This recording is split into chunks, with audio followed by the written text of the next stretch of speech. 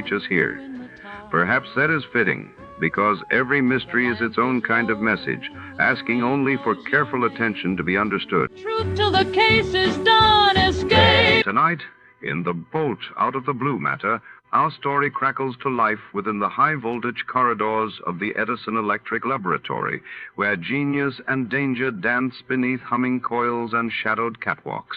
When a renowned scientist meets a shocking end under mysterious circumstances, Detective Malone must navigate a web of secrets, jealous rivals, and forbidden experiments. The air sizzles with suspense as lightning flashes both inside and out. And no one is safe from the storm brewing within these electrified walls. Stay tuned. Before to start, let's see what happened the day it was aired. It was March 14th, 1952. That day, the world watched as the United States announced the successful detonation of a hydrogen bomb in the Pacific, marking a new era in nuclear power and across the Atlantic. London was abuzz as King George VI's funeral procession drew vast crowds in solemn tribute to the late monarch. Johnny Dollar. This is Harry McQueen, Johnny, up here in Gloucester, Mass. McQueen? That's right, 4-State Mutual. Oh, sure, Harry. How are you? What's on your mind? Johnny, I have a real funny one for you. Okay, so I'm laughing. Oh, I mean funny peculiar, you know. Do I? Why don't you tell me about it and we'll see. Well, it appears that somebody's threatening the life of one of our clients. You call that funny? I told you, Johnny. Yeah, you told me. What's the name of this client? Amos R. Weatherby, an old retired sea captain. Lives in a little town of Annisquam up on Cape Ann. How much insurance does he carry? 50,000 straight life. And who's the beneficiary? His pretty young niece, Thelma Jane Weatherby. Oh? She lives with him, sort of takes care of him. But she just can't wait for him to die a natural death. Oh, wrong, Johnny. She's the one who called me about it a few minutes ago. Asked that you be sent up there. Well, now, Harry, you know as well as I do that if she's smart... And she is. And if she has got any intentions, the best way to keep suspicion from herself. Wrong again, Johnny. I'm sure of it. Yeah. Just wait till you see and talk to her. Well? Young, did you say? In her late 20s. And, pretty? Very. The most gorgeous girl I think I've ever seen. Okay, then, Harry, give me the address and telephone her that I'm on my way.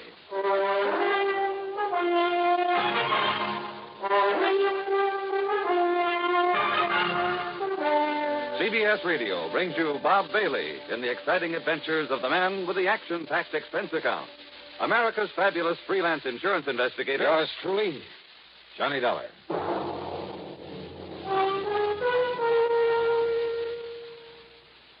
Now, Act One of yours truly, Johnny Dollar.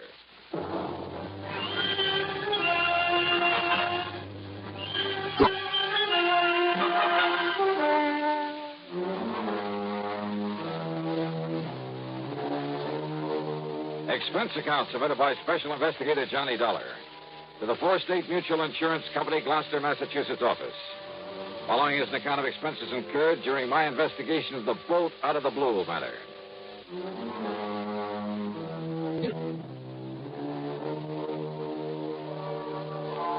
Knowing the Cape Ann country pretty well, I decided to use my own car on this one.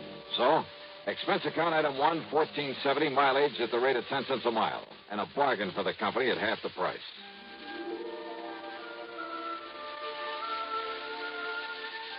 Annisquam, on the northwestern end of the Cape, is a pleasant little settlement, unspoiled by the vacation crowds. A kind of quiet summer haven for writers, poets, and painters, with a few large and very old homes. The address that Harry McQueen gave me turned out to be one of them. Set on a high, sandy knoll, it was a big frame house with hip roof, shingled turrets, and cupolas, half a dozen gables and dormer windows, all of it dripping with gingerbread and covered with Boston ivy. It looked out over the sparkling blue waters of Annisquam Bay. On one corner was a big tower with a platform on top surrounded by a heavy, well-polished brass railing. A flagpole carried not only the national ensign, but a couple of signal flags on separate lines below a sort of yardarm, I guess you'd call it. Another shorter pole supported a weather vane and one of those revolving things to measure wind velocity. The whole place, in spite of its weather-beaten age, was in good condition. Was what the owner, according to Harry's description of them, would probably call shipshape. All very interesting and colorful. What interested me most, though, was the vision that greeted me at the front door. And I mean vision. Yes? Oh, you must be Johnny Dollar. Any description of Thelma Jean Weatherby could only end up in the Department of Understatement. She was tall, well-tanned, and beautiful. A sort of honey blonde with clear, exciting blue eyes.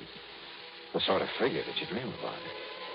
She was wearing a well-cut pair of blue silk capris. Johnny? And a blouse of lighter blue chiffon. The freshening breeze caught a wisp of her hair and gently flicked it across that beautiful face in a sort of caress. I caught the faint scent of arpege. Johnny, what's the matter with you? Huh? You are Johnny Dollar, aren't you? What? Oh, yeah, sure. I'm sorry, Miss Weatherby. Miss Weatherby? Thelma? Thelma Jean. But come in, Johnny. Yeah, sure. The captain has just gone up to the bridge to look for the weather so we can talk safely. The captain? My uncle, Captain Amos Weatherby. Oh, boy. And the bridge is on that tower on the corner of the house.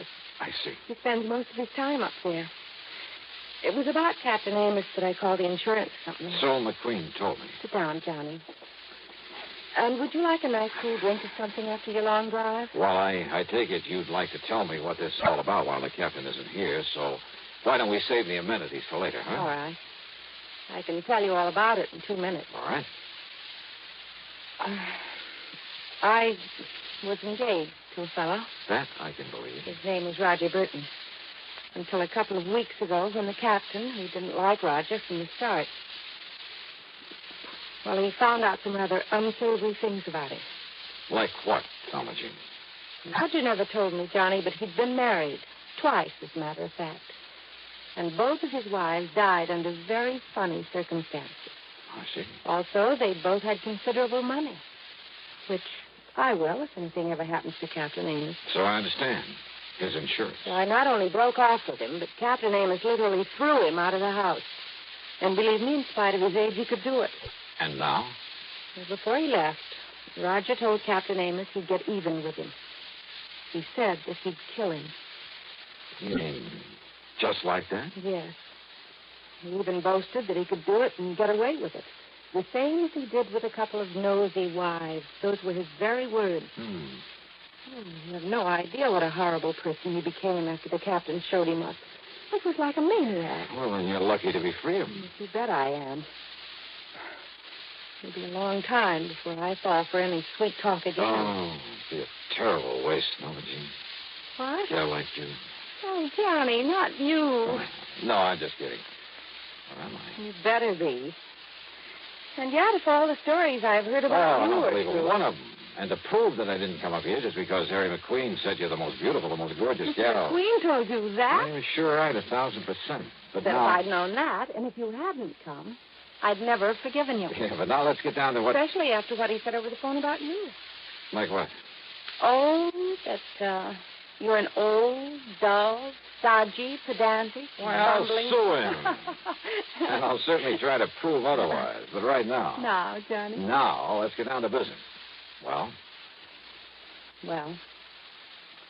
after the captain threw him out, we thought that was the last we'd see of Roger, in spite of what he'd said, in spite of his threats. But? Johnny, somebody has been prowling around outside this house at night. I've only caught glimpses of him, of his shadow, really, but I'm sure it's Roger Burton. It can only mean one thing, Johnny. He's here to carry out his threat against Captain Amos.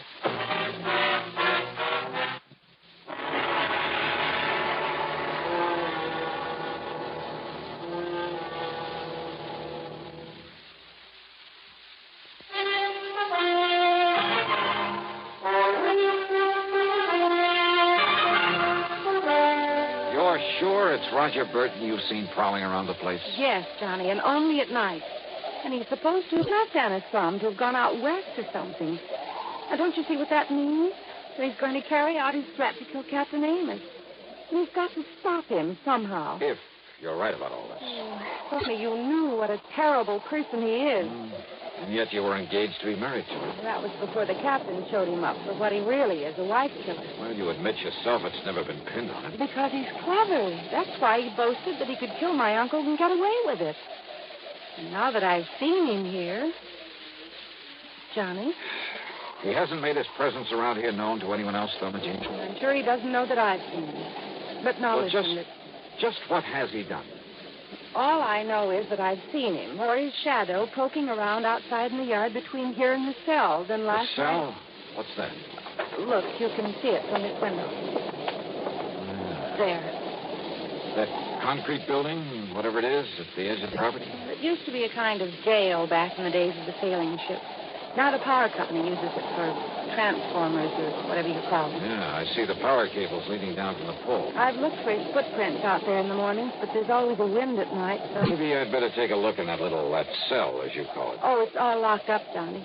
And the tiny windows with the bars over them are so dirty you can't see a thing inside. Have you any reason to think he somehow got into it? Hey, the storm's really coming this way. Yes, and Captain Amos will love it.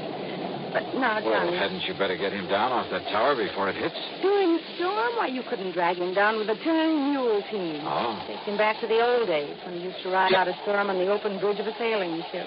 Thelma Jean, does he know about Roger showing up again? No, Johnny, I haven't told him.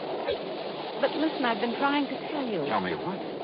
That I not only heard him prowling around last night, but this morning I found some ladder marks in the ground. Where? Out beside the tower. As though he'd used a long ladder to get up to it from the outside. Ladder. I don't know what else they could be. This feller, and for the moment we'll assume that it is Roger Burton. Oh, I'm sure of it. He's made no attempt to enter the house? Oh, he's too smart for that. And don't forget, Johnny, he doesn't know that I've seen him around again. Well, before this storm really breaks, Thelma Jean, I'm going to take a look at that transformer building out there and see if... And you better hurry, Johnny, before... Thelma Jean! Thelma Jean! Yeah, Captain? Where are you? In here? Where in tarnation did you put my sou'wester? It's up in the cabin just below the bridge where it always is. I told you storm was making up. It's going to be a big one. Now you got to get me back on the bridge. Well, now who's this, Thelma Jean? Captain, this is Johnny Dollar. Dollar, huh? Hiya, Captain Amos. Another crooked landlubber come here to trouble you? Oh, no, Captain. Johnny was just an old friend who dropped in. Yeah? With the storm coming up, Big one, I tell you. Been in all the papers. But me, I told you it was on the way 5-6 days ago. The way the barometer on the bridge has been behaving. Yes, I know. So I've asked Johnny to stay for the night. Oh?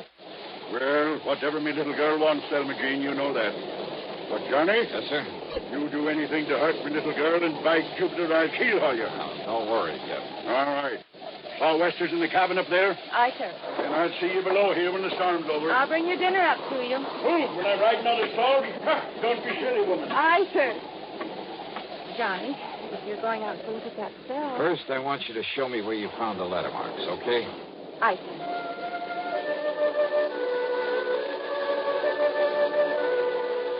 The marks in the ground were still quite plain at the base of the ivy-covered tower.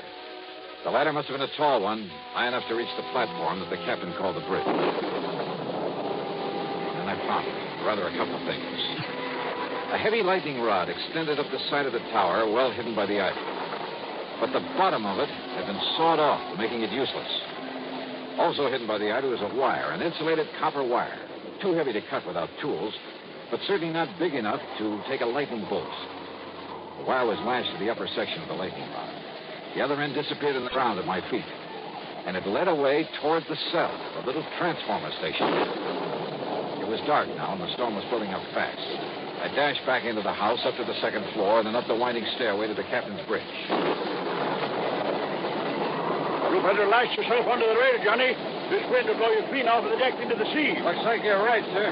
I told her this nor'easter is going to be a big one, and it is, Johnny. Reminds me of one night off the Azores. That was fast.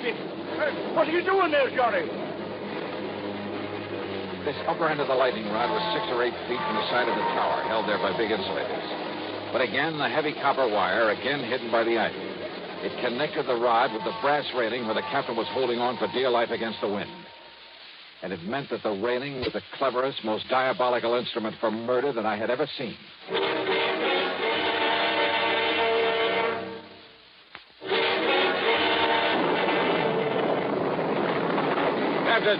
Captain Amos. Listen to her blow, Johnny. Listen, we've got to go below. Below, and Mr. Storm like this? flat one. It'll thunder like hysteria. Listen to me and keep away from that rail. Let go of this rail, it'll blow us into the sea. I tell you, get away from that Keep rail. your hands off me, you blubbering young... Sorry.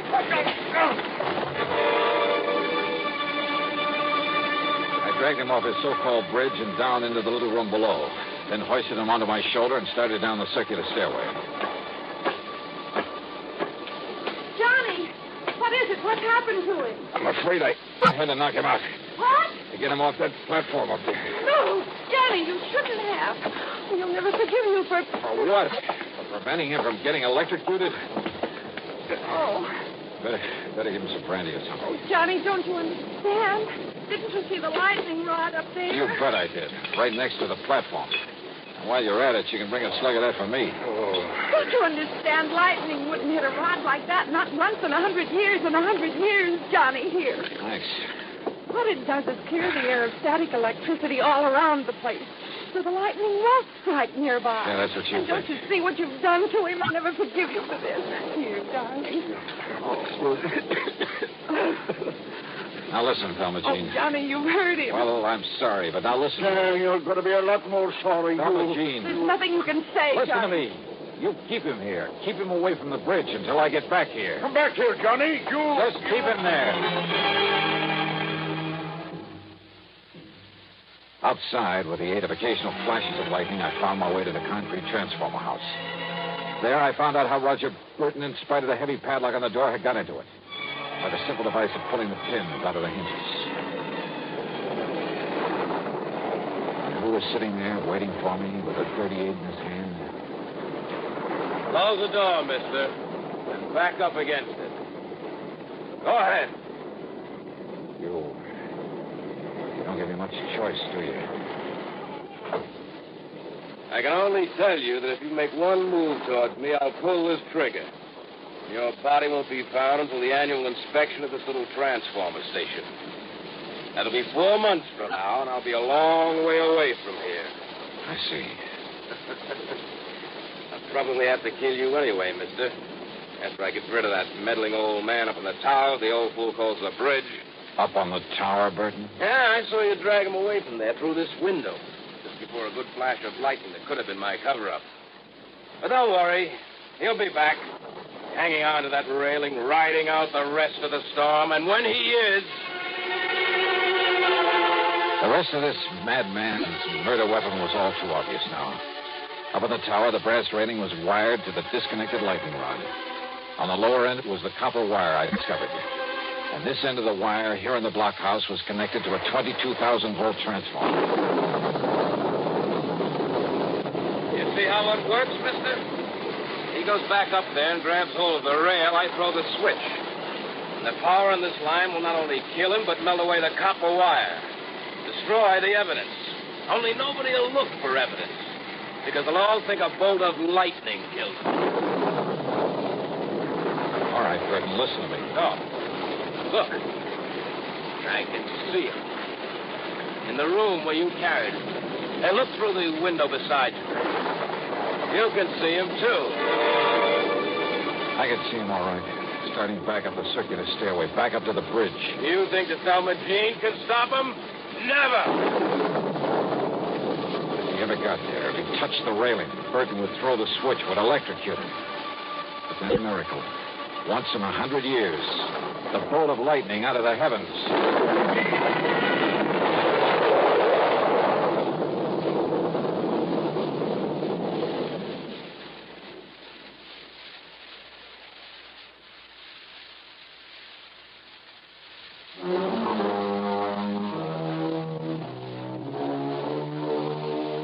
Yeah. The bolt of lightning had struck the rod high up on the tower, had streaked down the wire into the blockhouse, had fairly exploded inside of it. The force had blown me out through the door, and it was a couple of hours later inside the house before I was able to move. Burton, holding the switch, had been killed instantly. I'm glad I hadn't tried to get any closer to him. It was a bolt out of the blue. It was justice in its own strange fashion. Expense account total, including a checkup by one of the local medicos, some new clothes, mine were in shreds, incidentals, and the trip back to Hartford, $171.50. Yours truly, Johnny Dollar.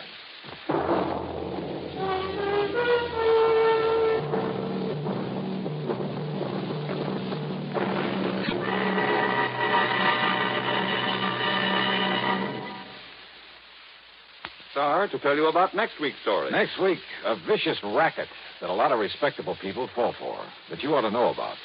Join us, people fall for, that you ought to know about. Join us, won't you? Yours truly, Johnny Dollar.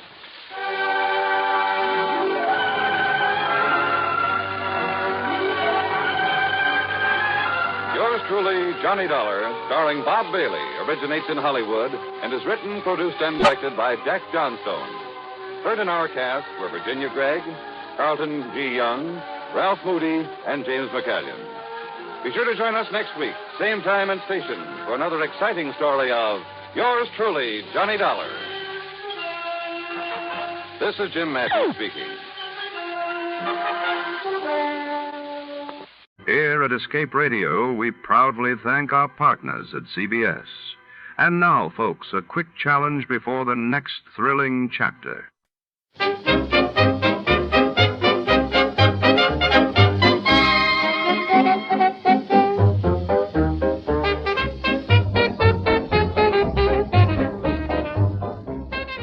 We proudly thank our partners at CBS for tonight's broadcast.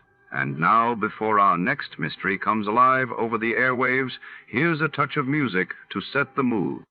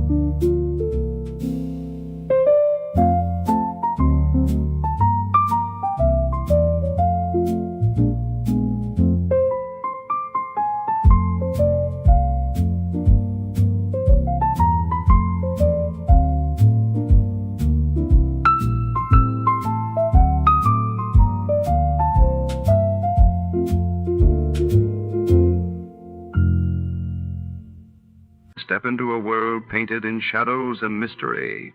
Tonight, in the shot in the dark caper, a single gunshot echoes through rain-soaked alleyways, setting Detective Jack Malone on a twisted trail of deceit when a cryptic clue leads him to a glamorous dame with secrets of her own. Every answer only deepens the enigma. Will Jack solve the puzzle before the darkness closes in? Stay tuned. Before we begin, let's see what happened on the day it aired. It was February 3rd, 1949, that day. The world reeled as the first non-stop around-the-world commercial airline flight was completed, while in London, the British Parliament debated the future of the Commonwealth with historic fervor. The National Broadcasting Company presents The Adventures of Sam Spade, Detective.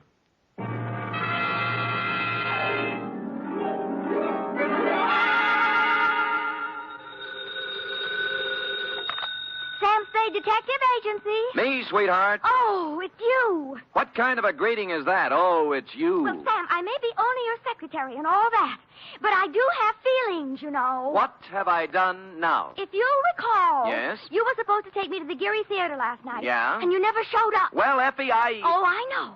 You'll make up some big story like you always do. Always an excuse. No, I'll try to tell you the truth. And then... The truth.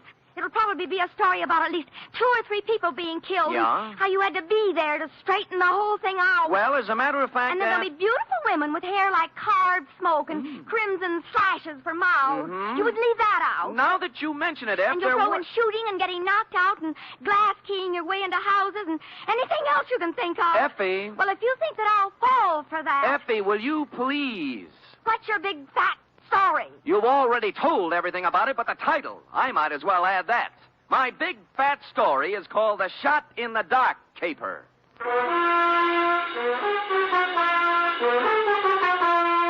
Transcribed for NBC, William Spear, radio's outstanding producer-director of mystery and crime drama, brings you the greatest private detective of them all in The Adventures of Sam Spade.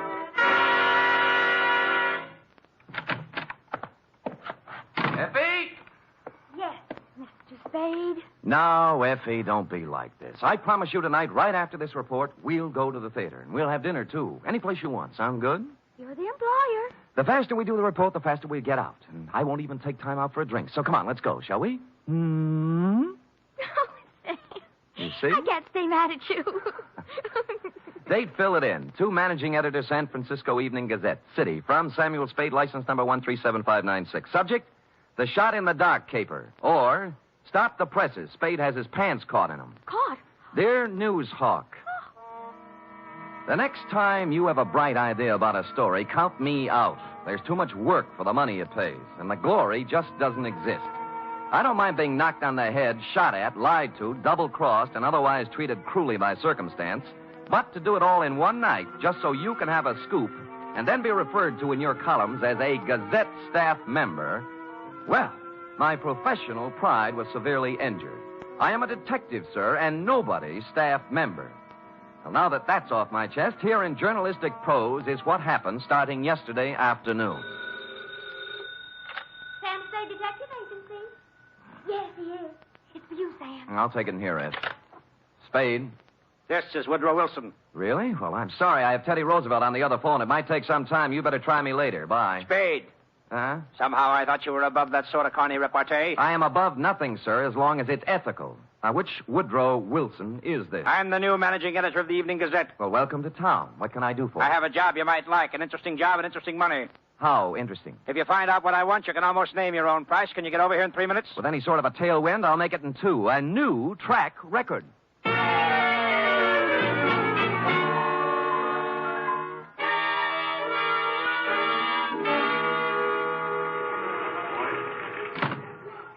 Take a seat, Spade.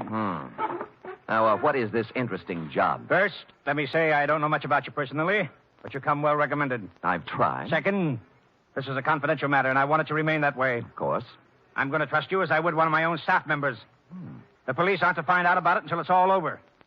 And if any other newspaper gets it, you might as well leave town. Woody, old boy, the man doesn't live who can say I ever double-crossed him. For money or love or anything else. I or had love... to say it so we'd understand each other. Now, take a look at this news photo. Yes? One of our boys snapped it. What do you see? A street intersection. O'Farrell, I'd say. 2 automobiles hit head-on. An ambulance, a couple of people injured, a sordid crowd. We took that picture 3 days ago, Tuesday night, routine accident picture. But this morning, when we were filing it, I looked at it again, and I noticed something startling. Look at it. It's a shot in the dark, but I smell a story. Well, maybe I have a cold, but whatever it is escapes me. On the right side of the picture is an apartment house. Now count up 6 floors and look at the 4th window across to the left. Here, use this magnifying glass. Oh, what do you know? Somebody just fired off a gun. That's it. All you can see is a hand and a smoking gun. You can't even tell whether the hand's male or female. But somebody shot at something, probably a person, just a second before that picture was taken. You want me to find out why, huh? This calls for a detective, not a reporter. There hasn't been a single homicide, suicide, or gunshot wound reported in the city since that happened. Now, I want the story. Get it. Okay, Chief. Get ready to rip out page 1.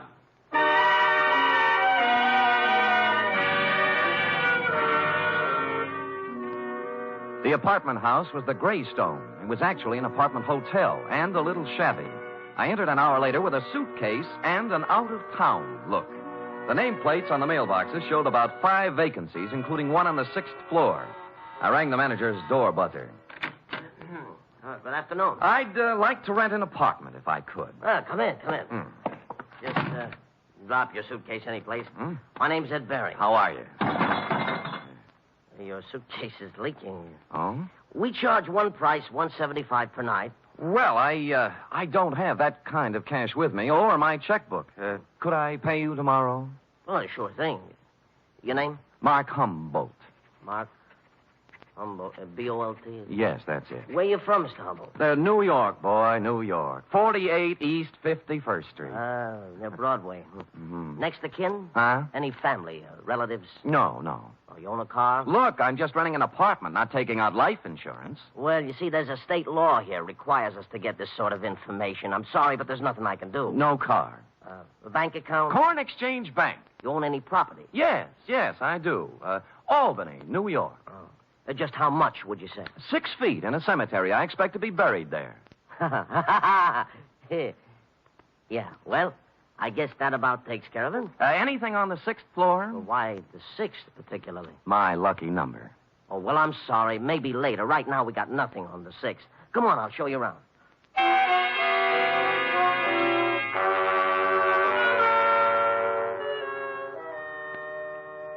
In a few minutes, I was ensconced in room 512. As he stood in the doorway, Ed Baring, the manager, scanned my luggage, my clothes, my ring and wristwatch, as if he were trying to estimate what he could get for me from a fence.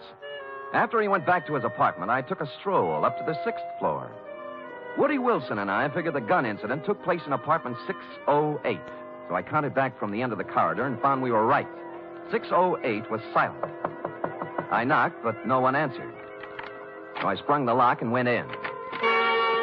The place was absolutely empty. No furniture, no nothing. In fact, it was being completely remodeled. It's gonna look swell when they finish, huh? Huh? I said it's gonna look swell. Well, where did you come from? Oh, gee. I guess maybe I startled you, huh? A little. I was just coming down the hall, taking some of these groceries in, and I saw you standing there. You're new here, huh? Huh? Yeah. Here, let me carry some of those things. Well, say thanks. You're the kind of man a girl should have around. Well, I've tried to convince several of that. Oh, who are you kidding? A big, handsome guy like you wouldn't have any trouble getting a girl? Well... At least not if I was the girl. Well, you know best. My place is down here. Shall we go? Well, why not? My name's Honey Kane. What's yours? Mark Humboldt. Gee, what a fascinating name. Oh, not half as fascinating as yours. Really? Say, isn't it wonderful how fate just throws two people together?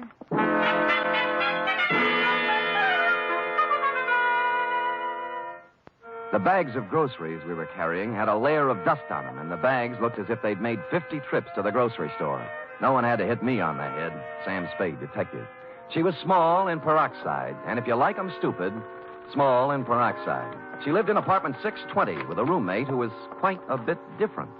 Prettier, smarter, and quieter. Sandra, I want you to meet this very nice gentleman, Mr. Mark Humboldt. Humboldt. Oh, sure. I remember the Mark part, but this is Sandra Lynn. How do you do, Miss Lynn? Hello.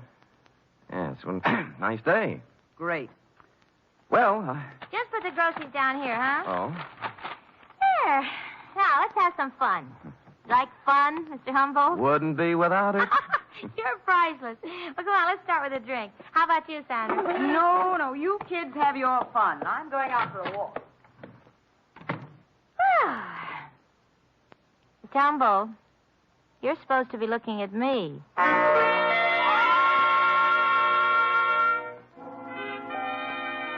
An hour later, under the pretext of going out for some snuff, I shook her off and left. The next half hour went to giving the apartment house a thorough casing. I looked at all the names on the mailboxes, and the only one that rang a bell was one Max Barstow, a former heavyweight who never got past club fighting. I inquired about him of charming Ed Bering, the manager. Max Barstow? Yeah, I tried his apartment. He isn't home. Yeah, well, you see, he won't be home for some time. You see, he took a vacation. Went to visit his family in Portland. Well, when did he leave? Last Tuesday night. I remember him saying, Ed, I won't be back for a while. Look after things, will you? Well, you have a good memory. Yeah. Hey, can you tell me something about those two girls in 620? Why? One of them made a pass at me. Well, mister, I feel this way. I rent apartments to responsible adults. What they do is their business. You won't get any trouble from me. Now, that isn't what I asked. I always like to be sure. Now, are they honest, hard-working girls? I don't know nothing about them, but let me tell you something confidential, mister. Why look a gift horse in the mouth?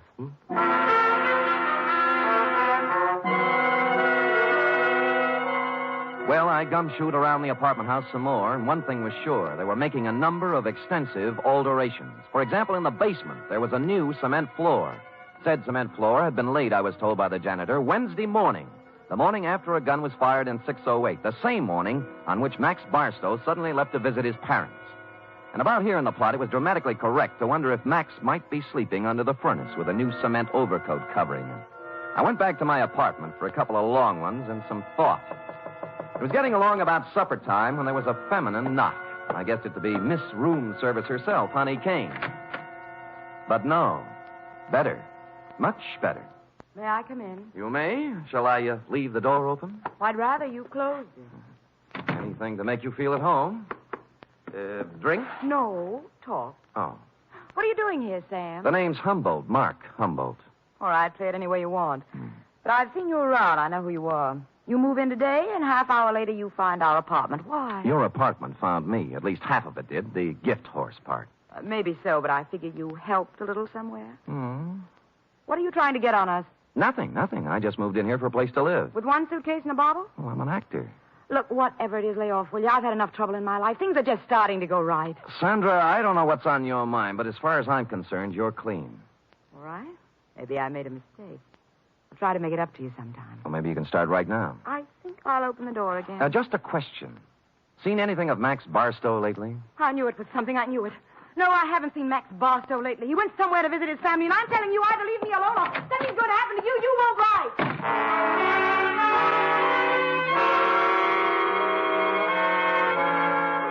She stormed out looking lovely all the way, and I sat very quietly for a minute. It was the second time somebody said it. Max Barstow is visiting his family.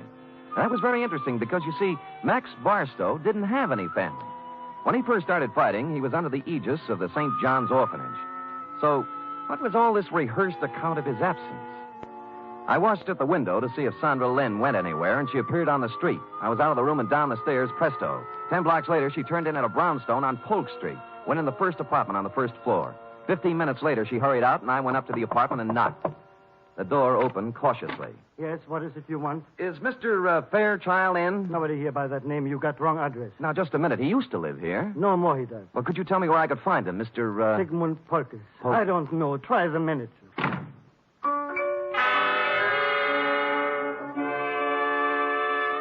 On the way out, I looked at the card on his door buzzer. It listed his apartment as belonging to a Mr. Rothschild.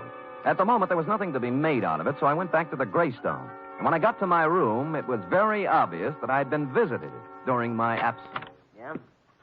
Oh, it's you. What happened to my suitcase? I'm sorry, Mr. Humble, but I didn't realize it before. You see, that apartment was already rented, so I guess you'll have to find one someplace else. Look, you have 4 other vacant ones in this apartment house. Give me one of those. Sorry, no vacancy. Well, then give me my suitcase.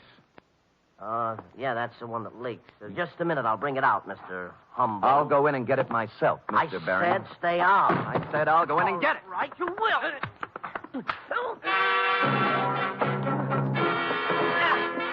He swung at me, I blocked, and stepped into him. He gave way, and I followed in. And then as I moved into the apartment, someone stepped out from behind the door. I turned, but it was too late. I was sandbagged, and the face behind the arm that swung it looked an awful lot like that of Max Barstow. I remember asking myself as I went down, if Max Barstow wasn't shot in room 608, who was?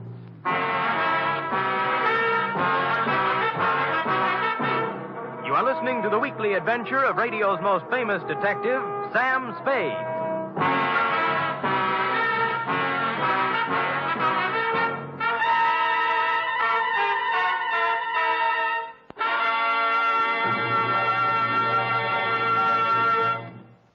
Three chimes mean good times on NBC. On Sunday, March 4th, that's 1 week from this Sunday, Theater Guild on the Air will present radio's most exciting dramatic event. It's a full hour-and-a-half presentation of Shakespeare's immortal Hamlet. John Gielgud will portray Hamlet, Pamela Brown, the Queen, and Dorothy McGuire will appear as Ophelia. The intrigue, beauty, and romance of Hamlet come to life Sunday, March 4th, on Theater Guild on the Air.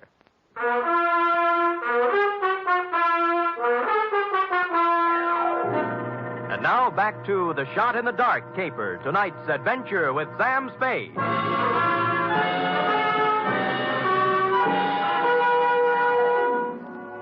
I wasn't out for long, but it was long enough to have been carried out of the apartment manager's place and dumped in an alley. I sat up and rubbed the back of my head and discovered the boys had a sense of humor. Pinned on my chest was a note that said, "Beat it." This time, when I went back, I had my gun handy to hand. Nobody was home at Mr. Bering's apartment, so for something to do, I looked in on Max Barstow's diggings, 413. I glass keyed in and turned on the lights. And a search revealed items, a rent receipt showing Max was paid up for 2 months and intended to stay put. But more interesting were 2 phony detective badges, a policeman's uniform, and a flash camera. Couple these with a dossier on a man named Sigmund Pulkus, and I knew just what Max had been doing since the fight game stopped paying his bills. It read, Sigmund Pulkus, 60 years old, Minneapolis. Just sold 2 restaurants for $175,000. Intends to retire and settle down in San Francisco. That's as far as I got when Honey poured herself on me again. Humboldt. Yeah. What are you doing in Mr. Barstow's apartment? Come in. Max, you shouldn't be here. Mr. Barstow ever found out. Honey, you can drop the act. Max. You know who I am, and I know who you are. You're part of the bait for one of the oldest rackets in the world. The Badger game. Who, me? You. All right, Sam. I didn't know who you were at first until Sandra told me. Now, you tell me, what are you doing in Max's room? A number of things. First of all, getting enough evidence on him to give him a free vacation on the state. Second, I wanted to see who would show up and why. Now, what's your story? I just dropped in to see if Max was here. Try again. Sam, if I tell you anything, will you leave me alone? If I can bear it. I came over to get some things from Max. You know. Where's he staying? Right across the street in the Arlington, 314. Mm-hmm. Ed Bering manages both apartment houses. Why doesn't Max stay here? Who are you working for, Sam? I'm just asking. A client. Not the police? No. Sam, I don't have a thing to do with the mark Max is working on now. Sigmund Pulkus. Some old man. Did you hear any shooting here last Tuesday night in apartment 608? Oh, Sam, I didn't hear a thing. Not a single thing. All right, get whatever you came for, but remember this. You tell Max I was here, and I'll tie you into something that'll get you Tehachapi if it's the last thing I do. Oh, sure.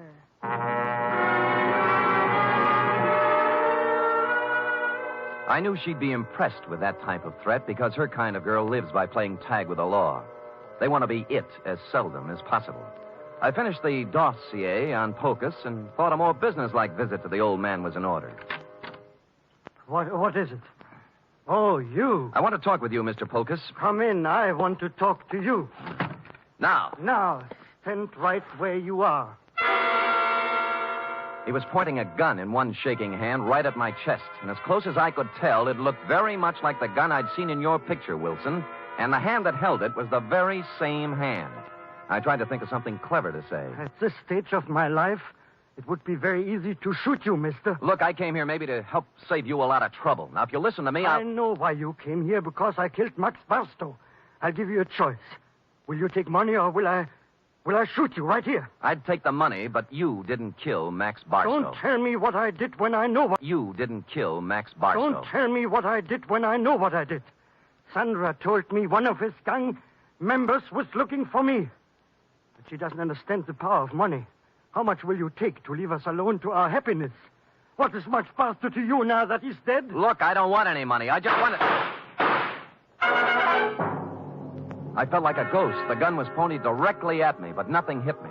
I was surprised, albeit gratified. The little man must have thought I was wearing a bulletproof vest. He didn't look surprised, though. He just folded. I disarmed him and pushed him down into a chair. I had to do it. I had to. I couldn't let you spoil the only bit of happiness I had left in my life. Mr. Polkus, you tried to shoot me, and I'm grateful. It told both of us something. To begin with, you can't kill anybody with blanks in your gun. Blanks? I don't know blanks. Where did you get the gun? I always have guns. Always? And you don't know the difference between real bullets and blanks? You got it from Sandra, and she loaded it, right? Maybe you should know, gangster. Look, I'm a private detective named Sam Spade. Now, if you'll help me, I'll help you. When did Sandra give you this gun? Last Tuesday? Yes. Did you use it to shoot Barstow? Yes. Then he couldn't be dead, could he? This gun wouldn't kill a fly, and besides, I met Max Barstow tonight, alive. I saw him fall to the floor, and blood came out of his coat with my own eyes. Mr. Polkus, you just came from Minneapolis with $175,000. You walked into a shakedown gang. They're after your money. That girl Sandra's just bait. Oh, don't speak about Sandra that way. Sure, she tried to shake me up for money, but only because that meant that Barstow make her. She was a slave. She couldn't get away from him. Why did she stage a phony murder with you killing Barstow? Oh, I don't know. I'm so confused. Tell me how it happened. Oh, Barstow posed as a policeman. He found me in Sandra's apartment. I was supposed to pay him $5,000, but Sandra told me she loved me, and Barstow was a racketeer. We were to meet in apartment 608 for to pay him. She gave me a gun to frighten him with, but instead I killed. Nuts, 5,000. They knew how much money you had, and they wanted to get all of it away from you on a phony murder scare. Sandra doesn't want my money away from me. She loves me. Mr. Polkus, I'm sorry disillusionment should come to you so late in life. But... I say she loved me, and I can prove it. How? This morning, she became Mrs. Sigmund Polkus.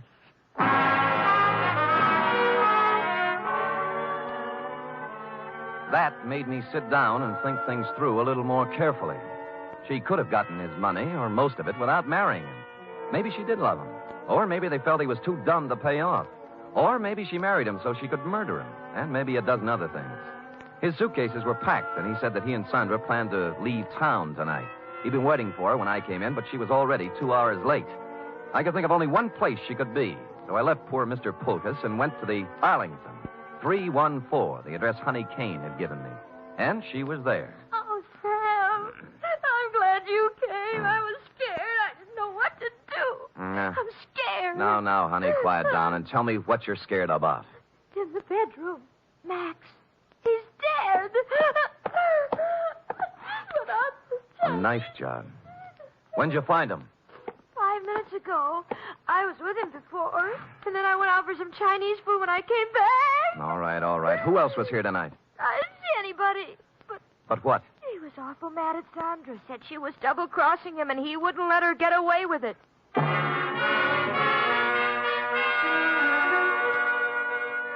I went back to Polkus's place. He was gone, but his bags were still there, so I figured he'd be back. I put out the lights and sat in a chair.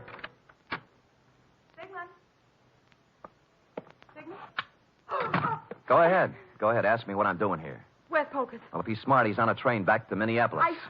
I'm going to look for him. You're not going anywhere. Sit down. Oh, yes, I am.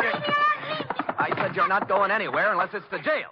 What are you playing Mr. District Attorney for? Because you killed Max Barstow. Now tell me why. Oh, don't be a joker. Max Barstow's as live as you are. I'm not talking about the phony murder staged for the benefit of Polkus. Barstow was stabbed to death a half hour ago. He wasn't. He was. I saw him. Who? You.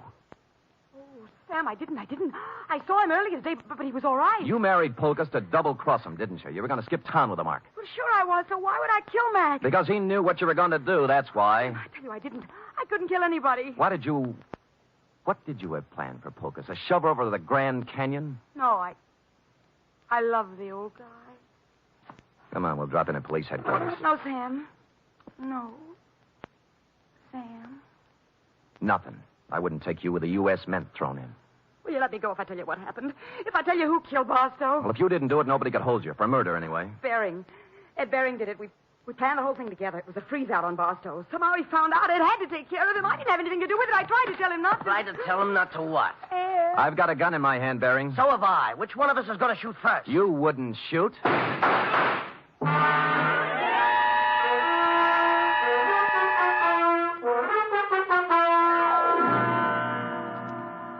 But he did. Period. End of report. Sam, is that all? Well, what do you want? An echo? No, but he shot you and you're all right. Mm-hmm. Were they blanks like the other guns? They were not. They were genuine steel-jacketed bullets. But, You didn't listen carefully enough, Effie. I figured he'd shoot right away. He did, once. Just as I jumped sideways and fired 2 shots back. Did you kill him? No, but he's down with a little case of lead poisoning, though, under police guard. You're wonderful. It's true. All right, go type it up. Off with him.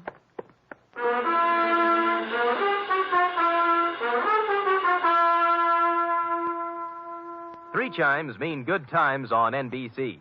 Tomorrow, you're invited to a 1-hour concert by the renowned NBC Symphony under the direction of Bruno Walter.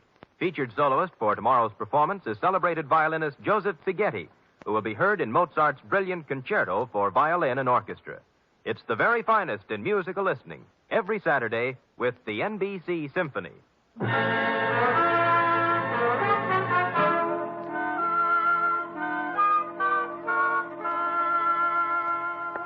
Here it is, Sam, but there's something I don't understand. To wit. Well, what happened to nice old Mr. Pocus? Why wasn't he in his apartment waiting for Sandra? Well, he did just what I thought he should have done. He walked down to the railroad depot and got on the first train for Minneapolis. Who knows? Maybe he's opened a new restaurant. Yes.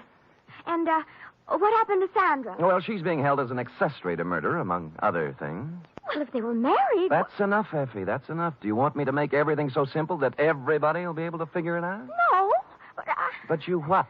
I get so confused sometimes. That's most of your charm, Effie. You know, if you were brisk and efficient and cold, we'd never have any fun, would we? I guess not, Sam. We do have a good time at times, don't we? Yes, we do indeed. Like right now. Come here. Oh, Sam. Fire in a man's veins. Maddening, that's what. Don't say any more, Sam. I don't know what I might do. I'd love it, whatever it was. I better say good night, Sam. Good night, Sam. Good night, sweetheart.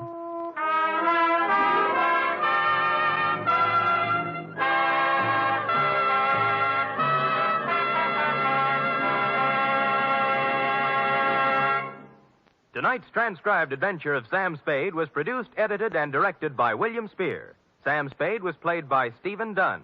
Lorene Tuttle is Effie. Script for tonight's adventure by John Michael Hayes. Musical scoring by Lud Gluskin, conducted by Robert Armbruster.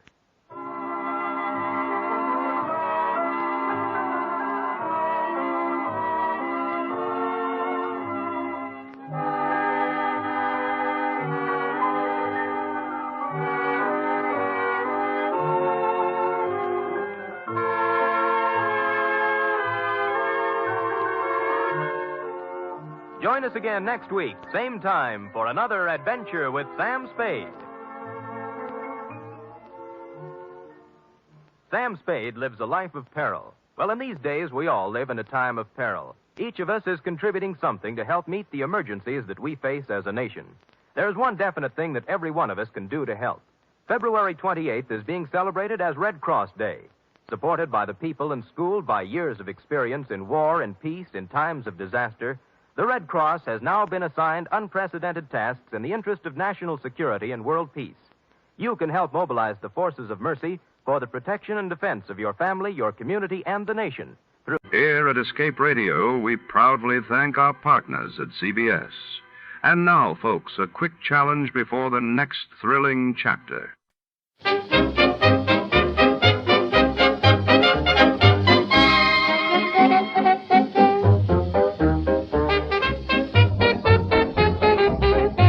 We proudly thank our partners at CBS for tonight's broadcast. And now, before our next mystery comes alive over the airwaves, here's a touch of music to set the mood.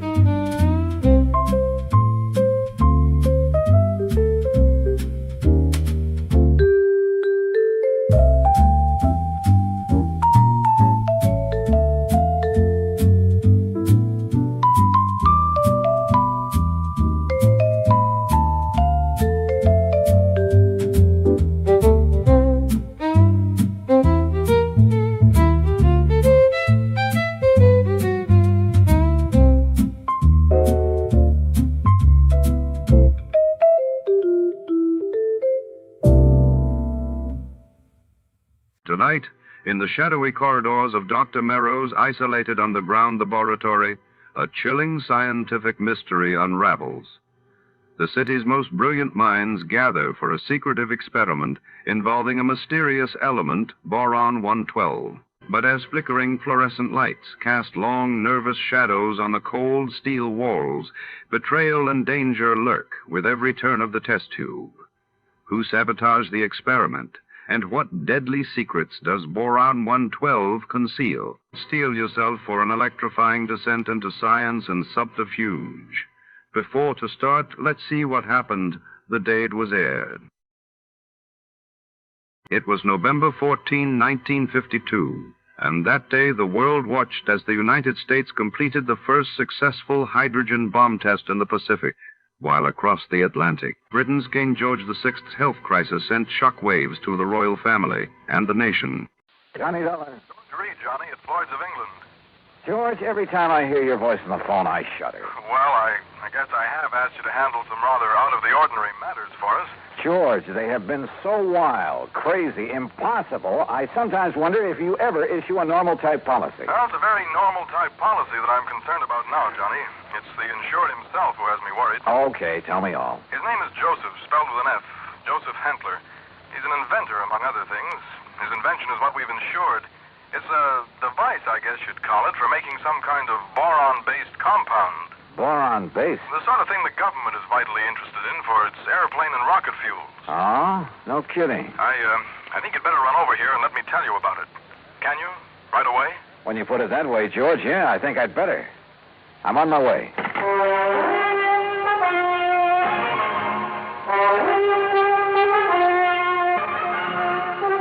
Bob Bailey in the exciting adventures of the man with the action-packed expense account, America's fabulous freelance insurance investigator. Yours truly, Johnny Dollar. And now, Act One of yours truly, Johnny Dollar.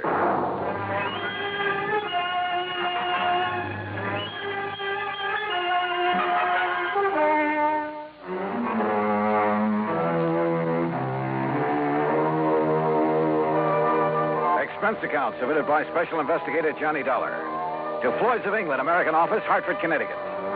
Following is an account of expenses incurred during my investigation of the Boron 112 matter.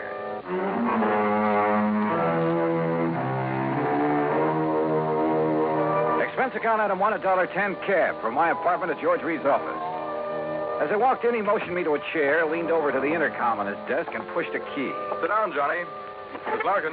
Yes, Mr. Reed. Mr. Dollar is here. Will you come in, please? Oh, yes, sir. Well, George, what's it about this time? Glad to see you, Johnny. I gave you most of the story over the phone. Well, you only told me you've issued a policy to this man, Hantler, was it? That's right, Joseph Hantler. Yeah, and that you've insured some invention of his for, how much did you insure it for? $20,000. It's a piece of apparatus, Johnny, that he has spent over 7 years developing. Sit down, Miss Larkin. Oh, thank you. Apparently, it's a very complicated something or other. I never did know much about such things. For making borax, or more specifically, a compound he calls Boron 112 for use in high-powered fuel. Sounds important. It is, at least so far as I've been able to determine. Yeah, been all sorts of government tests and experiments with these super fuels, hasn't there? Exactly. Many things formerly used purely as explosives, remember this, Johnny, many things formerly used as explosives are now being developed as fuels. Well, the perfect example is atomic fission and hydrogen fission or fusion or whatever it is. Exactly. All right, now let's get down to cases. You've insured some apparatus that's supposed to make Boron 112. What kind of apparatus? I've never seen it. It's all very secret. Well, now, wait a minute. How do you know this machine or whatever it is even exists? Looks to me like you've insured a pig in a poke. No, Johnny. For $20,000. Wow. No, Johnny, I'm not that much of a fool. One man, a recognized physicist, has, at my request. And mind you, this was before I'd agree to issue the policy. Understand? Go on. His name is Dr. Hugo von Brauer. Oh, I've heard of him. Yes. Well, Hantler permitted him to see enough to convince von Brauer that he has something mighty important there, that he's on the right track to, well, whatever it is he's out to accomplish. Okay. I'll take your word that you were right in issuing him the policy on it. But now what's happened? The thing blow up in his face or something? No, as I told you over the phone, it's the man himself I'm worried about, because of something I've just learned. Like what? Miss Larkin, this is Mr. Johnny Dollar. Now, will you please... Yeah, I know. Gee, Mr. Dollar, this is a real thrill. I've heard so much about you. Hi, Miss Larkin. Gee, won't you just call me Louise? Yeah, sure, Louise. Oh, gee. Miss Larkin, will you just tell Mr. Dollar what you told me this morning? Yes, sir. Oh, gee. Well, it was like this, Mr. Dollar. A couple of years ago, when I was just a kid, not very mature, you know what I mean? Oh, sure. Go on. Well, some of the kids I traveled around with, some of them were awful immature, compared to me, that is. Miss Larkin. Well, a couple of them had some pretty funny ideas about the government, things like that. You know what I mean? I'm afraid I don't. Well, like, they used to think they were very smart, attending a lot of secret meetings. The kind the FBI likes to keep tabs on. Now, you know what I mean? Go on, Miss Larkin. Well, anyhow, this one night, we didn't take all their talk very serious, mind you, and that's the truth. We didn't think there was anything in it, just a lot of talk. Will you please get to the point? I am, Mr. Reed. Well, anyhow, Charlie and me, that was my boyfriend, Charlie White. At least one of my boyfriends. I always have a lot of them, you know what I mean? Yes. Well, go on, please. Well, Charlie and me, we said, sure, we'll attend one of your meetings, just for laughs, you know what I mean? And what kind of a meeting was it? Oh, it was terrible. It was awful, Mr. Dollar. A bunch of people I never saw before making speeches. Yeah. Down with the government, start the revolution, that sort of thing. Oh, we got out of there in a hurry, believe you me. I'm sure. And we were pretty lucky, too, because the police or the FBI or somebody came in after and busted the whole thing up. Hey, maybe you read about it. That's all very interesting, Louise, but just what... Yes, Miss Larkin, get to the point. All right. Well, just this morning, when I was filing the office copy of this insurance policy and I saw the name on it, oh, gee, Mr. Dollar, it hit me like a... Well, do you know what? What? That name, Joseph Hantler. It was the same as one of the fellas, an older guy that me and Charlie had seen at that meeting. Now, what do you think of that? $20,000 on a highly secret device. Yes. That might be to produce some kind of explosive. Exactly, instead of a simple fuel additive. Exactly the suspicion that came into my mind, Johnny. Of interest to the government, he had told me. But what government? We're jumping to an awfully big conclusion, George. Have you notified the FBI? I suppose I should, huh? Yeah. No, not yet. We may be all wrong about this. Oh, but Mr. Dollar... We may be all wrong about the man, his apparatus, his intentions, everything. Let me see what I can find out about him first. Now, whatever you say. But remember one thing, Johnny. Yeah? You may be dealing with far more than just this one man. So be careful. Be very careful. Oh, gee, you'd better, Mr. Dollar. You know what I mean? Act 2 of yours truly, Johnny Dollar, in a moment. Now, Act 2 of yours truly, Johnny Dollar, and the Boron 112 matter.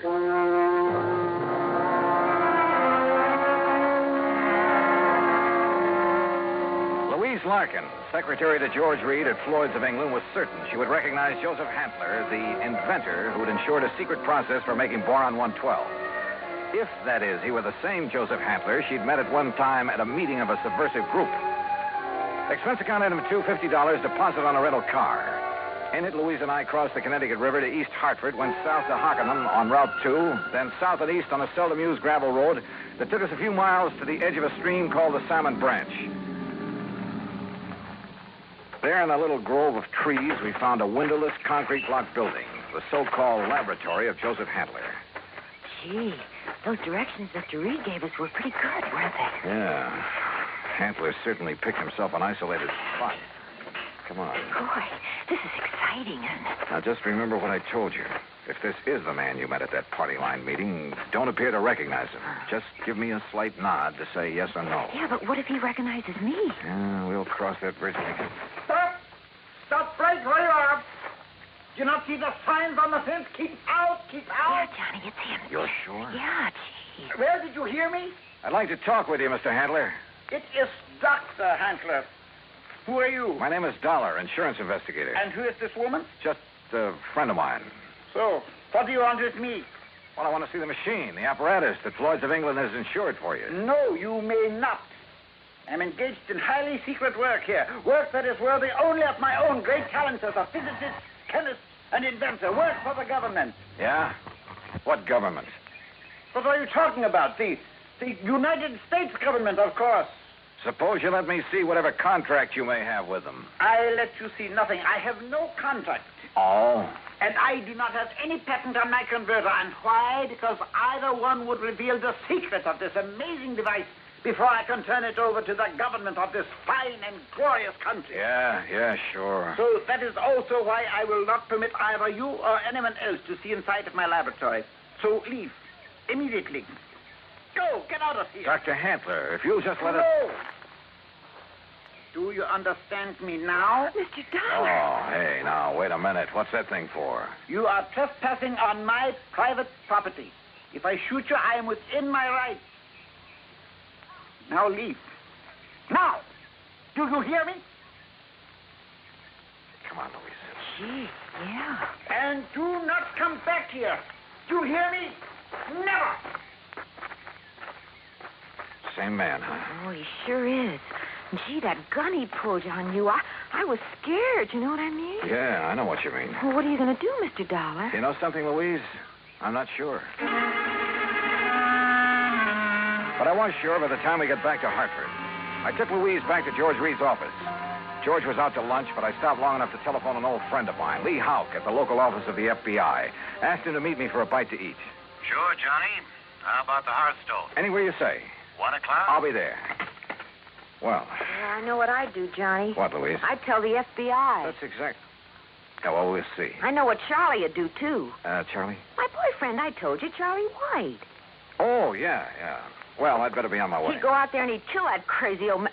Well, Johnny, he just hates those people who are conspired to overthrow the government. Hey, look, tell George when he gets back to the Ever office. since we got drugged into that awful meeting of those awful people, why, he hasn't even seen those guys that persuaded he and I to go there that night. Louise. He says if he ever does see any of them, boy, what he'll do to them. Yeah, I'm sure. Now, look, I got to keep a luncheon date. Tell George Reed when he comes back that I'll see him later, huh? Then I'll see you again, Johnny, huh? Hadn't you better answer that phone? Huh? Oh, yeah. Oh, goodbye, Johnny. See you. Floyd's in England. Oh, Charlie. Hey, Charlie, what do you think's happening? Who I've been talking to? My dream man.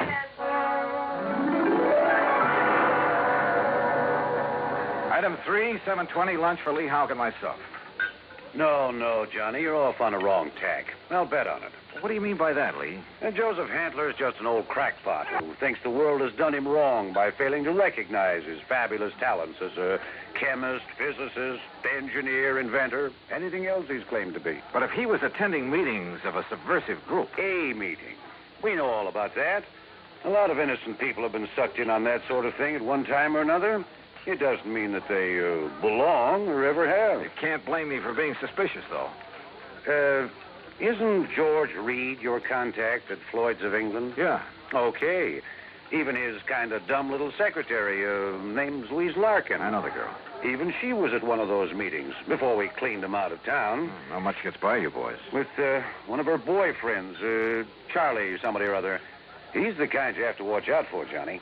Young hothead. An easy recruit for a group like that, huh? More important, the kind who's liable to take the law into his own hands when it comes to fighting back at him. But you're sure old Hantler is harmless? Sure. He's an erratic old coot, liable to blow your head off if he thinks you're interfering with one of his crazy projects. Yeah, he'd probably rob a bank if he thought he could get away with it to further one of his crackpot inventions, and would feel entirely justified. But believe me, he'd have no part of subversive activity. Hey, you said crackpot inventions. George Reed tells me Dr. Hugo von Brauer okayed this present project. That's a real sad one, isn't it? Huh? Von Brauer, one of the best minds in the country. Until that breakdown last fall. You mean that he's no longer... Holy smoke. Well, sure, Johnny. If George sold him insurance on von Brauer's okay, well... How does Handley keep going? Does he ever sell anything he develops? No, he probably lives off an old trust fund, something like that. Want me to check on it? No, wait till after I've seen him again. Somehow I've got to see that machine of his, see how badly the insurance company stands to get took. Yeah, Johnny. I think you better. Maybe he was right. Maybe the idea George Reed and I had cooked up, that the old scientist was working on some kind of bomb or explosive, was... Anyhow, my problem was to find out exactly what he was working on, what the company had blindly insured. So I drove out there again. To keep Handler from barging out with his gun, I blew the horn a couple of times as I pulled up alongside the fence. But there was no response to it. Good. Maybe Handler wasn't there. Maybe I could somehow get into the place, see for myself what was up. But suddenly, from inside the building came a couple of dull thuds. And then the whole thing began to bulge at the seams, began to...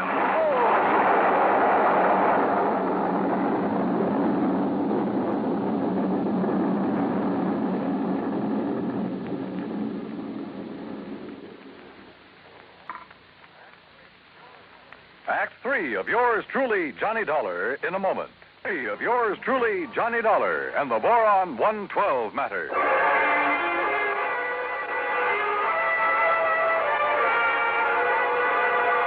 Carefully, I dragged myself out from under what was left of my rental car, where the explosion of the laboratory building had blown me. Pushing aside a few chunks of concrete, bits of lumber that had landed on me. And I saw them coming down the road toward me from a car parked in the trees at the side. Louise Larkin, a big, husky football player type who looked as though he could stand a good bath and a shave. Well, served him right. That's all I got to say, Louise. Any guy plotting against the United States, murder's too good for him. Oh, gee, Charlie, it sure looks like he's done for now. He must have went up with the building. Yeah, and it served him right. Oh, gee, there's not a thing left of this laptop. Oh, Hello, Louise. Mr. Dollar. Yeah, that's right. And I take it you're Charlie. Yeah. Hiya, Dollar. What do you think of that? You did a pretty good job, didn't you? What? Yes, sirree. Huh? What are you talking about? Was he still inside?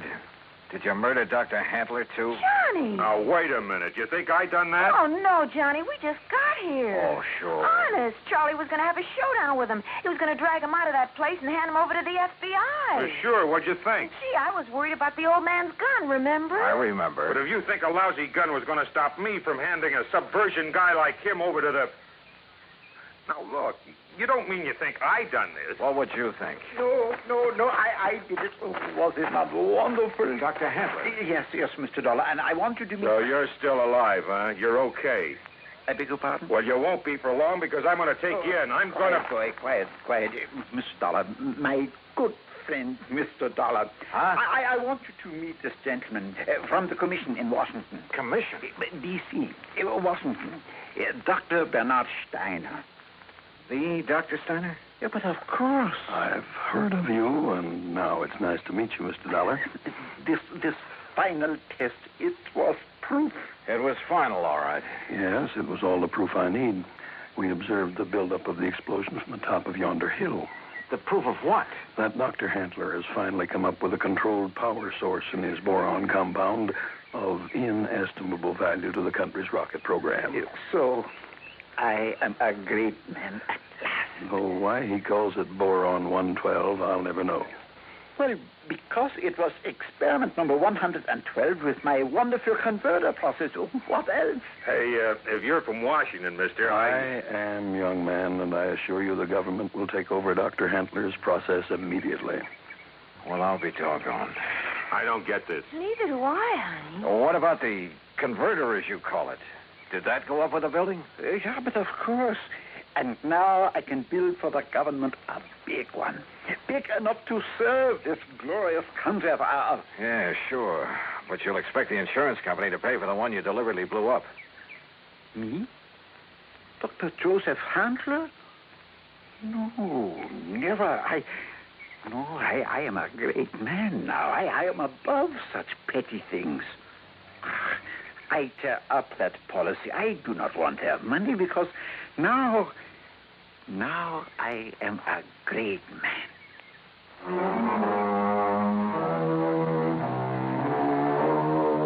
There you are, George. Full report. Payment on the policy is up to you. And if you do pay, at least it's in a good cause.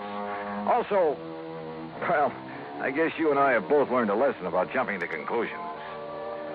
Expense account total, including incidentals, replacement of the rental car, and transportation back to Hartford, $2,431. Yours truly, Johnny Dollar.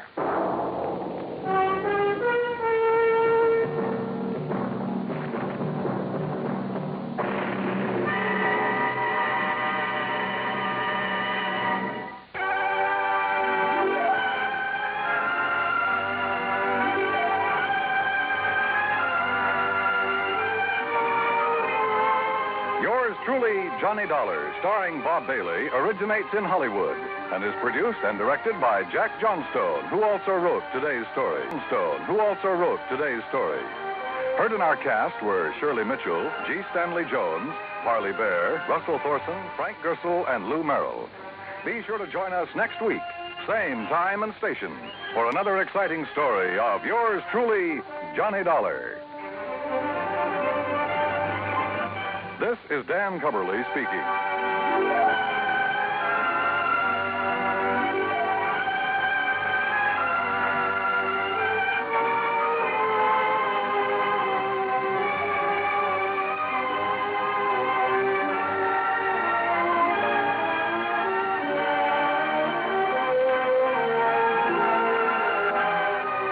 This is the United States Armed Forces Radio and Television Service.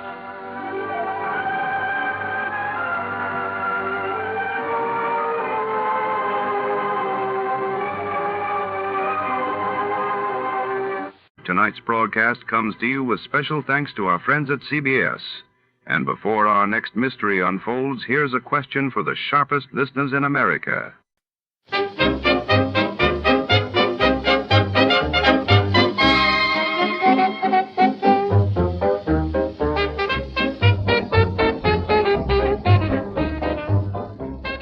Los Angeles, 1949. In the shadowy back rooms of the exclusive El Paradiso Social Club, a priceless jewel, the bird of paradise, vanishes during a high society gala, leaving behind a single blood-red feather and a trail of suspicion. As the city's elite whisper behind velvet curtains, our hard-boiled detective is drawn into a world of glamour, betrayal, and lethal secrets. The case twists through smoky lounges and opulent card rooms, where nothing is as it seems before. To start, let's see what happened the day it was aired. It was February 24th, 1950, that day. The world learned that Soviet agents Klaus Fuchs confessed to atomic espionage in Britain, while in India, Prime Minister Nehru announced a major diplomatic effort for peace in Southeast Asia. Tired of the everyday grind? Ever dream of a life of romantic adventure? Want to get away from it all? We offer you Escape. Escape, designed to free you from the four walls of today for a half hour of high adventure.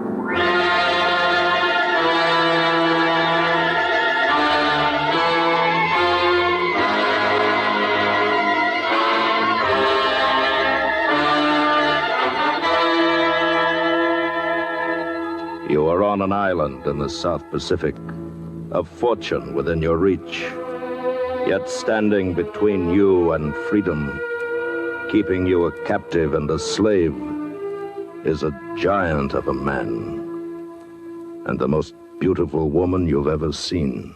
Listen now as Escape brings you John Russell's great story, The Bird of Paradise.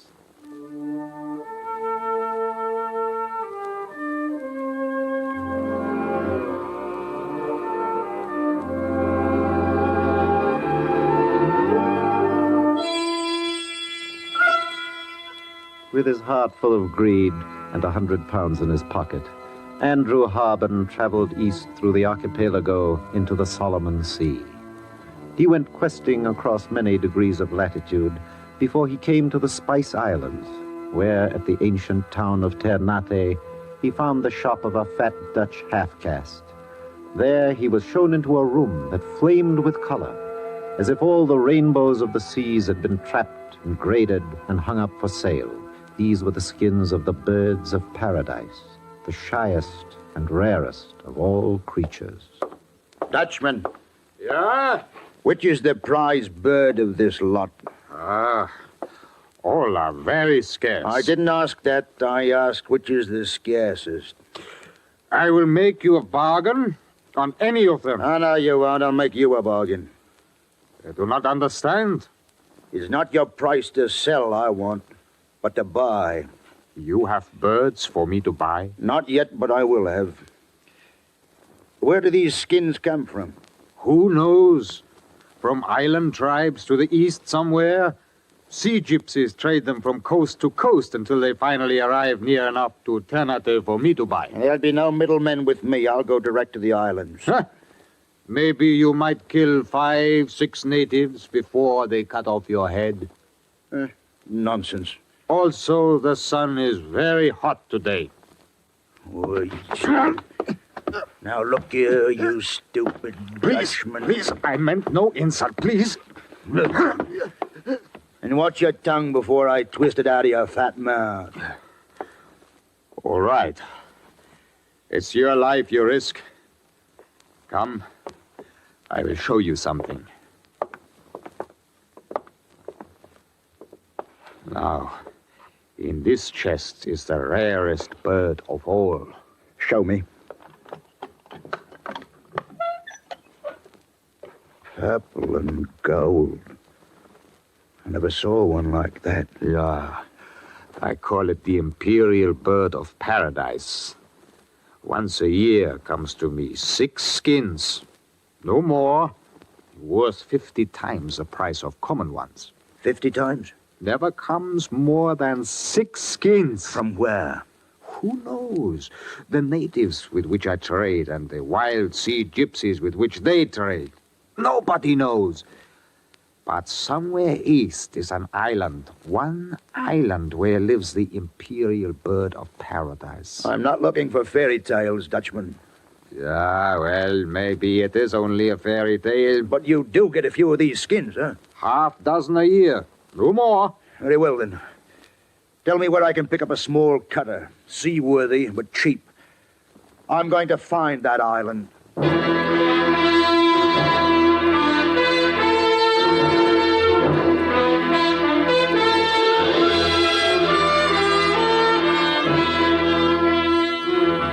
The Solomon Sea is sprinkled with thousands of tiny islands, one very much like another, and all equally wild and uncharted.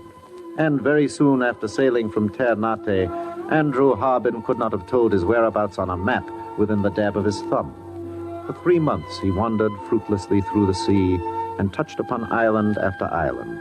Then, as he was about to give up, he fell ill with a fever, and when a howling gale smashed his vessel on a reef one night, he was cast ashore, dazed, and scarcely caring where he had landed. When morning came, it wasn't the sun that woke him, but a huge monster of a man with cold blue eyes and a thick red beard. Are you dead or just playing possum? I thought so. Where's your boat, mister?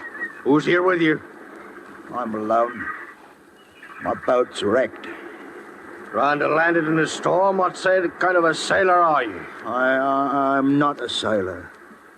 Well, what might you be, then? A trader. A businessman. That's a lie. There's no white traders among these islands, never have been. Well, I'm not exactly a trader. I'm looking for something. Maybe you can help me. After I get a little food and rest. We'll see about that when you tell me what you're looking for. I'm looking for an island. Oh, you are, eh? Well, you're on an island. My island. Your island? Who are you, anyway? I'm Jim O'Ryan, late second mate of the schooner Mary Friend, wrecked at that reef out there December 19th, 3 years ago. And you're nothing but a sneaking trespasser. I know what you're looking for. No, I came in peace, O'Ryan. I don't want your island. Yes, you do. You're one of them fortune hunters, is what you are. I tell you, mister, I've been expecting one of your kind. I've been waiting for you. Waiting? For me? Or some thief like you. But you should have brought along a company and a machine gun or two. Why, man, did you think to cut out this little island by your lonely, the likes of you? Should have broke your neck first off. Why didn't you? Wanted to be sure in my mind just what manner of man you are first. And, sir? You've come to destroy this place. The stink of the world is on you, mister. You're evil, and you're going to be treated like evil. I've come too far to be stopped now, Orion. The fight you want, well, then.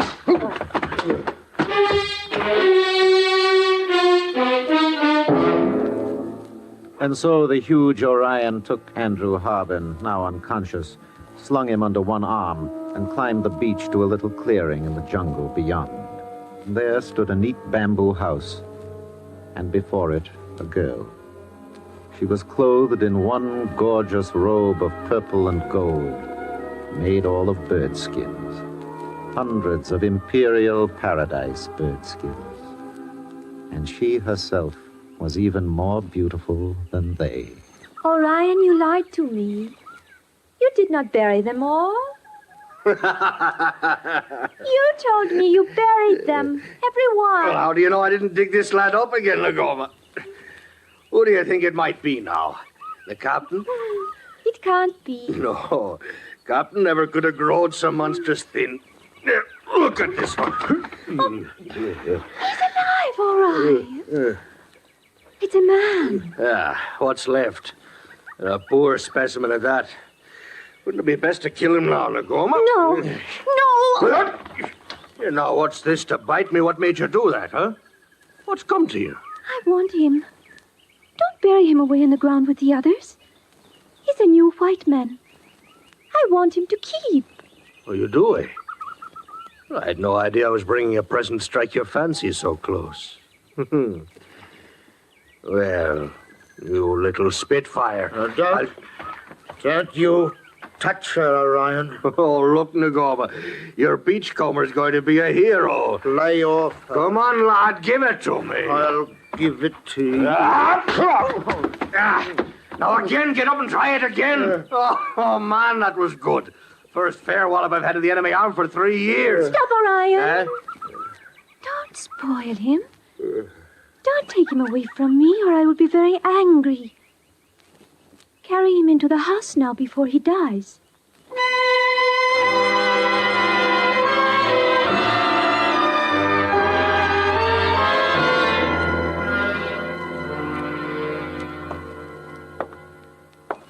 So, you're awake now, eh? I'm awake. 3 days of eating and sleeping's enough. Got a bit of fever yet. That'll go. I want to thank you and Nagoma both for your care. Do you now? Well, I'd have died otherwise. My real mistake was not cracking your neck off when Nagoma laid eyes on you.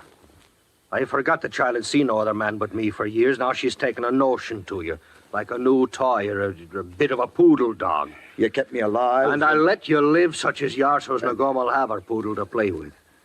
Even though you come to this lovely Eden of mine to rob it for dirty gain, you thieving buccaneer. I'm an honest trader, Orion. I'm not a thief. Oh, maybe Nagoma believes that, even though I've warned her what you come here for and what kind of a man you are. She's all innocence, that child. But what is there here to rob you of? It's just another island. It's the island you was hunting for, you scum. Sorry I am I ever traded one of them purple bird skins now. I might have known it to bring greedy devils like yourself smelling for the place. They had to have knives and tobacco, and them sea gypsies would take nothing else. Oh, you mean the birds of paradise, huh? Don't be sly with me, you filthy rat. And forget about Nagoma, too. She thinks you're something grand now. She'll know better when she sees you're put to your proper place. What do you mean? There's no gun on this island, Harbin. Whenever you want to kill me, you'll have to try with your hands. And you can try and I can smash your face again. Why should I try? Well, you're not going to like the jobs I set you to. Jobs? Didn't I tell you? Well, there's much to be done by way of public improvement around here. And you'll start in a big pit I've dug clear in a spring of water. You mean it? You're going to keep me here as a slave? Well, you don't think I'd let you go knowing what you do about them birds, do you now? What do I care about your birds? I told you to stop that lying. Now a slave is what you are. Till you prove yourself a better man than me, do you see?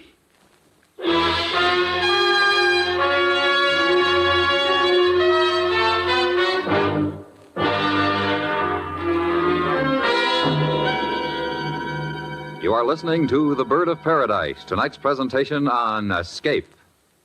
Stan Freberg stars on CBS Radio's Friday night comedy series called That's Rich. Try it on for size and for laughs tomorrow night on most of these same stations. That's Rich, you'll say, and you'll be right. And now, Escape and the second act of The Bird of Paradise.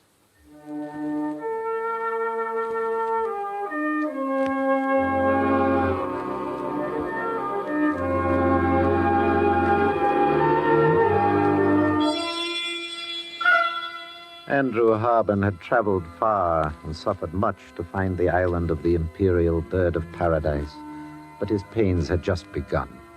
Still weak and feverish, he was taken next day to the edge of a black volcanic cliff, and there he was kicked into a great hole some 12 feet deep and with straight, unscalable sides. After him, Orion threw a wooden spade and a bucket and ordered him to dig for a spring that might lie under the rock.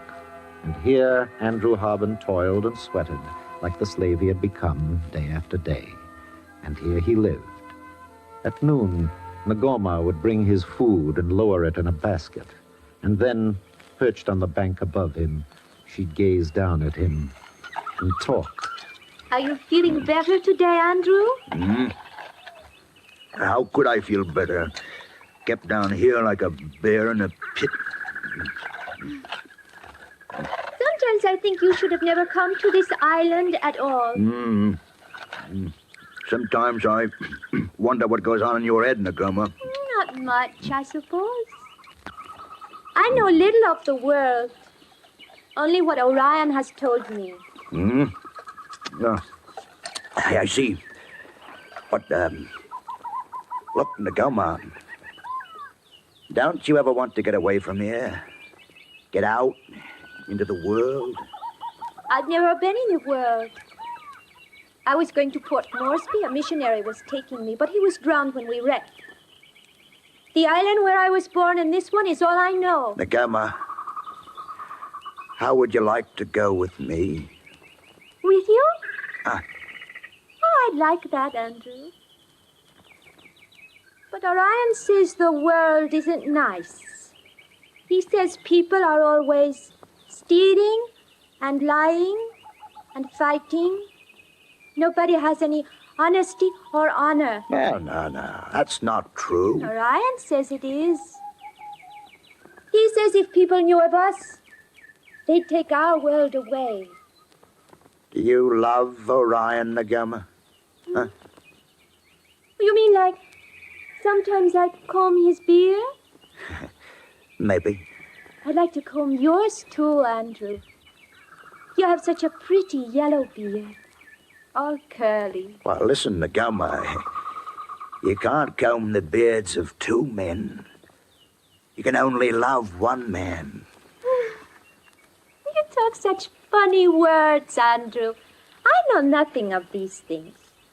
What use are so many words? Oh, I'll show you what use they are, Ngoma. How? Help me get out of this pit some dark night. Oh, no, Andrew. He put you there. Listen, Ngoma, do you know why I came to this island? Orion says it was because you are a thief. No. I came here to take you away, Ngoma. I came to find you and take you back with me. Me? Why, Andrew? Because I love you. And because you're beautiful. There's no one in the world as beautiful as you, Ngoma. Is this truth, Andrew? Orion told you I came seeking the bird of paradise, didn't he? Yes. Well, he's right. Except for one thing. What one thing, Andrew? You are the bird of paradise. Oh, Andrew. I'm so glad you're still alive.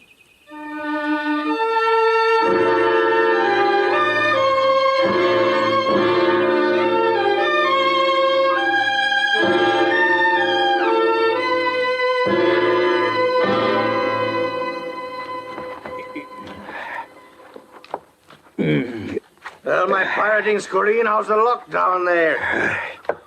Orion, if you've any decency left, get me out of here. A thief and a spoiler like you talking of decency. Get to work and find that spring. Ah, by heaven, you're not worth your keep, Harbin. I'm coming down there. You wait till I fix my rope.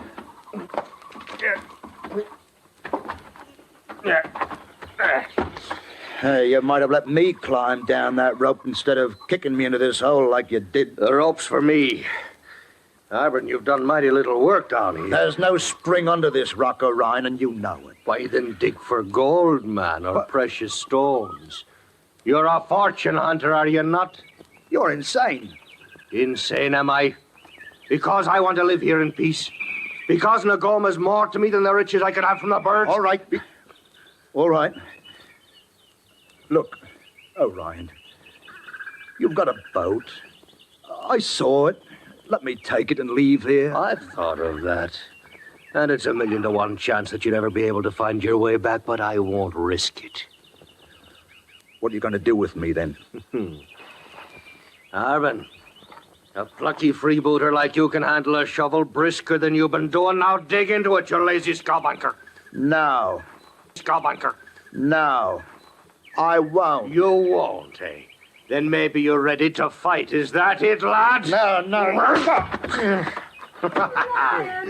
You hurt him. No, he's not hurt, Nagoma. He needed limbering up is all.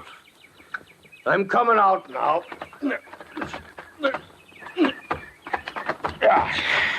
You promised me, Orion. I promised you what? You said you wouldn't spoil him. Oh. Well, now look at him now, Nagoma. He's on his feet again, as good as new. Are you all right, Andrew? I'm all right. Eh? Now, I've work to do, Nagoma, and you can stay and play with your poodle dog if you like. And you keep away from him, Orion. You teach him to be civil, then. Poor Andrew. Would you like some water? No, thanks. You mustn't think Orion's always so mean. You should have seen how patient he was teaching me to read. He taught you to read? Out of a book he saved from the ship. It's the only one we have. The Bible, eh? No. It's the ship's book. The log. The log? The log of the Merry Friend? Of course, it's not very interesting. It's full of numbers and the like. Sure. Numbers. Longitude, latitude. Every day. Every day till she was wrecked out there. What, Andrew? Listen, Goma, I'm a far better educated man than Orion. I can teach you many wonderful things he's never heard of. Can you, Andrew? Of course. But you'll have to bring the book with you. Well, what good would that do, Andrew? You down there and me up here. Listen to me, Nagoma. All the things I have to teach, I must whisper to you with my lips against your ear. Do you understand? Are they truly wonderful things, Andrew? Wonderful things, Nagoma. But don't you see, I'll have to get out of here first. But how can you get out? The rope. Orion's rope. You can tie it and drop it down and leave it hanging. And then when it's dark, I'll come out and meet you on the beach. Orion would be very angry, Andrew. You'll never know. And tonight, Nagoma, bring the book with you to the beach. I'll meet you there, where Orion's boat is anchored. All right, Andrew. And maybe I can comb your pretty yellow beard. Oh, yes. Yes, Nagoma. Yes, of course.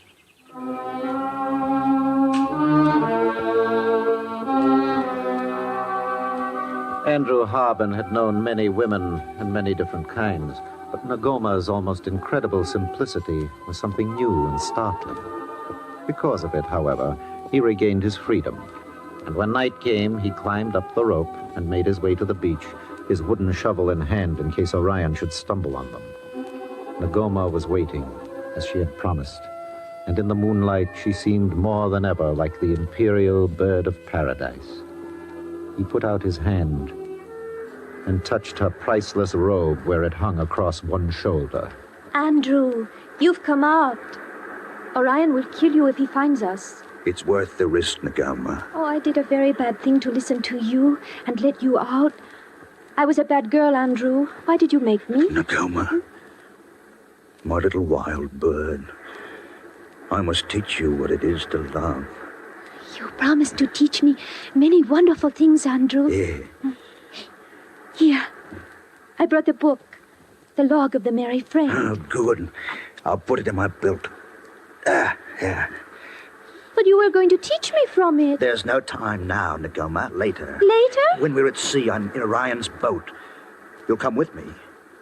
Well, you will, won't you? You want me, Andrew? Why, you know I do.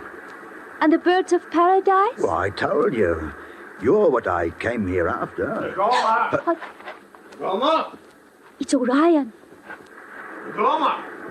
There, he's on the beach there, near his boat. He hasn't seen us. Let's hide, Andrew. Hurry. He's coming this way. Behind that palm there. I'll fix him this time. Not with the shovel, Andrew. No, Quiet, no. Quiet. You'll be quiet.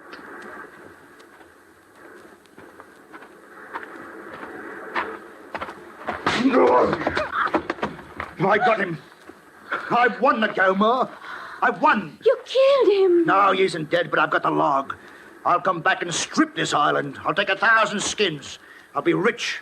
There won't be a bird left when I'm through. The log, Andrew. That's what you wanted the log for. It's as good as a map. It's better. It wasn't to teach me wonderful things. What do you need to know? I'm going to be rich. Orion was right. You are only a thief. But, not I. I want you too, Nagoma. Me too. Orion wants only me.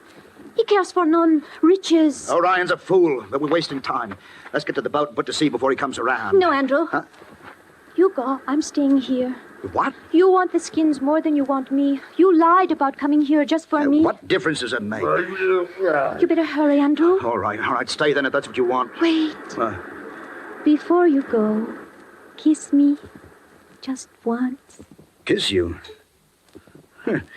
You're an odd girl. Please? Oh, all right. But why? Why do you kiss me now, Nagoma? Quick now, hurry. Goodbye. Bye.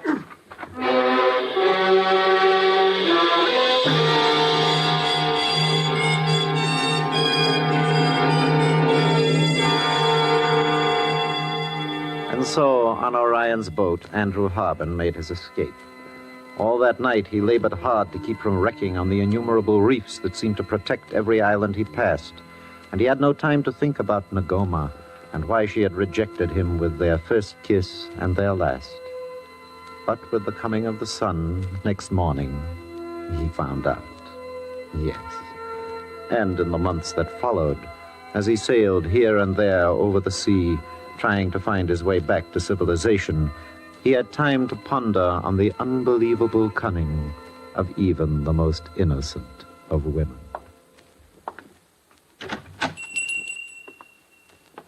Andrew Harbin, back at last. I thought you were dead. I very nearly died, Dutchman. Aha. You bring your head at least. And the Imperial Bird of Paradise. Did you find the island? Almost. I almost found it, Dutchman. Almost? I had the island right here in my belt. Longitude, latitude, and a woman embraced me. Embraced me and robbed it back. What are you saying, Harbin? The ship's log. It was as good as a map. But I'd never find the island again now if I had 50 years to look for it. Yeah, the sun is bad for white men. It makes fairy tales in the head. Yes. It's time, Dutchman. I'm afraid you're right.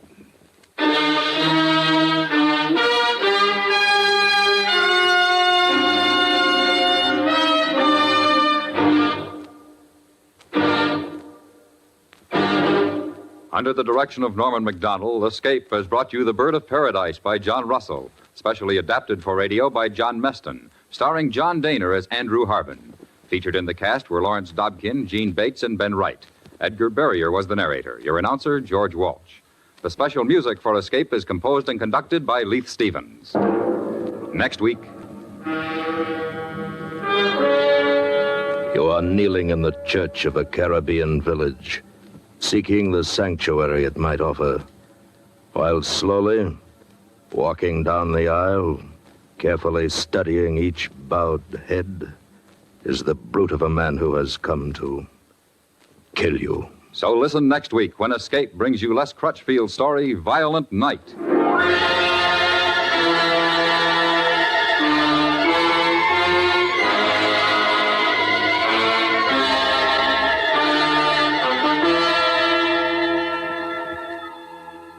Don't look back. Look ahead to tomorrow night when CBS Radio presents another Arthur Godfrey Digest. It's the Godfrey Gang on nighttime radio over most of these same stations, taking all their best daytime songs, music, and shenanigans and pasting them together in one Friday night scrapbook of smiles and syncopation. The Arthur Godfrey Digest. Don't miss it tomorrow night at the Star's Address. Weekday evenings, Beulah cooks up comedy on the CBS Radio Network.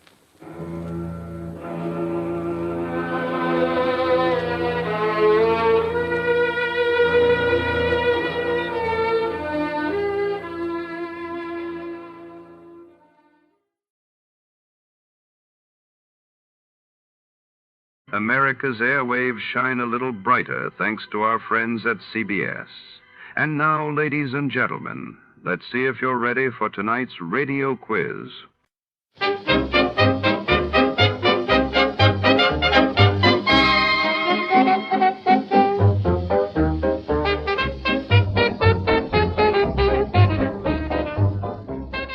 Tonight's tale takes us deep into the heart of the Bellamy Chemical Laboratory, where secrets burn just as fiercely as the chemicals stored within its steel walls. A mysterious fire erupts in the dead of night, leaving behind only ashes, suspicion, and a trail of passion-fueled motives. As Detective Archer prowls the lab's shadowy corridors, the scent of betrayal lingers in the air.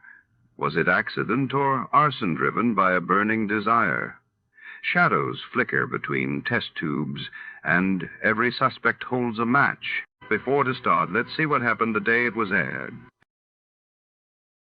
It was February 26, 1952, and that day the world reeled as British Prime Minister Winston Churchill announced Britain had developed its own atomic bomb, while in New Delhi, India mourned the sudden passing of its first president, Dr. Rajendra Prasad, prompting national tributes. Johnny Dollar. Yeah. What? I said, yeah. Oh, what's that supposed to mean, and who are you? Oh, Johnny, this is Pat McCracken at Universal Adjustment Bureau. Well, hi, Pat, but what's with the crazy dialogue? Oh, that word, that yeah, was most of the conversation I got from some crazy character who just called in. I'm afraid I don't dig you. Oh, he called about 5 minutes ago. Said he'd been trying to reach you, but he got no answer. I was out picking up a morning paper. Who was he, Pat? He wouldn't say. He just gave his phone number. Wait a minute. There's only one man in the world talks like that. Yeah. Yeah. Was the call from San Francisco? No. Oh. Los Angeles. Well, then maybe I was, because the man I was thinking of... Now, wait a minute. Yes, I'm waiting, John. Tell me just one thing, Pat. Well? Have any of your insurance companies been having to pay off on any big fires lately? I mean, out in Los Angeles? On any fires? You'd better start checking with those companies out there. No, wait a minute. Do it, Pat. And I'll lay odds that you get a handful of arson reports. Arson? Yes. Johnny, just because some silly guy calls up and all he says is, yeah. Hey, let me have that phone number he gave you. Now, Johnny. Come on, Pat. What is it? Hollywood 8, 3142. Okay, now you go ahead and check with your West Coast insurance company. And get ready to pay my expense account to Los Angeles. Are you kidding? Are you trying to tell me that the way some jerk says yeah means arson on the West Coast? Now, don't be silly. You, want to bet? Oh, Johnny. Pat, I'll call you back.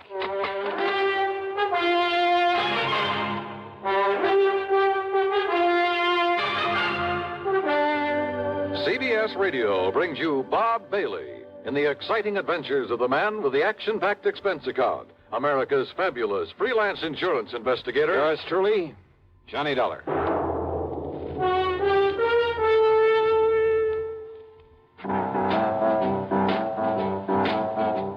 Talk about best best-selling records. Here's a familiar tune about America's best-selling filter cigarette, Winston.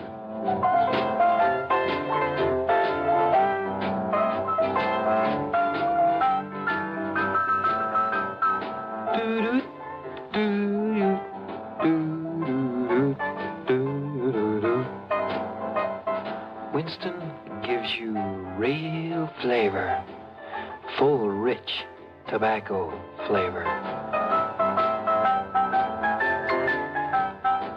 And you know, that's because only Winston has filter blend up front. Choice, flavorful tobaccos, specially selected and specially processed for filter smoking.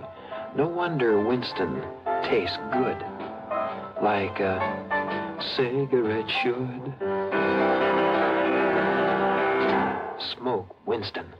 And now, Act One of yours truly, Johnny Dollar.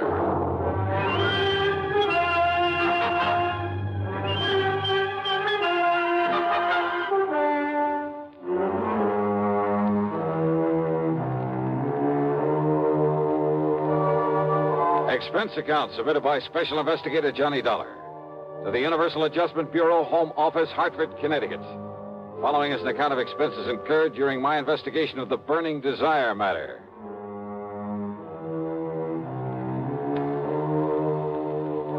Yeah, as I told Pat McCracken, there was only one person I knew whose conversation might consist mostly of that one word.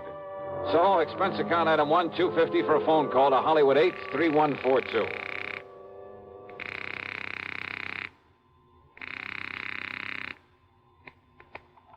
Hello? Hello? Yeah? Yeah, I thought so. Yeah? Smokey Sullivan. Well? Smokey, this is Johnny Dollar. Yeah? Hey, you tried to call me here in Hartford. I was out. You called Universal Adjustment Bureau. I got the message. Here I am. Yeah, Johnny.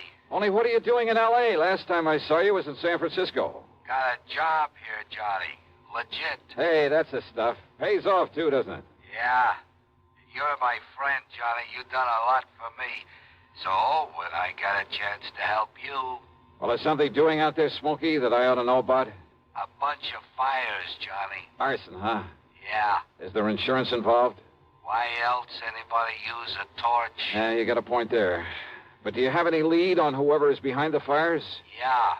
So you better come out here, Johnny. Okay, the first plane I can get. Where'll I find you? 322 South Equity Avenue. South Equity. Okay, Smokey, I'll be there. Yeah. Uh-huh. Now I'll call to Pat McCracken, pack my bag, and... Johnny Dollar. Oh, Johnny, thank goodness. Pat? Yes. I'm just about to pack up and call don't you ever get off that phone of yours? I was talking to the guy who Listen to me. Johnny, you were right. Only reason that nobody smelled a rat is because a different insurance company was stuck with each of those fires out there. So until I called them to give me a report... Oh, and listen. I'm listening, Pat. According to the L.A. police, every one of them could have been arson. Okay, I'll grab the first 7 one. of them in a row, Johnny, that we know about so far. I mean, I haven't got the reports in yet from all the companies, and I'm also waiting for another report from the police. Now, Johnny, your best contact out there... That I've already got. What? Yeah. Oh, you mean that character who called us up? Yeah. Look, will you please tell me, who is he? What does he know about this? Universal Adjustment putting the old expense account on this? Yes, of course. Then I'll give it all to you in the usual report. See ya. Oh, now, Johnny, listen. Sorry, Pat, I gotta catch a plane. Expense account item 2, $162.85 plane ticket from Hartford to Los Angeles. Thanks to the time differential, it was only shortly after dark when the big mainliner set down at the L.A. International Airport. Item 3, $750 for a cab to Smokey's address. It was hardly Beverly Hills or Bel Air, believe me. 322 South Equity was in a beat-up part of a downtown industrial section. A weather-beaten 3-story house with a sign out front that said Boarders by the week of month.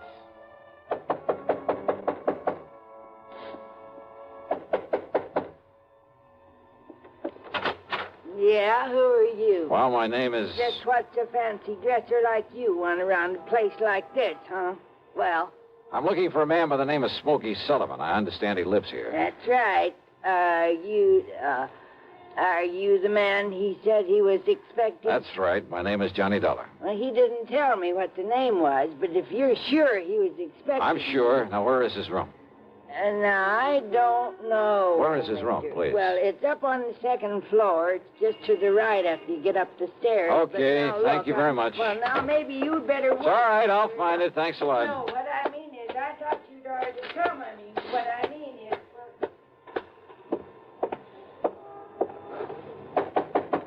Smokey? Hey, Smokey, it's Johnny Dollar. Ah, what was that? Smokey! Now, what's all the...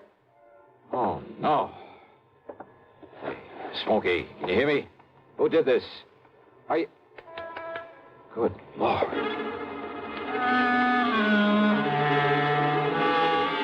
Smokey had really had it. Whoever had beaten him up probably would have killed him if I hadn't come along and scared him away. I looked out of the broken window, but of course it was too late to see who'd done this. Meantime, the landlady appeared, and I had to get me some towels and a basin of cold water. Here you are, Mr. Oh, good. Thanks a lot. Somebody sure laid into him, I'll say that. You ask me, it's a wonder if he stays alive. He'll be all right. He'd better be. Sure lucky you come along to see him is all I got to say. Yeah, you better get me a couple more towels and maybe another basin of water. No, wait. What? You won't need him, mister. I got a much better idea. If I can find it. Hey, Smokey. Give me a minute to find that bottle. Well, here it is. Yes, sir. This here'll fix him up. Smokey, can you hear me? Fix him up quicker than a wink. It's Johnny Dollar. Here now, mister. You just pour a slug of this down his gullet and see if it don't bring him to. Huh? Oh, yeah, good idea. Let me have that. Oh, sure. It's real genuine California cognac, it is. And soak up another towel for me, will you, I please? sure will, mister. All right, here now, Smokey, here. See if you can get down some of this. Easy now, huh? That's it. Attaboy. Really? Yeah. A little more of this. Here. You know, before you come up here, mister, I tried to tell you. Easy now, Smokey. Yeah, I tried to tell you. I thought that other man that come up here to see him was the one he was expecting. Here, now, here's your fresh towel. Thanks. Did you say other man? That's right. Come in just before you did. You know him, who he was? The chimp. What? What, Smokey? The chimp. Yeah, that's who it was. The chimp? Yeah. Strong arm for Mickey Fortina. Who's Mickey Fortina? He's the one that... Oh, now, look, Smokey, maybe you'd better wait until you feel better. You and I should get a doctor. No. Now, listen, Johnny. Yeah? Unless you stop him, there's going to be a lot more fires around here. Fires? That's what he said. Just don't worry about it, Mrs. Miss Fletcher. Bertha Fletcher. That's my name. Johnny, listen. Oh, okay, Mrs. Fletcher. You go along. I'll take care of him. Oh, well, now, I don't know. You sure I hadn't better get a doctor? No. I'll take him to a hotel. In his condition, I'll look after him. Now, you go downstairs and give me a cab. Well, I don't know. Here's a 10 spot for your trouble and this bottle of brandy. Oh, well, thanks. You're a gent. Go ahead, please. Oh, yes, sir. Anything you say. Johnny. Yeah? You gotta listen to me. Yeah, go ahead. You had come up the stairs, scared him off. The chimp might have killed me. Well, he won't get to you again. I'm going to take you out of this place. Somebody must have tipped off Mickey Fortina. Must have known I'd put in that call to you. So listen, Johnny. Later, Smokey, after I get you out of here.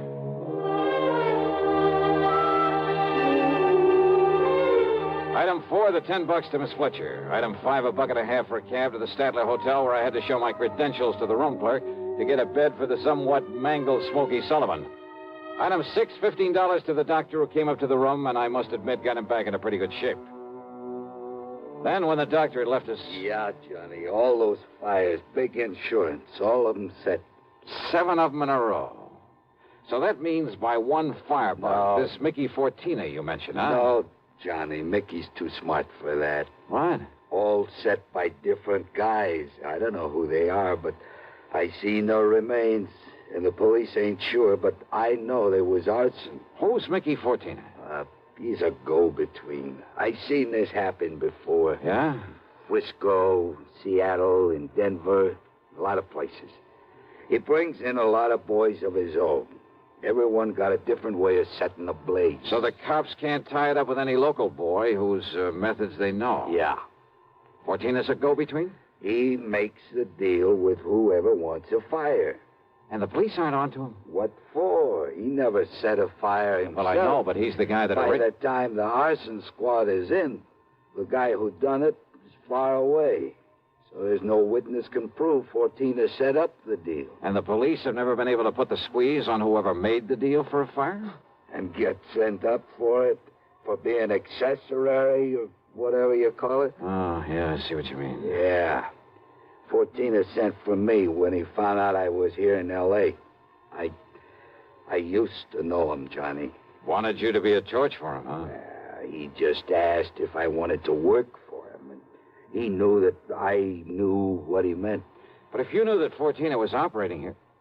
Smokey. Well, how could I prove it? How can I prove it now? Well, maybe I can. But if he finds out I sent for you, Johnny... It looks to me like he already has. Oh, yeah. All right, then.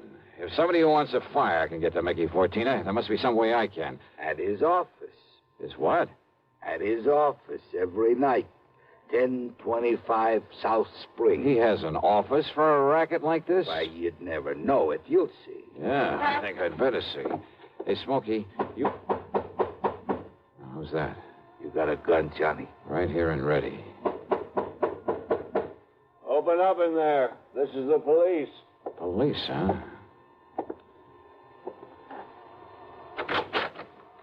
Well, surprise. It is the police. The room clerk reported a man was brought in here who... Johnny! Yeah, Pat Nichols. Sergeant Nichols now, Johnny. Good. How are you, boy? Now, wait a minute. Is this the man you brought in here? Smokey Sullivan? Listen, officer, Johnny, you think maybe Smokey is tied in with this string of fires out here? No, tell him, Johnny. No. You tell him, Smokey, anything you want. Well, no, look, you know I'm no good at talking to a cop, Yeah, well, Johnny. give it a try. And, Pat, be sure you stick around to keep an eye on him. What? Smokey may need a bodyguard. You. Huh? Yeah. Until after I've made a little business call. Johnny. Now, look, if you're out here because of those fires... Did I say I was? I didn't tell him anything like that, did I, Smokey? No, Johnny. And I see what you mean. Now listen, Just stick around, Pat. I'll see you later. If I had told Pat where I was going, he might have wanted to come along. And a man in the uniform would hardly have helped in the plan I had for trapping Mickey Fortina. But you know something? Going over to see him alone was a big mistake. One I almost didn't live to regret.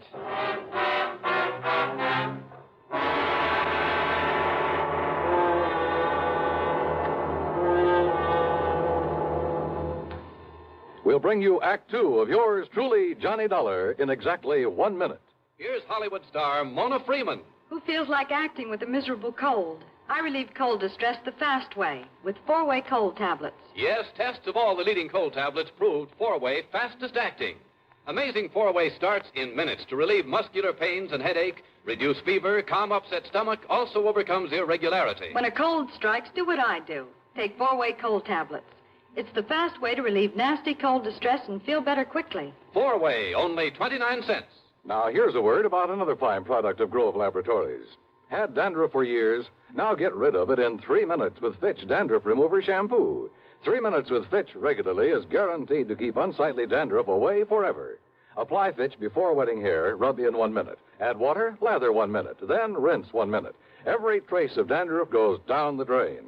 3 minutes with Fitch, embarrassing dandruff's gone. Fitch can also leave hair up to 35% brighter. Get Fitch Dandruff Remover Shampoo today. And now, Act Two of yours truly, Johnny Dollar and the Burning Desire Matter.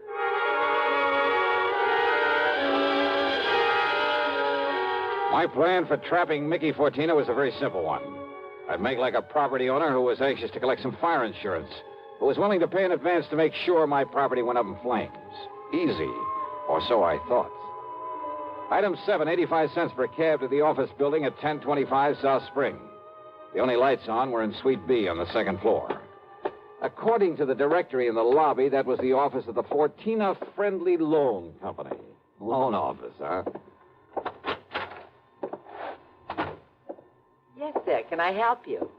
Yeah, I'd like to see Mr. Fortina. You got an appointment? No, but I'd like to make a little deal with him. Oh, can I have your name, mister? It's Morris, Theodore Morris. Just a minute, huh? Excuse me. Yeah, sure. Man says his name is Morris, wants to see you, Mick. Oh? Hey, listen, has the chimp come back yet? No. And he said he was going to send Husky over there. Husky? Why? Well, Chimp said he was afraid if he showed up at that hotel... Careful what you say. Close the door. Sure. The chimp. And somebody was going over to the hotel. That can mean only for one thing, to get Smokey Sullivan. I carefully edged over closer to the door of Mickey's office, hoping I could hear more. But it was too thick. And it suddenly dawned on me. If they knew I was the one who put Smokey in that hotel, they probably also knew why I'd come here. There was only one way to make sure. I'd have to go through, or at least try to go through, with a bluff I planned. Oh, sorry to keep you waiting, Mr. Morris, is it? Yeah, that's right, Mr. Fortina. Ted Morris. Oh, Mary, when he gets here, send him in. Sure, Mick. Come in, please. Sit down. Yeah, surely. Thanks a lot. All right, I'll get right to the point, Mr. Fortina. Oh, by all means do, Mr. Morris. Well, I own a big shoe store over on North La Brea. Yes? Well, business has been pretty bad lately. I've been losing a lot of money. Too much stock on hand, big inventory, and how it is. Well, if it's good merchandise, I see no reason why we can't arrange a loan for you. Yeah, a loan? Of course. What else? Well, listen, I carry a lot of insurance on not only the stock, but the building, too. Oh? How much, Mr. Morris? Well, it adds up to over $185,000. I see. It's very commendable. But why do you tell me about this insurance? Well, I said I'd get to the point. Now, listen. If that place was to burn up some night, the whole works. If that place was to burn up some night, the whole works. I'd collect a lot of money on it, all the insurance. And, of course, be in a position to repay whatever loan I advance to you. All right, stop beating around the bush, 14. I want that place burned out. Can you fix it?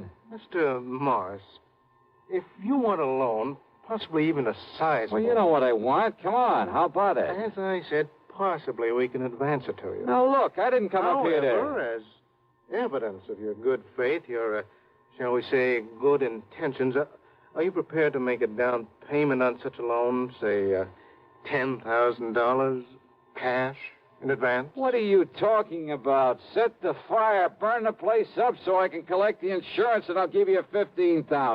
Now, just a minute. Who said anything about setting a fire? I did. Well? Who sent you here?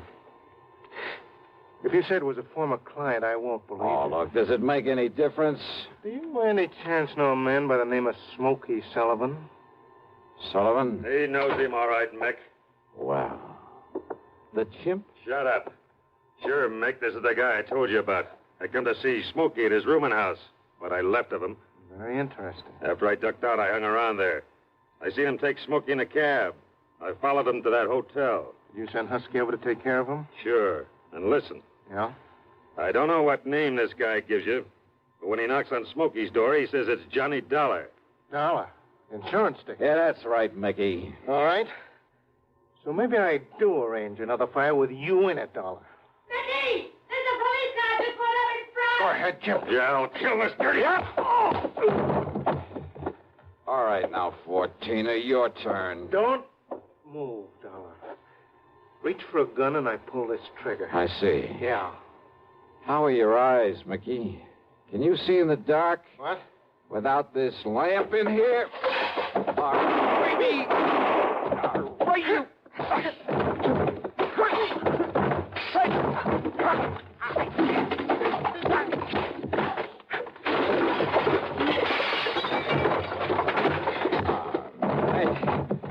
Yeah.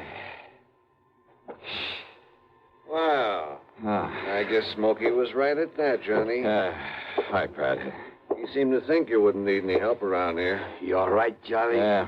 When that strong arm, that husky Castellini, came up to the hotel room after him, well... I had to tell him, Johnny. I had to tell him what it was all about. That's okay, Smokey. It's okay. So we threw Husky in the clink and came over here. Well, I got an admission out of him, Pat, but unless you can get these goons of his to talk, I don't know what you're going to hold them on. After what just happened in here, Johnny, we'll hold him and his goons just as long as we need to. And unless they want to take the whole rap for him, I think they'll talk. Yeah, they talked all right. And as a result, the police in a couple of nearby states should have no trouble at all in picking up some of the other of Fortina's boys, his hired torches. Funny, isn't it? These stupid jerks just never seem to learn. Expense account total, including hotel bill, plane ticket back to Hartford, and the sizable bit of folding money for Smokey Sullivan, $874.20. Yours truly, Johnny Dollar.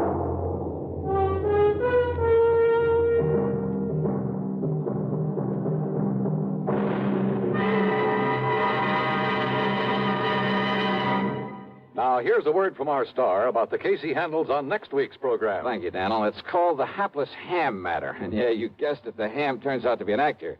A really bad one with one of the cleverest methods of committing murder I've ever known. There's a lot of action, suspense in the story, and I think you'll like it. Who knows? Maybe if you listen closely, you'll be able to figure out his method even before I do. So join us, won't you? Yours truly, Johnny Dollar.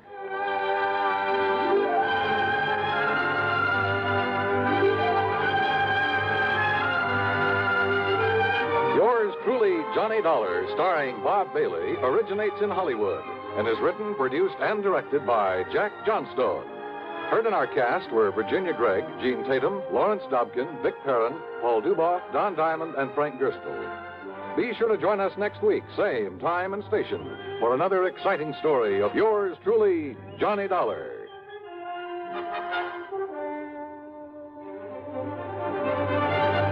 This is Dan Cubberly speaking. Intrigue breeds terror as suspense brings a shady moonlight sail next on the CBS radio network. If I should ever become totally disabled, it would be a mighty comfortable feeling to have a check coming in every month regularly. Yes, it's a good feeling to know you have a financial cushion against trouble like that. Well, if you're a veteran with World War II or Korean GI insurance, you can protect yourself. You do it by adding a disability income rider to your present policy. The cost of the extra premium is just a few cents a day. For example, a 40-year-old veteran with a $10,000 term policy would pay only $1.60 a month for the added protection. If you sign up for the disability income provision, it works this way. After you have been totally disabled for 6 consecutive months, VA will pay you every month as long as this condition persists. $10 for each $1,000 of your GI insurance policy. That adds up to $100 a month if you hold a $10,000 policy. Full details about total disability income at any VA office. Radio 59 WROW, first on the dial in Albany, Schenectady, and Troy. America's airwaves shine a little brighter thanks to our friends at CBS. And now, ladies and gentlemen, let's see if you're ready for tonight's radio quiz.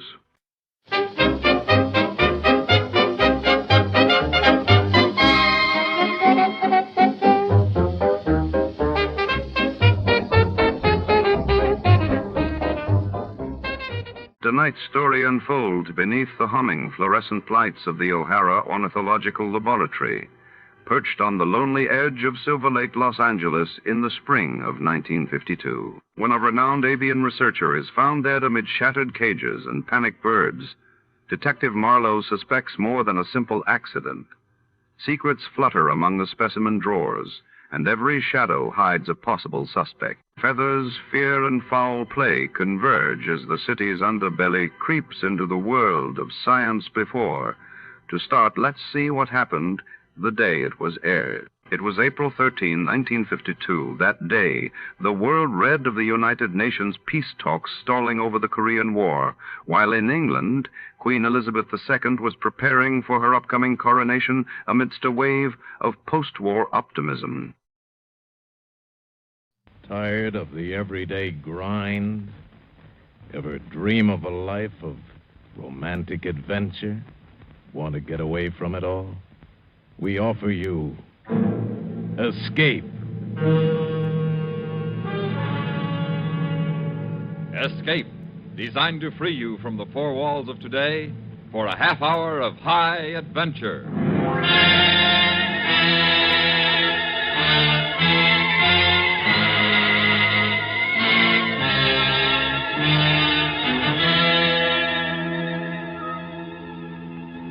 are in a farmhouse on the southern coast of England, the autumn countryside around you desolate and bleak.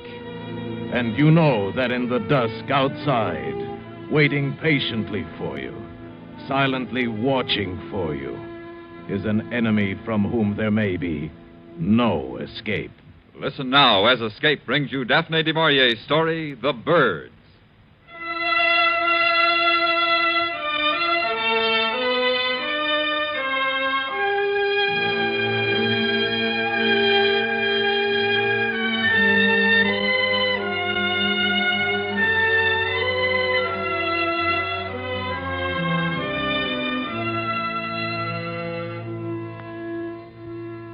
On December the 3rd, the wind changed overnight, and it was winter. Until then, the autumn had been mellow, soft. The earth was rich where the plow had turned it. I didn't do the plowing, no. My wartime disability had seen to that. They gave me mostly the lighter repair jobs to do in the 3 days a week that I worked at the farm. A bank to build up or a gate to mend at the far end of the peninsula where the sea surrounded the farmland on either side. Deborah and I had taken a cottage up here to try again, for the sake of the children. And it seemed to be working fairly well. I enjoyed my work on the farm. It was pleasant to pause at midday to eat the lunch that Debbie prepared and brought to me. We'd sit there on the cliff while I ate, and we'd watch the birds. So many of them, Nat. Yes. Oh, the autumn's better than spring for watching them. Oh, why? Oh, well, in the spring, they're content, they're full of purpose, they know where they're going, there's no delay. But then in autumn, it's different. The birds that don't migrate seem to follow a pattern of their own. Pattern? Great flocks of them here on the peninsula. Restless, uneasy, wheeling, circling, coming to rest, and flying again. The land birds and the gulls down there in the bay. Strange sort of rhythm in their movements. They don't really go anywhere. Doesn't seem to be any purpose to it. No. What if there is? We don't see it. The restlessness.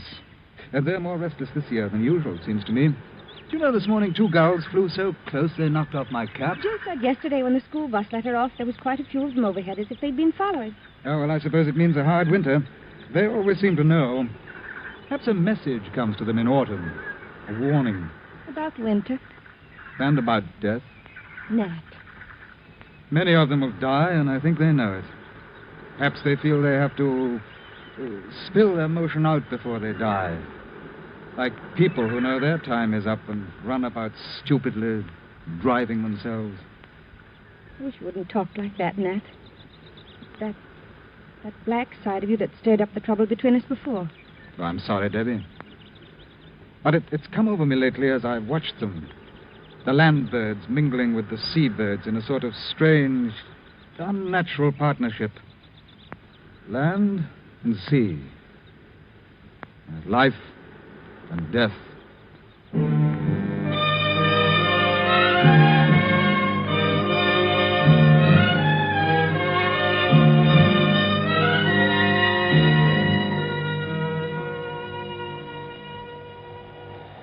At night it turned colder, and the wind strengthened.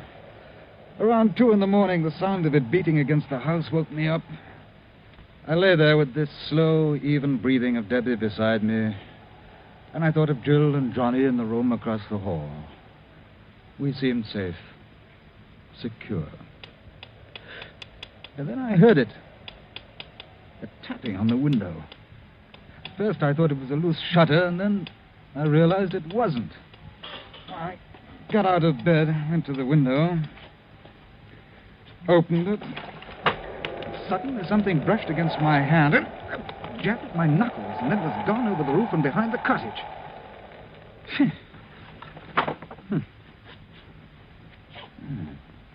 Nat, what's it? Oh, it's all right, Debbie.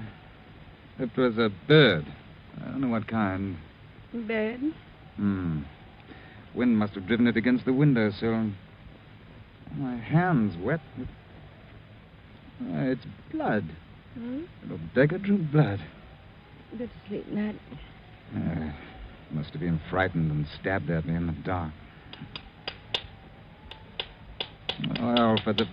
Nat. The window seat door is rattling. I've already seen to it. It's some bird trying to get in. Send them away. I can't sleep with that noise. All right. All right.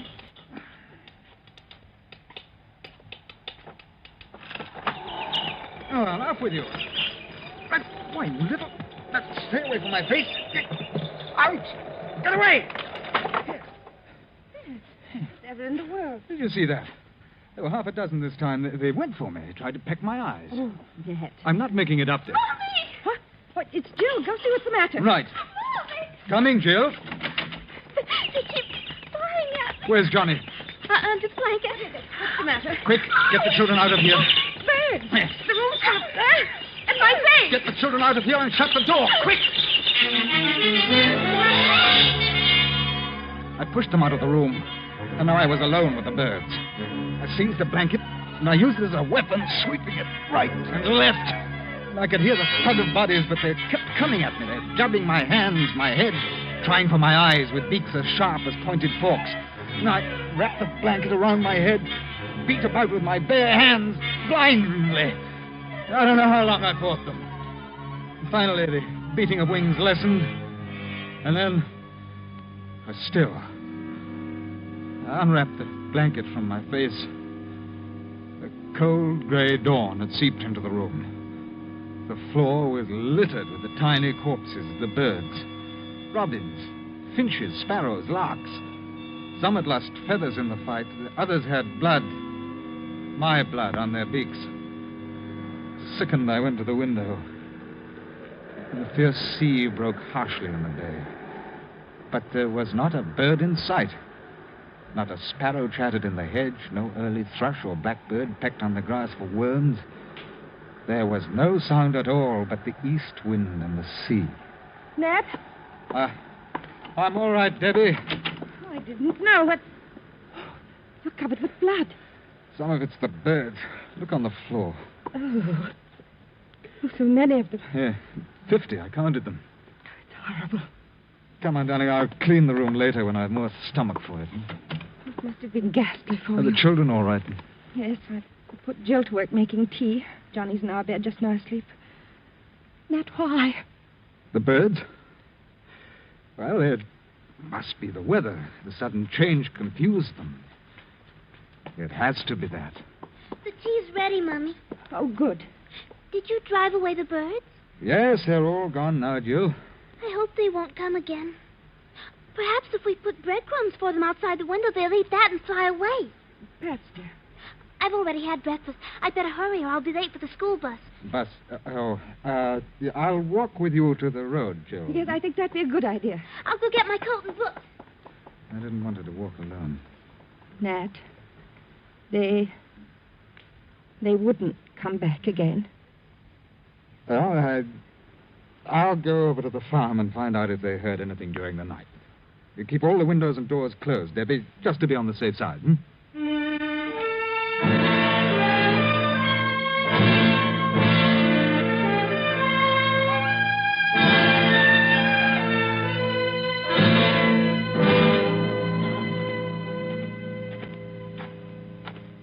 Hello? Anyone about? Hello, Mr. Hawkins. Was the mister around, Mrs. Trigg? Summer's about, but can you tell me where this cold is coming from? Russia? I've never seen such a change, and it's going on, the wireless says. Something to do with the Arctic Circle. We didn't turn on the wireless this morning.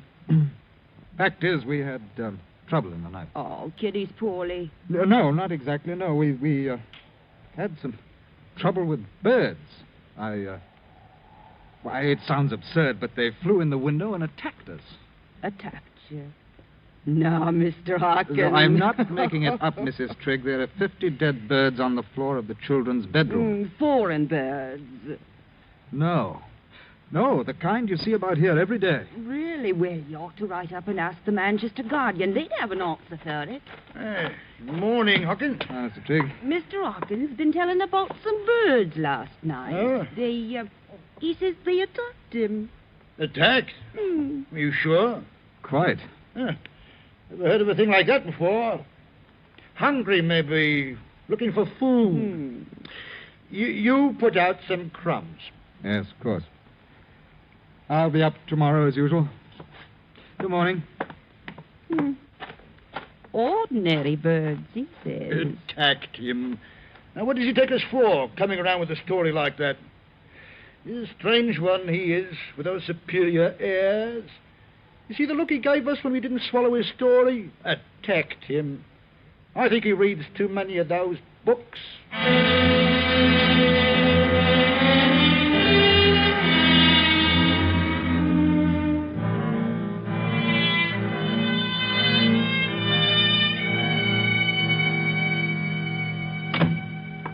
Nat, did you find out anything at the farm? No. The Trig's brilliant advice was to put out some crumbs. Debbie, I looked all around this morning. There's not a single bird in sight outdoors. Where's they've gone? I don't know. And the Trigs had no trouble last night? Not only that, they clearly thought I was imagining it. Oh, I heard Trig mutter something about my superior airs and reading too many books as I walked away. Nothing's real to those clods until it hits them over the head. Well, they're nice enough people, Nat. It's just that they're isolated up here. Well, that's certainly the polite word for it. I haven't been able to face going into the children's room. The birds... Oh, yes, I'll go and clean it up. I suppose the least I can do is give the little beggars a decent burial.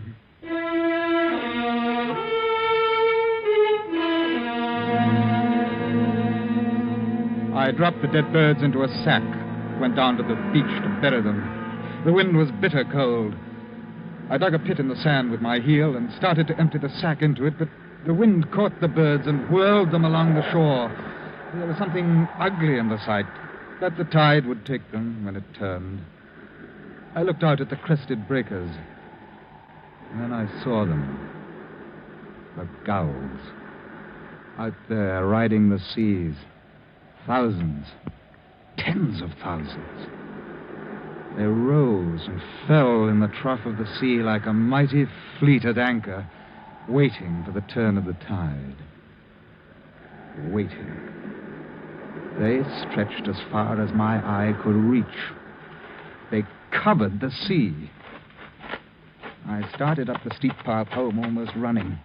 Someone should know of this. Someone should be told. But who?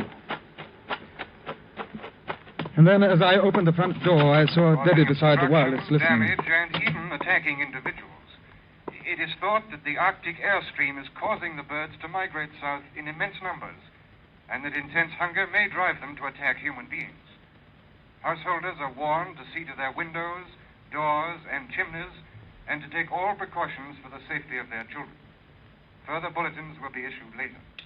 They've been repeating it every few minutes since you left. Well, perhaps now those empty-headed idiots at the farm will know that I was... You sound almost glad. Oh, don't talk rot, Debbie. It's just that when people with half a brain try to tell me that Can't you forget that superior attitude of yours, even now? Don't use that word superior to me. I'm sick of it. So am I, Nat. So am I. You... Oh, I'm sorry, dear. This thing has made me a little nervy, I guess. Yes, I'm sorry too, Marty. Nat, one of the bulletins said the birds seemed to be waiting. For what? I don't know. They said the birds are hungry. What are you doing? No, the hammer. I'm going to get some boards and see to the doors and windows as they tell you to. You think they could break in with the windows shut, those sparrows and robins and such? Why, how could they? I wasn't thinking about the smaller birds. I was thinking about the gulls. The gulls? Debbie, have you ever been close enough to get a good look at a gull's beak?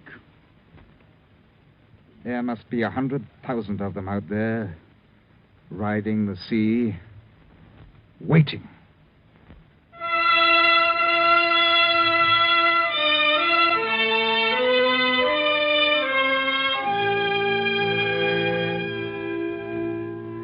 The rest of the morning, I worked upstairs, boarding the bedroom windows. And I wondered whether they'd take these precautions up at the farm. I doubted it. It'd probably be a big joke to the Trigs. But according to the wireless, it was no joke. At first, some of the bulletins had been light in tone, but as the morning wore on, the concern in the announcer's voice became more and more apparent. Well, after I'd finished upstairs, I took the rest of the lumber down, boarded up the lower floor windows. What they ought to do is call the army out and shoot the birds. That would soon scare them off. Debbie, how are we off for food? Now, Nat, whatever next. Now, never mind. What have you got in the larder? It's shopping day tomorrow, you know that. I don't keep uncooked food hanging about. It goes off. But I can put some things in tomorrow. Tomorrow? It's only 3 in the afternoon, and it's almost dark. What? Why, yes. The sky. It looks so heavy. Nat, what's the matter? You've gone quite white. Look. The tide's turned. The gulls. They've risen. Circling over the sea. Not a sound from them. Nat. I'm going for Jill. I'll wait for her at the bus stop. You keep Johnny inside and keep the door shut.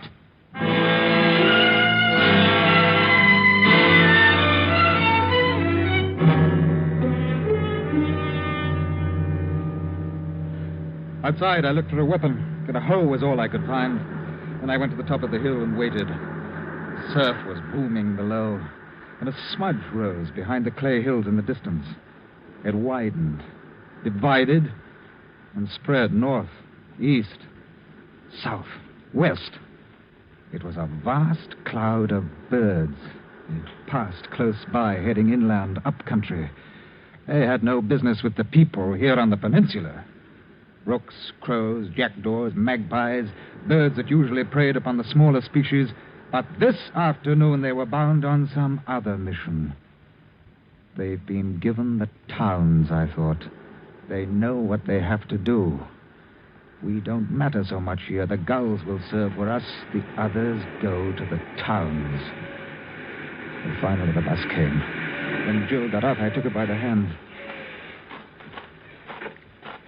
What's the home for, Daddy? Oh, I just brought it along. Come along now, darling. Let's go home. It's cold. No hanging about. I want to play a bit in the rain. Not tonight. Now, come on. No dawdling. Look, Daddy. Look over there. Look at the gulls. They're flying in from the sea.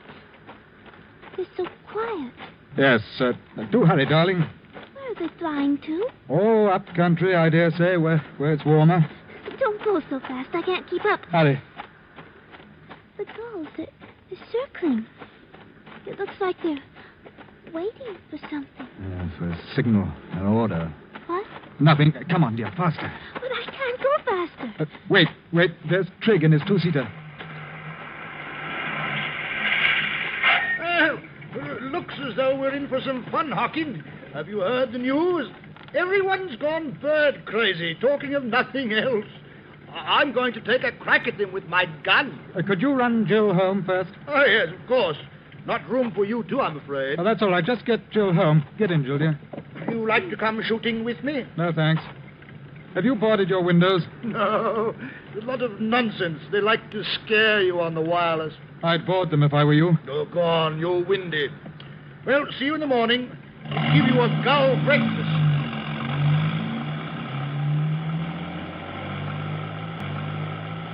I watched Trig drive Jill toward the cottage, and then I followed on foot.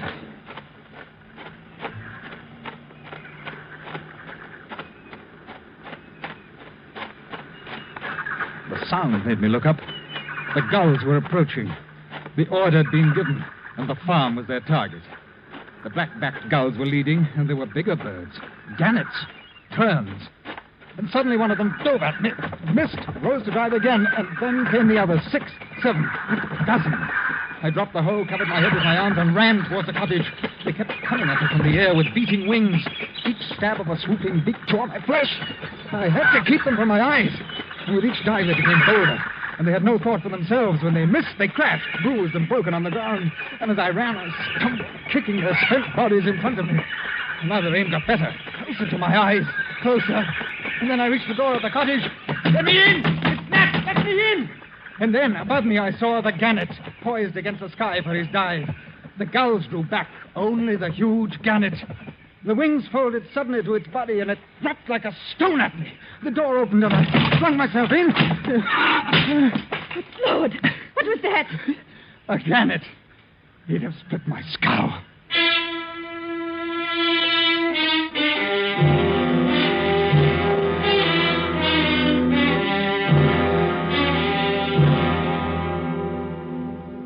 better now? Yes, thanks. You're quite the wound dresser. Are the children? In the other room, I didn't want them to see you that way. No. Your hands are the worst. I'll be all right. We'd better all sleep here in the kitchen tonight. I'll bring down the mattresses. All right. I picked something tasty for supper and wasn't prepared. Wait. Listen. That sound. What is it? The birds crowding against the outside of the house. They're trying to find a way in. Nat. No, they can't get in. I tell you, they cannot get in. The boards will hold. For how long? How long? Stop it! Here. I'll turn on the wireless. That'll drown them out. Yeah. That's better. Yes. Anything so I can't hear that horrible rustle. It's only the food that worries me, Debbie. Now, I've noticed that the birds come in with the tide, but the tide will go out about 9 tonight, and we should have a lull of about 6 hours. I could slip out during that time and go to the farm, see if they can give us something. Here's London. A national emergency was proclaimed at 4 o'clock this afternoon. Nat. Measures are being taken to safeguard the lives and property of the population, but it must be understood that these are not easy to effect immediately, due to the unforeseen and unparalleled nature of the present crisis. It is absolutely imperative that everyone remain indoors until further notice. The birds, in vast numbers, are attacking everything in sight. The population is asked to remain calm and not to panic. There will be no further transmission from any broadcasting station until 7 a.m. tomorrow. It's like this all over, then. All over. Debbie, about supper, let's forget it. Let's all just try to get some sleep.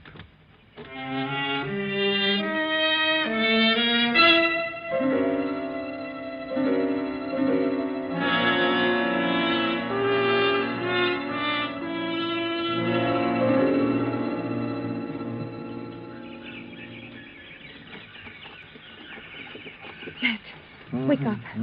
Nat, they're back again. But what time is it? A little after 3. The tide's come in again. There's been a queer smell the last few minutes. Rather like burned feathers. What? Burned feathers? The chimney. I forgot to keep the fire up. They're coming down the chimney. No. Where's the oil? On the shelf. There they are. They're squeezing through the chimney. Stand back. They're going to throw the oil on the coals. That'll get them. Nat, I can't stand it. Get me paper, wood, anything that'll burn. Hurry. Their charred bodies kept dropping down the chimney. I raked them to one side, but more came. I threw on the rest of the oil. We piled papers on it, kindling, anything. The flames roared higher. More bodies. The stench was unbearable. I kept at it. Finally, they gave up. And I went over to the basin. I was sick.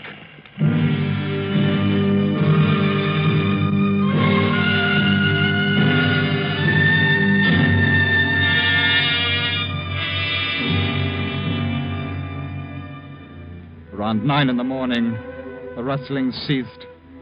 I opened the door a crack. Crushed birds were deep about the house, but there was not a living bird in sight. The tide had gone out. Now was my chance to get food and fuel. I ran all the way to the farm. There was no smoke from the chimney. I came round the corner of the house and stopped.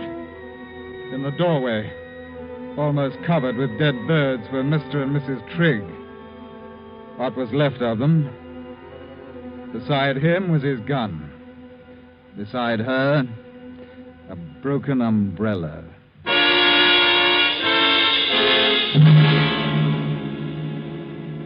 I loaded the 2-seater with all the food I could find, enough for perhaps 3 days, and drove back to the cottage. I told Debbie the Triggs didn't need their car for a while and had told me to take it. She said nothing. And towards nightfall, the birds came back again. We sat by the fire and listened to the rustle as they crowded against the house. But this time there was a new sound. They'd brought up their heavier forces against us, the birds with larger beaks. I could hear the sound of tiny bits of wood being torn away. They'll stay till the tide turns. Then they'll leave. Then they'll come back again. And they'll keep coming back. Nat. Yes? The Triggs. They're dead, aren't they? Yes. We're all alone. Strange. I feel closer to you than I've ever. That it should take something like this to bring us. Debbie, you may be interested to know that right now, I do not feel very superior. Don't, Nat. Oh, Nat. Nat, what do we do? I don't know, Debbie. I do not know.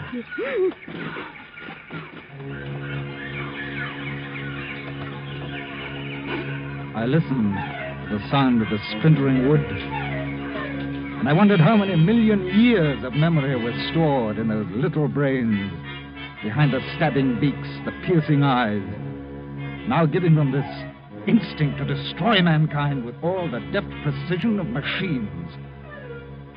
I switched on the wireless. It was dead. I reached for the cigarettes. There was only one left in the packet.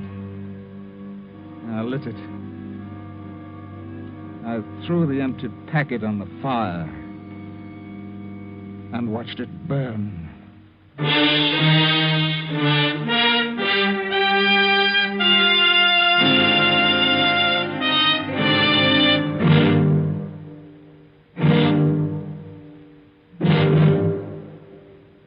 Under the direction of Norman MacDonald, Escape has brought you The Birds by Daphne du Maurier, specially adapted for radio by Robert Wright, starring Ben Wright with Virginia Gregg.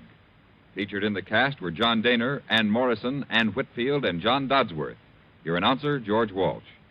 The special music for Escape is composed and conducted by Leith Stevens.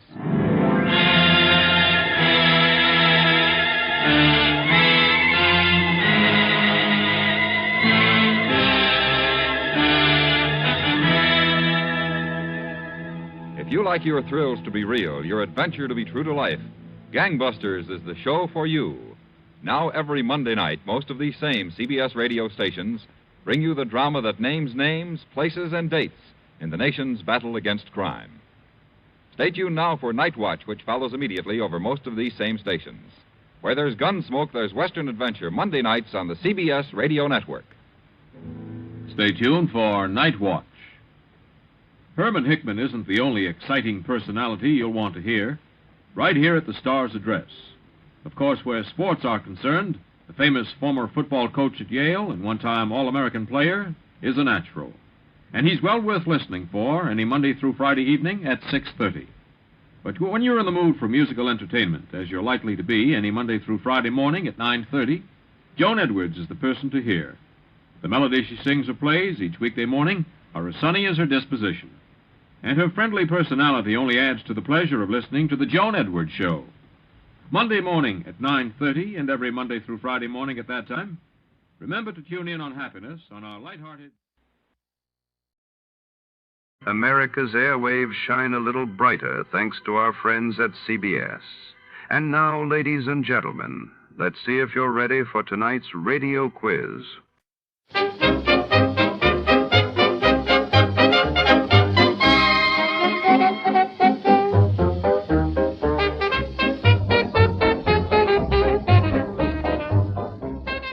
Tonight's story unfolds within the echoing marble halls of the city's grand natural history museum, where shadows stretch between towering dinosaur bones and priceless gemstones gleam under vigilant eyes. When a renowned artifact vanishes during a stormy gala, a hard-boiled detective must navigate high society secrets in museum corridors thick with suspicion. The clock ticks as danger lurks behind every exhibit. Before to start, let's see what happened the day it was aired. It was March 5th, 1952. That day, the world was shaken as Winston Churchill announced Britain's plans to develop its own hydrogen bomb, while in the United States, the New York Stock Exchange soared to a record high, reflecting post-war optimism.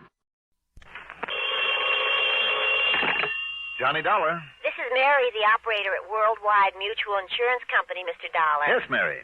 I had a call for you, but now he seems to have picked up his other phone. Oh, Les Wallace, no doubt. Oh, excuse me. Worldwide Mutual, Good morning. Yes, he is. I'll ring Mary? for you. I'm sorry, not you, Mr. Dollar. That was another call that came in, and I'd left your line open. Oh, okay. Look, if Les Wallace wants to call me back a little later... Oh, here you are. I can ring now. Oh, hello? Hey, you're a bum. I beg your pardon. I said you're... wait a minute. Who is that? Are you Johnny Dollar? That's right. Good. Dollar, this is Jonathan Harmon of Worldwide Mutual. Mr. Harmon? That's right. You sound surprised. Yes, I am, Mr. Harmon. I was expecting a call from Les Wallace there in your office. Oh, I see. And that explains your reference to a big bum, did you say? I thought you two were the best of pals. Oh, we are, sir. But he was supposed to call me early this morning about going down to New York tonight to see a hockey game at the Garden to celebrate my birthday belatedly. Oh, I see. If, that is, he could get away from his wife for the evening. Well, I hope everything's all right there, don't you? What's that, sir? I mean about Waters and his wife. And she's such a charming little lady, too, isn't she? Yes, indeed, very. But he's not here, and what I called you about is... Oh, I'm sorry I interrupted you. No, I guess I interrupted you, Dollar, but what I called you about is this, and I think perhaps you'd better get out there right away. Yes, sir. About an hour ago, shortly after noon, a client of ours, Mr. William Willoughby, insured for some $70,000, was found dead in his apartment over at 19525 East Maple. Oh? What was the cause of death, Mr. Harmon? As the very unfunny police officer put it when he called, it was a case of lead poisoning. There's certainly nothing funny about that. So I think, Dollar, that perhaps you'd better get right on out there and see what's what. Right away, Mr. Harmon. And if Les Wallace can... Fine, Dollar. Goodbye. Hello? Mr. Harmon? I wonder what he meant about Les and his wife.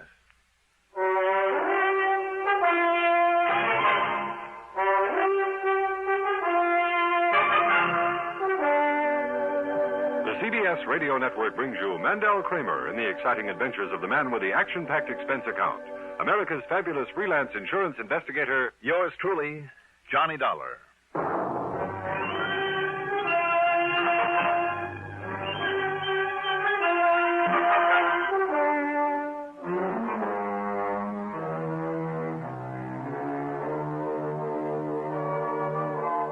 Expense account submitted by Special Investigator Johnny Dollar to the Worldwide Mutual Insurance Company, Home Office, Hartford, Connecticut. Following is an account of expenses incurred during my investigation of the Can't Be So matter. Expense account item 1. $2.15 for a taxi to 19525 East Maple Street. There was a prowl car out front, a small group of thrill seekers, and a patrolman with his hands full, keeping them from entering the smart new apartment building. When I showed him my credentials, he told me to go up to 5B, where I'd find Sergeant Tommy Bravo in charge, and I did. Sorry, Dollar, but you got here a little too late. The boys just hauled young Willoughby, what was left of him, off to the morgue. Was it you who called the insurance company, Sergeant? Yep. See, I knew he had a policy with him. You did? How come? Oh, we've been kind of keeping an eye on Willoughby ever since he moved back here to Hartford and put up in this fancy place. Why? You, know him when he lived here before? No, I didn't. Well, he wasn't much use to himself or to anybody else. Wanted the best of everything, but wouldn't do an honest day's work to earn it. I know the type. The chief even wondered there at one time if he might have had some connection with a narcotics pusher that we nabbed and set up the line. Narcotics? Well, I couldn't prove it, though. Anyhow, what he left here was to get out from under a lot of bills he owed, that sort of thing. Mm-hmm. And so then when he came rolling back a couple months ago, apparently rolling in dough, well, it just made the chief kind of suspicious is all. So we kind of kept an eye on him. But he stayed clean, so far as we could see. Just what happened here, Sergeant? No signs of a fight or anything like that? No.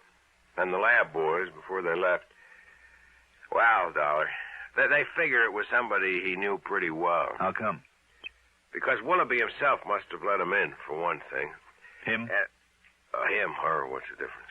But it was probably him. Was it? See those chalk marks on the coffee table? Mm-hmm. Lab crew made them, where a couple of drinks were sitting. Willoughby's next to that chair, and the other guys next to this one. How'd they figure that?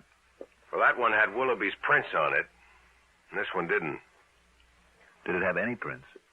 They were all smudged pretty badly, except one. Looked like they were deliberately smudged. So they took the glass to the lab for good look. Anyhow, there was no sign of lipstick, so it must have been a man. And he shot Willoughby. With a cannon. They'll find out for sure down there at the lab, of course, but it looked to me like it was a .45 at least. A .45? Yeah. But, Dollar, that's just about all we know so far. No other prints around, no nothing. Nobody was seen entering or leaving. And if the man 3 doors down hadn't stayed home from work with a virus and heard the shot... how did you find out about this? I got a call from Les Walters at the insurance company. Walters? Well, I should have said from Mr. Walters, huh? Yeah, why? Isn't he the one with that tall, good-looking blonde wife?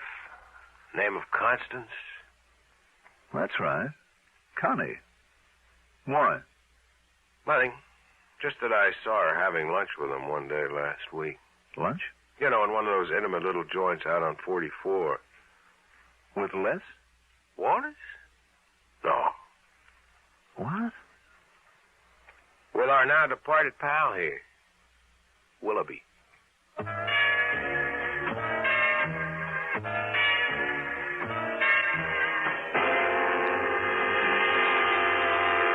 Then I remembered. Willoughby's name was familiar.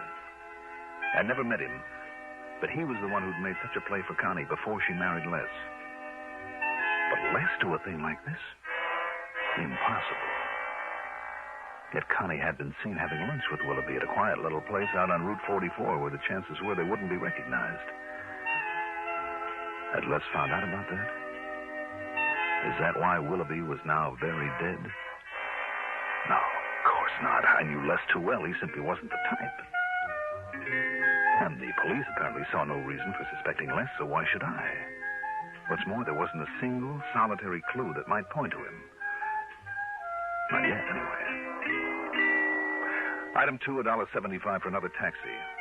This time into the Spear Building and the office of Worldwide Mutual.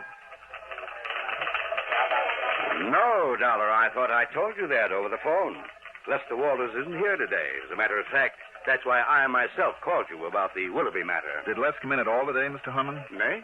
No, not to my knowledge, but then he pretty much keeps his own hours, you know. Sometimes when he's out selling or calling on some of his clients, he doesn't come in here for 2 or 3 days at a stretch. Well, he hasn't even called in or anything like that? Well, not that I know of. You can check at the switchboard, however, if you like. But now, about this Willoughby thing. Mr. Harmon. Yes. When you talked to me on the phone earlier. Yes, my boy. You said, you indicated, you were a little concerned about Les and his wife, Connie. Well, you know how it is, Dollar. Well, in spite of the size of this organization, I have a real personal interest in all of my people. I'm sure you have, sir. The boys all know it, and they never hesitate to come to me with their problems, and I always try to help them if I can, financially or any other way. I'm sure you do. They always tell me everything. Oh? Except where their wives are concerned. Oh. That's the one thing they like to keep to themselves, so I never meddle. So, well, yes, I can always tell. Yes, I know them better than they think. But you have no real knowledge of anything wrong between Les and Connie? Oh, there's some little worry there. There's no question about it, but... Now, about the... If you'll excuse me, Mr. Harmon, there are a couple of things that I have to do right away. Well, have you found out anything? I'm not sure. But don't worry, I'll give you a full report. Yes, I'm sure you will, my boy.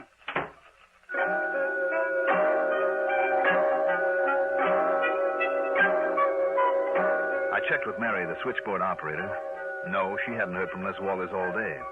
But he usually checks with me, you know. I mean, when he doesn't come in this way. Excuse me. Good afternoon. I told her then where I'd be, Mutual. and that if Les did call in, she was to let me know immediately, and from where he called. I told her she was not to mention this to Les, the fact that I was looking for him, under any circumstances. Item 3, $1 even for a cab out to the little apartment that Les shared with his wife, Connie.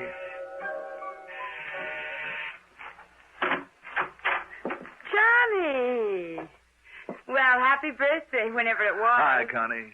At least I think I heard Les say you had a birthday not long ago. Mm-hmm. But what in the world are you doing in this part of town, this time of day? Well... Oh, come in, Johnny. I'll put on the percolator and we can have ourselves a coffee club. Well, sure, Connie, thanks. Les around? Oh, no, he isn't. Has he tried the office? He isn't there. Oh. Well, then he must be out selling people insurance or something. Why, Johnny? It's just that we talked about maybe taking in a hockey game tonight, and I haven't heard from him, that's all. Oh. Connie? Yes? But come in. Sit down. Make yourself comfortable. Connie, does Les keep any kind of a gun here in the house? Well, now, that's a funny question. Especially from you. You're the gun collector. Listen, Connie. Have you added any to that beautiful collection of yours lately? No. Oh. Connie, listen to me a minute. Incidentally, you know why he wanted to take you to the game or something, don't you? Why? Well, maybe you don't realize it, but he's been trying for months to find some way of thanking you for solving that embezzlement case that got the promotion for him. When was it? Last fall? Where is he, Connie? But you know something? I'll bet he forgot all about it. I know I haven't seen any tickets around. Where is he? I'll bet he completely forgot to send for them. That's just like him, too. But he'll think up some excuse or something or something. Connie, where is Les? You say he isn't at the office? Well, he did say something about some errands when he left this morning, but I don't... What's the matter, Johnny? You're acting very peculiarly. You know it? Maybe I better lay things right on the line, Connie. What? Do you know a Bill Willoughby? Oh. Well? Yes. Go on. Bill sort of had a crush on me, Johnny, before I married Les. And? That's all. Is it? Have you seen him since he moved back here to Hartford? Now, why should I want... Well, he called me a couple of times. Have you seen him, Connie? Johnny. Please tell me. Yes. Yes, I have. These questions, Johnny... Tell me. Well, I don't see what... All right. One day last week, Thursday, I guess it was, I was way out on Albany Avenue. That's Route 44. Yes. A seamstress who lives out there did some work on a dress for me. On the way back, I stopped at the gas station and... Johnny, what's all this about? Just go on, Connie. Well, Bill Willoughby was also there getting some gas. He insisted on taking me to lunch in one of those little places way out there, and... Well, that's all. That's all? Oh, well, he talked some nonsense about still being in love with me and wanting to see me again, but... Have you seen him again? Well, I certainly have not. When he started talking like that, I just got up and left him there. After all, I never really cared for him, and... Johnny? Connie, did Les know that you had this date with Willoughby? But it wasn't a date. Not really. Not at all. Well, did Les know about it? Did you tell him? What difference did it could possibly make? Well, Les can be pretty jealous, can't he? Les? Of course not. You say that as though you don't really mean it. Of course I do. Well, where is he, Connie? Where's he been all day? Johnny, how should I know? I think you do. Will you please tell me what this is all about? Will you please tell me why you're being so evasive? But oh, excuse me, that's the telephone. Hello? Why, yes, he is. It's for you, Johnny. Oh, thanks. Johnny Dollar. This is Mary at Worldwide Mutual. Oh, yes, Mary. I just found out, Mr. Dollar, there was a call from Mr. Lester Walters. Oh? Phoebe took it early this morning before I came on duty. Yes? He was checking in to see if there was any messages for him and to say that he wouldn't be in today. Or maybe even tomorrow. Or maybe the next day, the day after. Oh, and that call was collect. From where, do you know? Oh, yes, we always check. It was from Equity 30114. That's over in Waterbury, you know. I know. And it sounds familiar. Thank you, Mary.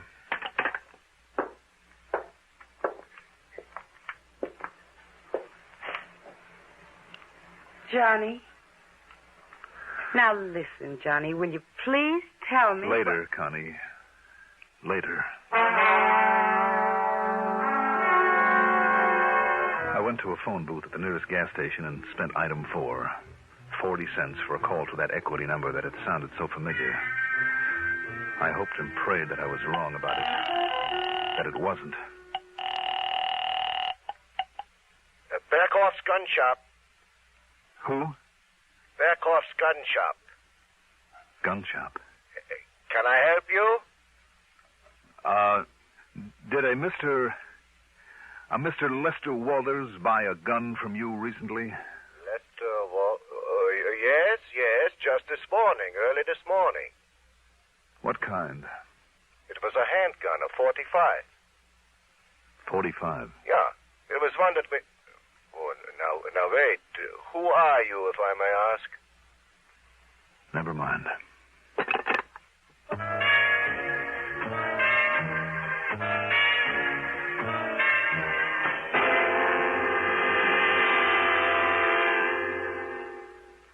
Not everyone is as lucky as yours truly, Johnny Dollar, who has an unlimited expense account. In many communities throughout the nation, though, high school youngsters are learning to conduct profitable businesses. They're learning by doing, running their own miniature business firms under the sponsorship and guidance of Junior Achievement Incorporated. To find out more about this unique project and how you may help it expand, write to Junior Achievement Incorporated, 500 Fifth Avenue, New York 36, New York.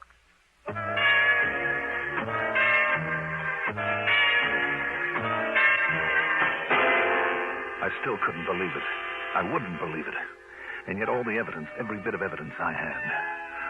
Well, sure, it was circumstantial, that's all, every bit of it. But it all pointed to only one person, to my friend Les Walters. I still couldn't believe it. Yet there it was. His failure to check in at the office the way that he usually did. Didn't he know that would arouse suspicion? His slip-up on our date for the hockey game. Didn't he know that would make me suspicious? Connie's having been seen with Willoughby. If the cops knew about that, why not Les? And then Connie's evasiveness about Les's whereabouts. But did she really know about what finally happened to Willoughby? And the gun. A 45 did it, Sergeant Bravo had said.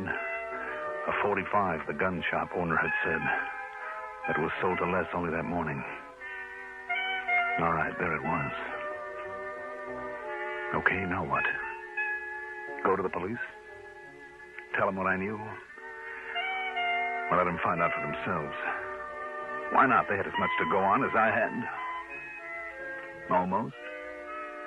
It was their job to run down Willoughby's killer just as much as mine, wasn't it? Yes, and it was my job just as much as theirs. My dirty, rotten, lousy job. Why? Why did it have to be? Couldn't I just... No, I couldn't, and I knew I couldn't. If Les did commit that murder, if... I made another call there in the phone booth.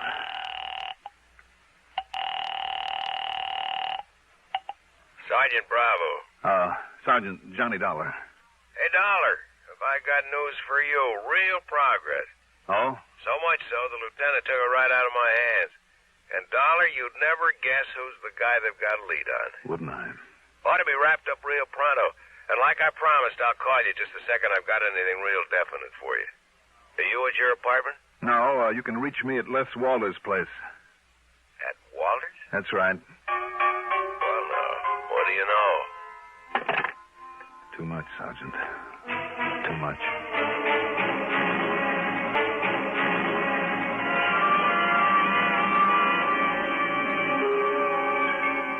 No, I don't know. And I don't know when he's coming back. And, Johnny Dollar, you just sit yourself down here in the den and tell me why you're acting so strangely. Now, sit down, Johnny. Please. Sure, Connie. Look, would you like a drink? Maybe that would help whatever it is that's bothering you. Yeah, maybe it would. Well, all right, then. I'll go get you. Oh, now, who could that be? Excuse me. Hi, honey. Les. Sorry I'm so late. Les. Did a couple of business deals on the way back. Sold a couple of policies. Les, listen. Hey, look, honey, I got it. The gun shop over in Waterbury. Now, wait, dear. Let's wait. Look here. Isn't it a beauty? An honest-to-goodness, genuine, original, single-action Army Cobra. 45 caliber. Honey, do you have to yell this way? Why not? Isn't it a beauty? Do you know who's sitting there in your den? Oh, boy. Johnny Dollar. Oh. Yes. Well, you didn't tell him anything, did you? No. So go on in and make the best of it. Go on, Ness, while I get the phone. Okay. Well, Hello? I didn't expect to find you here waiting for me, Johnny. Kind of spoils all the big surprise. But here you are, baby. Catch it. Thanks, Les. Well, don't you like it, Johnny? Should I? Oh, now look. After seeing that gun collection of yours, and seeing what was missing from it, and after what you did for me last fall, and with that birthday you had, well, listen, I've been negotiating with the old man Berghoff over in Waterbury for 2 weeks to get this for you. What's the matter, Johnny? Johnny? Oh, yes, Connie. That phone call is for you. Sergeant Bravo, I think he said. Oh, thanks. Johnny? No. Johnny Dollar. Well, it's all wrapped up, Dollar. Well... Yeah? Yep. Prints on that glass led the lieutenant straight to him. Well, what was that? The killer, the one that knocked over Willoughby. It was Shorty Scarpone, one of his pals in the dope racket. Broke down and confessed the whole thing when the lieutenant busted in on him. And Dollar... Oh, brother.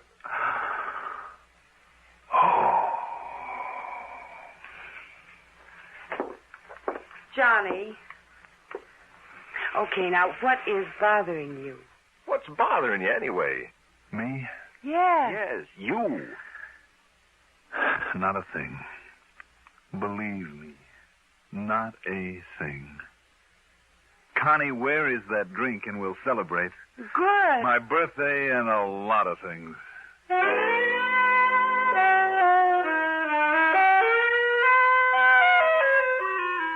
I can only tell you this. I was never so glad to be wrong in my life. And I mean all wrong about a case. Expense account total? What expense account? Yours truly, Johnny Dollar.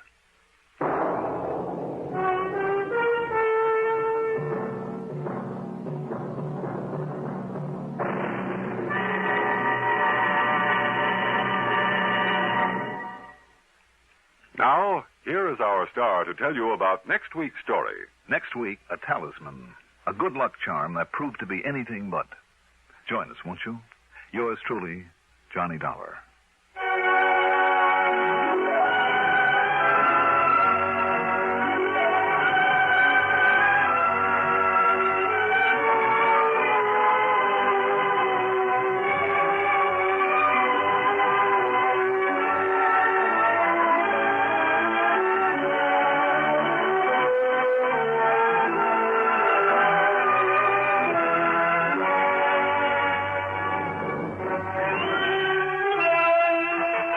Truly, Johnny Dollar is written by Jack Johnstone, produced and directed by Bruno Zerato Jr., music supervision by Ethel Huber. Johnny Dollar is played by Mandel Kramer. Also featured in our cast were Mason Adams as Sergeant Bravo, Margaret Draper as Connie Walters, Arthur Cole as Jonathan Harmon, Pat Housley as the telephone operator, Casey Allen as Les Walters, and Sam Gray as Mr. Burkhoff. Be sure to join us next week, same time, same station, for another exciting story of yours truly, Johnny Dollar. Art Hanna speaking. Durward Kirby's favorite program, The Gary Moore Show, on the CBS Radio Network. WROW Albany. Welcome wagon hostesses rate their work as the most fascinating public relations job in the whole world. In the United States and in neighboring Canada, too, you will find thousands of welcome wagon hostesses who do a vitally important job every day of the week. Right here in the Capital District, there are more than 20 welcome wagon hostesses, your neighbors and mine, each one a charming ambassador of goodwill. We'd like you to meet one right now. I'm Lenny Gannett. I welcome all the newcomers in the McGonville-Giblin area. I try to make new families feel at home. The basket of gifts I bring is just a small part of my welcome. I'd like to call on your new neighbor. All you do is tell me who she is. Call Welcome Wagon at State 59640. Give the hostess the name and address of the newcomer you know. She'll call on them with a basket full of gifts from civic-minded businessmen. Call State 59640 for Welcome Wagon. Our sincere thanks go out to the wonderful network at CBS. And now, dear listeners, let's put your knowledge of the airwaves to the test.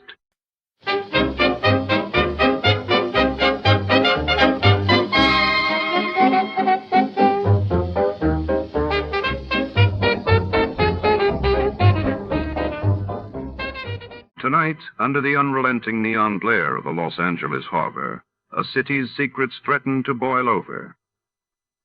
The docks groan with cargo, but it's not just crates of silk and spice. Landing something far more dangerous is about to surface.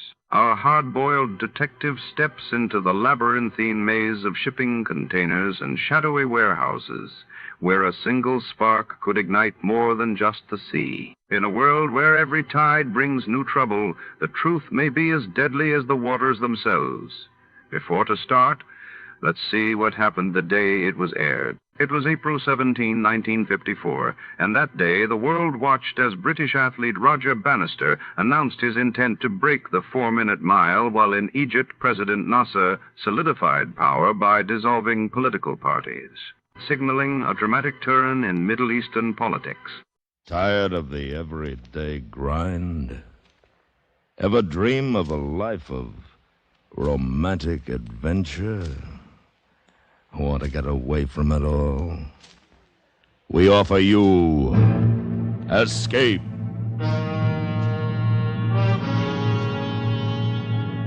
Escape, designed to free you from the four walls of today for a half hour of high adventure.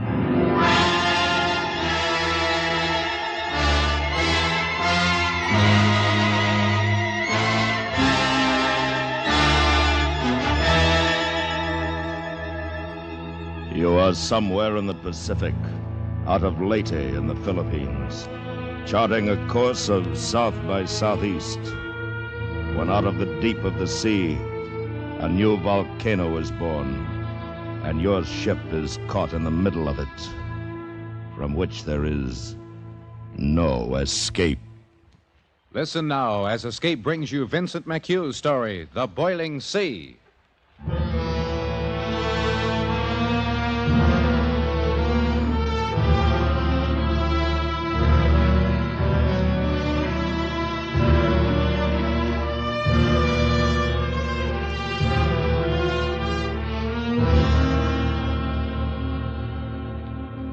It should have been an easy trip. It was the spring of '45. The war was almost over, and what few Japs were left that far south didn't figure to give us any trouble. I was first mate of the Hopi Victory, hauling cargo with the landings in the Philippines. But this trip, we detoured south to the tiny island of Carazuruti in the Moluccas to pick up a detachment of Rangers, a demolition team, and bring them up to Samar. We cleared for the north about 1830 hours, and as darkness fell, I went out on deck. There, I found Lieutenant Drury, the Ranger CO, and his top sergeant watching Gamkamura, the volcano, over on the island. Hi, McCallum. Evening, mate. Quite a sight, isn't it? Sure is, but it'll get better. We passed closer to it off Tonati. In the dark, you can see the lava spouting like 4th of July. We got a look at a small one back on Cazaruti. Inactive. This whole group of islands on both sides of the strait is volcanic, they tell me. That's right. Now, you can have my share of them.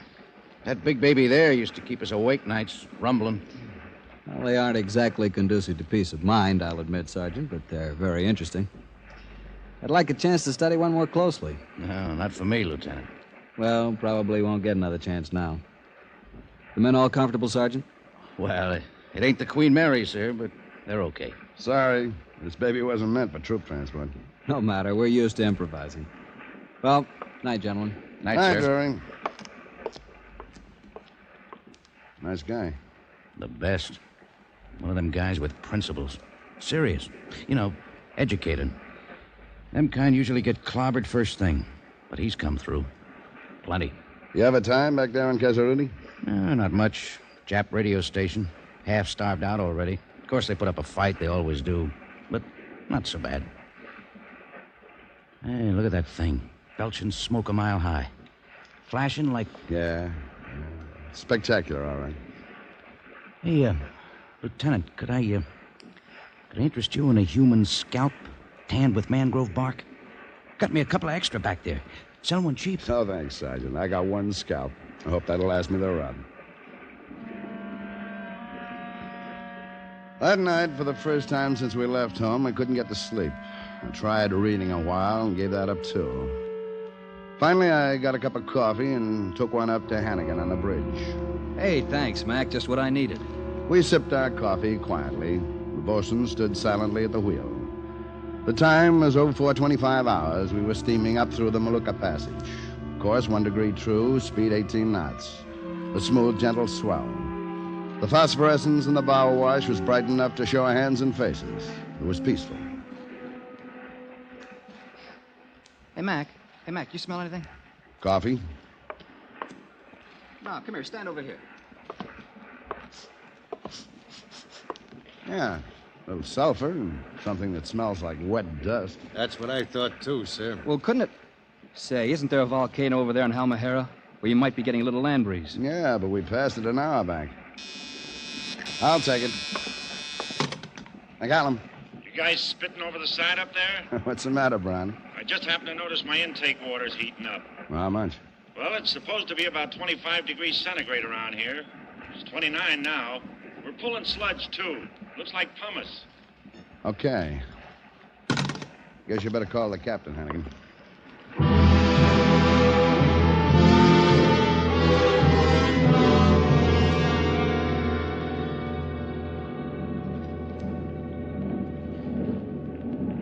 Smell that, Captain? Yes. You checked the ship, Mr. McCallum? Yes, sir. Boyd and Foreman went over it, too. Nothing wrong. Yes. Well, stop the engines. Yes, sir.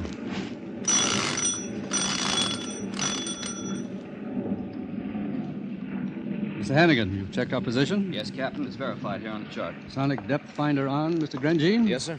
Turned it on right away. Reads 1143 fathoms. Now, see here. This is where we are, about 35 miles west of Gambaki and Halmahera, nautical miles, that is. Yes, sir. Now, over here, you see, less than 3 miles northwest, you've got a Vigia. Somebody reported a shoal there once. Hasn't been found again since. Might be anywhere in the general vicinity. You see here? It's marked 18 fathoms. ED. Existence doubtful. Reported February 1871. Well, if there is something there, it can't be anything but a submarine mountain. Not with those depths all around it. Yes, probably volcanic. One of those buggers that push up, you know, and sink back down again. Got some of them up in the boonies.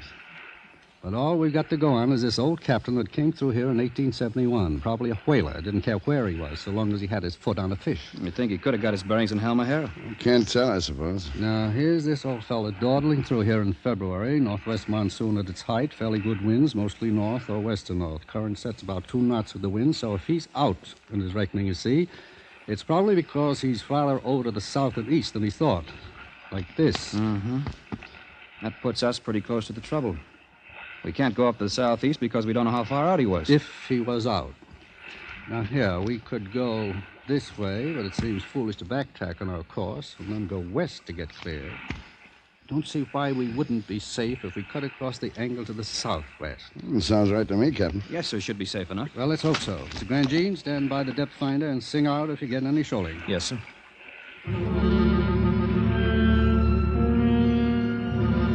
The ship was at dawn GQ. The engines stopped. An eerie ocean silence hung over everything. It was still dark, but a soft glimmer was beginning to show behind the peaks on Halmahera. Start the engines, half speed. Yes, sir, half speed.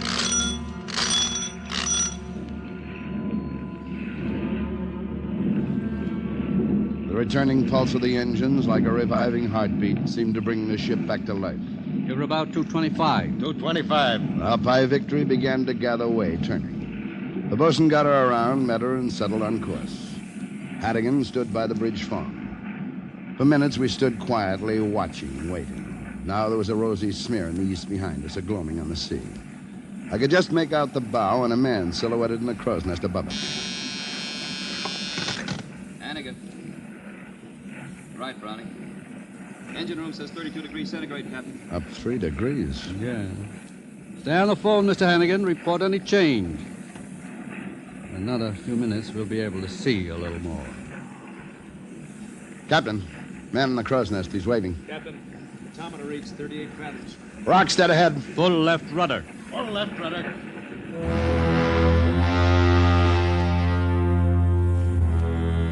We could see it now, not 500 yards ahead. Nothing in a nightmare had ever been so awful as that jagged, rocky crest hunching and lifting like the back of a great dawn lizard in the yellow light. It came fuming out of the sea, slimy with the first mud of creation. The slow swell pitched up on it. We could feel its deep, grumbling roar through the noise of the engines. The ship was turning now. No one spoke. We stared with slow understanding of the horror that began to form in all our minds. The monster was not a single peak. The ridge we'd seen coming up in the southwest was extending itself in a long curve of points and benches all across the south. Keep her turning. Keep her turning. But it was already too late.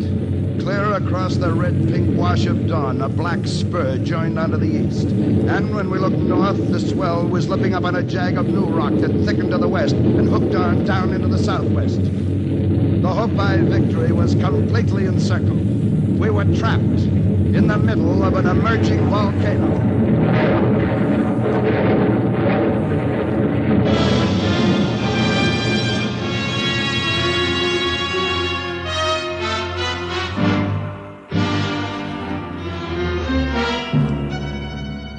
You are listening to The Boiling Sea, tonight's presentation of Escape. Keep the family intact this holiday weekend by driving safely. Observe speed laws, stay on your side of the road, and don't try to save time at the risk of losing a lifetime. Driving's more relaxed, more fun that way, and safer, too. And now back to Escape and the second act of The Boiling Sea.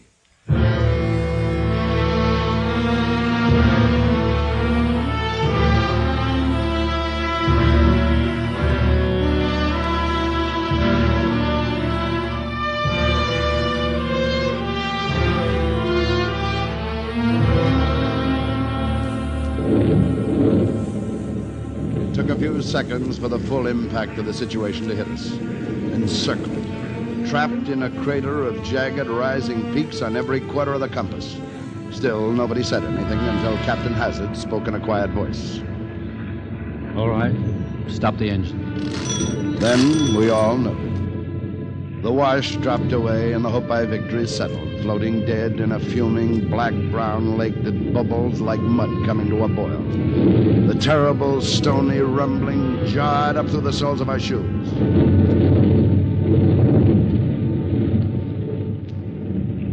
Well, I got you fellas into this. Oh, no, Captain. You did the best you could. How could anyone know where an uncharted mountain would come up out of the sea? Hannigan. I don't want to get you fellas too excited up there, but you better quit smoking. We're getting 68 degrees centigrade on this thing. Got any eggs you want boiled? What is going on up there? Brownie, we're in a volcano. Well, I always told you something like this would happen. You know, you gotta watch where you're going. 68 degrees centigrade, sir. Well, Jonah made it. Yeah, we don't know. Maybe there's a hole in it somewhere. We can wait till it settles down. Get the boats out. Yes, by golly. Gave me an idea, Mr. McCallum. If we do a good job of surveying, maybe they'll forgive us for getting into it in the first place.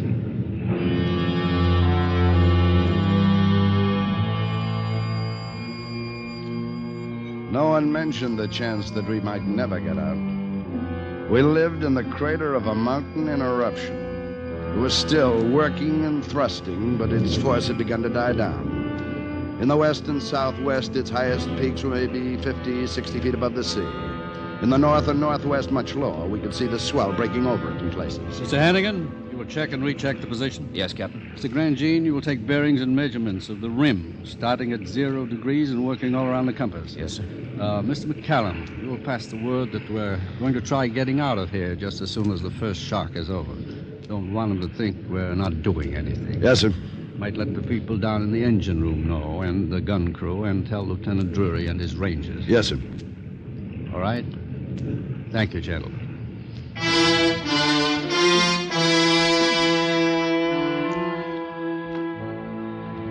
I carried the message to the other officers. Men were hanging over the rail looking at the dead fish in the putrid water.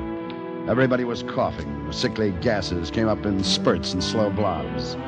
Here and there, a small geyser pattered down stones and mud on the water. There was a wash of gloomy sun on the crags to the west.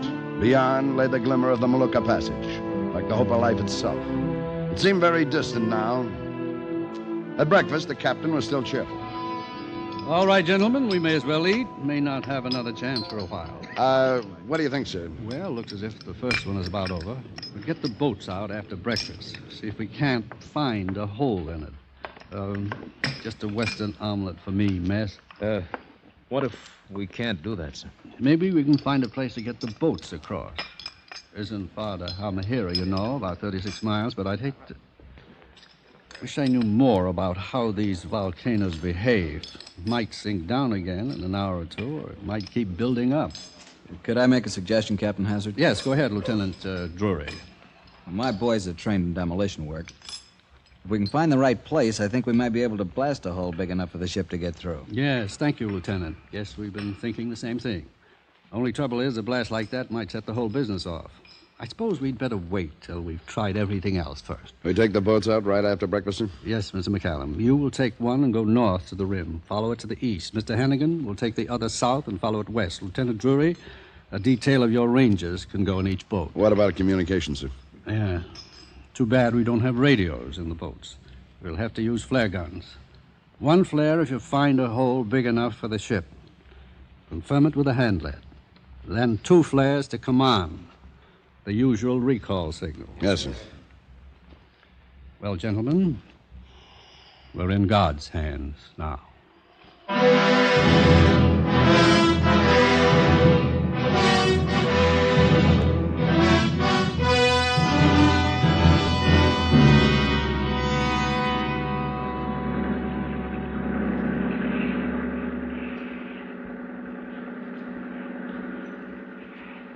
$50, sir. Ease her in slowly, bosun, right into the rocks. Yes, sir.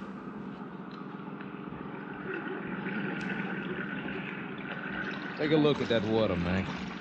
You ever see anything like it? Slimy, gas bubbling up. Not very inviting.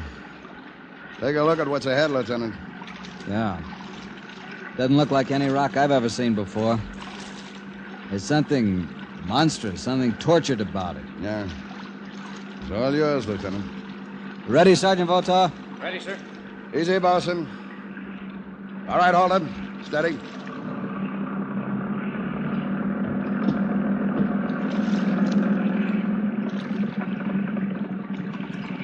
All right, you guys. Go!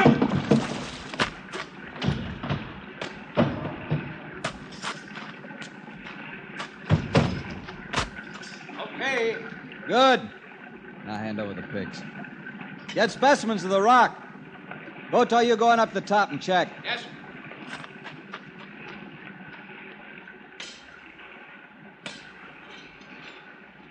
This doesn't look very promising. No, it's only 20 feet high, but we haven't got enough explosive to blast through here. Must be gaps somewhere. There's Votar on top. Votar! Can you see anything? It's about 40 feet across. Any breaks to the east? Can't see any. Can't tell for sure, though. All right. Come back. We'll go down farther. We cruised slowly along the rim through the dirty, brown-black simmering water, stopping every few hundred yards to break off specimens of rock. It was hot. We felt as if our bodies were drenched in a heated grease. The crater had a general downhill trend to the eastward. In the northeast sector, it came to what appeared to its lowest point. Here, the swell broke clear across the shallow peaks. This is the best place for blasting we've seen yet. Yeah, it doesn't look bad. Might be possible. Let me take 4 of my men on those rocks and try to find some likely openings for charges, just in case. Okay. Move in close again, bosun. Listen, Drury. Those rocks are wet, and that swell has plenty of power. Watch yourselves. Don't worry about us, matey. We don't mind wet feet. Uh-huh. Set her easy, bosun. Okay, boys, over we go. Come on, get the lead out. All right, men. String out. Look for cracks. I'll hold her off, bosun. You stand by with the line secured, ready to toss them just in case. How about this, mate? You think we'll have to try it? Last resort? I don't know, Walt. Looks like maybe, unless Hannigan found something we shouldn't. I don't know. Blasting in this stuff is like lighting a firecracker in a dynamite factory. We may have to take the chance. Yeah, look back there toward the ship. A dirty yellow guck. We ought to break out the gas masks if we had gas masks.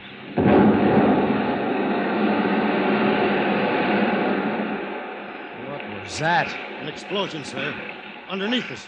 The whole thing's going up. No, it's sinking. Look, the men, they're... No, it's sinking. Look, the men, they're sinking. From that line, bosun, hurry, heave. Drury, grab the line, get your men on it, we'll pull you in. That's it, pass it on, all of you, hurry. All right, they're all on. Heave, bring them in. Heave, fast as you can. Heave. Okay, here's Drury. Heave, get them in, hurry. Come on, Drury, come on. What's happening? The whole thing's moving. Keep heaving. Motor. Where's Motor? We got him right here. Come on, up, heave. Oh, God in heaven. Keep pulling, man. Keep pulling. All right, here's the next one. That'll be Clugston. That's 3. Yeah. All right, coming easier now. Here's another. That's Hangley. 4. Come on, fella, grab, huh? One more. Trouble. All right, get quick so we can get out of here. The line's coming too fast. Hey, it's empty. Trouble. Where's Trouble? Wait, Lieutenant. Stop him, Walt. Hold it, Drury. You can't do Trouble's still in there. You can't go back in without a line. Tie it around his waist, Walt. I'm going to. All right, but tie into that line. Then we'll be able to haul you back.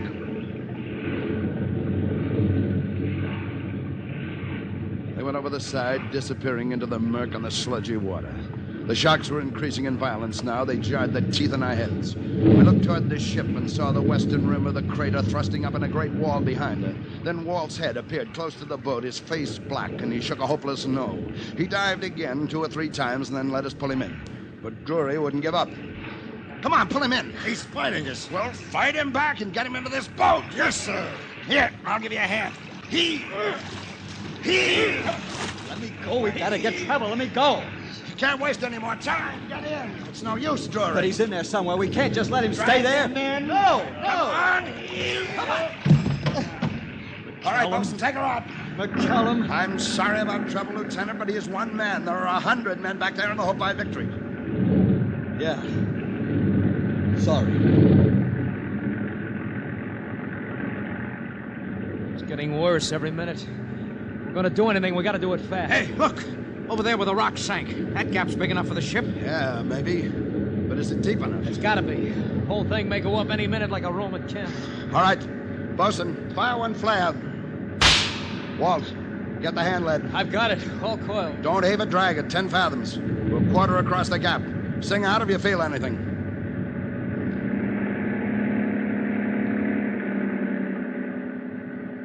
The boat moved slowly across the old edge of the crater and out into the open sea. Walt, holding the lead line, shook his head at me. He felt nothing. I turned carefully in the swell and quartered back into the crater.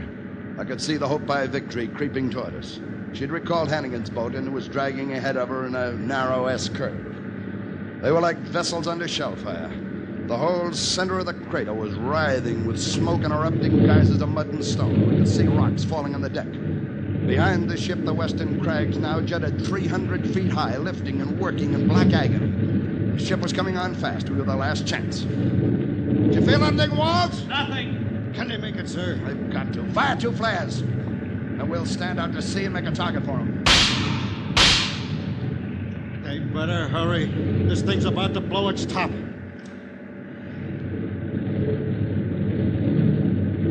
All right, here too, Bosun. We'll stand here. You'll never make it. That gap's too small. It'll be a tight squeeze. The captain's got it perfectly centered. Yeah, well, he'd better. It's coming full speed if he misses. Hannigan's through. Another minute, we'll know. Men, if they crash, we'll have to work fast. Unless the shock is enough to set the whole thing off. Here they come. The swell's breaking on the bow. He's not slacking, Spade, and it's too small. It's too small. They're in. She's coming through.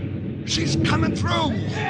Save your chairs! We're not out of this yet. Hey, he's not cutting his speed. He's not going to leave us here. Calm down. He's turning between the two boats. He'll get us on one side and Hannigan on the other. Look! Captain signaling from the bridge. Bosun, give her full speed. Give her everything you got. Parallel his course. Past the guest walk and hang on. We'll pick you up later. You heard him. Boat our dory wall. Help me get that line when it's thrown down and don't miss. Right.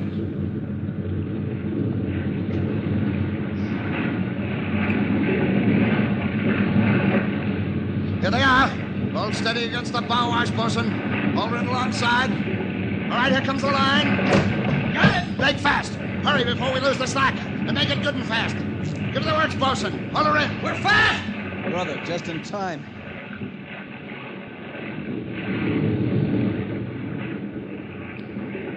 All right, Bosun. You can cut the engine. We're under tow.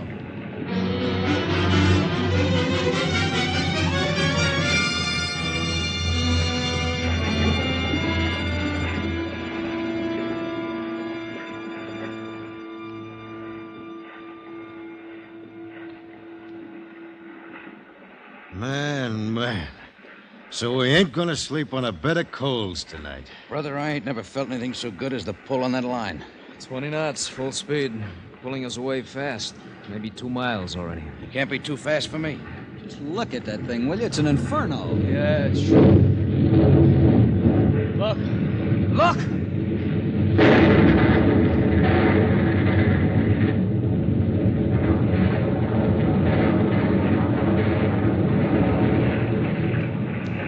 All of it.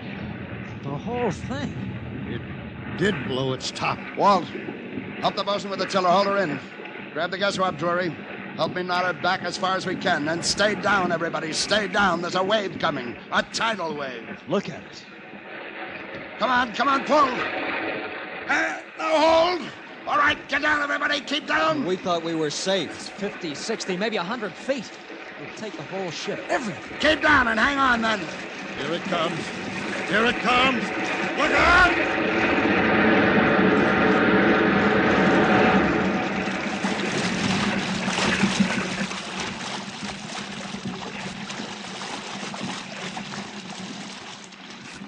Everybody all right? I don't know how, but we're all right, Mac.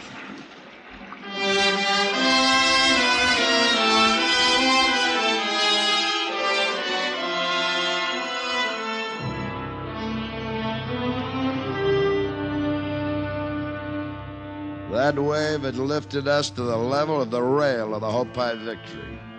But a seismic wave does not crest an open sea, so it came as one great smooth swell that lifted us high and passed and let us swoop back down again.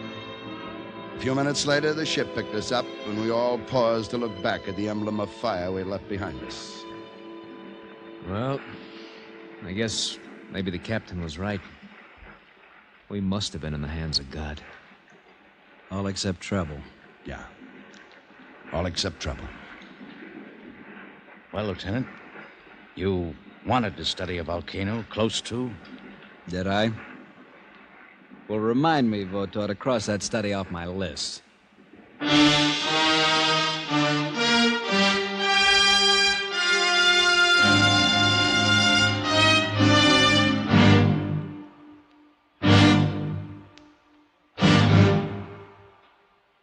Escape, produced and directed by David Friedkin and Morton Fine, has brought you The Boiling Sea, a story by Vincent McHugh and adapted for radio by John Dunkel.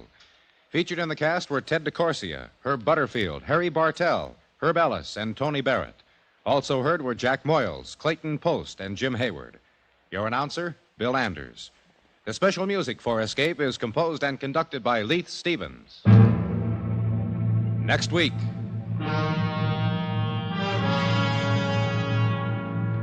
You are stranded with a carnival just this side of the Iron Curtain, when out of nowhere a fortune is within your grasp, riding a number on a roulette wheel hundreds of feet high, while at your shoulder, laughing at you, a killer clown from whom there is no escape. So listen next week when Escape brings you David Friedkin and Morton Fine's story, Carnival in Vienna.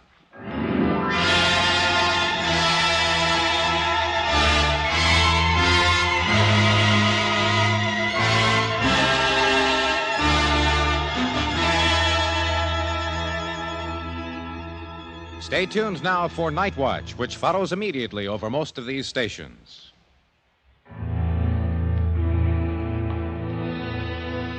There's comedy with My Little Margie, Sunday nights on the CBS Radio Network.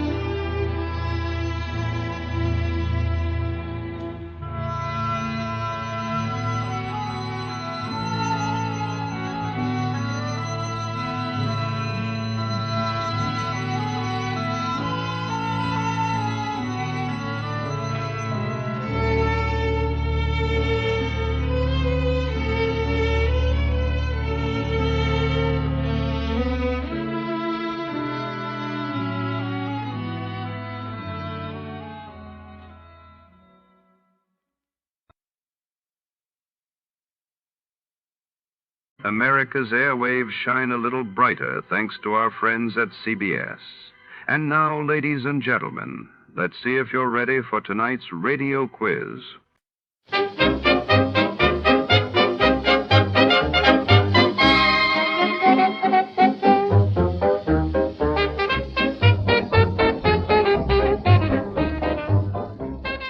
Tonight, our story takes us deep into the heart of a dusty Texas cattle auction house, where fortunes are made and lost in the blink of an eye.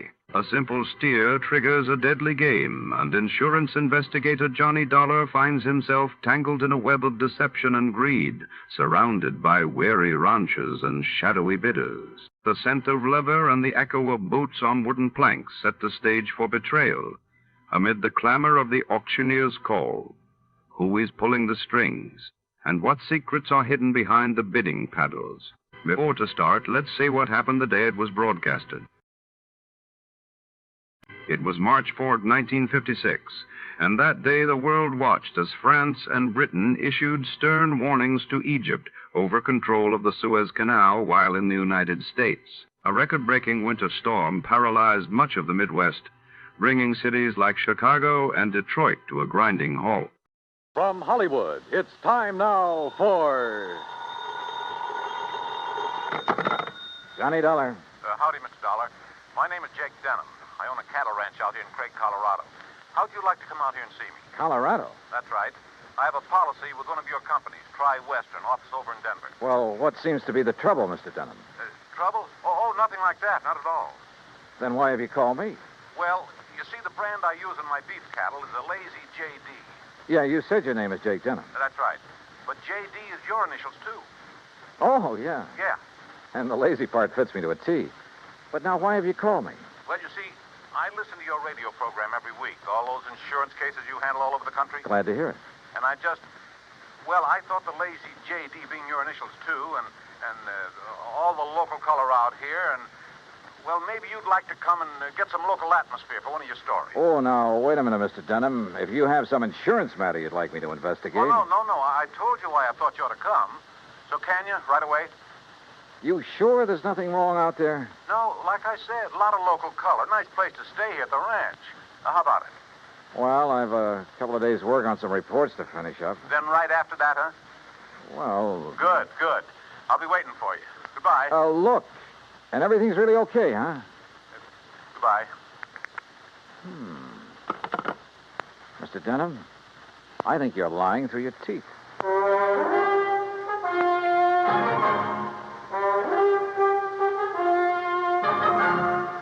Bob Bailey in the exciting adventures of the man with the action-packed expense account. America's fabulous freelance insurance investigator. Yours truly, Johnny Dollar.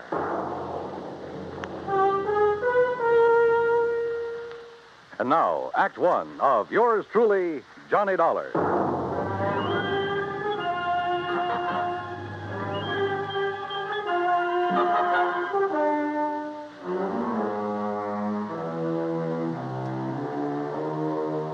Expense account submitted by Special Investigator Johnny Dollar to the Tri-Western Life and Casualty Insurance Company, Home Office, Denver, Colorado. Following is an account of expenses incurred during my investigation of the bum steer matter.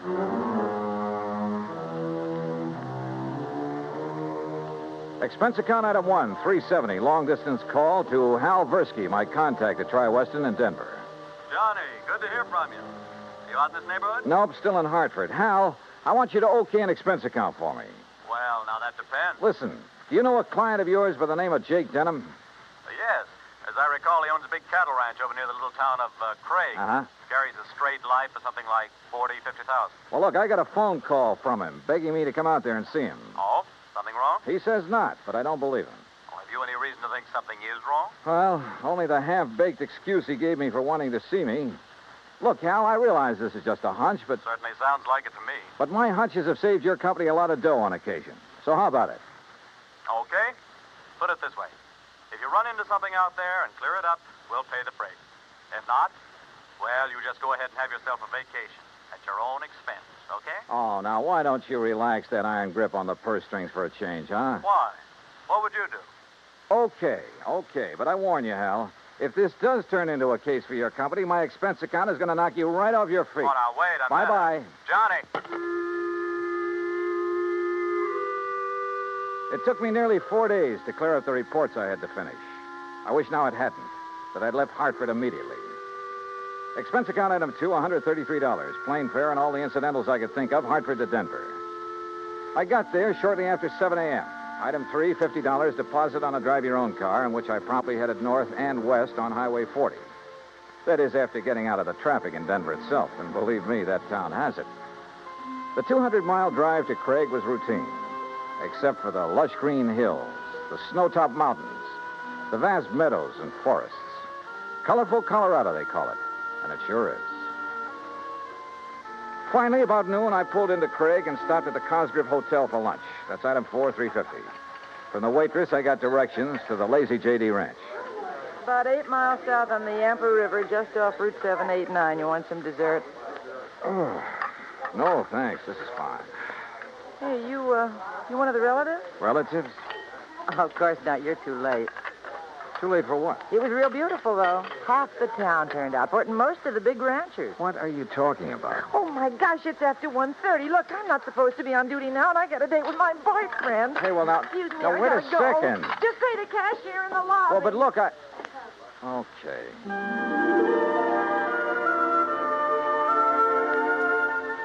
I paid my check to the cashier, went out to my car, climbed in, and headed for the Lazy J.D. There must have been several thousand acres to the ranch, all rich, green, healthy-looking pasture land, and Lord knows how many head of beef cattle. The main ranch house was a rather small but well-kept affair near the gate to the road from the highway.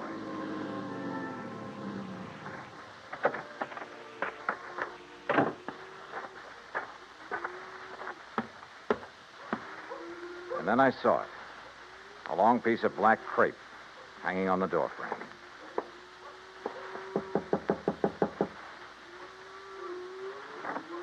Yes? How do you do? My name is Dollar, Johnny Dollar. Oh, Johnny Dollar. Why didn't you come before? What? He begged you to come, didn't he? To come right away? Mr. Denham? Yes, but I Then told why him... didn't you? You might have saved him. Saved him? Yes, saved him. We buried him this morning. And I think he was murdered.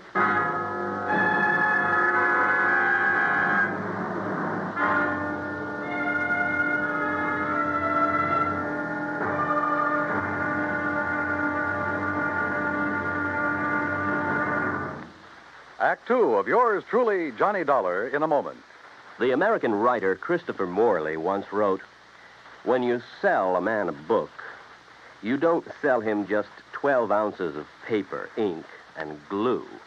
You sell him a whole new way of life," unquote. Now, that goes double when you give, not sell, a book. But the gift of 550 books to little children increases the legacy tenfold. Near the end of 1960, the employees of the Chase Manhattan Bank started a people-to-people program with such a gift to school children of a town in Tanganyika. That's on the southeast coast of Africa. To give you an idea how the books were received by the children, let me first quote from Francis Bacon. He's an English writer of a few centuries back. He said, "Some books are to be tasted, others to be swallowed, and some few to be chewed and digested. In the past, children in Tanganyika may have done a little tasting and chewing and a little swallowing and digesting. But there's one certain thing. They wound up devouring the books they received from the United States. And they did so much of it that they, the ones in high school anyway, were able to reach the level of English children their age and pass the exams at the same time. That takes a lot of book learning, as they say."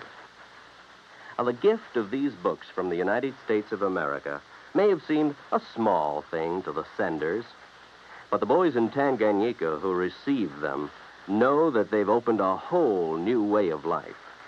They've greatly increased understanding in the classroom of freedom, the right of all men everywhere. And now, Act Two of yours truly, Johnny Dollar and the Bum Steer Matter. The tall, beautiful girl standing in the doorway of the ranch house at the Lazy J.D. outside of Craig, Colorado, was dressed in black. The red about her eyes showed that she'd been crying. But there were no tears in them now. Jake Denham was my father, Mr. Dollar. I'm Virginia. And you think he was murdered? Why do you think he called and begged you to come out here? Any idea who might have done it? Yes, Big Mike Craven. Who's he? He owns the Sea Lucky Star and wants to own every other ranch around here, and he will unless somebody stops him. How did your father die? Anthrax. That's what they said it was. I thought that was a disease of cattle. People, too, if they get infected from the cattle. And that's what happened to your father? That's what they say, but there's no anthrax around here. Our ranch is clean. Look, let's go inside and sit down and talk about this. Sure, I'll talk about it. If only somebody will listen. And here, John. Oh, thanks. Are you, all alone? Now that Dad's gone, he and I ran the ranch. Now it's up to me. Sit down. Thank you. Virginia, were you trying to tell me out there that you think somebody tried to infect your herd with anthrax? What would you think? Who was your father's doctor? Dr. Regis Ross from in town. Who are you? Well, my name is Dollar, insurance investigator. Say, you fellas act pretty fast, don't you? Sometimes. Feeling all right now, honey? I guess so. I told the hands that you're in full charge now. They'll take their orders from you. Or from me. Or from... Sure. Sure, I guess that's best. Thank you, Pete. They might as well get used to it, because after we're married...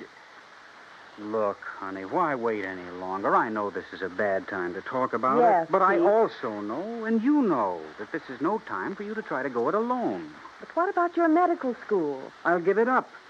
This is a lot more important than... Well, you're a lot more important. Oh, look, Jenny, you've stalled me for a long, long time. I know, Pete, because I... Don't you see I can run this ranch alone? No. You need me, honey. And I'm here to help you. Do you know how Dad felt? Sure.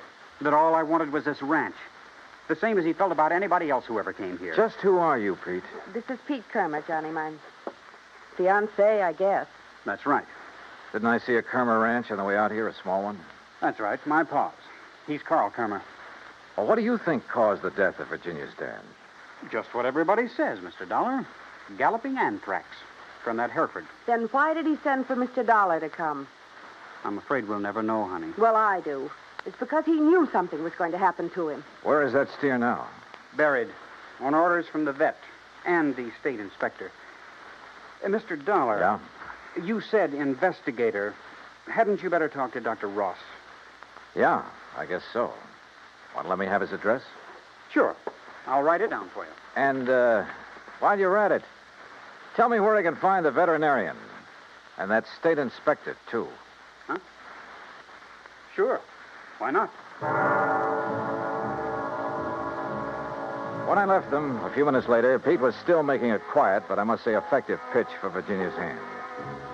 Expense account item 5 cents for a phone call to the state inspector. He told me he'd never seen the infected steer on the Lazy J.D., that he was confined to his bed at the time. I called the vet's office, and he was expected back shortly. So I sat around the hotel lobby and glanced over some magazines. And then, in one of them, I found an article that made my eyes fairly pop out of my head. Item 6, I called the vet again. He was in. You caught me just in time, Mr. Dollar. I was about to drive over to the Sea Lucky Star Ranch for dinner. Mike Craven and I are old friends. That's so? Yes, ever since we roomed together at college. Oh, I see. I understand you're the man who spotted the anthrax out at the Lazy J.D. Yes, sir, that's right. Just that one Hereford. How it ever got to him, I'll never know. The rest of that herd's absolutely clean. That poor old Jake Denham, too. You think he became infected from that steer? Well, how else could it be? Galloping anthrax. Just like that. Doctor, where is that steer buried? Do you know? Yes, I had it buried myself. It's some miles out in the far corner of the Lazy J.D. property. Then phone the Sea Lucky Star and call off your dinner date. You and I are going out to take a look at that carcass. Oh, no, just a minute, young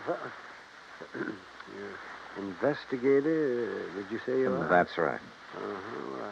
I suppose you have some authority. What I don't have, I can get. Tell me, Doctor, is there some reason why you don't want me to see the carcass of that steer? No. Well, let's go. Along the way, we picked up two fellows who were handy with pick and shovel. It was almost dark now, so I bought a couple of powerful flashlights at one of the local hardware stores. That's item 7925.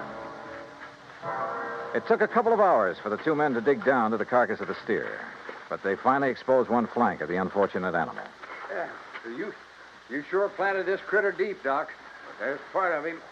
Give us a few more minutes, we'll have it. No, wait. Huh? Mr. Dollar, come down here into the hole. Sure. Oh, what's the matter, Doc? The color of that carcass. I don't understand this. What are you talking about? Well, this doesn't make sense. The deterioration and putrefaction that always occurs, well, it simply isn't here. You mean it's possible it wasn't anthrax killed this steer?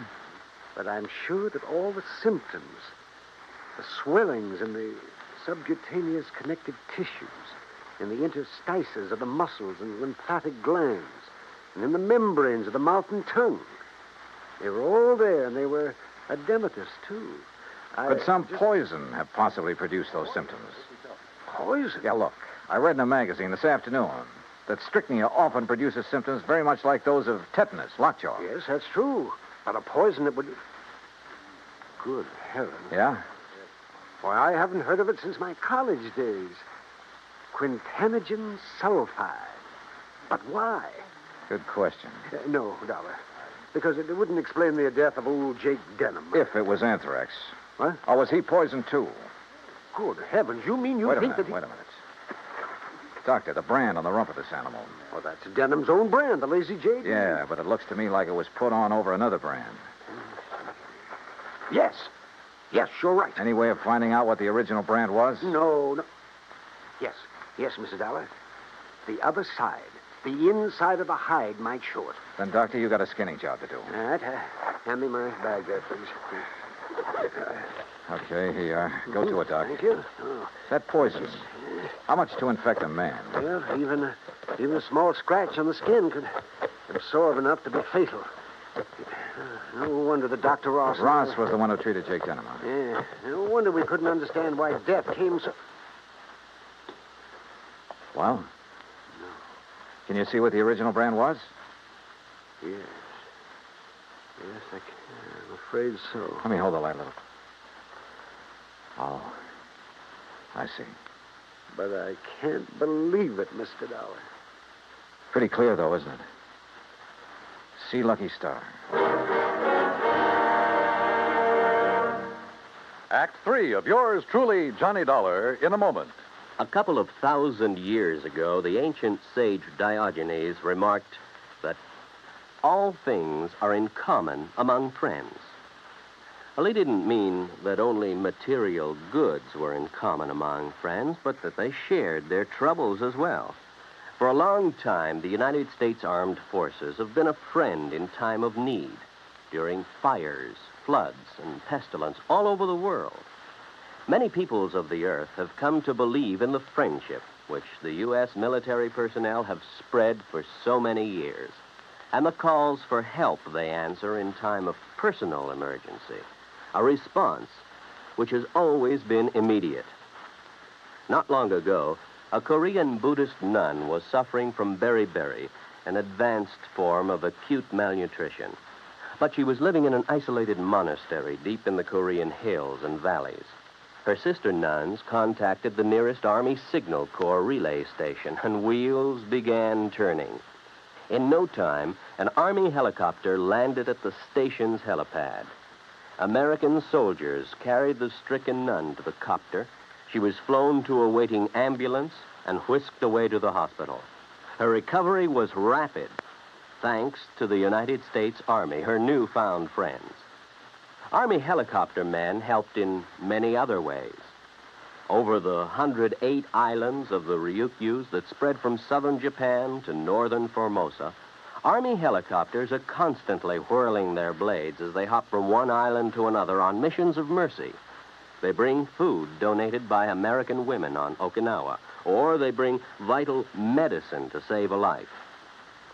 They also bring friendship and understanding and freedom, the right of all men everywhere. And now, Act 3 of yours truly, Johnny Dollar and the Bum Steer Matter.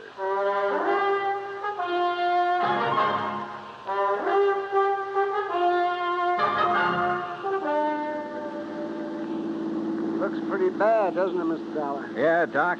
It looks as though this Hereford steer was brought over from the Sea Lucky Star, was rebranded with a Lazy JD, was given the poison to make it look like it died of anthrax. Yeah, but Mike Craven, who owns the Sea Lucky Star, I know him, Dollar. I've known him ever since our college days. Medical college? Oh, no, just during the preparatory years. But Big Mike couldn't have done a thing like this. Big Mike has wanted to... But Big Mike couldn't have done a thing like this. Big Mike has wanted to get his hands on the Lazy JD for years, Well, hasn't he? of course, so have a lot of other big ranchers, but I'd stake my life on it. He'd never do it. Hey, wait. Yeah? You should have taken that left turn to get to the Sea Lucky Star. That's not where we're heading. Yeah. Well, then where? If I remember correctly, it's this road to the right, here. Well, you mean the K-Bar K? Got any better ideas? Well, I'll be...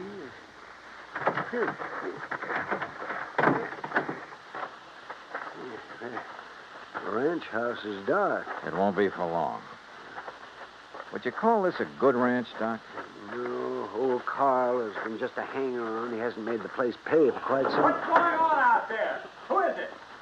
Johnny Dollar, Pete. Oh? I want to talk to you. Oh, sure. Door's open. I'll be right down. Come on, Doc.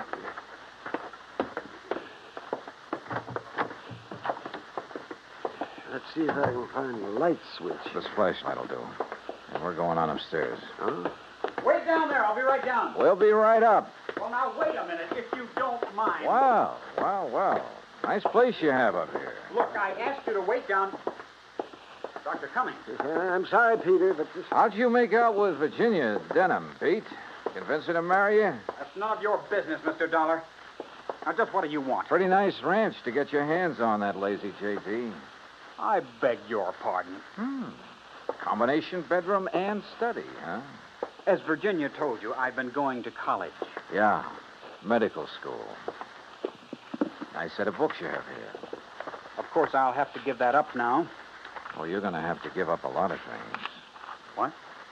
Where did you get it, Pete? What was the name of that stuff, Doctor? Quintanogen sulfide. What do you know about... Well? I don't know what you're talking about. Then why the marker in this book on toxicology? Marker? That was a foolish thing to do, Pete. A dead giveaway. Yeah, I told you. I don't know what you're talking about. Yep, right here. Quintanogen sulfide. I never heard of it. You're lying, Pete. No. Giving it to that Hereford was probably a cinch. Listen, you... But how did you give it to Jake Denham? Dollar, that's something you'll never live to know. Oh, look, now, wait a minute. Put the thing away. No. Now, stand back. I said, look out, you... Stop! Oh, thanks, Doc. I guess he'd forgotten all about you until you landed that chair on his head. Yes. Now, I suppose I'll have to patch this... patch him up a bit. Oh, absolutely. He'll have to look nice for the trial, won't he, Doc?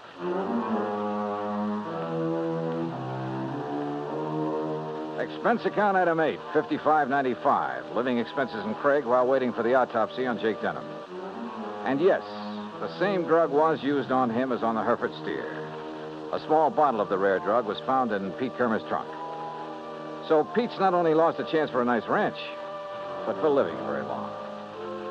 Expense account total, including incidentals and fare back to Hartford, $618.50. On second thought, how's about just sending that check to the community chest? Then I'll feel a little better about this case. And about myself, too. Yours truly, Johnny Dollar.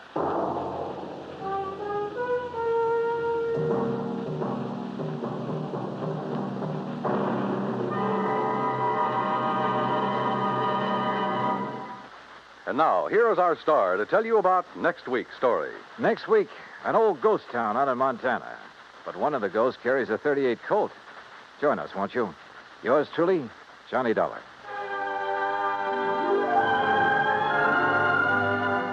Yours truly, Johnny Dollar, starring Bob Bailey, originates in Hollywood. It is produced and directed by Jack Johnstone, who also wrote tonight's story. Heard in our cast were Virginia Gregg, Gene Tatum, Will Wright, Jack Edwards, Howard McNear, Sam Edwards, and Forrest Lewis. Be sure to join us next week, same time and station, for another exciting story of yours truly, Johnny Dollar. Dan Kimberley speaking.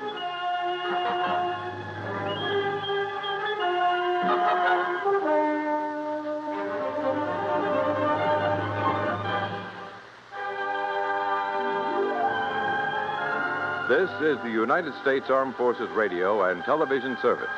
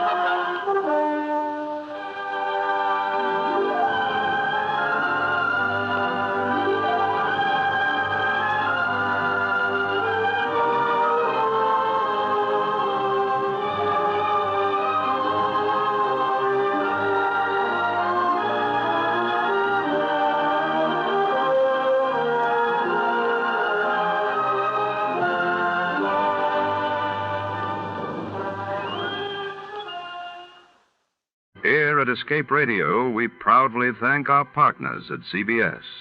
And now, folks, a quick challenge before the next thrilling chapter.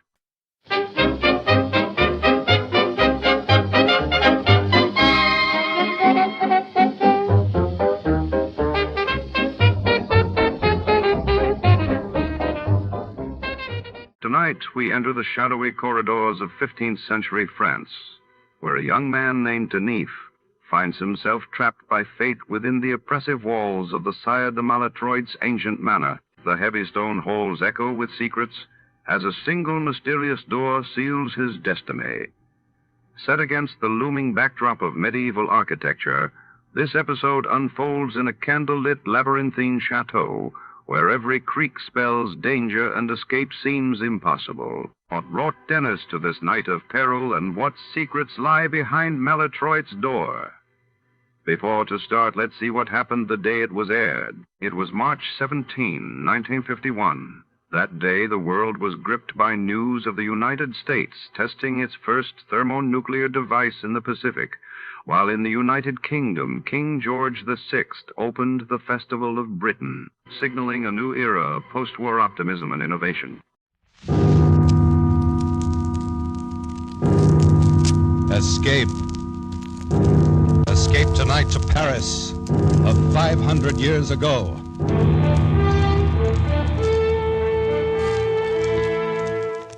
The The Columbia Broadcasting System and its affiliated stations presents Escape, a new series of programs of which this, the fifth, is The Sire de Maletroits Door by Robert Louis Stevenson, produced and directed by William N. Robeson.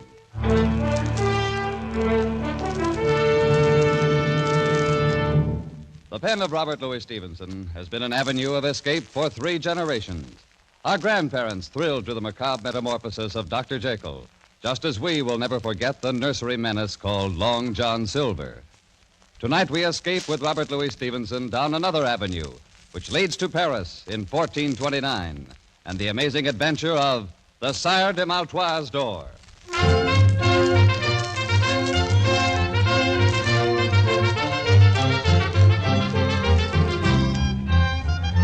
Dark of the Moon, 1429, Paris. The House of Burgundy holds the throne of France, and English men-at-arms patrol the narrow streets.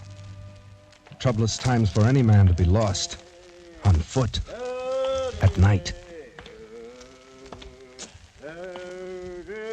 Psst! You there!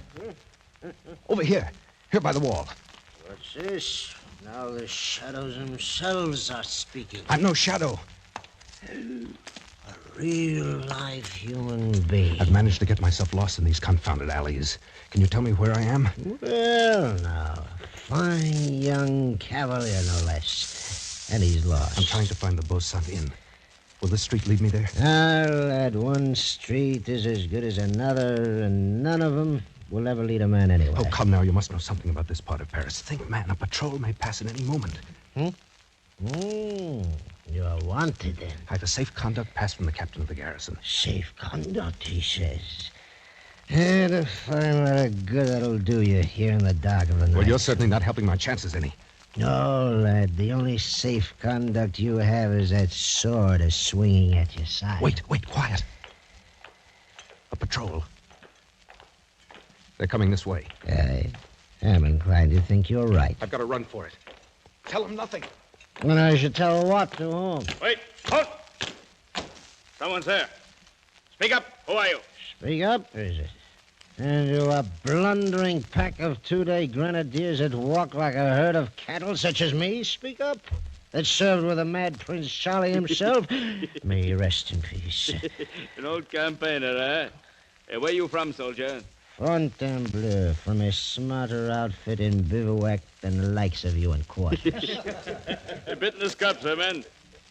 Seen anybody about, old-timer? Naught but shadows and tankards of ale. Fine French cavalier who departed hence without a by your leave just now. Where'd he go? Oh, who knows? Perhaps he went one way, maybe the other. Though I think it was the other there. All right, men. French cavalier, eh? We'll have him like a fowl in a spit. Spread out, cover the street. Keep an eye out. Don't let him slip away between you. Forward now.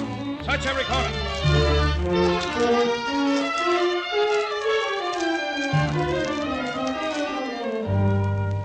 Oh, the fool.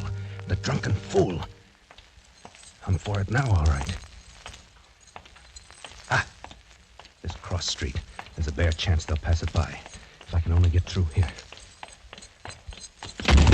Oh, no. Oh, no. It's a dead end, unless this leads... No, it's only the door to a house. Caught like a rat in a trap. All right. If it's so written, then so be it. With a bit of luck, there'll be 2 or 3 go with me. Huh? The door. It's unlocked. I can push it open.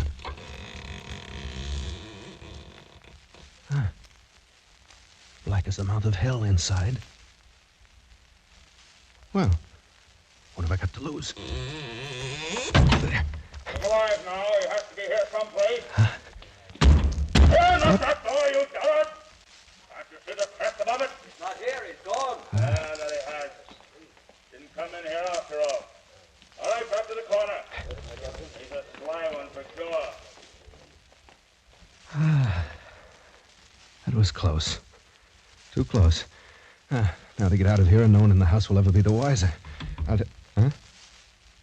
What's this? The door's locked. Oh, it's a trap. But why? Why would such a thing be done? I came in here by chance, one chance against a million. Wait. It's a light. Somewhere inside the house. Well, by all rights, I should be dead at this moment. So...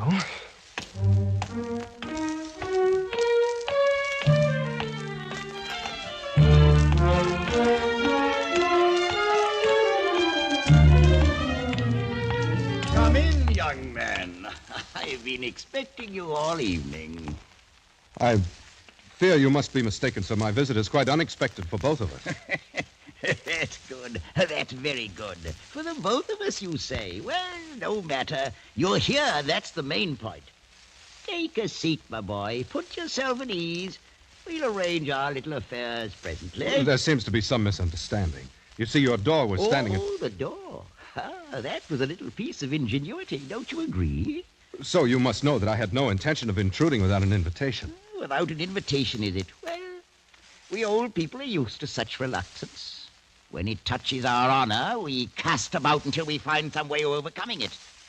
And so, my boy, invitation or not, you are, believe me, most welcome. I hope you'll pardon my saying it, but I haven't the slightest idea what you're talking about. Oh, so that's it. Dead to rights, but still pretending, eh? Ah, you're a clever rogue. Sir, right. My name is Denis de Beaulieu. I am not a guest in your house by my own choice, and I am not accustomed to being... Nor is the house of Maletroits accustomed to certain things, of which you well know. Maletroits?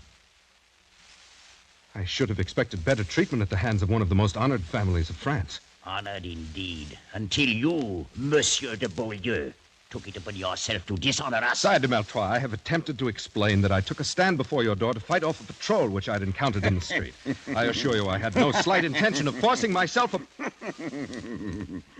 Since it seems impossible for you to converse with any degree of reason, may I bid you good night? Sir, if you have your right wits, then you're insulting me grossly. And if not, I have no desire to spend further time with a lunatic. You young fool. Thinking to get away so easily. No power on earth can make me stay here any longer, even if I'm forced to hack that door of yours to pieces. I me. And now, will you please sit down, my dear nephew? Nephew? You lie in your teeth. I said sit down. You think for a minute that I made a little contrivance for the door and stopped short with that? If you want to be bound hand and foot until your bones crack inside of you, then get up. Try to get away. But if you'd rather stay a free young buck, agreeably conversing with an old gentleman, sit where you are in peace. You mean, then, I am a prisoner here? I stated the facts. Draw your own conclusions. Ah, Père Francois, come in, come in. Thank you, Messiah. Tell me, how is she? A little better frame of mind, I hope? She is more resigned, at least, Messiah. Well, now, isn't she hard to please? A likely stripling such as this, well-born, and her own choice. What more would the jade wart have, hmm? If you'll pardon, the situation is not usual for a young damsel. It is somewhat trying to her blushes. Trying, is it? Ha! She should have thought of that before the dance began. She called the turns, and now she'll do the pay. At the risk of being presumptuous, may I ask who she is? Ha! You hear that, Père Francois? Monsieur de Beaulieu wishes to know who she is. I heard, Messiah. I am pleased that you find my most casual remark so amusing. So, you'd like to know who she is. Very well. After all, you really should know, young fella. It's only fitting for you to be introduced properly. Come along, come along. I'll take you into she, all right. Why, that's the reason I planned the whole thing. You stubborn young scoundrelly blackguard.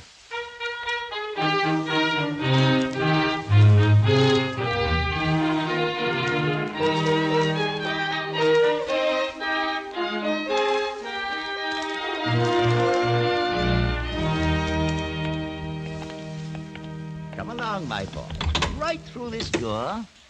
After you, sir, if you don't mind. Oh, no. It's not that kind of a trap. Here we are. How are you, my dear? Oh, please, Uncle. Please have some pity on me. Pity? But I do a great deal more than you've shown for the name of Maletroits. Come now, up off your knees and look at the friend I brought you. It's good to be devout, but it is also necessary to be polite. I have no understanding how you can be so vicious. Oh, that's very unkind.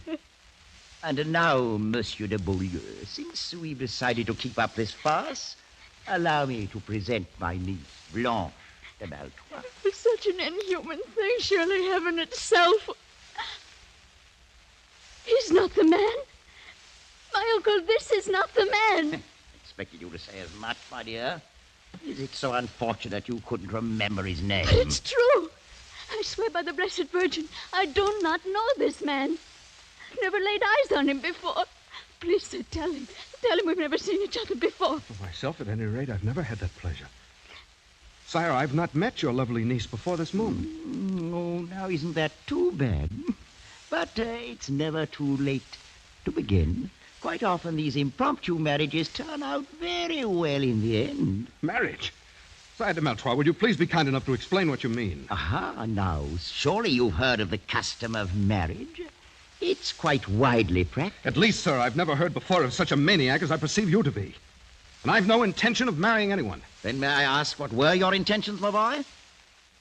Oh, well, no matter now. Père Francois is looking forward to performing the nuptial rites. Oh, he's quite properly ordained, you know. So, shall we say, in 2 hours? Meanwhile, I suggest you become better acquainted. Wait! Uncle, you can't be in earnest. I swear to you I'll kill myself before I'll be forced on this young man. Forced? Oh, come now, my dear Blanche. Is it possible that you think I'm lying? That you still believe this is the man? Frankly, I do. Well, then you're wrong. I refuse utterly even to consider Enough, my dear. You took it upon yourself to dishonor the name of our family. You forfeited all right whatsoever to question my designs. I consider it a duty to see that you're married with as little delay as possible. Out of the goodness of my heart, I've attempted to find the man of your choice. And I believe I've done so. But if not, then I care not one jackstraw. Is that perfectly clear? It's clear, sir, that you're a madman. Perhaps, my dear nephew. I'm not your nephew, nor will I be. I'd sooner die 1,000 times.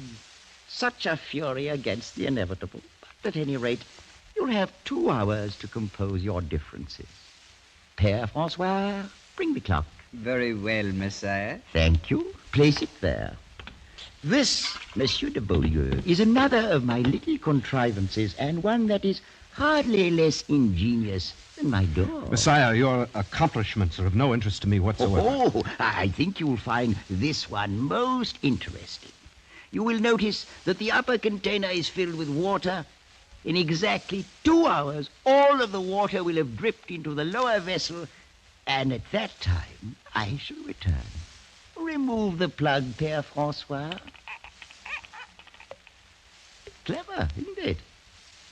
Well, genius is so rarely appreciated. And now I'm quite sure you'd sooner carry on your interview without an audience.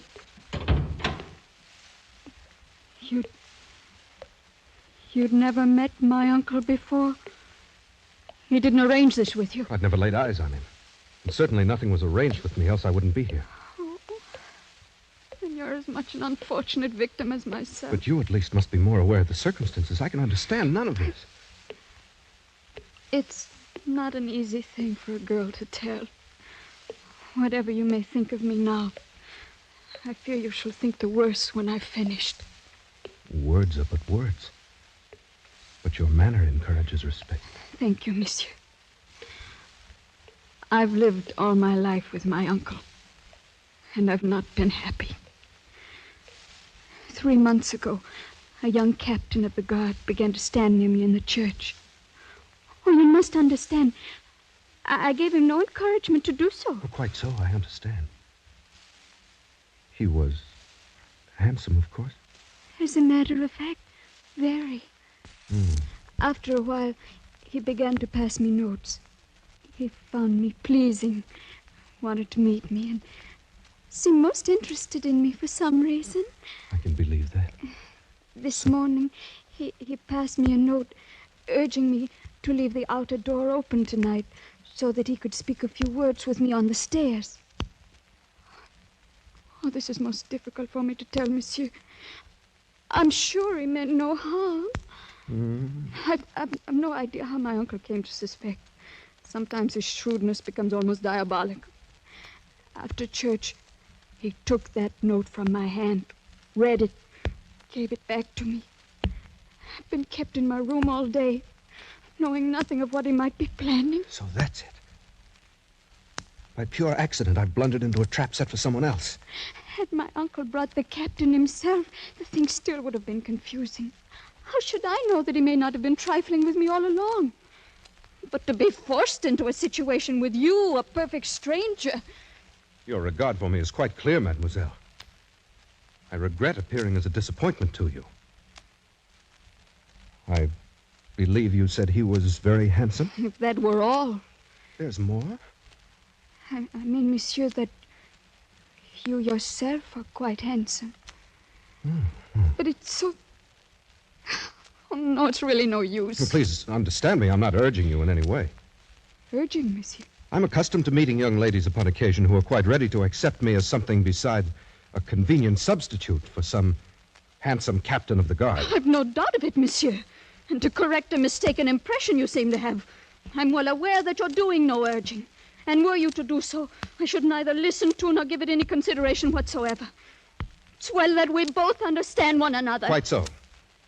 And that being the case, Mademoiselle de Maletroits, I wonder if you'll be good enough to conduct me to your uncle. With the greatest of pleasure, monsieur. I've no doubt but what this little matter can be settled very quickly, and with as much honor as possible to everybody concerned.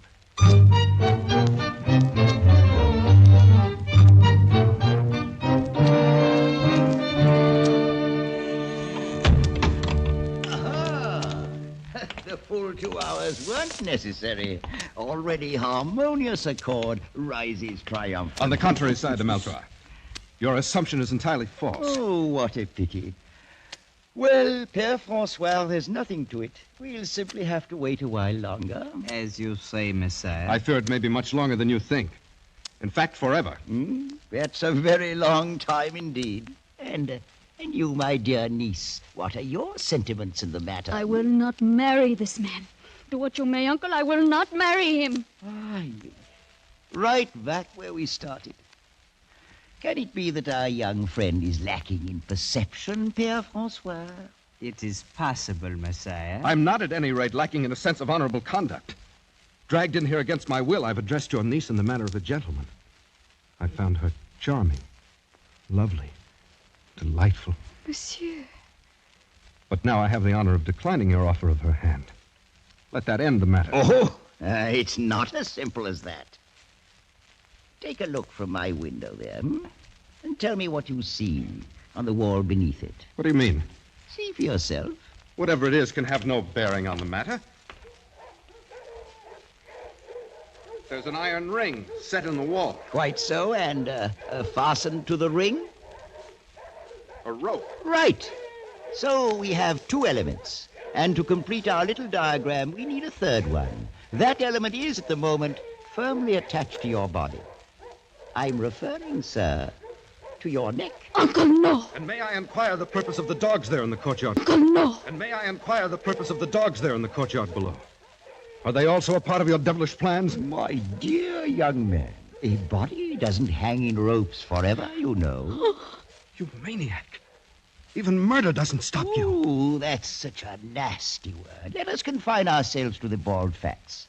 At the end of your 2 hours, you will prepare yourself either to marry my niece or to kick out your life while you swing at the end of that rope. There's no other alternative. I think there's one. Between gentlemen, at any rate. Arm yourself, sir. You fool. You think for a moment that if I'd regarded your sword as a threat, you'd still be wearing it? Père François, will you open that door to the passage, please? Of course, Messiah. I'll be most happy to.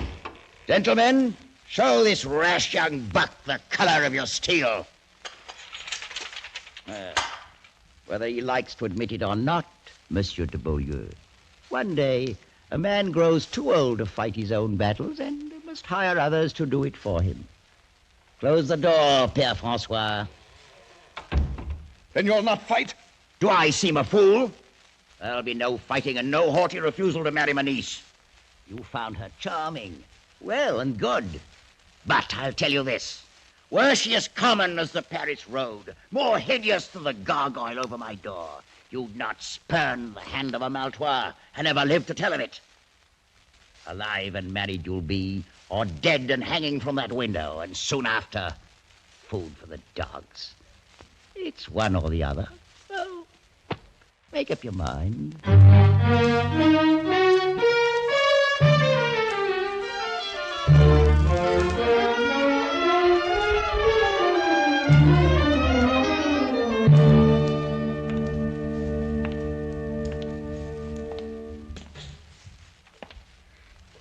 Please, Monsieur de Beaulieu, why do you not sit down? Your concern is most gratifying, mademoiselle. Since I have such a short time to live, I doubt that I'll grow very tired. If the time be short, then why do we waste it in formal speeches? As you will. Listen to him. Drip, drip, drip. That devilish clock like an artery opened and life's blood itself dripping away. Well, I've sat here and thought until my whole mind's in a great whirl. Please, you really shouldn't trouble yourself so much. I can't bear to have you slain for my sake. Monsieur de Beaulieu, I will marry you gladly. You must think, then, that I stand very much in fear of death. Oh, no. I've had reason to see that you're no coward. I've asked for no pity. If a thing has to be, then that's the end of it. Oh, sir, you misunderstood me. Why, the great nobility with which you faced my uncle should have removed all question about your bravery had such doubts existed. That is most kind of you to say so. Not, of course, that anyone could raise such questions once they'd seen you. Death's another incident. That's all. Oh, but life's a better one. You'll agree, then? I'm afraid you underrate the difficulty. What your generosity offers me, my pride prevents accepting. In this moment of noble feeling toward me, aren't you forgetting what you already owe to someone else? Monsieur! He never really mattered. Mademoiselle, my very life's the forfeit here. One I'll pay gladly if it be of service to a lady, but to tell me it's for something that never really mattered. Please don't be so cruel. Cruel, you forget. I'm the one who's going to die, not you. I've not forgotten, monsieur. Yes. You'll enjoy tomorrow's sun like any other days. And tomorrow night, perhaps you'll see him again. And of course, I'll be forgotten. Oh, no, never. But it's all a man can expect when he's born into the world, death at last. And some piece of ironic misfortune. Oh, don't say those things. I can't bear it. Oh, if I've said anything to wound you, I'm sorry. It was for your own sake, not mine. Thank you. Please. It's a bitter thing, my dear, to see you in such distress that giving my life itself for you can't help it. I'm sorry. I'll try to be braver. Is there no way at all in which I can serve you? Either now or afterwards? Only by letting me think of you as a friend for the brief time that's left to us. By forgetting for the moment that I'm an awkward intruder thrown here by circumstance. That's all. And afterward? What does it matter? The closer you come to it, the clearer you see that death's no more than a dark and dusty corner where a man climbs into his tomb and shuts the door after himself. Oh, monsieur. I've only a few friends now. And once I'm dead, I've no doubt that I'll have none. You forget Blanche de Maletroits. You're very sweet. Any young man in France would be glad to trade places with me and die for you. You value the small service I do you far beyond its worth. I'll not have you thinking so meanly of yourself. Look at me. Would you say that I am beautiful? I think the most beautiful girl I've ever seen. I'm glad of that. Tell me, is there a man in France who can say he's been asked in marriage by a beautiful maiden, asked from her own lips, and refused her to her face? Oh, no. I know you're a man and half despise such a triumph. But any woman knows more of what's precious in love. But remember, you asked me out of the pity of your heart, not for love. Oh, you're so sure of that? Must I bear my very soul like a merchant showcase? You're very good. As good as you're beautiful. I'll not forget it for the time that's left me. Very well.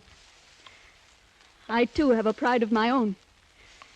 If you'd turn back now from your word, I'd no more marry you than I would any stranger off the street. It's a small love that shies at a little pride. The dawn's starting to break. Yes. My uncle and his men will come here any moment. What shall we say to him? Anything you will.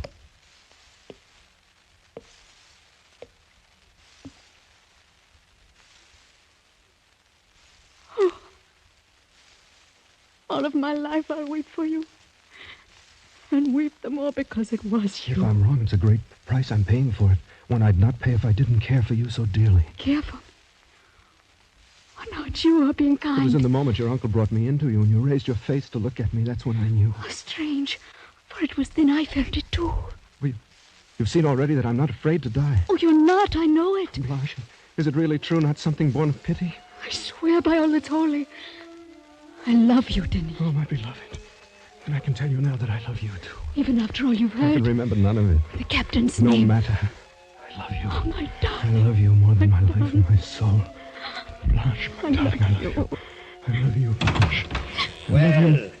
Uncle. Well.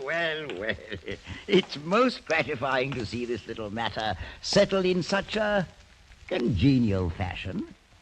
Good morning, my dear nephew. I have nothing to say to you, sir. You're a vicious and unprincipled old man. Oh, that's most ungracious of you. No. At the very worst, I'm no more than a very wise old man. One who's lived a long time and seen a great many remarkable things. An old man who's learned all about such mysteries as the love of life and love.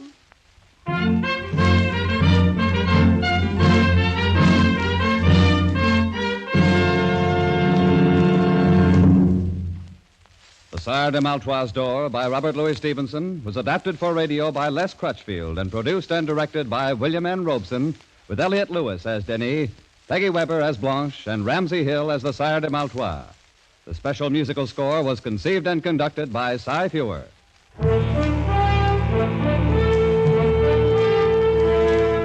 Escape is presented by the Columbia Broadcasting System and its affiliated stations each week at this time. Next week, we invite you to escape to Egypt of 3,500 years ago with Arthur Conan Doyle's fascinating tale of the Ring of Thoth. And so good night until next week at this time, when again it will be time to escape.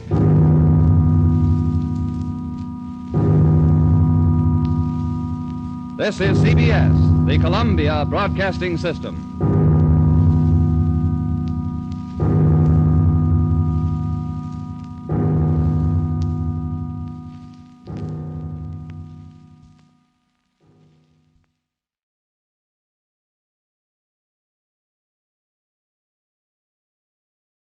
Good evening, friends. With a special word of thanks to our sister network, CBS, we invite you now to test your memory of the great radio adventures.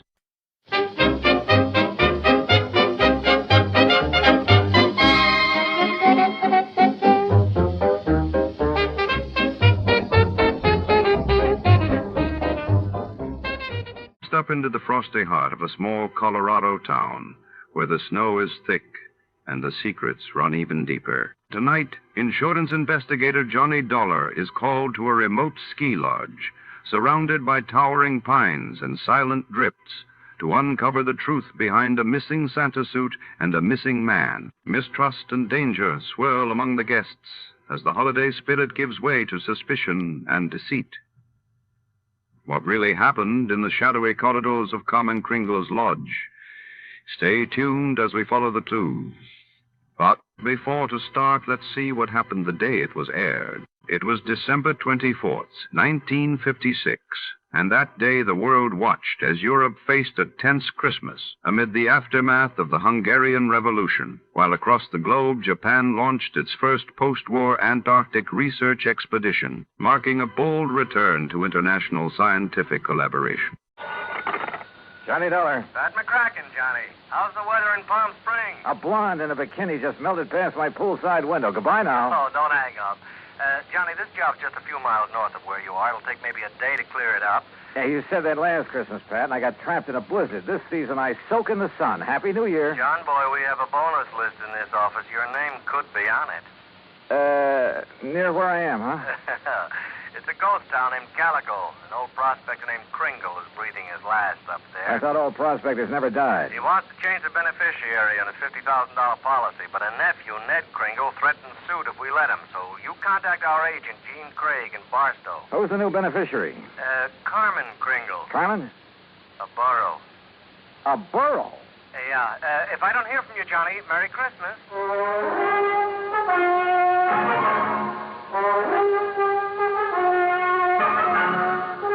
Bob Bailey in the exciting adventures of the man with the action-packed expense account, America's fabulous freelance insurance investigator. Yours truly, Johnny Dollar. And now, Act One of yours truly, Johnny Dollar.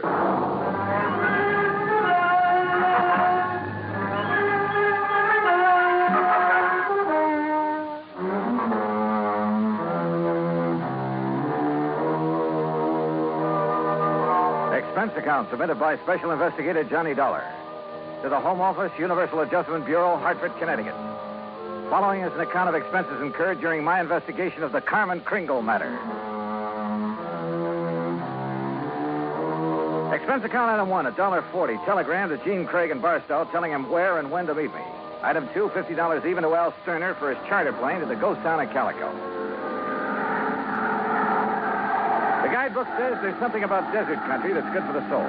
And in spite of the air bumps, I got a panoramic view of the great Mojave that took my breath away. The sun's setting rays hit the weird mineral stratas of the Calico Range and turned them into a patchwork of beauty. Night comes quickly in this country, and I turned to Al when a Christmas tree cluster of blinking lights appeared under our wings. By way of answer, he put the plane into a glide and set us down on the smooth surface of a dry lake bed.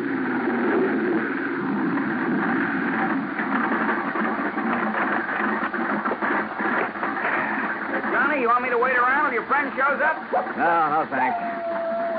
Well, there seems to be plenty of company. That's just an old coyote. Don't stand too long or you'll freeze to the spot. Okay. Good luck. Call me when you want to be picked up.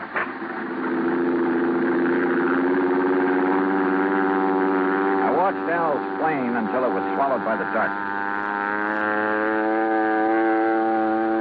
Then suddenly I got that feeling in the hair on the back of my neck that I wasn't alone. The moon was up enough to make out shadows, and silhouetted in a circle around me was a strange collection of figures. One of the pack moved toward me. And for a crazy second, I thought I'd bumped into Santa Claus's reindeer. Then a car without lights came rushing at me. The headlights slammed on, and I got a glimpse of a donkey herd scattering into the night. All right, mister. Walk toward me. Slow, with your hands high. I've learned never to argue with a Winchester 94, so I followed orders. I spotted the weaving headlamps of another car approaching and prayed it was the agent, Gene Craig. Close enough, Sonny. I can pop the rattlers off a sidewind at 60 yards, so don't you make no sudden move. He was maybe 60 with gray sideburns and a frosty goatee. A marshal's badge was pinned to his leather jacket. All right, now, mister. Marshal, that's all right. That's Mr. Dollar. Huh? I was supposed to meet him earlier. I'm awfully sorry, Mr. Dollar. I'm Gene Craig.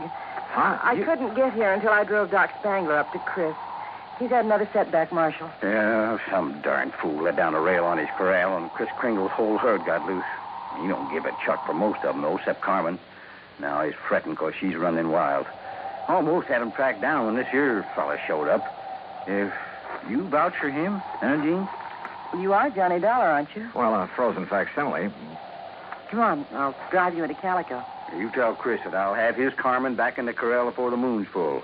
And, Gene, Yeah, man. tell the old sourdough to stay alive, will you? We need him around here. Sorry about mistaking you, Mr. Dollar.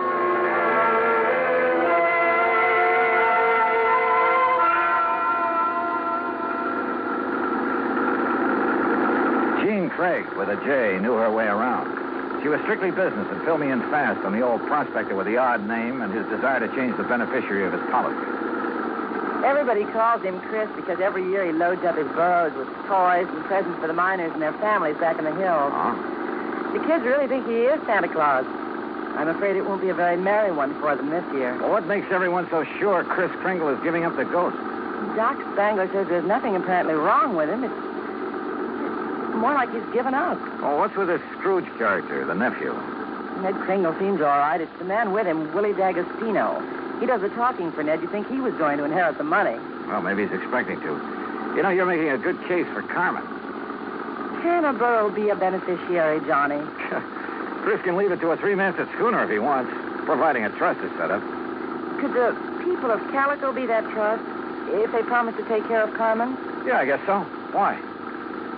That's the way Chris wants it. That way there'll always be a Christmas in Calico. What happens when Carmen goes to donkey heaven? Or is it burros that never die? There'll always be burros in Calico, Johnny. And one of them could always be named Carmen.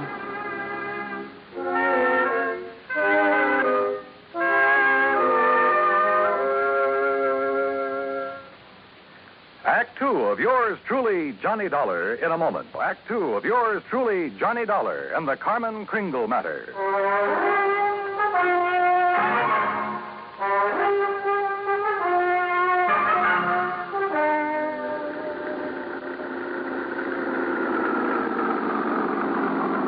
Well, here we are, Johnny.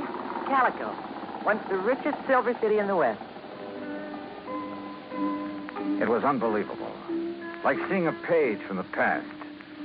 Walter Knott, famed creator of Knott's Berry Farm and Western historian, had bought the old ghost town's battered remnants and restored it to the way it must have appeared in the wild and fevered days of the Silver Lode.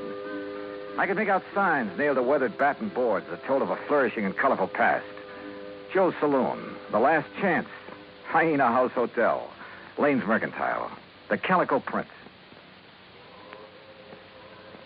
High on a hill at the edge of town, people were gathered at the entrance to a cave that was illuminated by hundreds of miners' lamps. Kind of gets you, huh? Almost like it was planned. They're rehearsing for the Christmas Eve pageant. Maybe you can spend Christmas Eve with us, Johnny, if you don't have other plans. I have a day with a steam-heated swimming pool. What? Come on. Let's meet the old man. Expense account item 3, $100 for a quart of perfume or a mink scarf, anything to wipe the hurt look off of Jean Craig's face.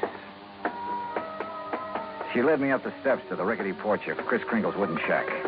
A tall figure carrying a black bag stepped toward us out of the shadows. Yeah, I'm glad to see you. Will you drive me back to town? Why, certainly, Doc. Oh, this is Mr. Dollar. Hi, son. Hi. Chris, is he still all right? I couldn't say. Been sitting out here waiting for you. You haven't seen the patient? The medical man owes a duty and all that, but I'm too old to talk back to a gun. They wouldn't let you in? Tired of it. Well, I'm not a medical man. Well, please be careful, Johnny. I told you, Stallbone, stay away and leave the old man to... Well, if it ain't little Jeannie, the policy fixer. And who are you, mister? Willie D'Agostino. This is Johnny Dollar. He's from the insurance company to see about changing the policy. Who is it, Wooly? Who are you talking Relax, will you, and let him give us some tourist directions back to Barstow. There'll be no policy changing at this late date, mister. Ned Kringle is very bereaved at the imminence of his uncle's demise. Just family admitted at this sad hour, so mosey along, folks. I'll leave the young man to his grief. Your foot is in the door, mister. I don't like your foot, and I don't like you. His hand moved to his shoulder holster, but Jean was standing right beside me. It was Doc who suddenly shouldered past D'Agostino and fled up the stairs that gave him my chance. I kicked the door wide. Threw him off balance. I shoved Jeannie aside, and that was a mistake. Because a million Christmas tree lights blazed up in my skull.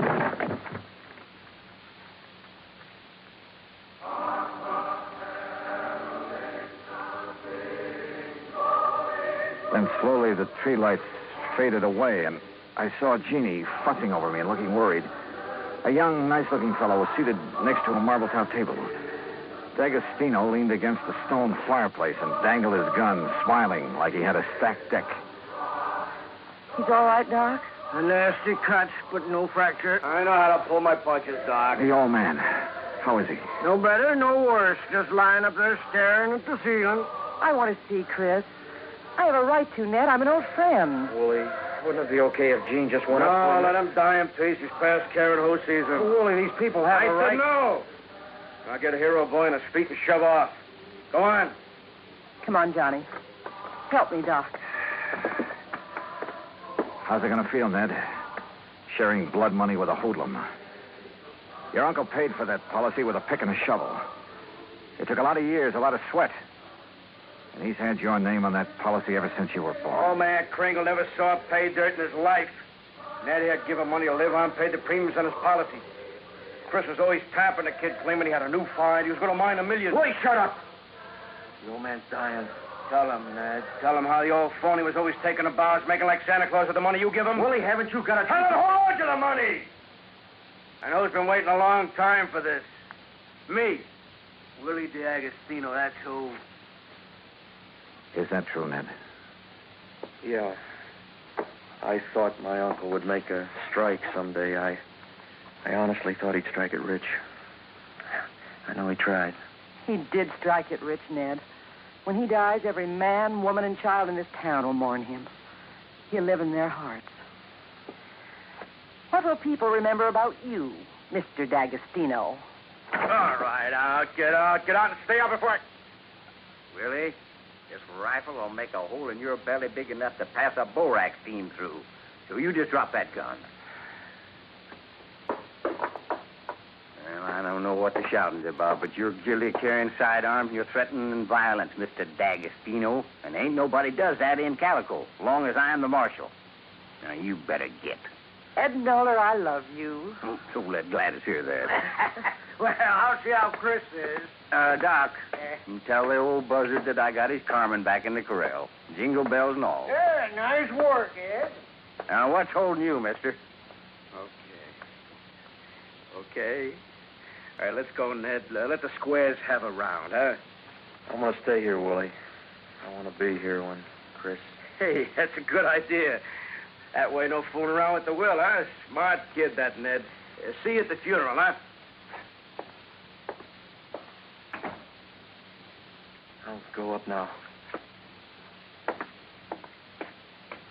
You were wonderful, Marshal. And you too, Johnny. Oh, yeah, sure. I take a nice sock on the head. Say, you folks better come up, too. Chris wants to say something. Oh, wait a second. I figured on this. The corral. Come on.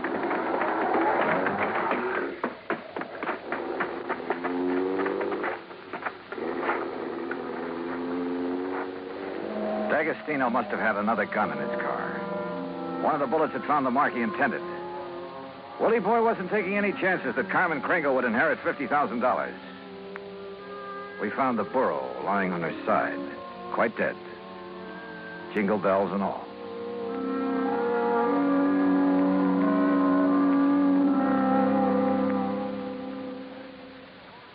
Act 3 of yours truly, Johnny Dollar, in a moment. Oh, Act 3 of yours truly, Johnny Dollar, and the Carmen Kringle matter.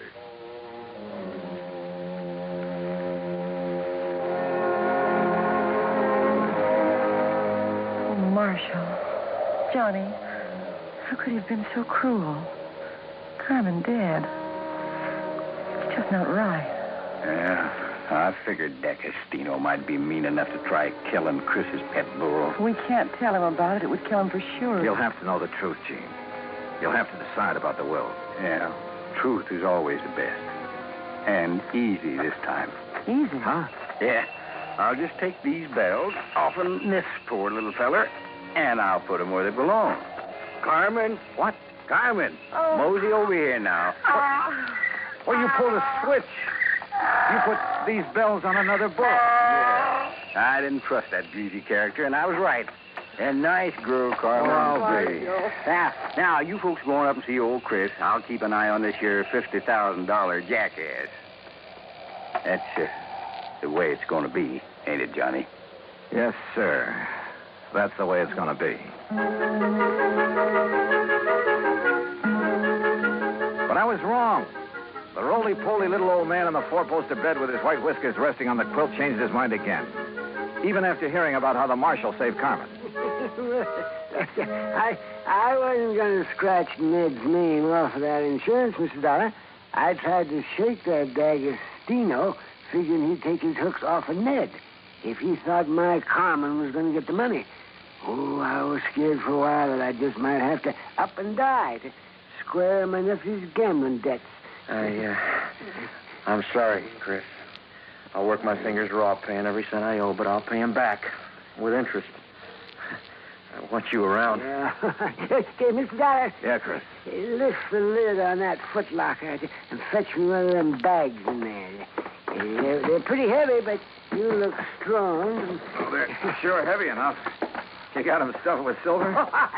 It's better than silver. Open it up there. Yeah, that's it there. Yeah, recognize the dot? Yeah. Maybe you'd better have a good sleep, Chris.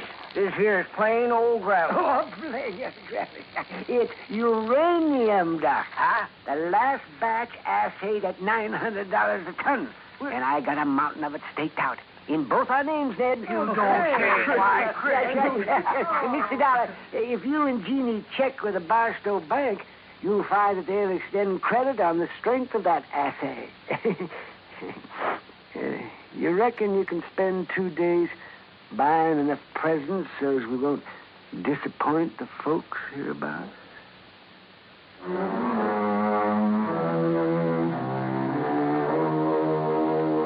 Expense account item 4, $68 even. Telephone calls to 5 principal cities where I thought Willie D'Agostino might be remembered. The police departments had a long list of reasons why they remembered Willie. That was my Christmas present to them. Expense account item 5, another $50. Truck rental to haul the presents we bought for Ned to give away come Christmas morning.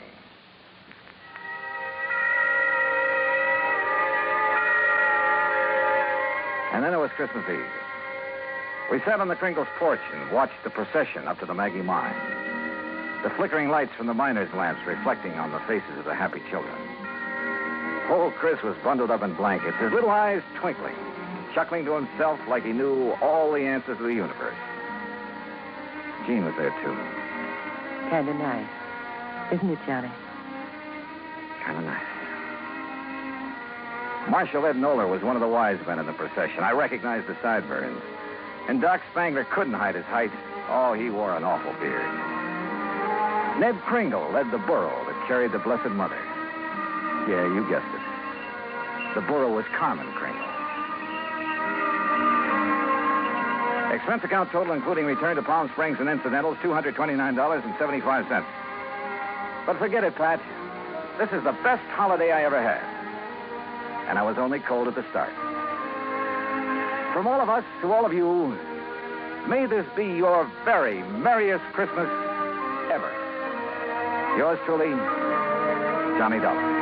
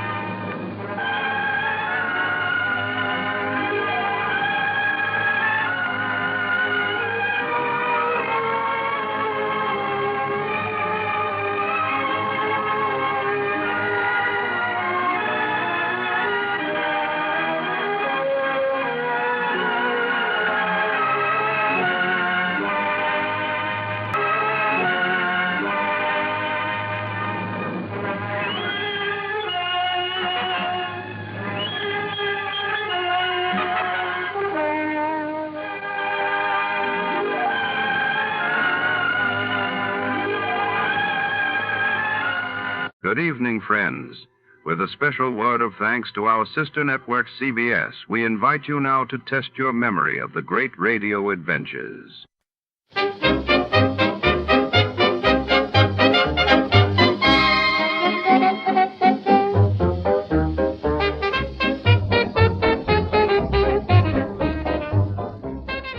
Tonight, under the neon haze of Los Angeles, the poker tables at the opulent Ambassador Hotel become the stage for a high-stakes game where luck is only half the story. When a legendary card player vanishes during a midnight tournament in the chandelier-lit Crystal Ballroom, secrets shuffle among the chips, and danger lurks behind every velvet curtain. In a city where fortunes are won and lost in a single hand, the truth hides in the shadows. But before to start, let's see what happened the day it was aired. It was March 12, 1953, and that day the world reeled as Soviet leader Joseph Stalin's funeral drew millions in Moscow, while in the United States, scientists announced the successful creation of a polio vaccine, sparking hope and headlines. Tired of the everyday routine? Ever dream of a life of romantic adventure? Want to get away from it all? We offer you Escape. Escape, designed to free you from the four walls of today for a half hour of high adventure. Tonight we escape to the interior of China and the story of a gentleman gambler from Virginia, matching wits with a murderous warlord whose word can mean life or death. As Ahmed Abdullah tells it in his famous story, The Ambassador of Poker.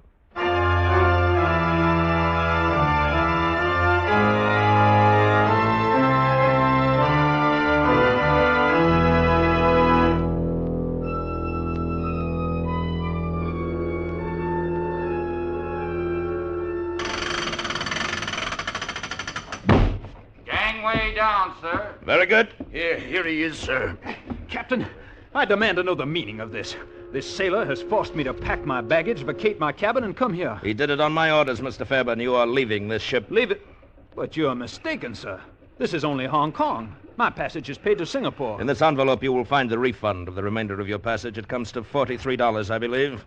Good day to you. Well, you can't do this. I demand an explanation. I shall give it to you in a word. Poker.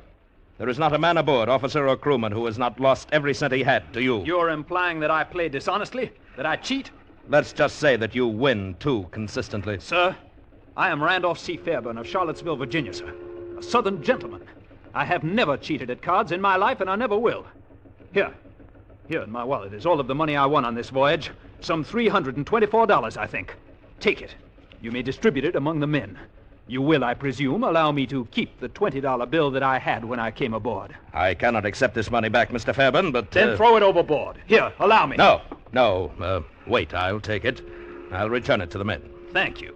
Now, if you will, pardon me. Mr. Fairbairn, perhaps I have misjudged you. If so, I'm deeply sorry. Your apology is accepted. But you must admit your winning all the time is... That is my good fortune, sir, and my curse. I simply cannot lose. Perhaps if you would agree not to play poker, perhaps you could stay on board to Singapore. No, sir, I do not stay where I am not wanted. But you haven't much money. How will you get along in Hong Kong? What will you do? Why, I expect something will turn up. If not, I will play poker. On the Hong Kong waterfront? Certainly. Well, sir, if you play and if you insist upon winning... I can't help winning. Then, Mr. Fairbairn, I should advise you to be prepared for a great deal of trouble. I should advise you to slip a gun in your pocket alongside your rabbit's foot.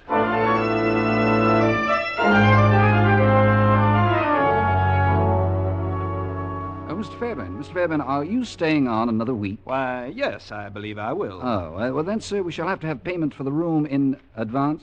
Oh, yes, I'll take care of that tonight. Right now I have something important.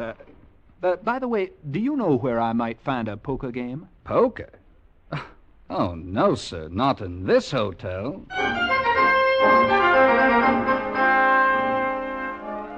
Poker? Yes, sir. If you don't value your life too highly. On the waterfront, Pearl Dock Street, down the alley of the Heavenly Fish. The Black Dragon in the back room.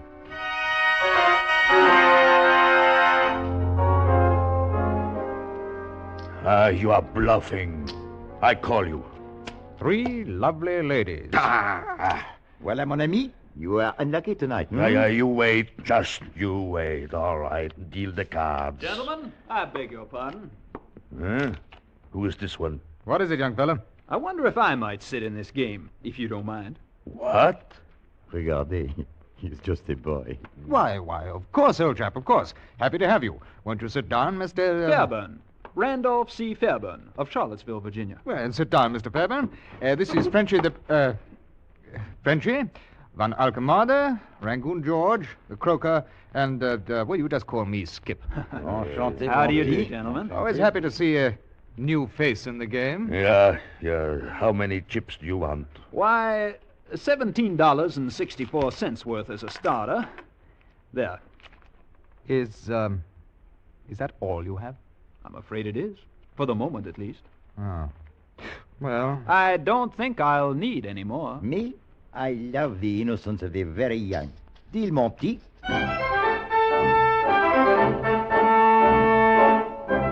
Raise you 5. Very well. Call. 3 aces. Sorry. Full house. 9s over 4s. I'll play these, gentlemen. Mon Dieu. Another pattern. Check to you. No, not to me, old fellow. I'm out. Moi aussi. It's all yours, monsieur. Unless... No. Thank you, gentlemen. Hey, wait a minute. You get out. I beg your pardon? I said get out. This joke has gone far enough. Joke? I don't understand. Get out. Don't worry, sir. I don't care to stay where people don't want me. Here, cash my chips, and I'll move along, gentlemen. What? Cash your blinking chips, did you say, young fella? Why, yes, sir. To the devil with you. Beat it while you can still walk. Gentlemen, I must insist upon my money. You what? I am an extremely nervous man. I do not like to fight, but... Out! Get out before I... I'm sorry, sir, but I warned you. Though I don't like fighting, my mother insisted that I study boxing. Let me at him. I'll kill him. I'll kill him. I'm sorry, gentlemen. I dislike using the gun, but I had no choice. You may get up, sir. You are uninjured. I merely shot into the ceiling. And now, if you will be good enough to cash my chips, I can be on my way.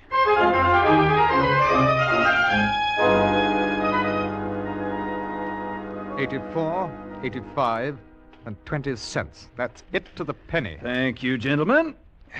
Now, if you will remain facing me with your hands up until I've left the room... Be careful with that thing. There is very little danger. I'm really a very indifferent marksman. Who's that? There is no need to fear this humble one, sir. Good evening. I watched a little scene you enacted just now, Mr... Fairburn, sir. Randolph C. Fairburn of Charlottesville, Virginia, sir. Of course. The Virginian. All of you, go. Well, you certainly have that pack of rats under your thumb. A wave of your hand, and they are gone like magic. Not magic, my friend. The power of money. That is more practical. Besides, I own this place. So, you are Virginian? Yes, sir, an unworthy son of that great and noble Commonwealth. Oh, I am delighted. My late partner was Virginian. I am Shangpao of Jones and Shangpao Importers. Pardon inquisitiveness, but would you care to go to work? Well, I am not a businessman, and I don't speak Chinese. No matter. You are gentleman and fighting man. Oh, not a fighting man. No, you're mistaken. No matter. I need man like you, and it will be worth a great deal of money to you.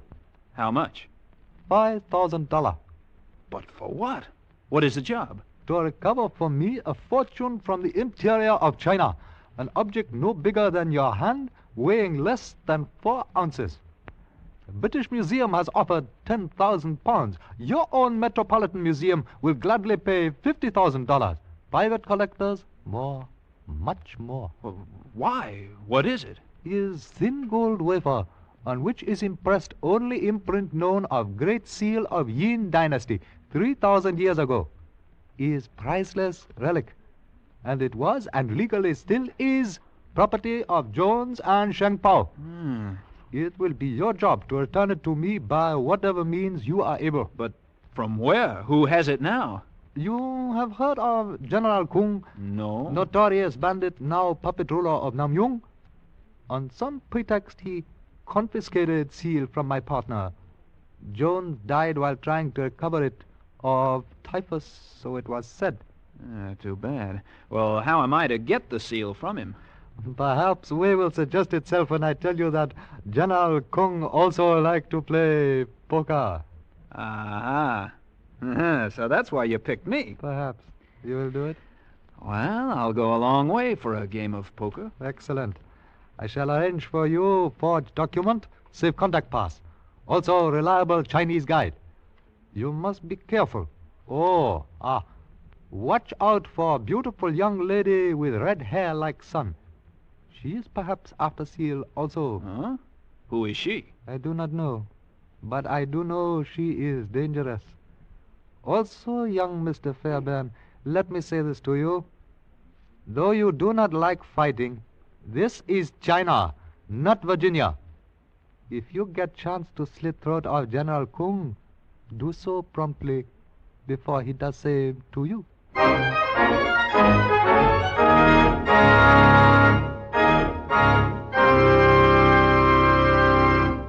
In just a moment, we will return you to the second act of Escape. But first, on CBS's Gene Autry show this Saturday night, you'll hear how Easter is celebrated in the West.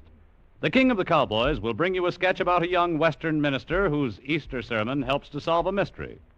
And Gene will also be singing some special holiday songs. Vaughn Monroe will be around this Saturday with some of his famous music making, so be listening for them both, Gene Autry and Vaughn Monroe, on most of these same CBS stations. And now for the second act of Escape, and the story of Randolph C. Fairburn, the ambassador of poker.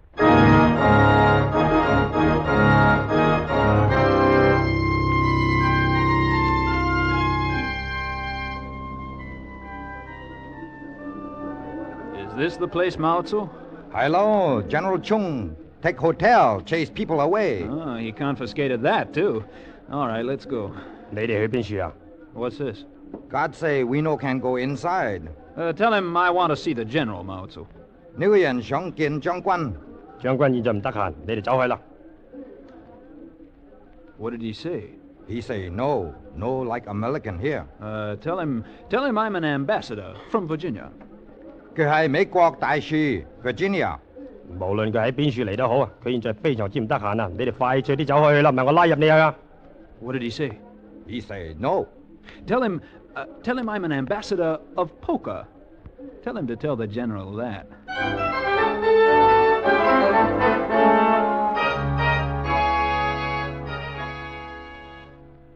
Did you say poker, Mr. Fairbairn? I did, sir. Would you care to have a game? Come in. In here, Mr. Fairbairn. Thank you. I have cards and chips. And oh, excuse me.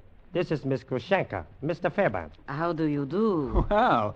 I hadn't expected to find such a lovely lady. Spasiba. You are gallant. Oh, it's an old Virginia custom, madam. Oh, you American. You will excuse me, perhaps. Oh, don't leave. Of course, my blossom. You may go now. Da. Do svidania. Goodbye, miss. It was a pleasure to... Now, Mr. Fairbairn. I'm sorry. I hope I haven't interrupted anything. It is nothing. Only a woman. Sit down. But a very beautiful one, with lovely red hair. Still a woman. I have not played poker for many moons. Cut for deal? And the stakes? Shall we say 100 a chip? $100? All right.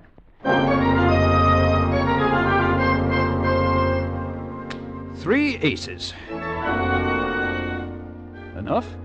Deal. Full house. Enough? Deal again. King high straight. Enough? Another.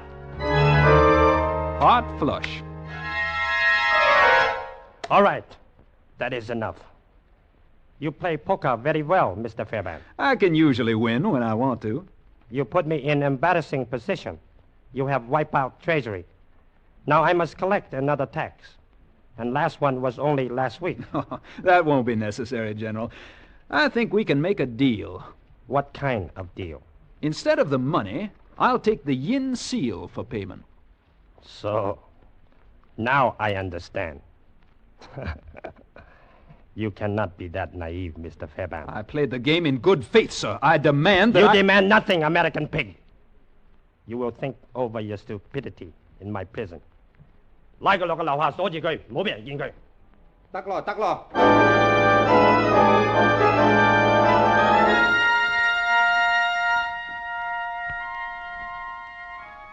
將軍唔准我哋入去咯。It's quite all right, I tell you. General Kung has given me his permission. 真個好唔得咯。Dolja, Dolja. Oh, hello, Mr. Fairbairn. Well, hello. Nice of you to come and see me. If I get you out of here, will you help me? What happened to your Russian accent? Will you? Well, yeah. Of course, it wasn't a good accent anyway. Unless I'm crazy, you're from Virginia, too. That doesn't matter now. We've got to get out of here. We? Well, I thought you and the General were friends. Not at all. I was living in the hotel here when he took it over. He won't let me leave. You could just walk out. How? He confiscated my credentials, keeps me almost a prisoner, refuses me a safe conduct pass. So you want mine? Well, why not? You can add "and wife" to it. Something like that. It wouldn't be any trouble. Well, if I'm to have a beautiful wife, I think I should at least know her name. It's Susan Jones. That begins to fit. Susan Jones, daughter of the American partner of Jones and Shang Pao. And you're after the yin seal, too. How did you know? Never mind. But why did Shang Pao say that you were dangerous? Because he's after the seal for himself. And it belongs to me. It was my father's, not the company's. He's trying to steal it from me. Or you from him. Honestly, Mr. Fairbairn. Never mind. Where is the seal? Can we get it? Easily. He keeps it in a strong box in his hotel room. He showed it to me. Oh, I could have got it long ago, but I couldn't have gotten away. All right, now how do we get out of here? Would this help? What? My gun. Definitely. Now... If I were to call the guard in... And I were to... Yes, you're a very practical girl. Are you ready? Yeah. Bing Jai! Bing Jai! 嚟咯，嚟咯！乜嘢先講啊？快啲！乜嘢先講啊？你叫我做乜啊？你揾我。Sorry, old boy. All right, Miss Jones. Lead the way.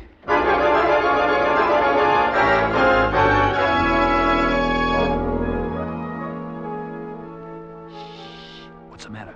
He's in there. We'll have to do something. What?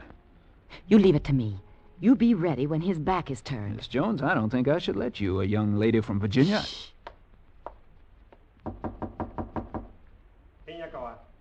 Is Grushenka? Ah, my blossom. Come in. So, at last, you come to me, my sweet one. Da, daragoy. Come to my... Good heavens, what did you do to him? Simple. A judo trick. My father insisted I learn judo. Did you kill him? No. But he'll be asleep for a couple of hours. Long enough for us to get the seal and get out of here.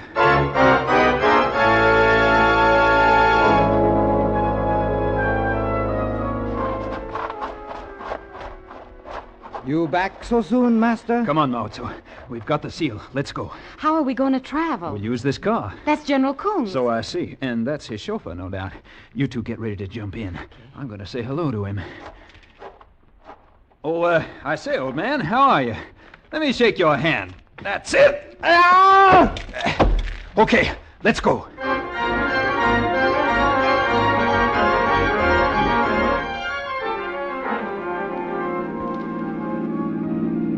We're going to have to get rid of this car soon. Mao Tzu, what's this village up ahead? Chengpen. Can we get a train there? Oh, yes. Little train, sometime. All right. Mao Tzu, you get rid of the car. We'll see about the train.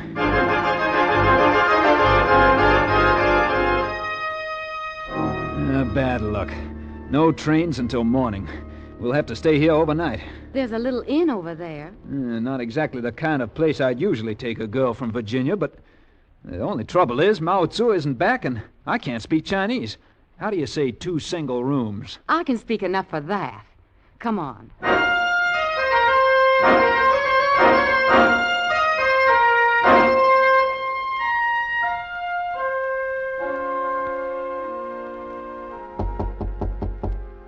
Yes? Who is it? It's me, Susan. Oh, just a minute. Hello. May I come in? Sure. Here. I thought we really should have a drink. Sort of a toast to our escape. Well, what is it? Oh, some special kind of Chinese wine. The proprietor says it's very good. I really don't think we should celebrate just yet. Well, of course, if I'm repulsive to you. Oh, no, nothing like that. You're... Beautiful. Of course. So shall we drink to my beauty? Yeah. To your beauty. Oh, such a little sip. I'm more beautiful than that. Oh, yeah. Down the hatch. There, now, that's a big boy. That wasn't bad. Not bad at all. Didn't know the Chinese made wine like that. Do you have more? That'll be enough. Well, what do you mean? In about 2 minutes, you'll be fast asleep. Asleep? Some of these Chinese wines are interesting. Special. Something like a Mickey. I don't think you'll be terribly sick, though, when you wake up. Susan, what is this? Simple, dear. I can buy a lot of negligees like this one with that $50,000, and I don't intend to share it with Sheng Pao any more than he does with me. So, well, I really hate to trouble you, lamb, but I need the seal, your safe conduct pass, and your gun. Susan, you're a... No names, Lammy. It isn't chivalrous. And you're a Virginia gentleman, remember? Susan. I'll leave you the cards, dear, so you can play solitaire. Bye-bye. Pleasant dreams. Why, you...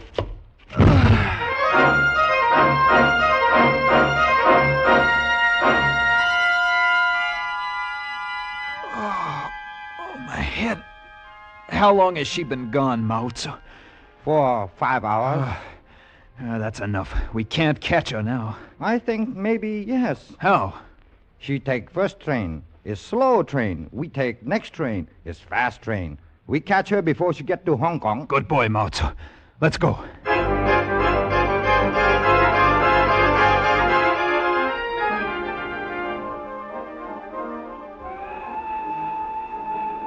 Miss Jones, I believe. Oh, Randolph. Sorry to startle you, my dear. No, don't reach. I'll just take your bag. I suppose the seal and my gun and my safe conduct pass are inside. Thank you. Oh, Randolph, honestly, I'm so glad to see you. I've been hating myself for what I did to you. You have? Oh, yes. I really like you, Randolph. I wouldn't have done it except I needed the seal. You know, a little old girl like me alone in the world. I am alone, you know, Randolph. And the seal was my only inheritance from my daddy. Mm-hmm. I'd be penniless without it. You wouldn't want that, would you, Randolph? You wring my heart, Miss Jones.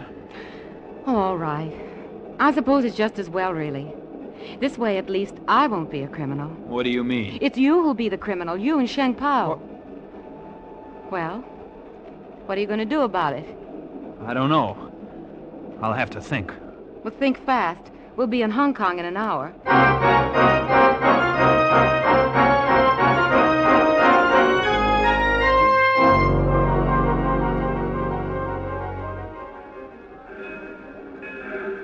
Well, Randolph, what are you going to do? Come on. Let's get out of the station, then we can... Greetings, old chap. Just stand where you are. And you too, mademoiselle. Randolph, who are these men? Some old friends. And this time I'm afraid they're prepared. I can feel their preparation in the small of my back. Yeah, so march.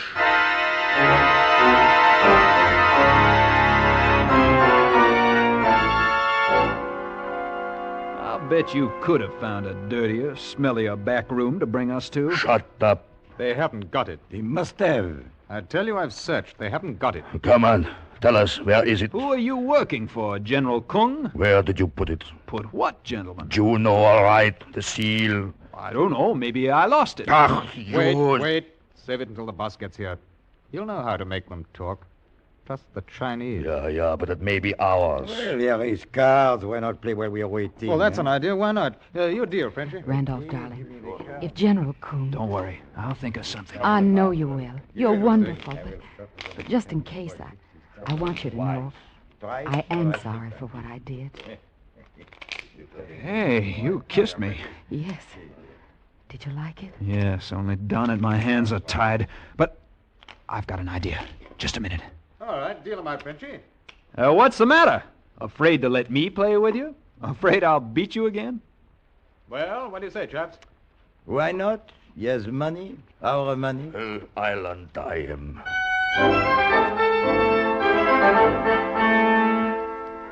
Raise. Call. 3 tens. 3 aces. 3 aces. 4 deuces. 4 kings. Straight flush. Straight flush. Royal flush. Oh, he's cheating. He must be. I'll kill him. I'll kill him.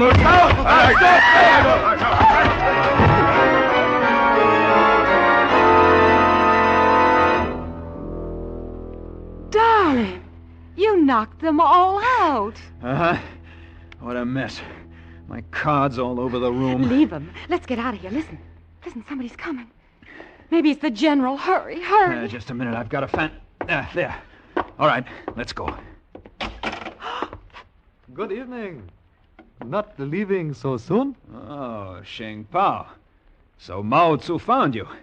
A good thing I sent him off to... But wait a minute. How did you know where to find us? Perhaps if we will go back into... No, wait a minute. We want to talk to you. There is no need for me to talk to Miss Jones or to you. You are through. Just hand over the yin seal. Randolph, he's got a gun. So you are a double-crosser. Randolph!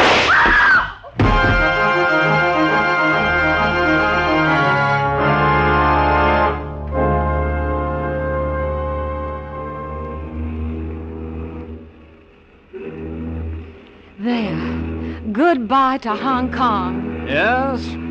Goodbye forever. It will be good to see Virginia again, won't it, darling? Yes. Although I left under something of a cloud, I suppose they'll give a married man a new chance. No doubt of it, especially since he's reformed. Lammy, you've never told me, and I haven't asked you, but whatever you did with that seal, I'm glad we don't have it. It would have been wrong to start our married life with dishonesty like that. Susan, And now that you are married, there'll be no more fighting, and that means no more poker. Susan... And because it's a symbol of the old life, I brought up your pack of cards, and here's an end to it. No, wait! Susan!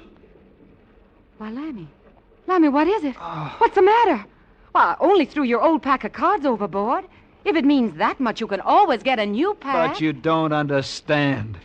In that pack of cards, concealed in the lining of the box, was the yin seal.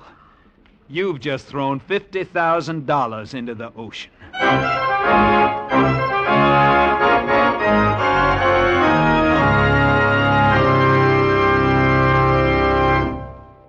Escape is produced and directed by William N. Robeson. Tonight we have presented The Ambassador of Poker by Ahmed Abdullah, adapted for radio by John Dunkel. Featured in the cast were Elliot Reed as Randolph C. Fairburn, Lucille Meredith as Susan Jones, Ben Wright as Sheng Pao, Benson Fong as General Kung, and Richard Liu as Mao Tzu. Also heard were John Daner, Ramsey Hill, Bill Conrad, and Rick Vallon. Special music was arranged and played by Ivan Ditmars. Next week... You are standing on an ancient pyramid hidden in the depths of Yucatan. Somewhere beneath your feet lies a sacred shrine with millions in jewels and gold. But from the impenetrable jungle and the fanatic high priests of the Mayas, there can be no escape.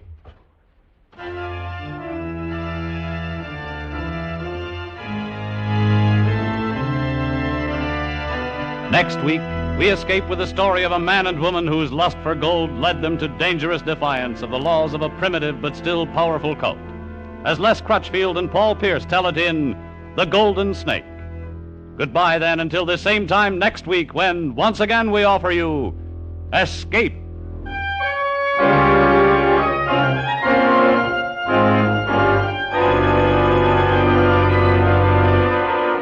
Everyone wants to give a helping hand to America's crippled children. That's why everyone is buying Easter seals. Money from the sale of these seals helps to carry on the good work of the National Society for Crippled Children and Adults, which conducts an extensive program of education, research, and personal care for the physically handicapped.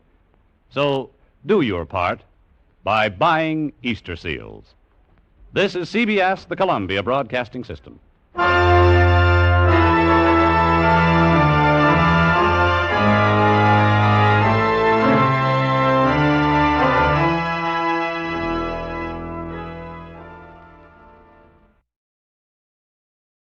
America's airwaves shine a little brighter thanks to our friends at CBS. And now, ladies and gentlemen, let's see if you're ready for tonight's radio quiz.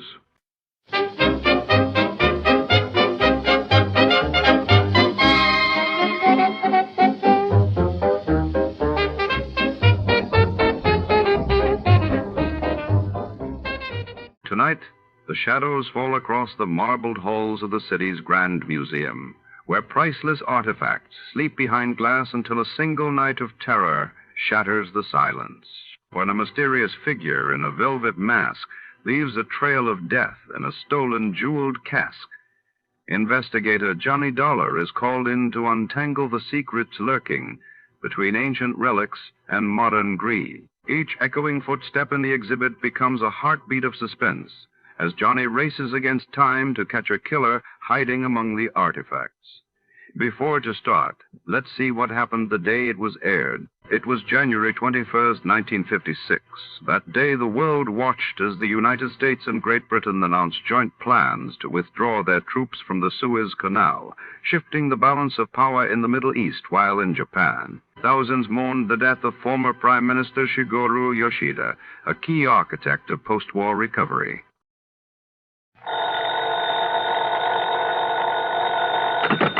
Johnny Dollar. This is Harry Branson at Philadelphia Mutual Liability and Casualty Company. Harry, it's been a long time. What's on your mind? John, I have a case for you involving several of our very important clients. Good. Then it ought to pay me a nice big fee. I'm not sure about that, John. Of course, we'll pay your regular expenses and your regular commission. But no extra fee? I don't know. You, huh? That is to say, it all depends on what you're able to, shall we say, unearth. Something or someone, Harry. What? You said unearth, didn't you? What facts you're able to ascertain is what I meant. Oh. So what about these very important clients of yours? John, they have disappeared. Oh, well, then maybe unearth is the proper term. What? What have the police got to say about them? You did call in the police, didn't you? Oh, yes, but they gave up years ago. At least years in the case... ago? That's right. At least in the case... Now, wait a minute, Harry. You say they disappeared years ago. Well, some of them... But now, all of a sudden, you expect me to be able to... What did you say the extra fee will be on this case? I told you it all depends. Exactly. Yeah, on whether I'm able to literally dig them up for you. You know where they're buried? John, this morbid so-called sense of humor. Okay, Harry, okay. I'll be down to see you. And you might have a good, strong shovel ready and waiting for me. John!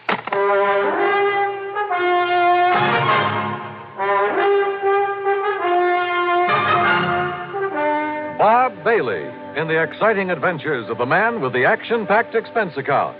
America's fabulous freelance insurance investigator. Yours truly, Johnny Dollar.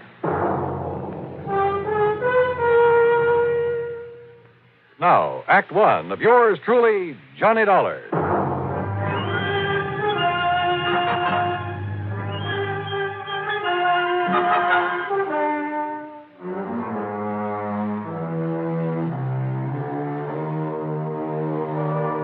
Expense account submitted by Special Investigator Johnny Dollar to the Philadelphia Mutual Liability and Casualty Company. Following is an account of expenses incurred during my investigation of the Casque of Death matter. Expense account item 1, 1340, train fare and incidentals, Hartford to Philadelphia. I went by train since Harry Branson didn't seem to be in a hurry, and I enjoyed a look at the countryside this time of year. It was a little after noon by the time I reached the office on Walnut Street and sat down to talk with Harry. But I thought I impressed the... Old sober-sides Branson hadn't changed a bit since the last time I'd seen him, and he still looked as though he was carrying the weight of the world on his shoulders. However, now that you have finally arrived, suppose I get right to the point and tell you what this is all about. Well, you said on the phone that some of your policyholders have disappeared. Yes, and you must understand this, John. Yeah? In accordance with Pennsylvania law, In a case of a mysterious disappearance, and I'm sure you're familiar with the mysterious disappearance clause, it's part of all our life insurance contracts. Well, if you mean, did I ever read the fine print on one of your policies, the answer's no. You should sometime. The fact remains that when the insured disappears and fails to return or otherwise be accounted for by the end of 7 years, when the company has received no proof the insured is still alive, the company then presumes the insured to be deceased. Do I make myself clear? Keep talking, Harry. It simply means that at the end of 7 years, the full amount of the insurance is then paid to the beneficiary or beneficiaries, whichever the case may be. So, 7 years ago, a Mr. Wilbur Davis of Goshenville here in Pennsylvania mysteriously disappeared. Now his beneficiary is demanding payment of the insurance. Naturally. So why don't you pay it? We shall. But in checking through the files, I've suddenly discovered that his was only the first in a long series of mysterious disappearances. There have been a total of 8, all within a relatively small area, and of recently increasing frequency. When was the last one? The 4th of last month, Mr. Charles Moody. Charles Moody. Where? In the little town of Kirkwood, New Jersey.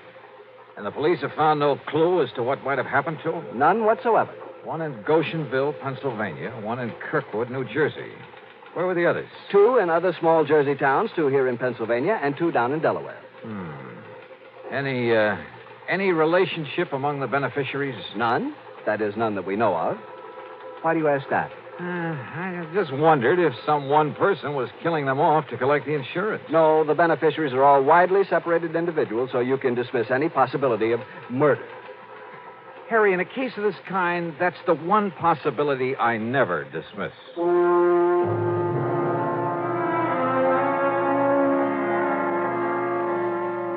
Harry's secretary put together a comprehensive list of the people we were concerned with.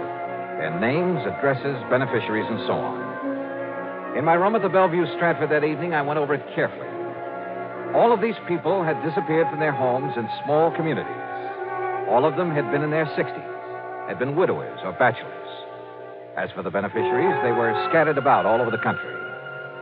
Early the next morning, I paid my hotel bill. That's item 2, $18 even for the room and a couple of meals. Then spent item 3, $50 deposit on a rental car. I drove first to the little town of Kirkwood, New Jersey, from which a Mr. Charles Moody had disappeared just about a month ago. I stopped to make inquiries at the general store. Thank you, Miss Peterson. I'll see you next week again. Now, as you were saying, Mr. Hurley? Yes, Mr. Dollar, I certainly hope Mr. Moody shows up again. You're a fine man. Fine man. Used to come down here at the store for a quiet game of checkers now and then. And the police have no idea where he might have gone or why? Yeah, well, I guess I'm about the only police we have here in Kirkwood. Oh? Of course, I notified the state police, and I presume they're still looking for him. Just, what happened, Mr. Hurley? Just took the bus into Philadelphia one day, and, well, that's the last we heard of him. Do you know anything about the beneficiary of his insurance? Let's see. According to my list, It's a nephew, Mr. Dollar. Yeah, Charles Moody. Lives out in California. Yeah, Mr. Moody always felt that he was the most deserving of his relatives. Left him everything, huh? Well, the insurance and his money, yes. Well, I know because, well, I'm the only lawyer here in Kirkwood, and I made out a will for him. You say just the money to his nephew? Except for his wine cellar, all his property will go to the town. Wine cellar? Yes. If Mr. Moody doesn't come back, or if he's proved to be dead, the wine cellar will go over to a man over in Philadelphia. Had themselves a sort of a gourmet club, I guess you'd call it. I see. But now tell me... You know, I kind of wish he'd will me, that wine cellar. You see, you should see the collection he has there from all over the world. Yes. German wines and French and Italian. Yes, I'm sure. Swiss, But, Hungarian, now, Mr. Hurley, champagne. is there anything else you can tell me that might help me to find him? How about his friends? Everybody was Mr. Moody's friend, Mr. Dollar. But as I started to say about those wines he had... So I checked out all of Mr. Moody's friends there in Kirkwood and ended up with no more information than I got from the storekeeper. But you know something? If I had had sense enough to realize it, I'd have gotten plenty from him. He had given me a real key to the disappearance, not only of Mr. Moody, but of the 7 other people on the list. And what a key. Yeah, to what turned out to be one of the weirdest cases I ever handled. Now, Act 2 of yours truly, Johnny Dollar and the Casque of Death matter. Item 5, $42.70, traveling expenses, food and lodging for the next 2 days. I drove my rental car to Pittsgrove and Malaga, New Jersey. Armstrong and Mount Pleasant down in Delaware. then Hickoryville, Pennsylvania, Goshenville, and the nearby town of Milne. I contacted not only the local police, such as they were, but dug up the lawyers who'd written wills for the missing men. And by doing so, I learned a strange, intriguing fact. You see, my last contact was there in the village of Milne with the one lawyer in town. Yes, Mr. Dollar. If my client, Mr. Frederick Burton, fails to return by the end of 7 years, your company will have to pay the insurance. As for the rest of his estate... Including a wine cellar? Yes, a very excellent one. Its contents will go to a friend of his who lives in Philadelphia. Mr. Edward Alden Poley. Yes, that's right. How did you know? Well, I've been doing a little poking around these past couple of days. You understand, of course, that's only if we receive some definite evidence of Mr. Burton's death, or if he fails to return before the 7 years is up and therefore legally is presumed to be deceased. Do you know anything about this man, Poley? No, I don't. It seems they had a sort of epicures club.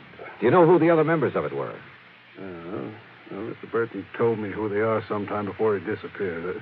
If you'll just give me a moment, perhaps I can recall their names. You want to check them against this list of mine? Yeah, if you like. All right, let's see. Mr. Frederick Burton, that's your client. Yes? John L. Wakeman over in Hickoryville. Mm-hmm. Wilbur Davis in Goshenville. That's correct. Carmen Phillips and Ralph Hunter from down in Delaware. That's right. And finally, Charles Moody, Nathan Norwood, and William Harnell over in Jersey. Your list is quite correct, Mr. Dollar, except for one omission. There was another? Mr. Bradford W. Turner. Do you know where he lives? Yes, in the little town of Alloway here in Pennsylvania. That is, if he hasn't disappeared. Yes, I've... Oh, good heavens. Do you mean to say that all the others... Well, I know, of course, that Mr. Burton did, but do you mean to say that all the others on that list have disappeared, too? Yes, sir. And I'm going to find out about this Mr. Turner right now. In the town of Alloway, did you say? Yes, it's about 18 miles north of here. Okay, sir. And I'm very much obliged to Mr. you. Dollar. Yeah? Do you really think there can be some connection between these disappearances and the fact that all these men have willed their wine collections to this Edward Alden Poley? What do you think? Wait a minute. Had I told him the others all willed their wine collections to Poley? Or had he just come to that conclusion? Or what? Anyway, I drove due north to Alloway. The one large, rather nice home belonged to Mr. Bradford W. Turner, the man whose name was not on my list. So I hoped that he was still here in the land of the living. He was, and he turned out to be a very fine gentleman, despite his preoccupation with vintage wine. No, Mr. Dollar. Our little order of epicures has not been very active since several of the members have, well, disappeared. But not you or Mr. E.A. Poley. I was just preparing to make the trip over to Philadelphia to pay a visit to Mr. Poley. Oh? Mind telling me why, Mr. Turner? Not at all, sir. Not at all. I happen to have an excellent wine cellar. Yes, I rather guessed that. Oh, but it's nothing compared to that, Mr. Poley's. Edward is younger than I, younger than any of us. But his vast, labyrinthine cellar is a veritable treasure house of rare and priceless vintage. I see. Now... Even I haven't seen the full extent of it, but... Oh, if only I could get hold of some of that ancient, rare Amontillado he has so often told us about. Promised to show us so many times. Up until now, I've not had anything worthy to offer him in exchange. But now I've acquired a bottle of very old and very fine Medoc, a de Grave. So I shall take it to him in the hope... You know, you talk as though this wine collecting were the most important thing in your life. Oh, it is, sir. And with Poley, it's an almost overpowering passion. It is his life. The kind of man who'd kill his own mother for a bottle of wine, huh? That's not the jest you may think it is, Mr. Dollar. Which is why I wonder if this bottle of fine Medoc will be enough. Mr. Turner, you're not taking it over to him. I beg your pardon. I am. Now, look here, Mr. Dollar. I've been awaiting this opportunity for years. Yeah, and you'd probably give just about anything. You are right, sir. I would. Your life?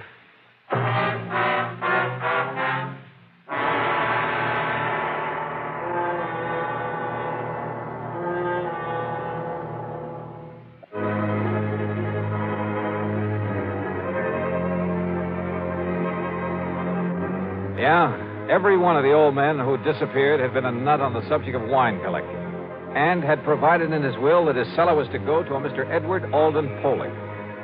You know something? When I talked to Poley at his home in the old Germantown section of Philadelphia, I decided he was the biggest nut of all. and possibly a dangerous one. It was an old house and a big one. It must have been one of the original Philadelphia mansions. As for Poley himself, well, I'd say he was a man of about 50. He was short and heavy-set, and his face reminded me of a bird of prey. Very thin, with a long, aquiline nose. His eyes were far apart and almost beady.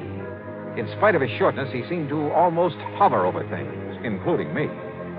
As he led me into the library, his eyes kept glancing at the package I carried, and there was a kind of inner glow in them. I could think of only one thing. Madness. Dollar. Dollar, did you say? That's right. Johnny Dollar. I see. Oh? I mean, it's a very unusual name. I, can't help but admire this library, Mr. Foley. Only the best.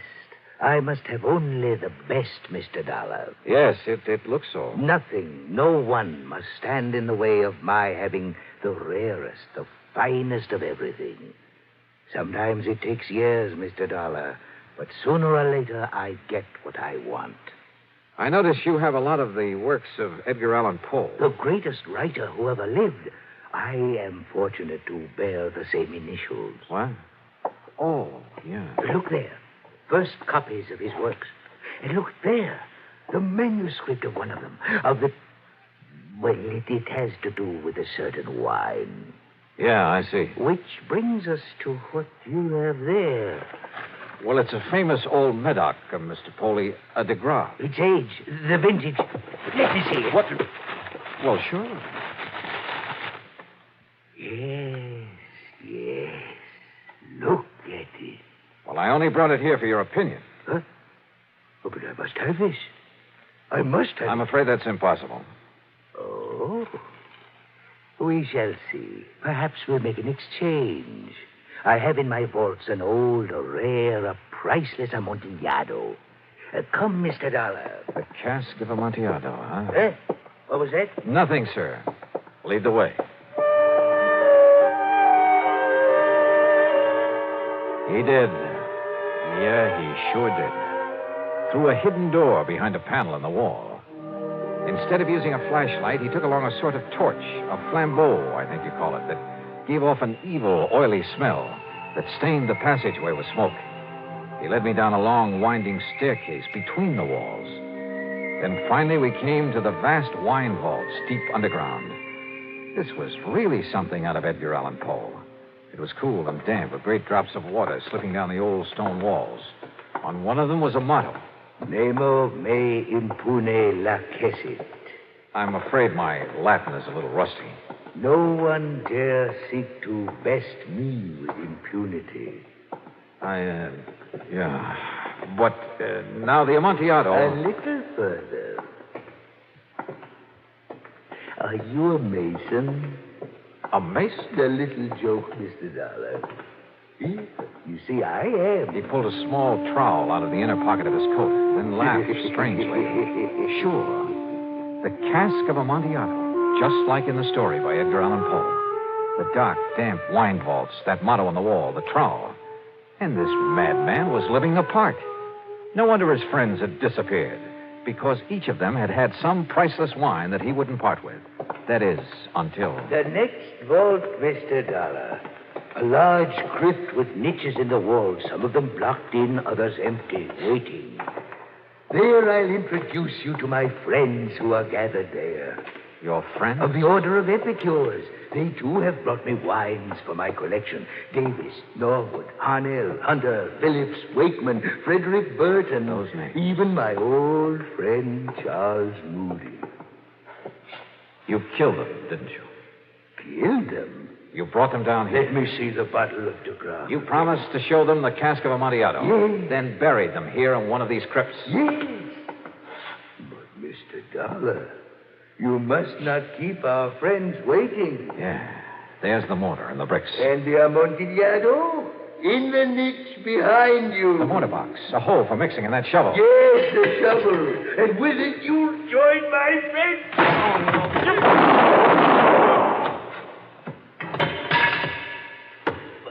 This isn't the way the story.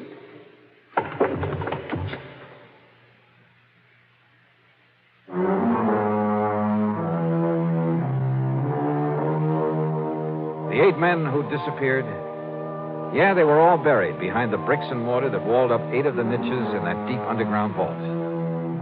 Funny, I completely forgot to look to see if there was a cask of Amontillado in that cellar. Edward Alden Poley, when the courts get through with his case, I'm sure he'll be committed to an institution for the rest of his life. Yeah, I told you in the beginning, this was the weirdest case I ever tackled.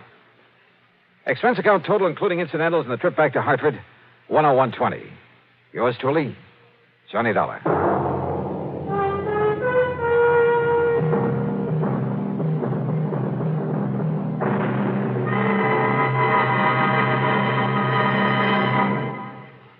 Now, here's our star to tell you about next week's story. Next week, I run into a girl who is fabulously rich, and because of it, fabulously poor.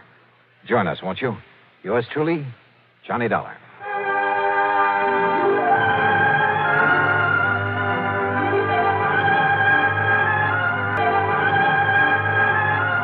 Yours truly, Johnny Dollar, starring Bob Bailey, originates in Hollywood and is written, produced, and directed by Jack Johnstone. Heard in our cast were Harry Bartell, Forrest Lewis, Bartlett Robinson, Farley Bear, and Marvin Miller. Be sure to join us next week, same time and station, for another exciting story of yours truly, Johnny Dollar. This is Dan Cubberly speaking.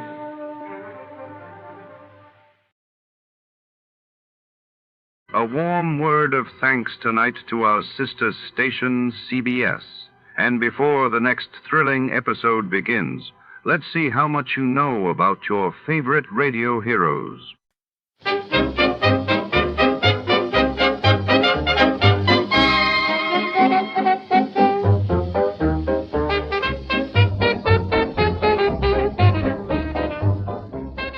Tonight, our story unfolds inside the high-security vaults of the Pacific Mutual Bank. Nestled in the bustling heart of downtown Los Angeles, 1947, as the clock strikes midnight, a meticulously orchestrated heist sets off a race against time 7 hours, until the morning shift arrives and the truth is discovered. Shadows move between marble columns and steel doors, as detectives and criminals alike play a deadly game of cat and mouse. Secrets, betrayal, and desperate ambition simmer beneath the polished surface. Before to start, let's see what happened the day it was aired. It was April 15, 1952. And that day, President Truman seized control of the nation's steel mills to avert a strike. While in London, King George VI's health remained a growing concern as doctors were called to Buckingham Palace. You, finding life rather dull? Dreaming again of exotic places? Wishing you were somewhere else? We offer you escape.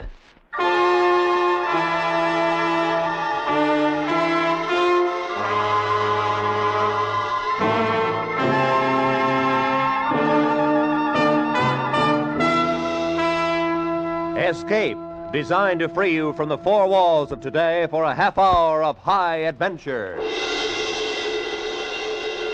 Escape with us now to a small fishing boat off the California coast and a night of terror and death at the hands of a brilliant madman, as Bud A. Nelson tells it in his exciting story, 7 Hours to Freedom.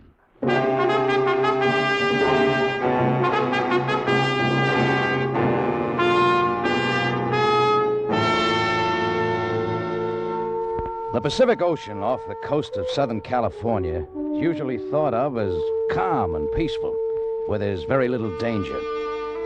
But don't take the Pacific for granted, or you'll be writing your name in foam and throwing it into the wind. There can be trouble out there, all kinds of trouble. The winter months are the lean ones along the coast. Lou and I scrape the bottom of the barrel to make fuel and stores for my boat, the Merry Widow. Rigging for mackerel is fishing the hard way. You've seen the mackerel fleet sneak up on the coast. Those ghostly cities of lights offshore. Guys like Lou and myself trying to make a payload with lights and stinking chum. Mashed, marinated muck you toss overboard with your bare hands to attract the fish. We were anchored alone west of Point Doom Whistle Boy, about a mile out. It was dark except for the spot we flashed on the water and the flashing of headlights on Highway 101, where it dips down to the shore to get a run for Zuma Grade. There were mackerel around, and they were ready. Come on, baby. Up you come. And a boy, Lou. Keep him coming. I'll move the chum out into the light. Hiya, come on, kids. Free chow, good juicy chovy paste. Come and get it. Oh, boy. They're hot. Hey, low. They're swarming into the spot. Hey, work the edges, Lou. Yeah. They're about ready for the net. Oh, look at them. 3 or 4 pounders. Show me a spot, boy. Lay it right in front of me. They're ready for the net. Current's offshore. Drag toward me. Right. Ease into him. Oh, boy. They're hot and heavy. That net's alive. Now, fill her up. Dynamite. Green dynamite. Come on, kiddies. Come to pop.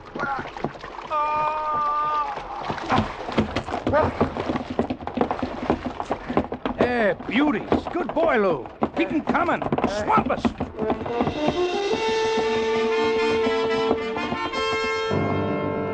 That's the way it works, if you hit it. You forget the smell, the scum, the numbness in your hands, the icy water in your boots. You forget you're heaving 30 to 50 pounds on the end of an 8-foot pole. And you see dollars pile up in the bin boards on your deck. You forget everything around you until they're gone. And you notice that there is a world around you.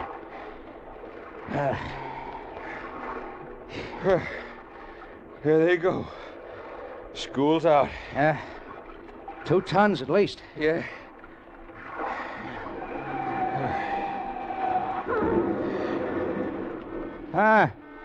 Looks like another wreck on Zuma Grade. Yeah. Look at the headlights. People just can't pass up an accident. Must be a pretty bad one. I'll take a boat any day. Hey, let's get out of here. We can make it back in time for chow. Yeah. 6 fried eggs seasoned with Tabasco sauce, bowl of chili, and a pot of black coffee. It sounds good to me. Boy, that stuff sure gets cold. Yeah. Hey, get the anchor. Let's get out of here. Fire up. I'm for it.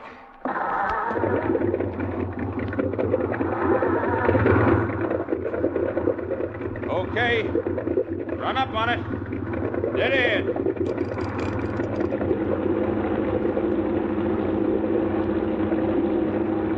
Hold it. What's the matter?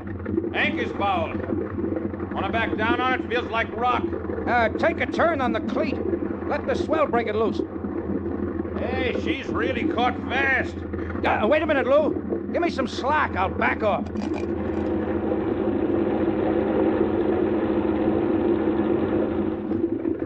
What's wrong? I don't know. Come here. What's up? Look. Company. Yeah. What the devil are those guys doing out here in a little rowboat at this hour? They're either drunk or crazy. They're sport fishermen. But I don't see any tackle. Ahoy there! Wait! Please wait! Oh, they're in trouble. Look. Guy in the stern. Hunched over. You get the boat hook, Lou. I'll rig a fender. That tide's doing more good than the oars are. These boys aren't seamen. Nah. Watch the roll when he pulls you alongside. You in the bow, catch the rack. Hold yourself oar. Hold it on, Jay! We have an injured man here. Lend a hand. Yeah, sure. Cal, get aboard. Ellis, help Stacy. Help him? Dead weight. Give me your hand. Thank you. Thank you. Now, my injured friend. You in a skiff. Yeah. Hand him to me. Yeah. Right here. Lift him as high as you can. Now, slip your hand out. Okay. There. I got him. Now, Lou, open the hatch to the cabin. Right.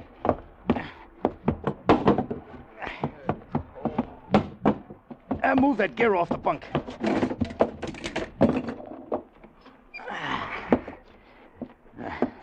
Unfortunate thing. Very unfortunate. Hand me the first aid kit. On the bulkhead behind you. Completely unnecessary. Efficient shooting, wouldn't you say?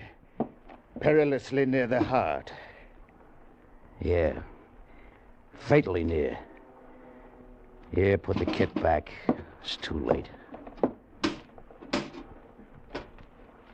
How'd this happen?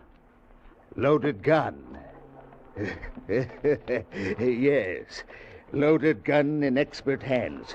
This may be pretty funny to you, mister, but I don't think it'll go over very big with the police. The police? No, I suppose not. Poor Stacy, his fourth and final loss. Look, mister, what's the story? Oh, that's right. You came in at the end. But first... What's the gun for? Your protection. And mine. Forgive me, young man, for pointing this at you. I use it only to establish command. Outside. Go on.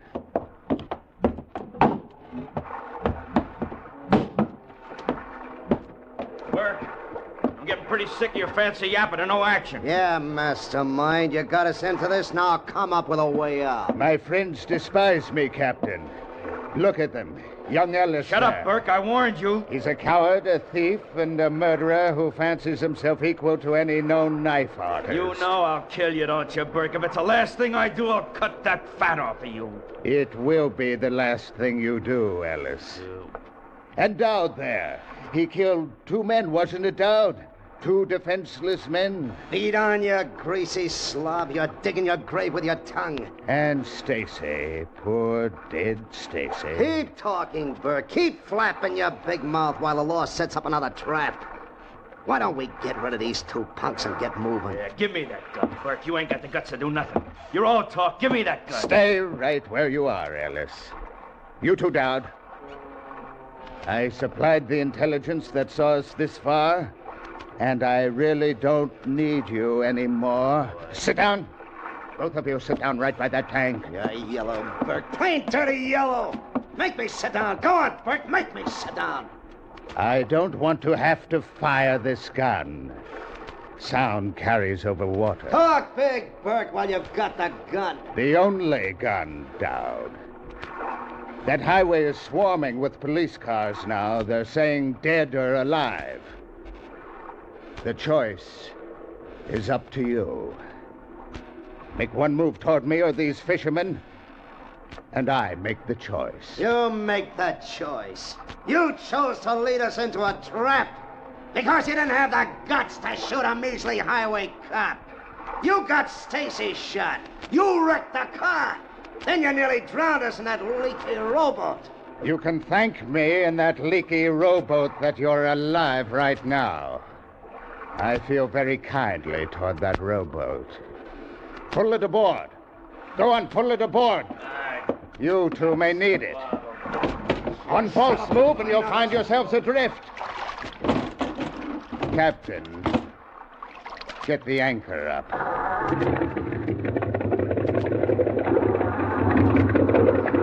Take in what slack we can get, Lou. The line parts and parts.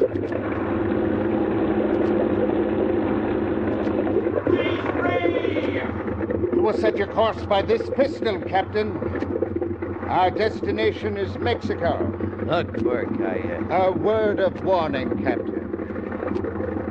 I seem to stand alone. These fools I took through prison walls have turned against me. But I still have a pistol. How far is the international border? 7, 8 hours. I prefer 7. 7 hours to freedom.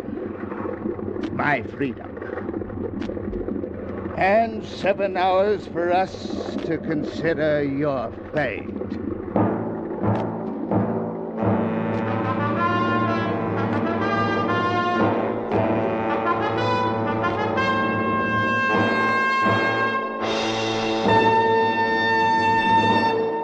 You can start out to count the laughs in the Red Skelton show, but you'll wind up laughing so hard yourself you lose the count.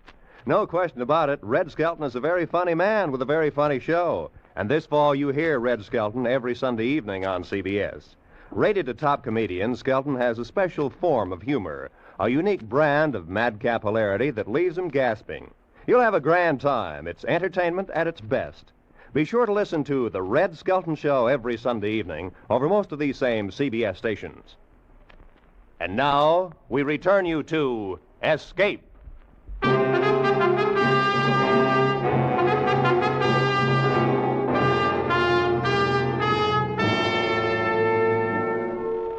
Dawn broke with the Los Angeles harbor light well on our stern.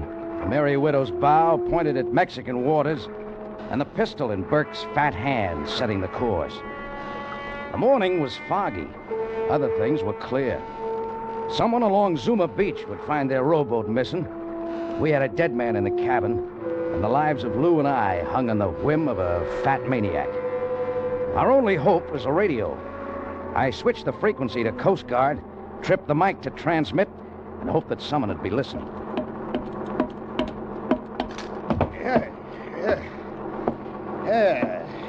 It's more pleasant up here on the bridge, Captain. The cabin is somewhat stuffy. What's your master plan for the body? Loathsome things, dead man. Much as I'd like to dispose of it, we can't risk cluttering our trail. Let us hope there will be no more. There needn't be, you know, if you cooperate. Yeah, the Merry Widow's at your disposal, Mr. Burke. As long as you hold that gun on the crew, there's no choice but to take you to Mexico. We don't have too far to go. Just about due west of Long Beach, making 18 knots. You are unduly nervous, Captain. Is it the pistol? Look at our friends huddled together down there in the stern. Planning my assassination, and no doubt yours. You understand the situation, don't you? No. Then I'll tell you. This gun and I are your buffers, your guardians against the plotters back there. In exchange for this protection, you give me transportation. In a few hours, I will be a free man, and I shall go my way alone. Maybe. Radio. The radio. I underestimated you, Captain. Very clever. Well, I tried. I assume I've been broadcasting for some time. You have. Direct to United States Coast Guard. I bow to you. How stupid of me. And you. Up to this point, you've shown some intelligence.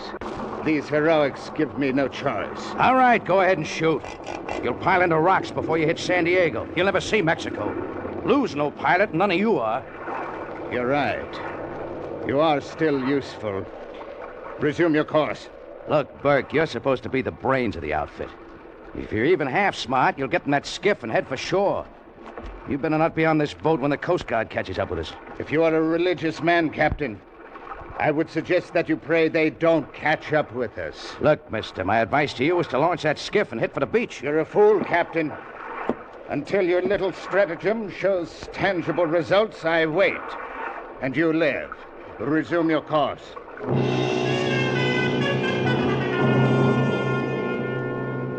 Newport Harbor bore off our bow, swung a beam, and slid past the stern. With it went my hopes of help from the Coast Guard out of Newport. No more stations now until San Diego. At the foot of San Clemente's red tile roofs, I saw a Santa Fe streamliner rushing north towards Los Angeles. I wished I was on it and headed in the same direction. How far are we from the border, Captain? 5, 6 hours. Good. If the Coast Guard heard your radio, they don't seem to be rushing to your rescue. Take another look, Burke. Dead ahead and bearing down. Hold your course. Don't try to attract them or you die right where you stand. You, Lou! Yeah? Stay where you are. Hold your course, Captain. Mister, that's a Coast Guard picket boat. They got guns. Ellis, down. Stand up and wave. Make it look friendly. Don't overdo it. You, Captain, wave too. Wave, wave!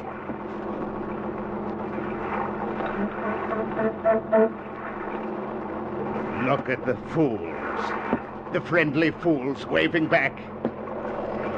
We're just friendly fishermen. They didn't even cut their speed. Two herringbone wakes met, merged playfully, overlapped, and faded. With them went my hopes of help from outside. Our only chance now was to get Burke's gun. The fish knives. But they were back on the cleaning chute, neatly racked. I turned to look. Gone. 3 knives gone.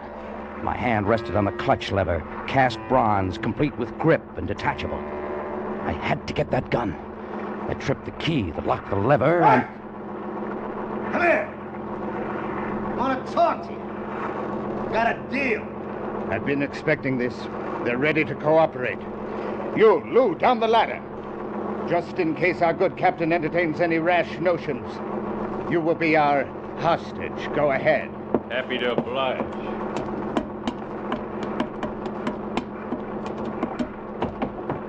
Step right back to the little group, Lou. This conference may be of interest. I watched helplessly while Lou led the way aft where 2 criminals sat, backs to the bait tank. They rose as Burke lurched toward them against every roll and pitch of the boat. Ellis suddenly stepped between Lou and Burke. The pistol roared harmlessly. Burke slumped balloon-like as Dowd tore the pistol from his hand. Ellis, knife in hand, kept slashing. Enough, fellas! Lay off! No! Lay off, I said! Give me that knife! Give me it! I said I'd cut him, the fat slob. He didn't believe me, huh? Look at him. Blubber. Blood and blubber. Come on, Lou. Up that ladder there to your buddy. Go on! Yes, sir.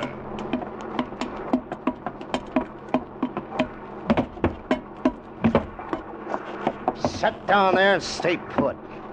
You, Buster, keep this thing moving. Which way? Like Burke said, Mexico. As long as we come this far, we go all the way.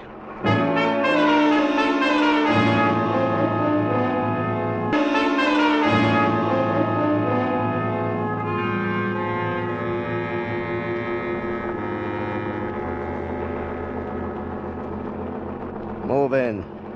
Drive in closer to shore. How close? I'll tell you how close. Hey, now, wait a minute. I'll pick out a spot to beach the skiff. Then we'll move back outside the 3-mile limit until dark, so that Mexican patrols can't find us. Ain't that nice? In the dark, I move in as close to shore as I can, and you go ashore in the skiff, and I head back up the coast. Just like that, huh? Well, Buster, you'd better pick a good spot to make a landing, because you're going in with us. Going in with you? What about this boat? Leave it and the Mexican authorities... You're gonna drive this boat right up on the beach, that's what, right up on the beach. Wreck it? Look, Dowd, we draw close to 10 feet of water. We'll ground a city block offshore. So what? I can swim. I got nothing to worry about. You ain't gonna need this tub no more. Look, Dowd. If we beach this boat, we mark the spot where you go ashore. But put in by skiff and you won't attract any attention. My radio's shot. It's 2 hours run back to San Diego.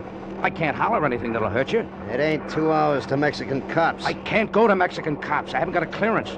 I'm not going to put into a Mexican port and have my boat impounded, am I?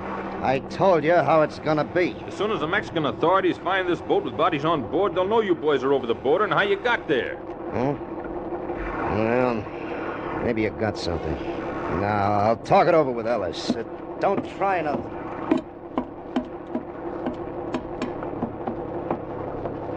Lou? Yeah? I'm going to fake engine trouble. The master switch. One of us has to get down to the engines.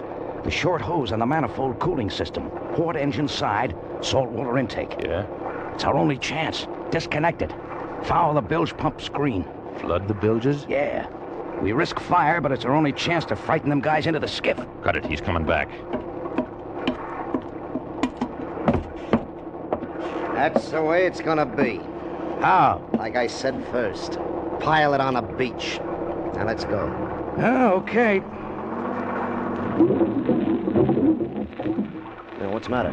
Everything okay up there, Dowd? I don't know. She just quit. We've been beating these engines. She's hot. Get it going. Oh, I'll have to get at the engines down below. Oh, no, you don't. Step on the starter. Come on, try it. It's hot, I tell you. 180 degrees. Oh, look for yourself. It's 40 degrees too hot. What does that mean? Means I gotta... No, you don't. Lou, you know what to do? Yeah. Yeah, I know. Check the oil filter first, and the screen ahead of the pump. Wait a minute, you. Okay. Try it again first. Go on.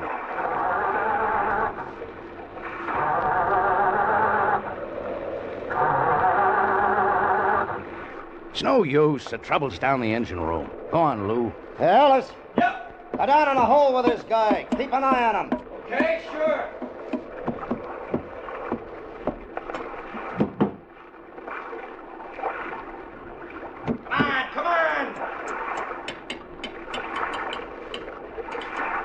Come on, you. Hurry it up down there.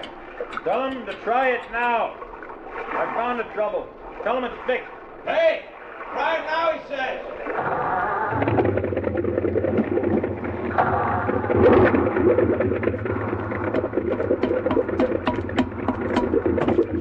That was it.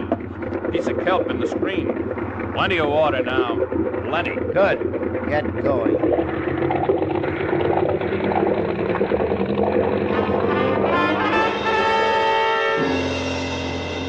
Plenty of water. All the salt water that should be flowing through the water jackets of 2 big exhaust pipes pouring into the bilges. And 2 red-hot manifolds absorbing all the heat of the 2 big engines. I took a sight on the hull. Chine line 2 feet above water. Bilge pumps sucking nothing but air. 10 minutes, riding 6 inches lower. Half hour, 1 foot down. 3/4 of an hour, 18 inches lower. Water would be climbing up to drown out the batteries. Exhaust pipes, white hot. I yanked the release on the CO2 system. White clouds sizzled up from below. Fire! Fire, we're sinking! Bilges full of water! Filling fast, we're going down! Well, what do we do, Captain? Get the skiff over the side before she explodes. Fire extinguisher, Lou. Cover me, I'm going below. Get the skiff over, don't stand there, Dowd. Push it over the rail! We're getting Ellis! We get out of here! Wait! Jeff's down below! Wait! You can't leave us here to sink! So long, suckers!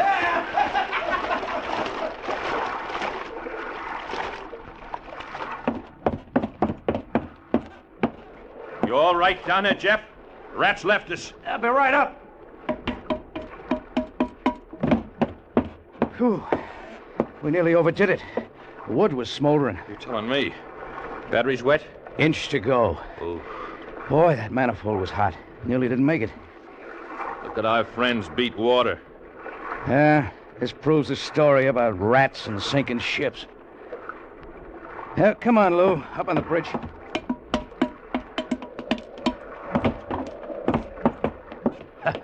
Watch their faces now.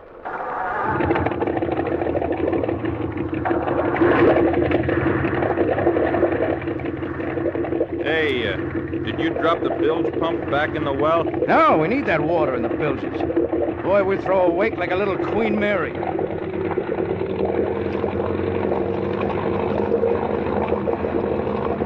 Turning up 2,800. Still a little hot. I want 3,000. Look behind us. We're throwing a wake like a destroyer. Come on, baby. You big, big bird. 3,000. Churn. Come on, around. That's a nice, tight circle. Wrap. What are you going to do? Crash him? Nah. Gonna lasso him with a wake. Yeah, we let chop hits their skiff from 4 sides. You think they're in a sou'easter? Look at Dowd. Trying to get a bead on us. He's... Hey, there they go. Capsized. That's just what I wanted. Yeah, but they're hanging onto the keel of the boat. All right, let them dig wood for about half an hour. Brother, that water's cold. You should know. Hey, let's see if Dowd's still got a gun. I can't tell. Looks like he... He has.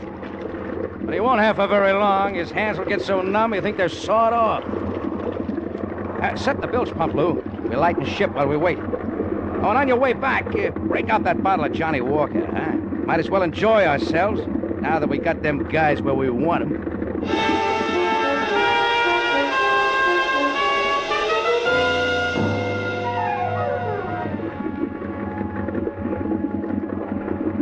I wonder about prices, Lou. Mackerel? $42. No, I didn't mean that. I meant bounty. Reward. The state of California owes us quite a little dough. Mileage, 2 ton of spoiled mackerel, 1 radio transmitter, and 4 escaped convicts. 2 of them on ice. Well, get the boat hook, Lou. 2 live ones are ready for the gaff.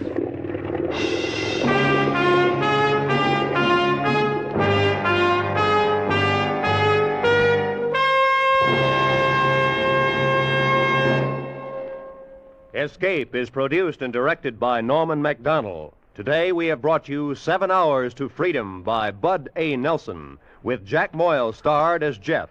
Featured in the cast were Stan Waxman, Jack Crucian, Barney Phillips, and Lou Krugman. The special music for Escape was arranged and played by Ivan Ditmars. Ladies and gentlemen, next week, Escape will present one of the most unusual and terrifying stories of recent years.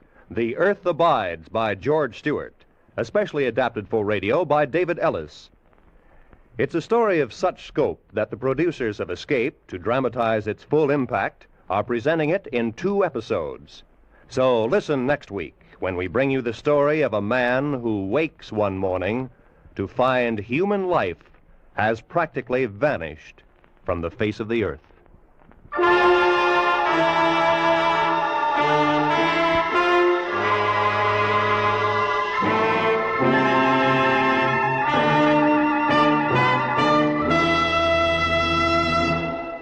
CBS's lovely red-headed Saturday night comedienne, Lucille Ball, pays an extra visit to CBS, the Star's address, tonight.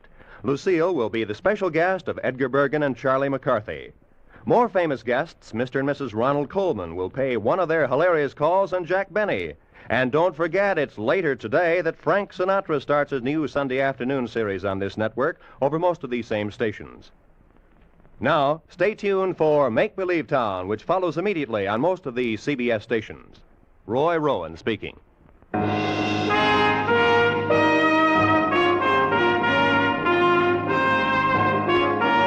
This is CBS, where you spend an hour with Frank Sinatra every Sunday afternoon, the Columbia Broadcasting System.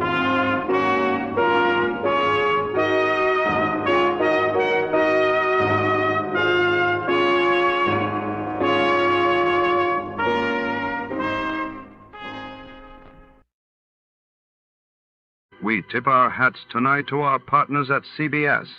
Stay tuned, folks, because before the next story begins, it's time for a fast and fun radio quiz.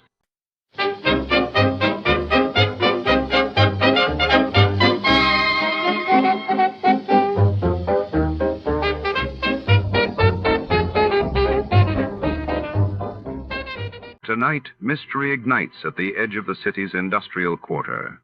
A luxury convertible erupts in flames inside the cavernous underground parking garage of the prestigious Leclerc Hotel. Among the charred remains, secrets smolder and the scent of gasoline lingers. Was it sabotage, revenge, or something more sinister? As Detective Carr arrives, the shadows of high society flicker against concrete pillars. A story of betrayal and danger unfolds. Before to start, let's see what happened the day it was aired. Just a thriller. It was March 29, 1957, and that day the world watched as the Treaty of Rome was signed, establishing the European Economic Community, while in the United States headlines reported the tragic crash of a TWA superconstellation near Cincinnati, claiming 15 lives. From Hollywood, it's time now for Johnny Dollar. Earl Poorman here. Poorman? Tri-State Life and Casualty. I'm the branch office manager down here. Oh, sorry, Mr. Poorman, but the answer is no. Well, this is an arson case, Dollar, and we're already having to make one payoff on I'm sorry, but it'll have to wait. I'm going to get as far away from this New England winter as I can. Well, for that, I don't blame you, but there's no reason you shouldn't come Look, down. I've had a rough year of it. I'm tired, and I'm cold. And unless I can get down to where the warm, balmy breezes waft in... Dollar, I have got to have you on this case. There's a lot at stake. Now, my office is down here... No, sir, I'm sorry. You down see... here in Sarasota. I just can't do it, Mr. Poorman. I've already made a plane reservation for Sarasota, Florida. And this is one time I'm going to... Where did you say your branch office is? Sarasota, Florida.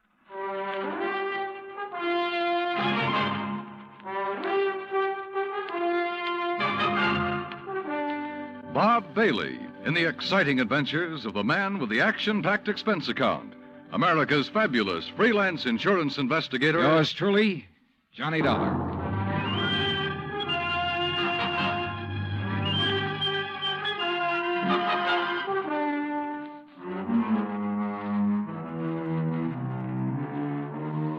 Expense account submitted by Special Investigator Johnny Dollar to the Tri-State Life and Casualty Insurance Company, Home Office, Hartford, Connecticut. Following is an account of expenses incurred during my investigation of the burning Carr matter. Expense account item 1, which I thought I was going to have to absorb myself. $129, transportation and incidentals to Sarasota, Florida. It was nearly 5 p.m. when I got there, so instead of checking into a hotel, I taxied, that's item 2, $1 even. I taxied to Earl Poorman's office in the Conroy building. He turned out to be a tall, lanky, easygoing fellow with clear blue eyes and a ready smile. Sit in an office and talk business this time of day? You're in Florida now, Johnny. Well, I thought from your call this was a pretty urgent matter, Mr. Poorman. It is. Arson, you said. Yeah, probably, but here's no reason we can't go out to my little shack on the quay and be comfortable while we talk about it. Besides, Michael wants you for dinner. Mike? My wife, Gertrude. Oh. Come on, my jalopy's right out at the curb. Come on, Johnny. Poor man was a misnomer for this man because his jalopy turned out to be a spanking new Cadillac, complete with air conditioning and all the fixings. And the shack, anything but.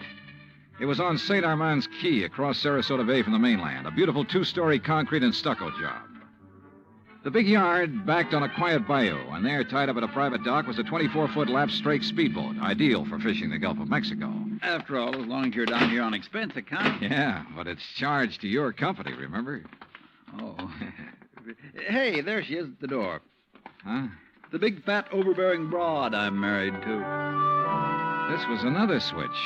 For Earl's wife, standing in the doorway, was the cutest little trick I'd seen in a long time. Petite, pretty, and blonde, and with eyes that you noticed right away because they were almost green. Eyes that suddenly narrowed as she looked at me. And I wondered why. Johnny? Dollar, did you say? That's right. Insurance investigator down here to look into those fires. Oh. Any objections? No. No, of course not. Just set your bags here in the hall, Johnny. All right, thanks. And wouldn't you like a drink after your long trip? Yeah, and you can get me one, too. Scotch, Johnny? Martin's VVO. Oh, great. With soda, please. Sit down, sit down. Thanks. I take it Mike isn't too interested in the insurance business, huh? You know, she used to be a singer, dancer. Oh, well, this is a little different. But now, tell me all. Well, actually, I guess we ought to wait until Arnold Carr gets back. Carr? Carr Brothers, Lumber Enterprises. Arnold runs the business, and his brother Edward... Well, Ed just shares the profits. Real black sheep of the family, from what I've been able to learn. Oh? Anyway, they have yards all over the state. There's one here in Sarasota, one up the coast a ways at Fort Pierce, and still another at Arcadia. That's about 40 miles inland, just east of here. And there was one up in Orlando. Was? Completely destroyed by fire a couple of weeks ago. And a $120,000 claim has been filed. Wow. That's where Arnold Carr is then, in Orlando, trying to clear things up. Here's your drink. Oh, thanks. Here, Earl. Yeah. Well, to the gods and goddesses and us. But shouldn't I be up in Orlando then? Arnold's on his way back here now. He lives here. He just went up there to arrange for clearing off and selling the property.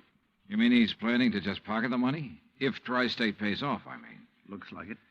But I take it you suspect arson. Yes, Earl suspects arson, Johnny, and so does Arnold Carr. At least he says he does, but they have no reason. No? How about the other fires? Or attempted fires? Oh, where? At Arcadia, for one, but they got it out in time. At least that's the way Arnold Carr reported it. The way he Let tells me tell it, Mike. Oh. There was another at the yard here in Sarasota. Arnold himself discovered it one night when he was just driving around. But nothing to indicate it was attempted arson. No, Well, and the authorities up in Orlando found no indication of it there. Mike, you know as well as I do that a lumberyard fire will obliterate signs of arson better than any other kind of fire in the world. Yeah, but she has a point, though, Earl. Unless there's some evidence of arson. Of course. Yeah, why send for me? Well, mostly because... Actually, because Arnold Carr suspects him. But he's given you no real reason. None at all. I think he has a real reason, but he just won't tell us. Wait till you see him. He's going to call when he gets in. We'll run over to his place on Longboat Key. What about his brother? Edward, did you say? I've never met him. He's always stayed in Orlando. I was wondering if he might tell things that Arnold is holding back. Edward Carr wouldn't know anything. You can never be too sure. Look, why can't you agree with me for a... that must be Arnie now. Excuse me. Hello? This is Arnold Carr. Oh, hi, Arnie. Johnny Dollar arrived, so we'll be... Well, here, I'll let you talk to him. Here, Johnny. No. Okay. No, Earl, listen. What? I told you before it was arson. It was arson again tonight. Tonight? What's that? Arcadia just went up in flames. The whole yard. Good Lord. Did you hear that, Johnny? Yeah, I heard it. Well, can you prove it was arson tonight in Arcadia and before in Orlando? I have proof. Well, Arnie, we'll be over just as fast as... No. What? No. Wait for me there at your home. Well, but look now. You mustn't come here. And I mustn't stay here because I... Now, listen, man. You... Arnie? Well, I guess he's ready to tell us now. A suspicion began to grow in my mind. A suspicion that Mike apparently shared with me. That Arnold Carr himself might be responsible for the fires. After all, he was the only one who had seemed to know about the 2 unsuccessful attempts. He himself had planted the idea of arson. He'd lost no time in filing claim for the Orlando burnout. But Earl said I was wrong. Arnold was too honest a man. Earl had also said we were only 15 minutes from Carr's home. So when half an hour passed, we called him back. Got a busy signal. After the 4th try, the 3 of us took off in Earl's cab. As we pulled into Carr's driveway, we could see him through the picture window, sitting at his desk, telephone in hand, apparently engrossed in a call. Then, as we walked up to the door, I noticed something else. Arnold Carr looked enough like me to be my brother. Maybe that explained Mike's reaction when she first saw me. Hey, Arnie. Can't you see? He's on the phone in there. Well, the least he can do is hear his own doorbell. Earl, wait. Good Lord. What's the matter? Through the window. Oh, no. Earl? Stand back. Earl, for heaven's sake, what is it? Couldn't you see from out there? No, what's wrong? Oh! Well, Johnny? Right through the forehead, Earl. Looks like a .38. Before I could stop him, Earl took the phone out of the dead man's hand and called headquarters. Mike turned pale and slumped into a chair. And I gave the place a quick rundown, checked doors, windows, etc. A few minutes later, an officious young sergeant named Larkin arrived and took over. 38 caliber straight through the middle of the forehead. Were all 3 of you here when it happened? Mr. Foreman, Mrs. Foreman, and who are you? The answer to your first question, Sergeant, no, none of us was here. And this is Johnny Dollar, insurance investigator. Hiya. You insurance guys work pretty fast. You related to Mr. Carr? No, why? Look a little like him. Who busted in the front door? The killer? I did. When we drove up, we saw Mr. Carr sitting there at his desk. We rang the doorbell and knocked, but... And when he didn't move, you took things in your own hands and busted in, huh? That's right. You haven't moved anything, have you? No. Except I took the phone out of his hand to call you. Dollar, if you're any kind of investigator, you should have known better than let him touch anything.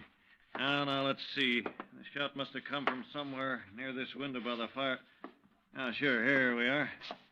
Bullet hole right through the pane. Bullet was fired from outside. You're sure, Sergeant? Sure, I'm sure. Look for yourself. You call yourself an investigator?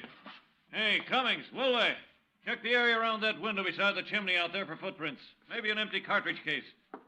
Now, you folks get out of here so I can call Doc Hanley over and get on with my investigation. And no, Dollar, I don't need any of your help. Well, thank you, Sergeant. Your job is fires, not... Hey, where did Mrs. Foreman go? Out to the car. Why? Who told her she could leave? Who told her she had to sit here looking at a corpse? All right, Dollar, all right. Just be sure the 3 of you stick around town in case I decide to question you further. Oh, of course, Sergeant. Yeah.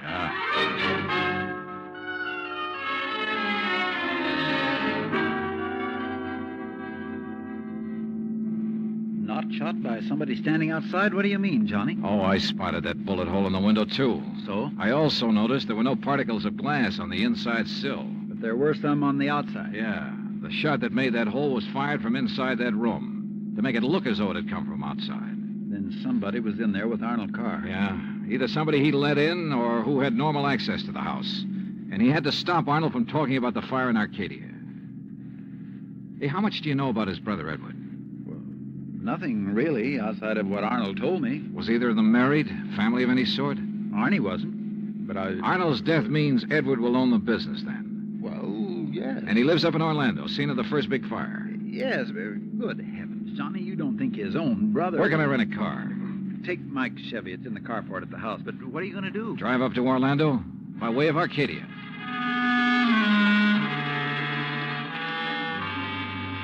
When I got to Arcadia, only a few people were standing around the remains of the fire. One hose company was still working on it, and a couple of police were poking about in the embers. Walking toward it, I almost stumbled over a little old man sitting alone in the darkness beside a palm tree, hunched over, his head in his hands, sobbing. He didn't even look up when I stopped beside him. It's like losing part of my own life, it is. You lost someone in the fire, sir? No, son. Only part of my life. I helped build up that yard. Me and Mr. Arnie. Arnold Carr. All along, he's been worried about it. And last week, when him and me smelled smoke and come over here and put out the barrel of trash that was smoldering, he knew. Knew what? That somebody was trying to burn him out? That's why he stopped by tonight on his way home. That's why we drove over here, him and me. And I brought my gun just in case. Yeah. Well, we got here too late. It was already blazing. And when he seen the automobile pulling away... What auto? Yes, Frank, he said to me. I knowed he was the one trying to burn me out, he said. Who, old-timer? Who do you mean? He didn't say. Then he called the fire department. That car that pulled away, what was it? Just a auto, big white Buick. But he tied it in with whoever set the fire. All he said was, I knowed he was the one. Do you know who it was he meant? Well, he told me even if I did know, I should never tell. Even the police. Well, who do you think it was? Break my word to Mr. Arnie? Never, son. All right, look, old man, I'm sorry to have to tell you this. Mr. Arnie's dead. What? But he can't be. He was... You. Huh? Maybe you thought in the darkness I wouldn't know you. But I do know you. Oh, now, just a minute, old-timer. If Mr. Arnie's dead, it's because you killed him. What? Just like you set the fires. No, I'm not who you think I am. And I'll kill you. That's what I'll do. Put down that gun. I'll kill you.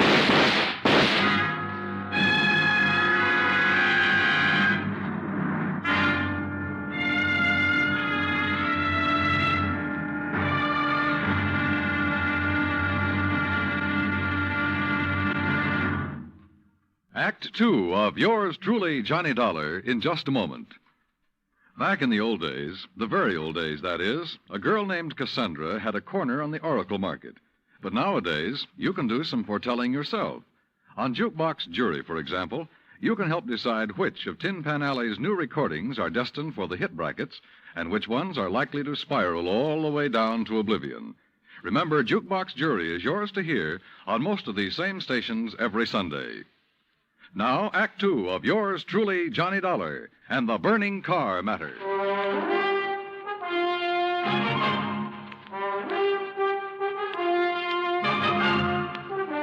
Expense account, item 3, $5.15, gas for the borrowed Chevy to keep me going to Orlando. Either the old man's eyesight was bad or he was just a lousy shot. Either way, it was okay by me. I hated to slap him down, but there was no point hanging around Arcadia trying to explain things to the local authorities. So after making sure I hadn't really hurt him, I appropriated his gun and took off fast. He'd thought I was someone else. Even I had noticed a family-type resemblance to myself and Arnold Carr. Sergeant Larkin had asked me if I was related to him. And now the old man at the fire had apparently thought I was the one who... Oh, well, I'm afraid I made the rest of the trip to Orlando in somewhat less than legal time. And at police headquarters, I barged into the office of Lieutenant Cal Hudson without bothering to be announced. Early in the morning? Sit down while I finish up a report, Mr. Carr. Thanks. I was trying to reach you, but we got no answer to the phone at your house. Well, that's very interesting, Lieutenant. I'm afraid I have the painful duty of notifying you that your brother Arnold down in Sarasota last night... Why did you say very interesting, Mr. Carr? Or had you already learned... I'll be doggone. Yeah. You're not the first one. Who are you? Johnny Dollar, insurance investigator. I can't believe it. Dollar, you look enough like Edward Carr to be his twin. You even sound a lot like him. I take it you haven't located Edward yet? Well, no. Lieutenant, I think Edward Carr is the firebug we're after. And the killer. Wait a minute.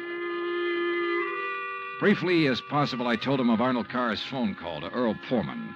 His emotional upset just before he was killed. I told him Arnold had been murdered by someone inside the house, someone close to him.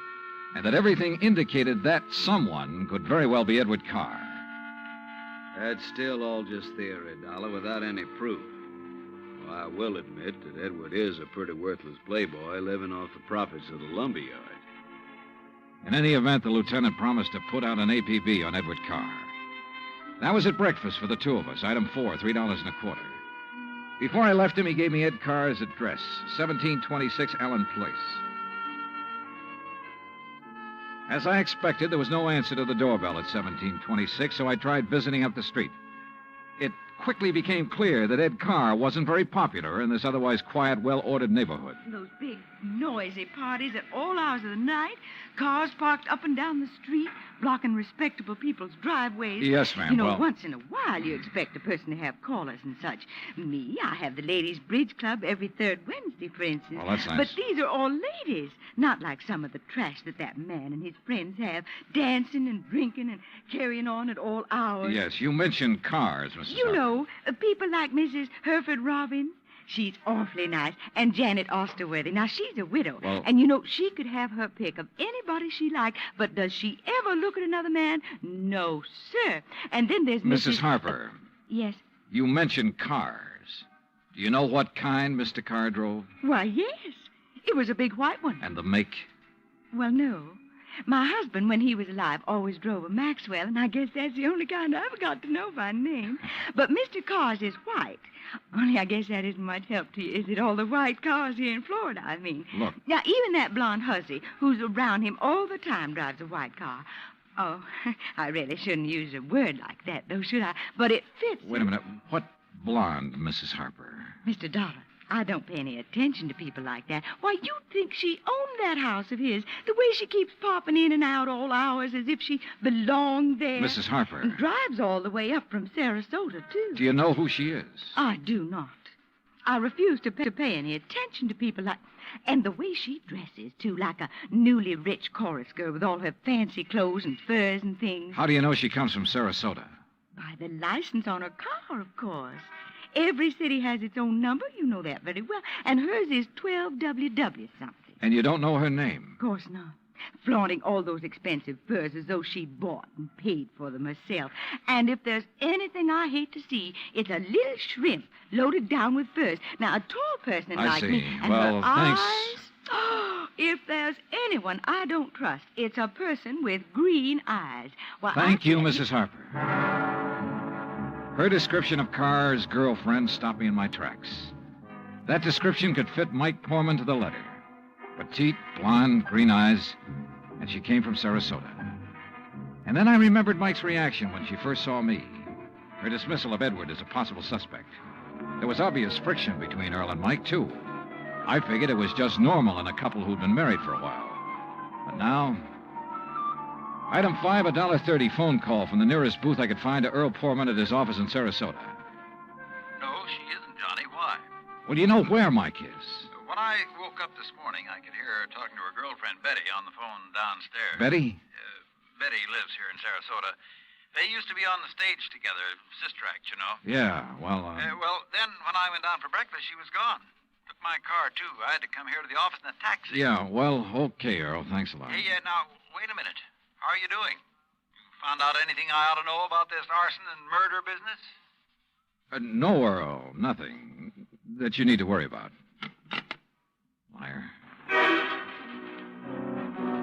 I sat down at a corner drugstore. That's item 5, 80 cents, over a sandwich and a Coke to try to think things out. But I'm afraid I didn't like anything that I thought. Finally, I drove over to Allen Place again.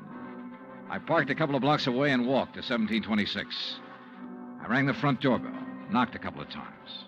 Then I slipped around to the back door, finagled a lock on it with a little celluloid pocket calendar, finally got it open.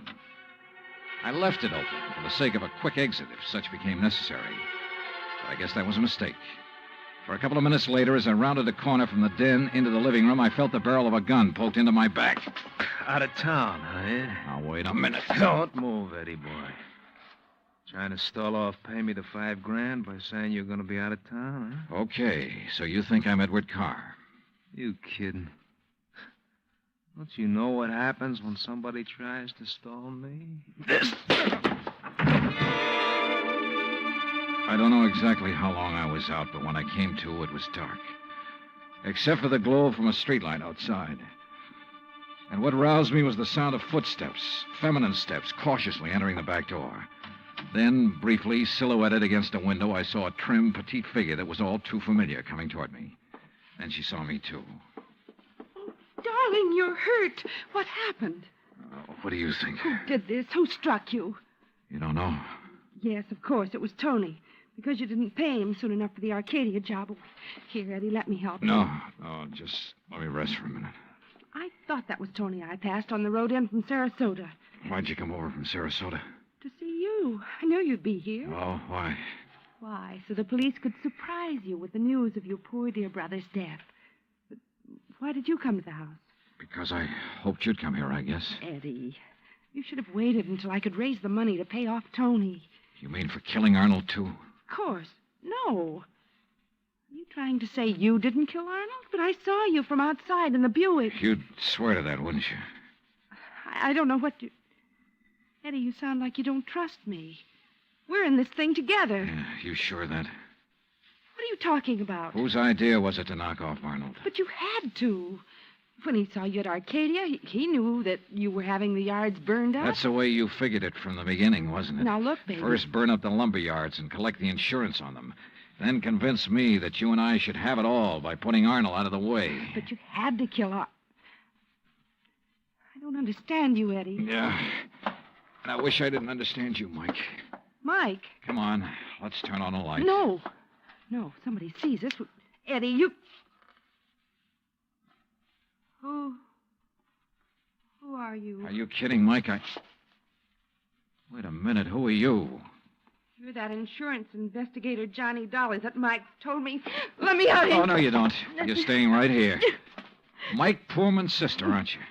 Well? Oh, sister. So we once did a sister act before she married that Poorman guy. Now, let me go. Not by a long shot. You may as well, Dollar. What? Eddie. Don't move, Dollar. Get his gun, Betty. Get it. Yeah, sure. Here, Ed. Good. Ed Carr, huh? That's right. And you know we do look alike, you and me. Yeah, sure. Enough for Betty here to have told me all I need to know. Don't believe him, Eddie. He's lying. I heard, No, baby. Eddie, I thought it was you. Don't you see? Sure. Why'd you come up here anyway? Because Mike told me that Dollar was coming up here. You been shooting off your mouth to her, too? She knew about us. She thought you might have something to do with the fire. She was my friend. She was trying to get me out of this whole mess, and I wish I'd listened to her. Well, it's too late now, baby. Eddie, what are you going to do? Now I gotta get rid of both of No! them. And figure some way to shut up Tony's mouth. Ed, please! You know you'd never get away with it, Carr. Oh, no, I'll call him. That's what I'll do. Yeah, Betty, and he'll come here to get his money. Then I'll call the police, see? Tell him to come right away. Tell him I found out about you having Tony start the fire. What? That's right, that you had him burn up the yard so there'd be even more money for you to bleed from me, like all the dough you got from me already. You're crazy, Ed. I'll tell the police to meet me here. And when they come in, it'll just be in time to see me kill Tony in self-defense. After getting here too late to save you, I'll tell them. You're out of your mind. They'll check that gun of yours so fast. And that'll prove it. Because the only shot out of my gun will be the one that gets Tony. This gun of yours is the one that's going to knock you two off. And they'll think it's Tony's. Oh, Eddie, please, you're drunk. Are you crazy? Crazy to save my own life, to keep you and Tony and Dollar from putting a noose around my neck? If you think that harebrained scheme of yours will ever work, you're off your rocker. It's got to work, because it's my only chance, so it's going to work now.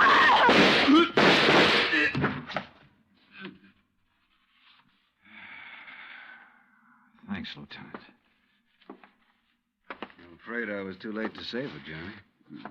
Yeah. But Eddie Carr will live to face a jury. What brought you here, anyhow? I did, Johnny. Mike, stay there.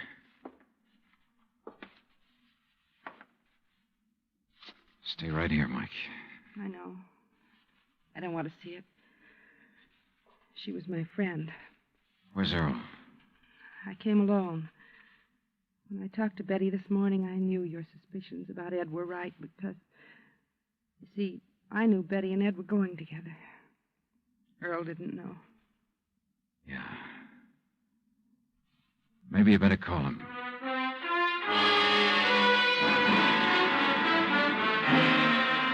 Expense account item 6, $9.80, gas and incidentals for the drive for the two of us back to Sarasota. Remarks? Betty, of course, has already paid for her part in the deal, and I guess it's pretty obvious what'll happen to Ed Carr and Tony Ricardo. The insurance money in the Carr estates will be distributed according to Florida law. Further remarks? The apparent friction between Earl and Mike was only part of a normal married life. They're a pretty nice pair. Oh, and I thoroughly enjoyed 3 days of fishing in the Gulf, thanks to Earl. Expense account total, including all the incidentals I could think of, $385.26. Yours truly, Johnny Dollar.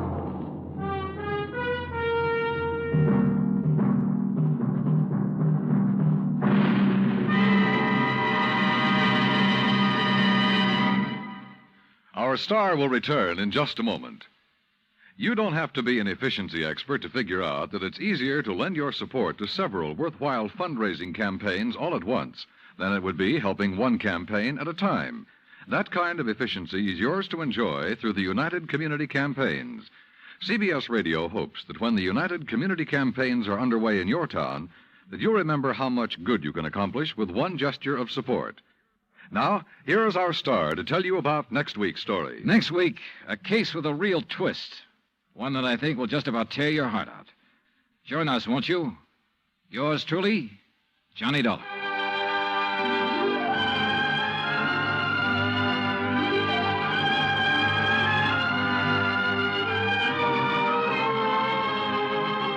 Yours truly, Johnny Dollar, starring Bob Bailey, originates in Hollywood. It is produced and directed by Jack Johnstone, who also wrote tonight's story. Heard in our cast were Virginia Gregg, Parley Bear, Victor Perrin, Bob Bruce, Harry Bartell, Vivi Janis, Tony Barrett, and Junius Matthews. Musical supervision is by Amerigo Marino. Be sure to join us next week, same time and station, for another exciting story of yours truly, Johnny Dollar. Dan Kimberley speaking.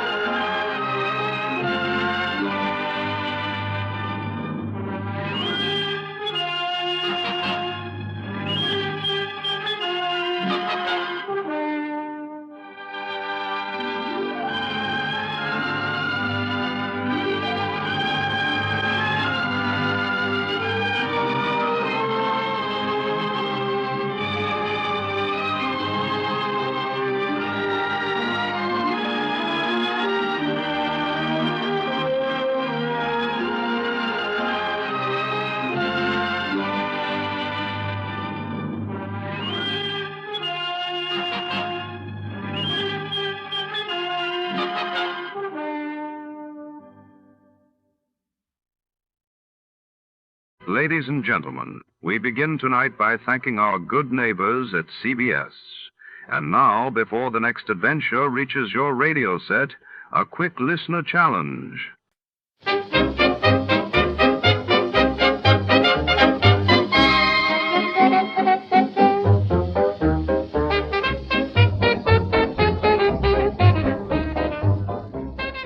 Tonight, the shadows lengthen in the back room of Madame Leclerc's infamous jazz club, nestled deep in the heart of Los Angeles' Chinatown, 1947. When a rare jewel, the fabled Cobra Serenade necklace, vanishes during a smoky midnight performance, suspicion coils around every patron. With danger lurking behind velvet curtains and every note played, our detective is drawn into a tangled web of deceit and music, where every clue slithers just out of reach. Secrets simmer, and not everyone will make it to the encore before to start. Let's see what happened the day it was aired. It was May 12, 1952, that day the world watched, as the United States detonated its first hydrogen bomb on Eniwetok, atoll heralding a new era of nuclear arms, while in London, Princess Elizabeth opened the British Parliament for the first time since her father's death, marking a solemn turning point for the monarchy. Tired of the everyday routine? Ever dream of a life of romantic adventure? Want to get away from it all? We offer you Escape. Escape, designed to free you from the four walls of today for a half hour of high adventure. Escape, brought to you by your Richfield gasoline dealer and the Richfield Oil Corporation of New York, marketers of Richfield gasolines, motor oils, and other petroleum products. Look for the Richfield Eagle on the cream and blue pumps.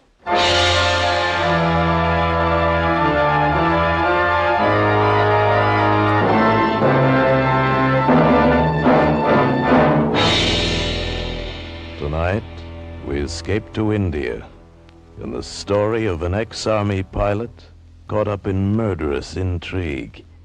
As Joel Murcott tells it in his exciting tale, Serenade for a Cobra. He's got to keep playing.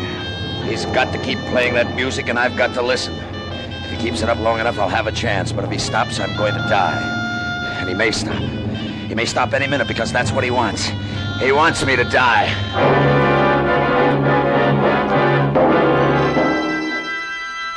My name's Monk Slavin. I'm a flyer. I don't know whatever brought me to Calcutta, but something about the name had the smell of gold. Sounded like the kind of place where a good pilot who didn't ask questions might make a deal. A big deal and a fast one. But nothing seemed to be drifting my way. Nothing but the intense hot wind of the monsoon and the fog from the Ganges and the sea, rolling over the city from all sides and strangling it. There was nothing to do but drink gin and quinine water at the airport bar and pray that you didn't get malaria. Hello, Slavin. Oh, hello, Grant. You back again? Just flew in with a small cargo, a very small one. Mind if I sit down? Help yourself. You won't get out of Calcutta tonight. Another 5 minutes of that fog, and there'll be a better ceiling in here than there is out there. You sound like the monsoon's getting on your nerves. What you need is a job. Doing what? Flying stinking hides down here from Kathmandu? You don't call that a job, do you? It's the best work I can get at the moment. Now, if I had a chap like you to handle the flights, I'd have time to dig up some new business. You don't have to dig it up, Grant. It's waiting for you. You used to ferry a lot of stuff in and out of China. Yes, but that was before the present situation. You could still make a buck out of China. A good fat profit anytime you wanted. I don't fly contraband. Oh, ethics, huh? If you care to call it that, yes. That's why you're starving with a lousy one-ship freight line. I could take offense at that, but I won't. You don't even have a ship, Slavin, and I'll wager you have very little cash. Well, that's a safe wager. You'd win. Why not be practical, old boy? I can offer you £100 a month and meals and quarters at the base at Kathmandu. You know, I don't know how I can resist this chance to become a millionaire, but I'll try. It's better than nothing.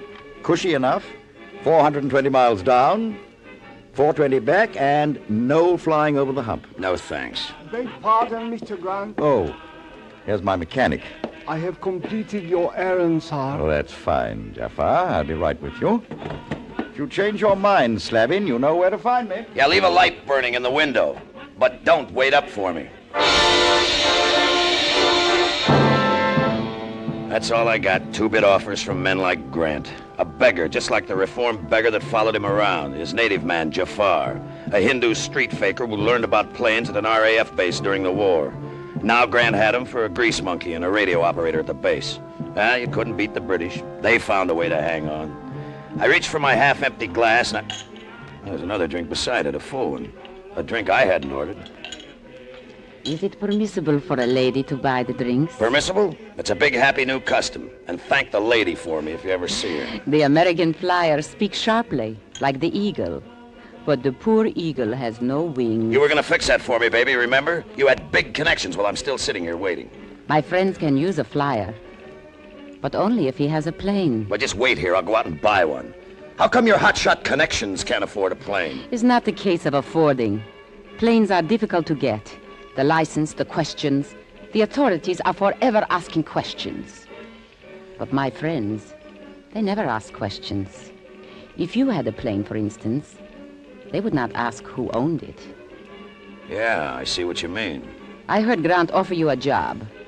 If you worked for him, there would be days when you would be waiting here for cargo. Enough time to make a little extra flight. A flight not on Mr. Grant's schedule. And remember, my friends pay well. Yeah. Yeah, maybe Grant's gonna get himself a pilot after all.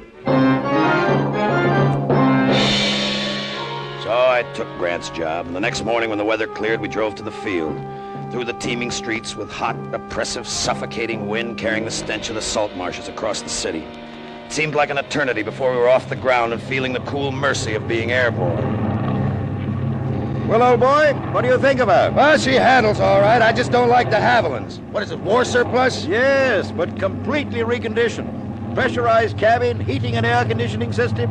I've changed everything for comfort. Yeah, even the radio. Why the open speaker instead of the headphones? Picked up a fungus infection in my ears in Burma during the war. Headphones were painful, so I put in a speaker. Well, I thought the British philosophy about pain was grin and bear it. Only when we can't do anything about it, old boy. Oh, yeah, I see. What's our ETA? Hour and a half. How's your landing strip? We call the base Black Cat. Your plane identification is Red Kitten.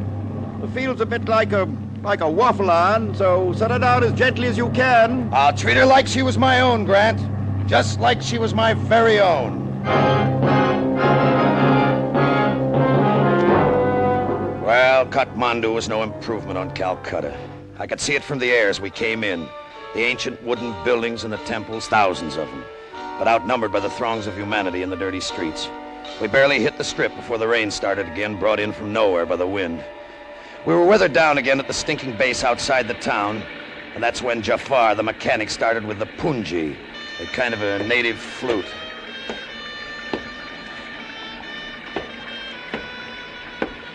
I say, Slavin, do sit down. You're wearing me out. I'm wearing you out. Listen to that thing. Don't he ever stop? He's just amusing himself.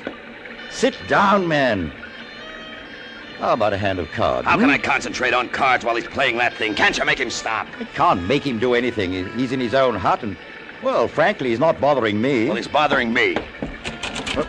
Why the slicker? Where are you going? To turn that thing off before it drives me nuts. Slavin, these Hindus are strange people. They resist pressure.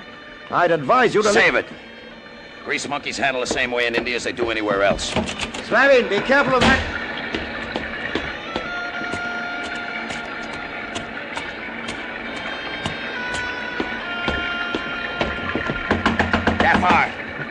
Jafar, do you hear me? Jafar! Jafar, stop that thing! I don't know why I stopped inside the door, but I did. There was something eerie about the room. Something in Jafar's burning black eyes that held me. I watched the flute moving slowly as he played, and then I saw it in the dim light. The weaving, puffed head of a cobra. The snake was dancing in front of him. Oh, I'd seen cobras before in the bazaars and in the streets. No matter how many times I saw them, the sight of that deadly, slowly moving, puffed head was enough to turn my blood to ice. I backed slowly out of the room and closed the door.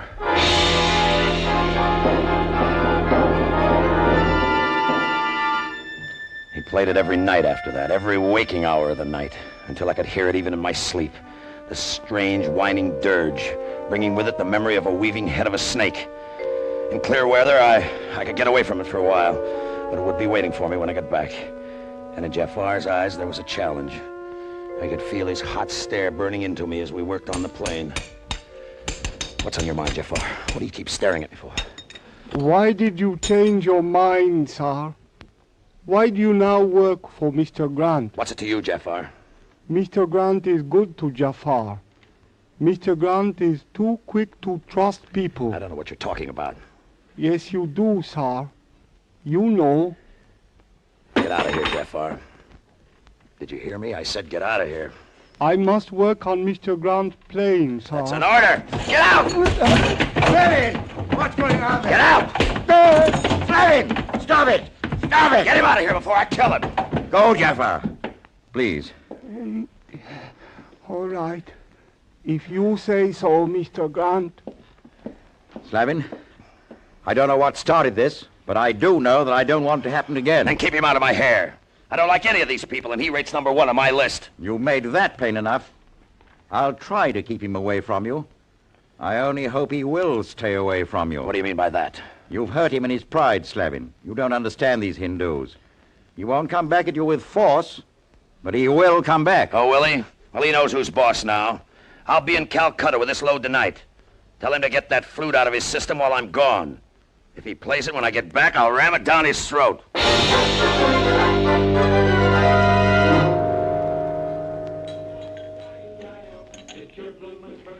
Aren't you going to buy me a drink? You don't make me any money, baby, so don't cost me any. But I am going to make you money. A lot of money. You better come up with it fast. My job looks temporary. Is tomorrow fast enough? Tomorrow I'm bringing another load of hides down from Kathmandu. I'm going back there tonight. Oh, that will fit in nicely. When you leave Kathmandu tomorrow, you will make a short side trip. 1 stop in China. Then come back here to Calcutta. China, huh? Well, now you're beginning to interest me, baby. Where in China? My friend knows. His name is Karkanov. He will be waiting for you tonight when you return to Kathmandu. Meet him at midnight, at the rear of Great Temple of Vishnu, at edge of town. How big is the job? Big, but very little trouble. That is, if you are not squeamish. When I say how big, I mean how much. For you? 10,000 American dollars. 10,000? How much of that do you expect? Oh, Karkanov pays me. The 10,000 is all yours. Now will you buy me a drink? Yeah. Now I'll buy both of us a drink.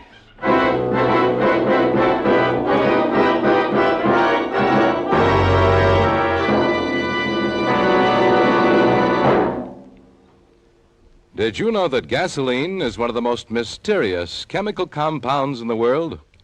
Gasoline can contain hundreds of different components, but one stands out for its remarkable anti-knock quality. It's xylene. Xylene is one of the highest anti-knock gasoline components ever discovered. And today, xylene is contained in every gallon of Richfield gasoline.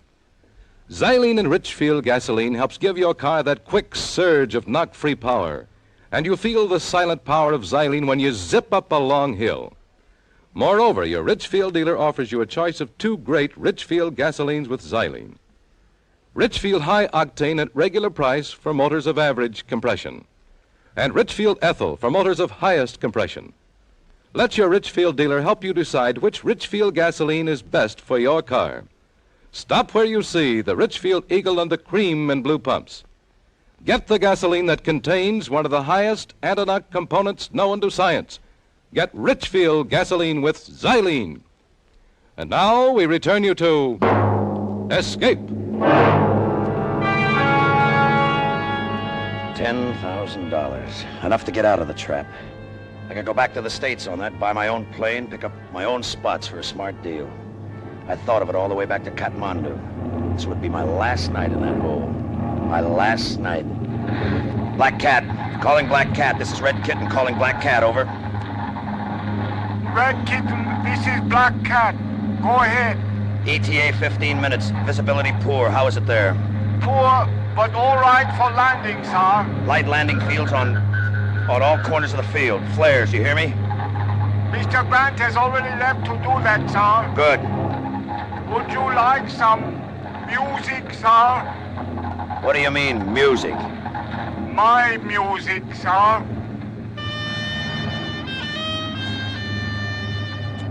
Why, that dirty little swine? Just trying to needle me, but I wouldn't let him. I couldn't afford it now. Just this one night, I could forget anything thinking about that. I spotted the oil fires at the 4 corners of the field, burning a clear spot through the ground haze. I turned on my landing lights and set her down like an old lady's rocking chair.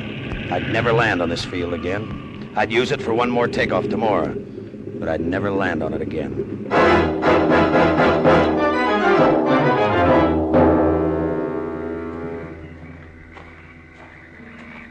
off your flashlight, Mr. Slevin. Karkanov? Where are you? On the steps of the temple. No. Don't flash the light. Keep it off, please.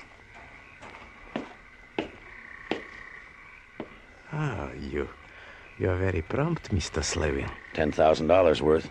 What time do you expect to take off tomorrow? I'm scheduled to leave for Calcutta at noon. Excellent. As you have been told, I want you to go into China. Oh, that's vague. It's a big country. Inner Mongolia. It's just south of the city of Suchao. Whew, that's about 1,000 miles in. 1,200. Here is a map. What's the deal? On the map is the location of a field. Not a regular air base, but good enough for a landing. You will time your landing for just before sundown. You will take off again almost immediate and return by night. Back over the hump at night, huh? That makes it interesting. It will be dull, really, as all well-planned things should be dull, but profitable. A countryman of mine named Leontovich will meet you when you land at Suchao. With him will be an old Chinese. They will return with you. Too hot for him up there? The old Chinese is a wealthy merchant. He will bring his wealth out with him. Through connections, we have arranged this escape for him. Look, there's something else you'll have to arrange. I don't carry enough fuel to get me to Suchao and back to Calcutta. You will be refueled. Nothing has been overlooked. Where do I contact you when I get back? When you land at Calcutta, taxi to the north end of the field. I will be there with automobile to pick up your passenger and his cargo. Passenger? You mean passengers, don't you? You said there'd be two. Your man Leontovich and the old Chinese. Oh, a trifle I forgot to mention. They will both start back with you, of course, but the old Chinese will not complete the trip. You understand? Yeah, I understand. He disappeared into the darkness, and I started back to the field. The night was full of sound. Even the damp heat had a sound of its own, like nothing else in the world. But there was something else. Jafar, where are you? Jafar! Jafar!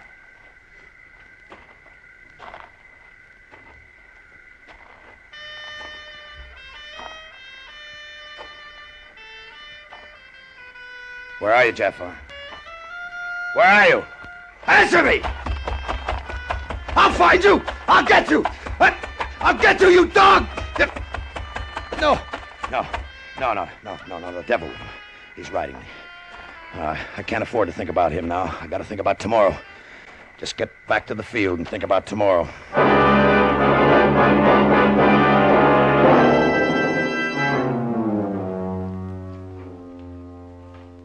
He was on the field in the morning, checking the plane as though nothing had happened. But I could see the glitter in his black eyes like the glitter of a snake's. I wanted to smash his face with my fist, but I couldn't. I had to fly out as though nothing was wrong. The motors caught sweetly, and I lifted off the strip like a feather, and then headed south for Calcutta until I was out of sight of the field. Then I made a half circle to the north and headed for the hump. She took it like a swallow. Past the white peak of Mount Everest, the top of the world, and out over the great plateau of Tibet. Then the northern rim of the Himalayas dipped beneath my wings, and I was over the hill country of Mongolia. I hit it right on the nose, the field outside the town of Suchao, and made my landing just as the bottom edge of the sun was kissing the horizon. I am Leontovich. The Chinese have a truck with fuel. Quickly. Why so many of them? Karkanov said there'd be one Chinese. They are the old man's friends. They come to see him off safely. That is why we must go to the bother of taking him along, far away. All right, but watch them. An armored car will come over the hill as we are ready to take off. Do not be alarmed. I thought you had everything fixed here. Quiet. They will not be after us. They will take care of the Chinese we leave behind. Well, there better not be any slip-ups. Let's get out of here fast. Give me that hose up here. There were 5 of the Chinese, and deep in their impressive eyes was quiet terror. One was an old man clutching a wicker basket, but the terror in his eyes was tempered with a glint of hope. The others just stared at the plane with a terrible yearning. The last of the gas trickled into the tanks. We took the hose down. The truck backed off. Are you ready? Yeah, boost them in. Come, old one. They lifted the old man into the plane, and Leontovich climbed in after him, closing the hatch. The motor's caught, and I nosed her into the wind just as the 4 Chinese on the ground made a dash for the plane. The reason was clear. Coming across the hill at the end of the field, an armored car. Hey, what is this? They're shooting! Not at us, but hurry. Don't worry, here we go. Our friends on the ground seem to be dead. That was nicely arranged. Now they won't be able to talk. How about the old man? In the cabin, he saw nothing. It is almost dark. We can persuade him to leave us at any time now. Wait. Someplace over Tibet. As you say. Karkonov's man hadn't flown before. I could see it in his face. And I was thinking about the wicker basket. That was the cargo I could carry alone, all alone. I didn't have to land at Calcutta. I could go on to Bombay and be out of India on a ship to Africa before morning. The moon was bright over Tibet and it looked like a ghost land.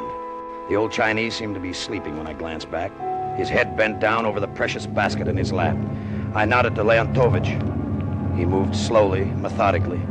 He slipped an arm under the old man's head, jerked an elbow tight against his throat. I saw the old man's eyes, the terror and the hope mixed with surprise, then realization, then resignation. He slumped and the basket slid to the floor at his feet. I set the ship on the automatic pilot and went back into the cabin. He is ready to leave us. I'll open the hatch. You carry him over and dump him out. Such a shame. But at least we shall keep the basket for remembrance. He picked the old man up. I opened the hatch. As Leontovich came to the door, he felt the vacuum pull of the rushing air sliding past the plane. He tried to draw back, but I caught him with my foot and shoved them both out. No! I was alone in the cabin with the basket. When I opened it, I didn't even mind the stink of the hides. American dollars, British pounds, and jewelry. In a few hours, I'd be sailing from Bombay. A millionaire sailing from Bombay.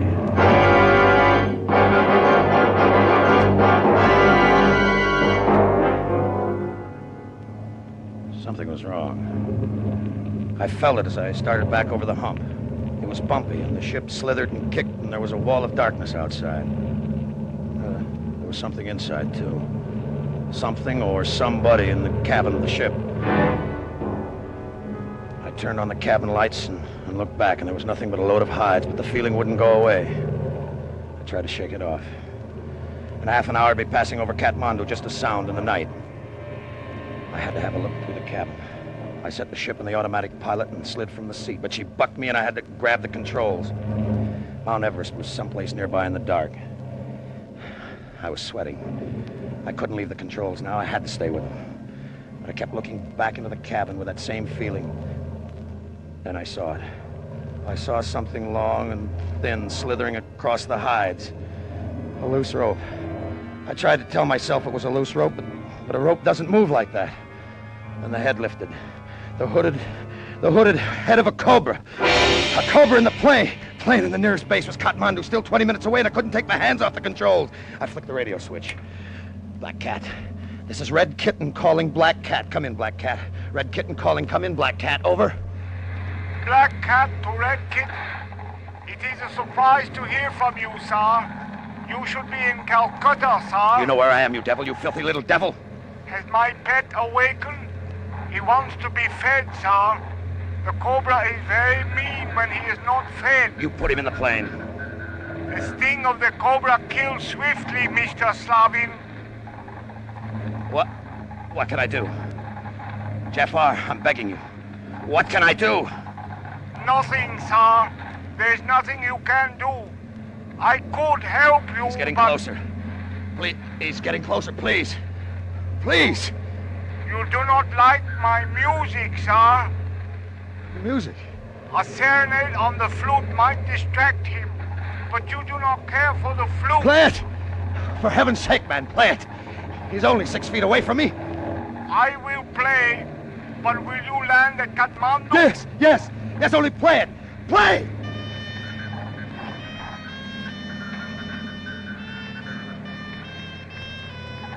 The snake came closer. That ugly hooded head, spreading and raising and weaving in time with the music coming over the radio. It was only 2 feet away. Death only 2 feet away, and if Jafar stopped playing, he'd strike. An ugly, ill-tempered, hungry Cobra, deadly to anybody but Jafar, who knew when he wanted to be fed. He knew the only thing in the world that could hold him was that flute. That flute, as long as Jafar kept playing it.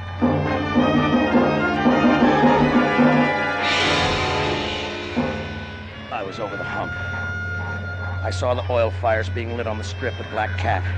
That meant that Grant knew I was coming in. Well, the flute was driving me mad. And the Cobra. I never knew when he'd strike at some movement of my hands on the controls, and yet I had to move him to land. Oh, Grant! Grant, where are you? I'm here, Slavin. Please, give me landing instructions. Please, please, Grant!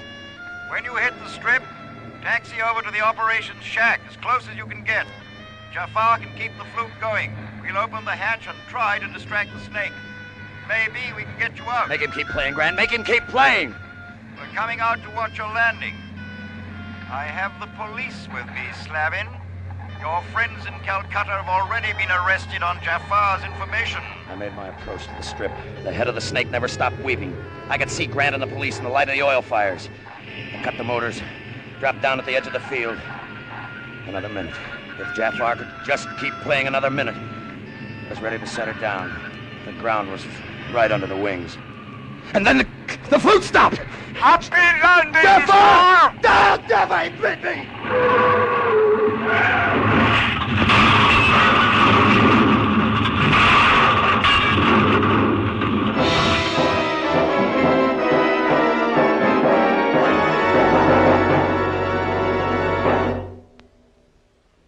Well, what do you think, officer? Will he live? Oh, bad crash. Afraid not. Too bad about your plane. Oh, it's insured. I'll get another. Oh, you might possibly get the money and the jewels, too, if nobody claims them. I doubt if anybody will. No matter. I only want what is my own. Well, Jafar, I'm afraid I shall have to arrest you. Why, sir? There is no law that says I must play my flute. No, but you deliberately put the snake in the plane.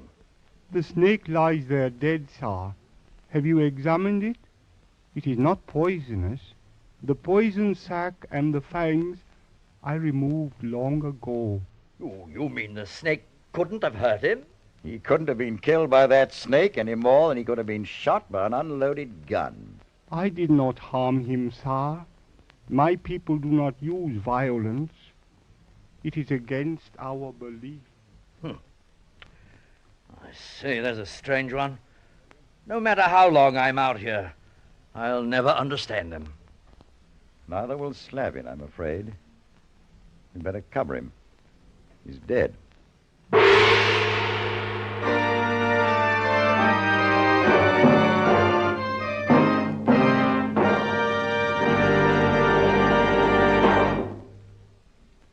Here's a weather forecast that's guaranteed to be accurate. There is a lot of hot weather coming, and driving in hot weather can spell trouble for your car, cause serious wear, sudden breakdowns. Don't take chances. See the Richfield gasoline dealer tomorrow and ask him to protect all points of your car with Richfield All Points Safety Service. Richfield All Points Safety Service is especially designed to guard your car against wear and breakdowns. The Richfield gasoline dealer will change your oil to Rich Lube all-weather motor oil, the Pennsylvania premium-grade oil that cleans as it lubricates. He'll safely lubricate your chassis, differential, wheel bearings, and transmission. And he can care for automatic transmissions, too, with top-rated Richfield automatic transmission fluid. And finally, the Richfield dealer will safety check your car for all likely trouble spots. Get Richfield all-point safety service for your car tomorrow.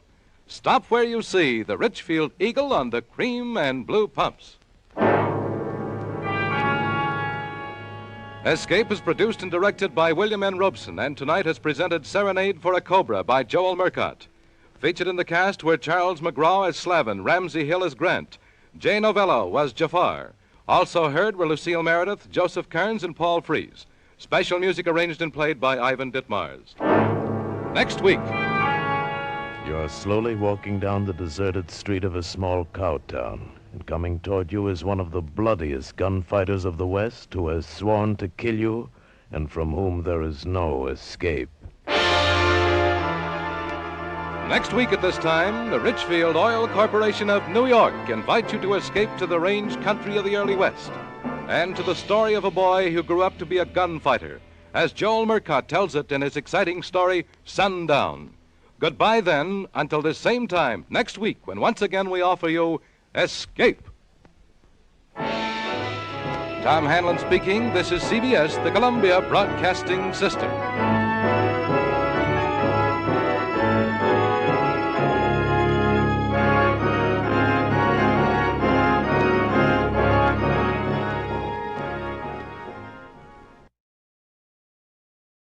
listening to Escape Radio with special thanks to our friends at CBS. Stay right there. The next episode follows a quick test of your radio knowledge.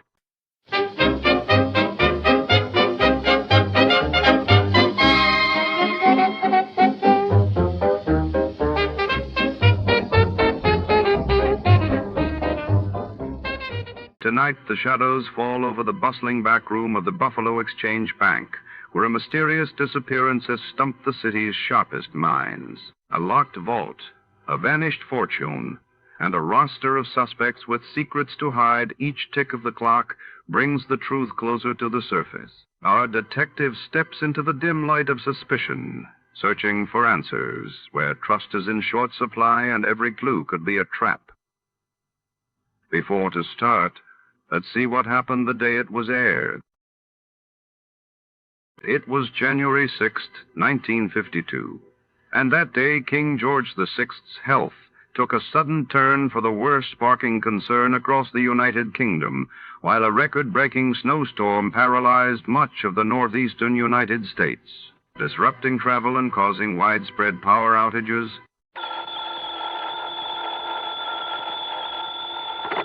Johnny Dollar.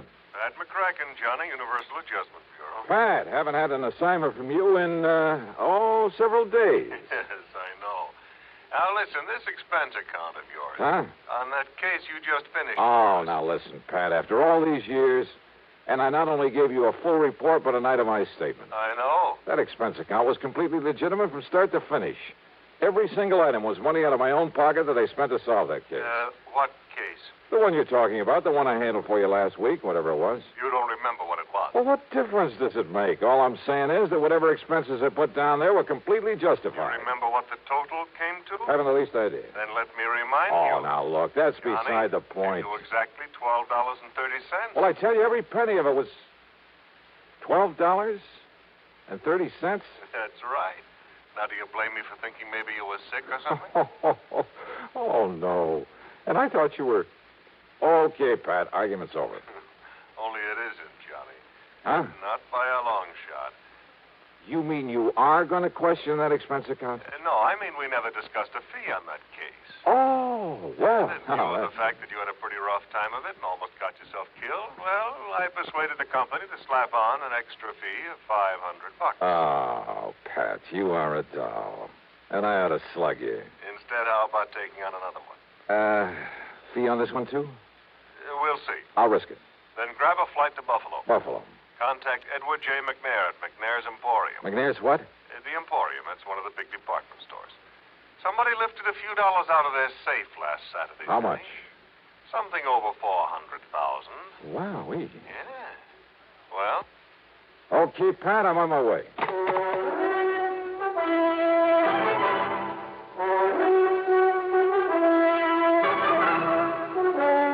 CBS Radio brings you Bob Bailey in the exciting adventures of the man with the action-packed expense account. America's fabulous freelance insurance investigator. Yours truly, Johnny Dollar.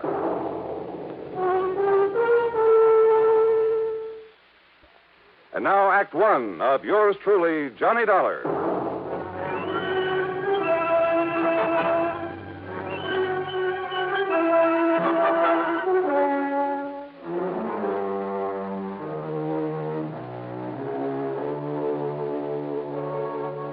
Expense account submitted by Special Investigator Johnny Dollar to the Universal Adjustment Bureau, Home Office, Hartford, Connecticut. Following is an account of expenses incurred during my investigation of the Buffalo matter.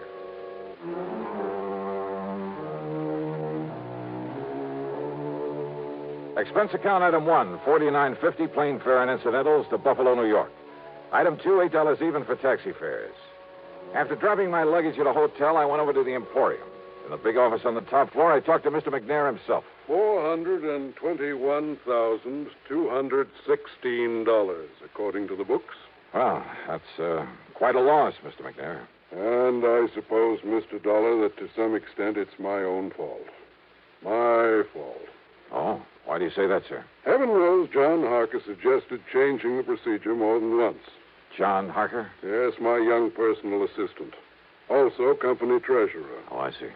But I've run things single-handed the same old way for so long And nothing like this ever happened before. Mm-hmm. What do you want to tell me about it? We followed the same procedure every Saturday night for over 28 years, which is to say that as soon as the store was closed, each department head, in turn, brought his cash receipts up here to the treasurer. This, John Harker. Then Harker gave the department head a receipt, put the money in the vault, and that was that. Well, sir, it seems to me it would have been a lot safer to have an armored car deliver that money to the depository of some bank during the day, maybe several times a day. Exactly what John suggested some time ago. I suppose I should have listened to him. Well, go on, sir. Last Saturday, after we closed, things went along quite as usual. That is, until Mr. Ellery in sporting goods, always the last to bring his money to the vault, until he knocked on Harker's door. Well, right on cue. Excuse me. Come in. Mr. McNair, John, come in, please. I want you to meet Mr. Johnny Dollar.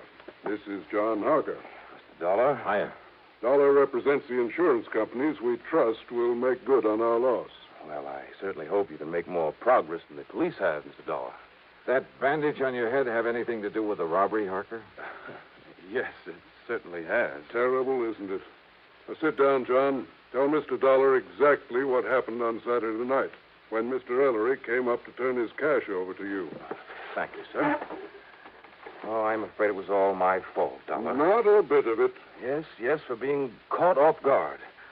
All right, what happened? Well, when Ellery knocked on the door of the vault room, I asked who it was. He told me, and, well, I should have known by his tone of voice that something was wrong. Now, John, you're not to blame. This sort of thing could have happened to anybody. Even to me. Thank you, Mr. McNair, but it doesn't alter the fact that... Well, Dollar, I went over and unlocked the door for Ellery. But instead of walking in, he was forcibly thrust into the room. The door was thrown back so hard, it knocked me down, knocked me unconscious. Terrible. And when I came to, the cash drawers of the vault were empty. The keys had been literally torn out of my pocket. You shall have a new suit for that, John. Thank you, sir. Ellery, poor Mr. Ellery, lay there bound with adhesive tape after being badly beaten. Did you see whoever it was came barging in that way? If I hadn't been standing behind that door, I might have. I see. What about this man Ellery? Tell him, John. Yes, sir. Well, poor Ellery did catch a glimpse of him, but the man was wearing a sort of mask over his face. He gave what description he could to the police, of course. And, well, that's about it. Thank you, John. Now go along. Yes, sir. Well, now, wait a minute. Don't misunderstand me, Mr. Dollar, but I don't want to keep John around here any longer than necessary. Well, but I'd like wants to be around. I'll cancel the trip gladly. Trip? Of course. After what's happened, that knock on the head was pretty serious. John is taking my cruiser on a little trip. Oh, I can't say I blame him. So run along, now... John. You can leave tonight as you planned. Whatever you say, Mr. McNair. Harker, wait a minute. Your please. friend all ready to go with you? Oh, I hope you don't mind my taking him along, sir. Not a bit. Now run along. Run along. Have a good time. And a good rest. Look, Yes, it's customary. Thank you very much, sir. Mr. Dollar, I suppose you'd like to talk to Mr. Ellery now. Well? Yeah. I'd like to talk to somebody who was involved in this thing.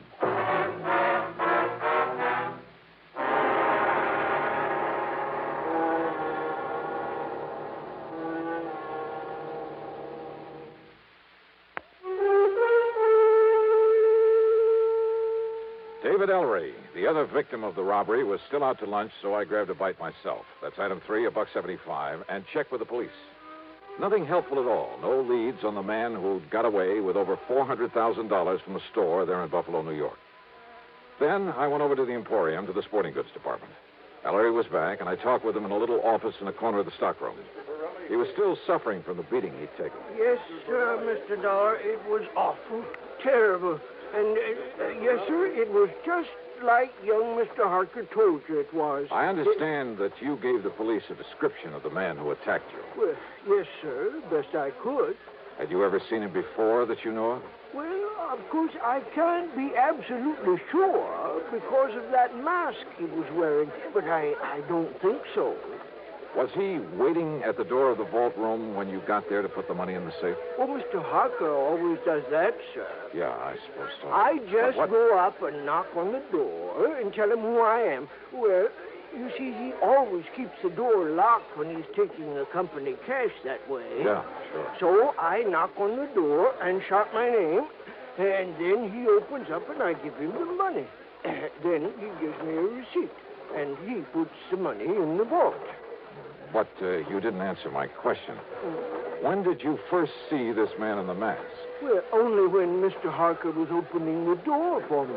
Yes? He must have sneaked up on me, and then just when Mr. Harker opened the door, he grabbed me by the shoulders, and, sir, he just throwed me into that vault room. Ah, and John Harker was struck by the door as it was banged open. Poor young fellow. It must have hurt him something terrible, knocking him out that way.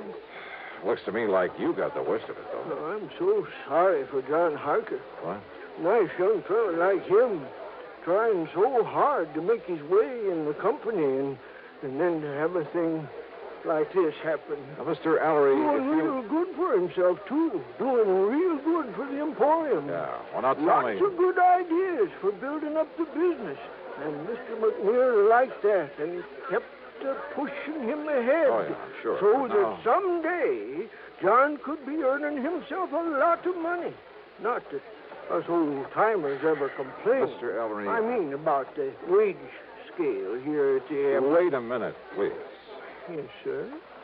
How long has John Harker been with the Emporium? About a year now, and he's lived up to the recommendations he come with so well. It's just no wonder Mr. McNair... Recommendations? From where? Macy's and Gimbel's in New York, and John Wanamaker in Philadelphia. Oh, from lots of big stores. A couple in Chicago, too. Oh? Yes, sir. Mr. McNair told us about it himself when he hired Mr. Harker and explained that's why he'd give him a better job than some of us old-timers had. Macy's. Gimbel's, Wanamaker. You don't believe me, you asked Mr. McNair. You know something, Mr. Ellery? What, sir? That's the one thing I believe I'd better not do. What? Well, thanks a lot. You've been a lot of help. Well, now, Mr. Dollar. I had suddenly begun to wonder about the way Mr. McNair had gotten Harker out of his office before I could thoroughly question him. About the possibility that McNair might have engineered this robbery himself. Because it had to be somebody completely familiar with the procedures, the routines of that store, because of the timing. Somebody who knew the place would be virtually empty at that time of day. Who knew that Ellery was always the last to take his money up to the vault. I'd noticed a checkbook on Mr. McNair's desk. It made a mental note of the name of the bank. But it was now after 5 p.m., so rather than push things until I was sure, I went back to my hotel room to clean up, eat some dinner, and get a good night's sleep. But as I started to open my handbag, wondering, by the way, if I'd forgotten to lock it for the first time in my life. Yeah, I'd heard that sound before. I grabbed the bag, made a dash for the open window, and threw it as hard and as far out from the building as I could, out over the empty lot beside the hotel.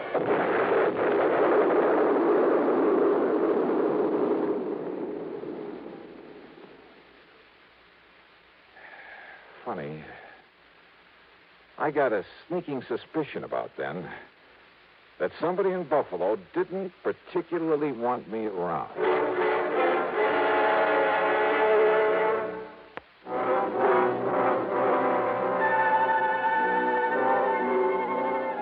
Needless to say, I had to do a bit of explaining to the police about the infernal machine in my handbag that I'd tossed out of my hotel. And the company will have to pay for some broken windows in that neighborhood. And needless to say, their only theory about who might have planted that bomb was the man in the mask, whose identity was still unknown to them. But I had an idea. Besides the police, only 3 people could have known I was there. Mr. Ellery, hardly the type. Young John Harker. No, he was off on a yachting trip. And that left Mr. McNair.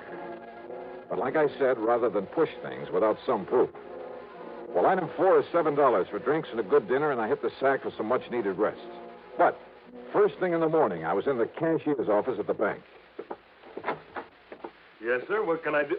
Johnny! Willie Barton. Now, what under the sun are you doing here? I'll have you know that I'm not only cashier of this bank, but a vice president, too. How are you, boy? Congratulations. Well, look, I got to get right to the point. I want to know all I can about the financial condition of not only Mr. Edward J. McNair, but also the store he owns, the Emporium. Oh, now, Johnny, you know that things like that are of a confidential nature between a banker and his client. Oh, I can see you're going to be a lot of help. I'll tell you this, though. McNair is worth millions. Millions, Johnny. Well, how about outstanding debts against the store? McNair's old-fashioned. He pays cash. Cash on the line for everything. That store hasn't owed a penny for, I'd say over 25 years. Nor has McNair himself. So, Johnny, if you're by any chance thinking... $400,000 is still a lot of money, Will. To him, it's only a drop in the bucket. But, of course, he's entitled to recover it, and if one of the companies you represent has to pay it... Wait a minute. Let me use your phone. Why, surely, here.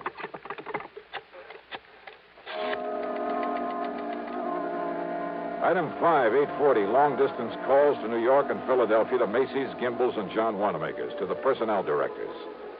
And from each of them, I get the same answer.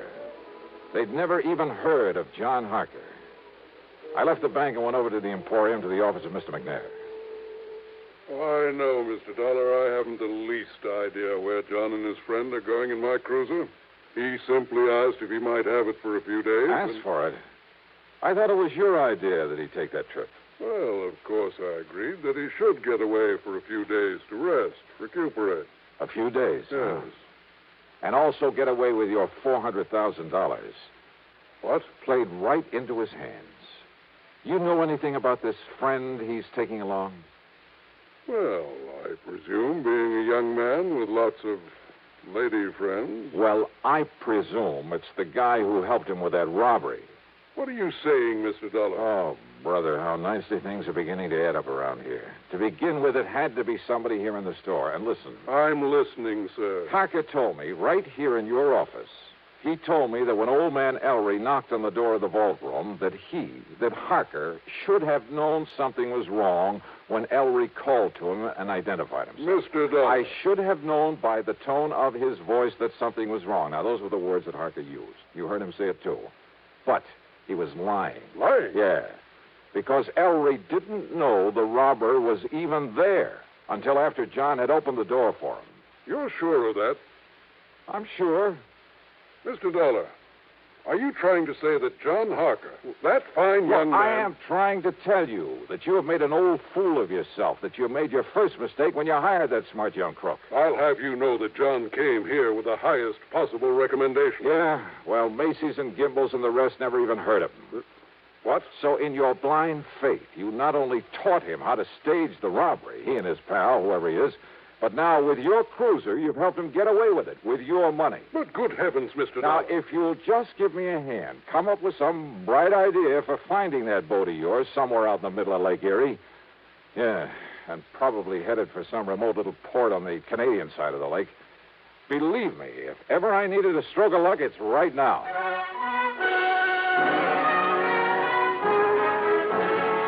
You know something? Well, Lady Luck must have been tagging along right at my heels. And don't ever underestimate the United States Coast Guard. A big sou'wester had built up over Lake Erie, so they'd contacted every small boat within 100 miles. The boys aboard McNair's yacht hadn't dared not answering the call. They would only have sent the Coast Guard out looking for them. And where were they? Dollar, they're riding out the blow in the lee of Long Point off the Canadian shore. Here it is in the chart. Or is that just where they say they are? No, radio compass checks have verified their position. Right there. But now, Mr. Dollar... Yeah, no. That puts them in Canadian waters, doesn't it? Yeah, I'm afraid so. Which means we have no jurisdiction, no authority. Of course, our friends across the border will be glad to cooperate any way they can. I'm sure of that. Yeah, but by the time we take whatever legal procedures may be necessary... No, listen. Yes, sir? Now, off the record, unofficially... Suppose I were to go out there after them myself. Oh, now, Mr. Dollar... Well, somebody has to nab them. Suppose I could find a boat and a skipper willing to weather this storm. Huh? How about that? Well, I think maybe... Now, I'm not sure, mind you, but I think I've heard of some chap around here that owns a converted subchaser. weather out any kind of a storm. Yeah? Now, of course, you understand, I'm hardly in a position to recommend that you attempt any such thing. Expense account item 6, $585, rental of the sub-chaser and the skipper to go with it. And while I'd like to give you a thrilling, dramatic ending for this case, well, the trip across Lake Erie in that storm did have its moments. But from there on in, it was just a matter of running down John Harker. And his pal, clapping him into chains and hauling him back to Buffalo with the money. So expense account total, including transportation home. Well, now, wait. As it turned out, there's a lot more to this thing. Yeah. I'll tell you all about it in my next report. Yours truly, Johnny Dollar.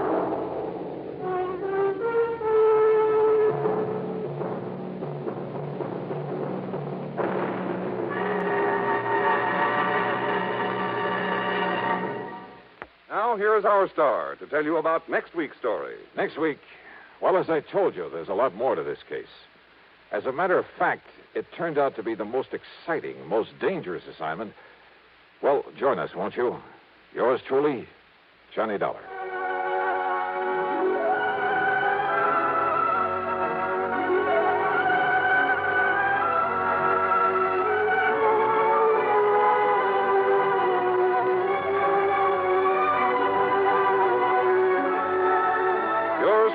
Johnny Dollar, starring Bob Bailey, originates in Hollywood and is written, produced, and directed by Jack Johnstone. Heard in our cast were Lawrence Dobkin, Bartlett Robinson, James McCallion, Dick Crenna, Junius Matthews, and Gil Stratton. Our sincere thanks go out to the wonderful network at CBS. And now, dear listeners, let's put your knowledge of the airwaves to the test.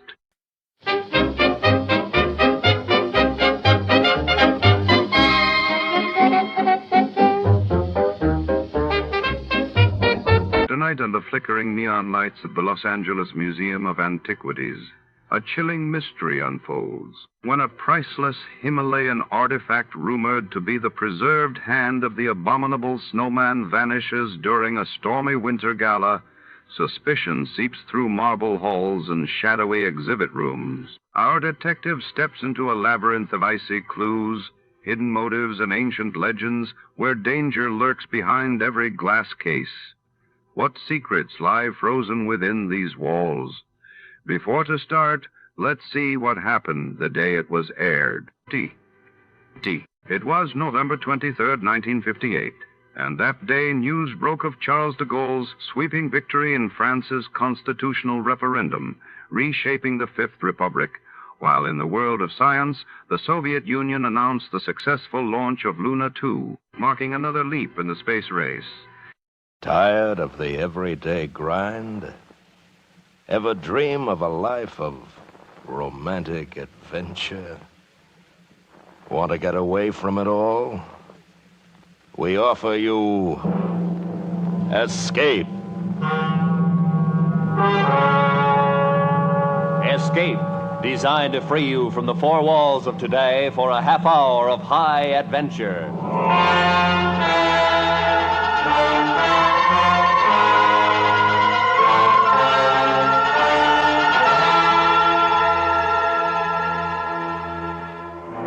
So listen now as Escape brings you Anthony Ellis's exciting story, The Abominable Snowman.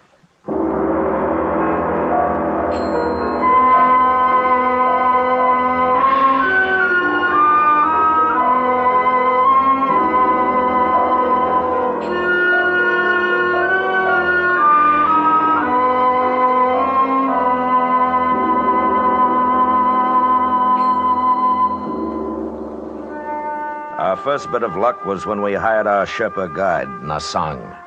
That was in Darjeeling. When I told Nasang what we were after, he hesitated for a moment. And then he said, "The Sahibs have not come to climb Shomolungma?" "Oh, no, we're a little late for that. It's already been done. The other two Sahibs and myself are here for the reason I told you." Meto Kangmi? That's right. The Sahibs always hire me to climb the mountain with them, but never this. Are you afraid of them? I have seen one. You've seen one? Yes, many of us have seen them. Wait a minute. Alan. Yeah. What's up?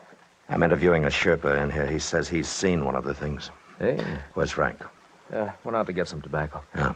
All right, come on in. I think this is our man. All right. Nasang, this is Mr. Ferris. Sab? Hello, Nasang. Nasang was telling me about what he'd seen. Go ahead, Nasang. It has a face that is evil. And when it saw me, it uttered a strange cry and bounded away. Sometimes leaping, sometimes running with great strides. It was dusk, and after a moment I lost sight of it in the snow. Where were you? With the French expedition. It was at 19,000 feet on Shomolungma. How far were you from it? 30 feet, perhaps 35. You're sure it wasn't an ape? I am sure. There is no ape in the Himalaya to make such a track. What about bears? This too I have been asked. But does a bear walk always upon its hind legs? Well, that's enough for me. Alan? Yeah, he'll do. Yeah. But if you want the job, Nasang, you're hired. You are going to try to capture a Yeti? Yes. It will be a difficult thing. But I will serve with you.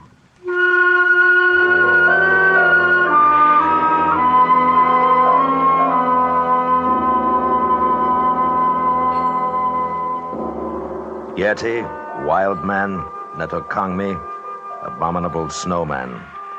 That's the name the natives had for the things, and Alan Ferris, Frank Davis, and I were going to try to get one.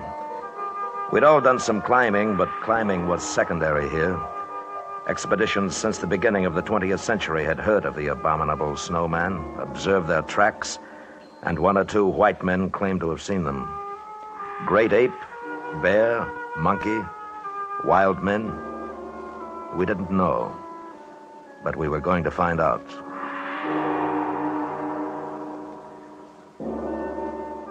Four weeks later, we were in the Rongbuk Valley for our interview at the monastery with the Lama. The journey from our base had been uneventful, the weather was good, and our spirits were high. From the Lama's window, we could see the great peak of Everest in the distance. Why, gentlemen, do you desire to capture Netokangmi? Because, sir, we believe it will be an invaluable aid in our prehistoric research. That is, if these things are in any way human. And for this reason, then, you have formed the expedition? Yes. You are all familiar with climbing? Yes, we are. You would need to be. The Yeti move at high places, dangerous places, so my people tell me. Also, the monsoons are arriving in a short time. I understand that. Then do we have your permission to investigate in the valley and beyond? You have my permission. Oh, thank you. Appreciate it. There is one point, however. I must request that no wild animal or being in this valley be shot. Our religion does not allow it. We'll respect your wishes, sir. Now, may I ask you one more thing? Of course, my son. Do you believe in the existence of Netokangmi? I myself have never seen them, but I know that they live here, above the valley, on the goddess mother of the world. It is also true that at least 5, and possibly more, inhabit the upper Rongbuk and its glaciers. Thank you. Do you have porters? Our guide Nasang is hiring them now. Yeah. I trust that he meets with good fortune.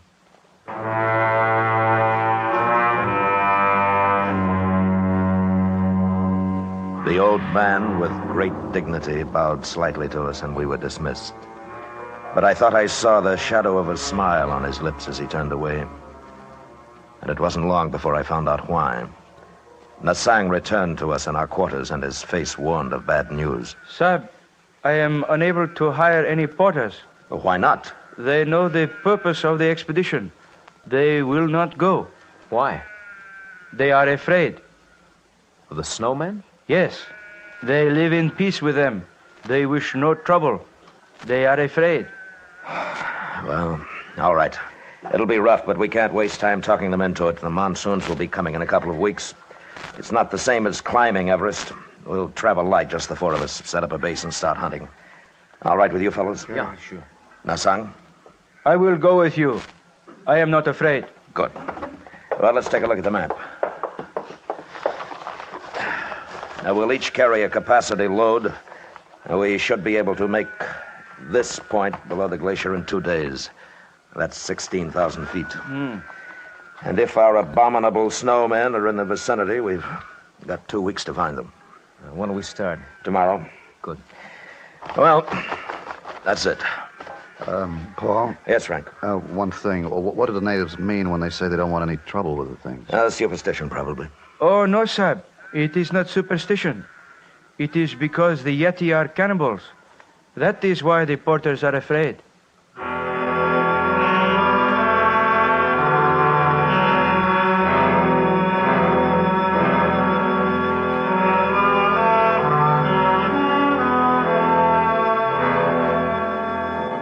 The weather turned ugly the day we left the village. A cold Tibetan wind blew down from the west, and with our heavy packs, it took us much longer than we'd thought to arrive at the point just below the Rongbuk Glacier. We set up our camp and made ourselves as comfortable as we could. The next morning wasn't so bad. There was a heavy overcast, a promise of snow, and the peak of Everest looming over us was shrouded in clouds. The four of us sat in the tent looking at our charts and drinking hot tea. I figured it'd be easiest if we started at the East Glacier. It's only about 3 miles from here, and with the weather as stinking as it is, we won't run too much of a risk. What do you think, Paul? Well, that sounds all right. What do you say we split up? You and Nasang, Alan and me. We'll work up on either side of the ridge, here. And if we spot any tracks, fire 2 shots. Yeah, good enough. Now, the big thing, though, no matter what, don't shoot at the thing if you do see it. Okay? Okay. All right. If we lose touch with each other, we'll meet back here at 5. All right, let's get going.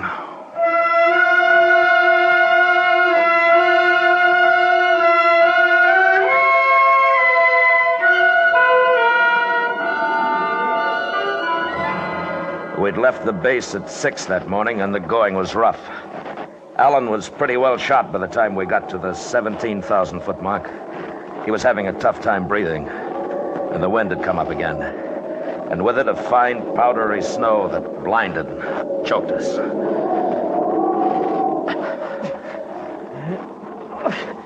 Hey, I gotta take 5. All right. Here, move over here. Might cut some of the wind.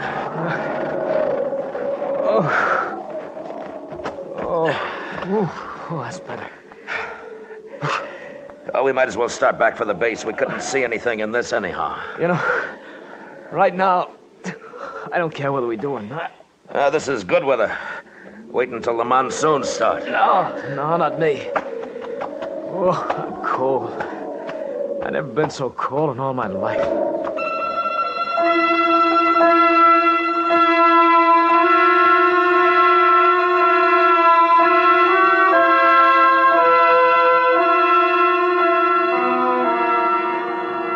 We stayed in the half shelter of an overhang for 10 minutes, and the wind was quieter and the snow had let up.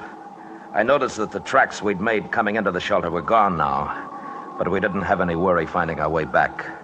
I figured that Frank and Nasang had met pretty much the same thing on their side of the ridge, and we'd meet them at the base. So Alan and I picked ourselves up and started off. Boy, I thought I was in pretty good shape, but up here, boy, I'm nothing. Paul, I'm tired again. We'll just take it easy going down. You haven't got frostbite, have you? No, not yet, but... What? The left there. Yeah. They're not our tracks, are they? Not unless you took your boots off on the way up. Must have just passed by. It must have seen us. Yeah. Come on. We were looking at a set of tracks newly made in the fresh snow. And they'd passed so close to our shelter that the thing must have known we were there. They weren't the tracks of a bear or an ape, but more like a splay-footed naked foot. The tracks of the abominable Snowman.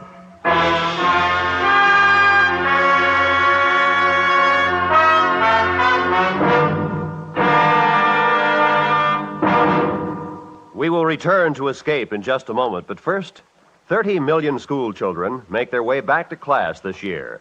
There are just 10 million too many for existing school facilities. Contact Better Schools, 2 West 45th Street, New York 19, for information on ending this menace to America's educational standards. And now, back to Escape.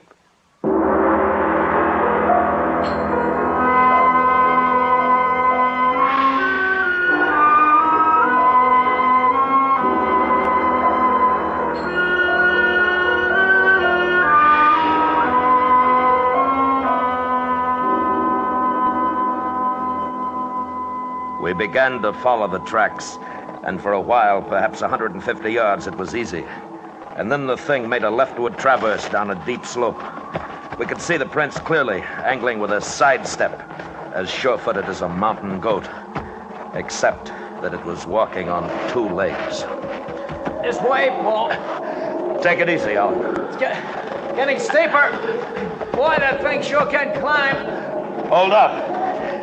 Alan. I think Hold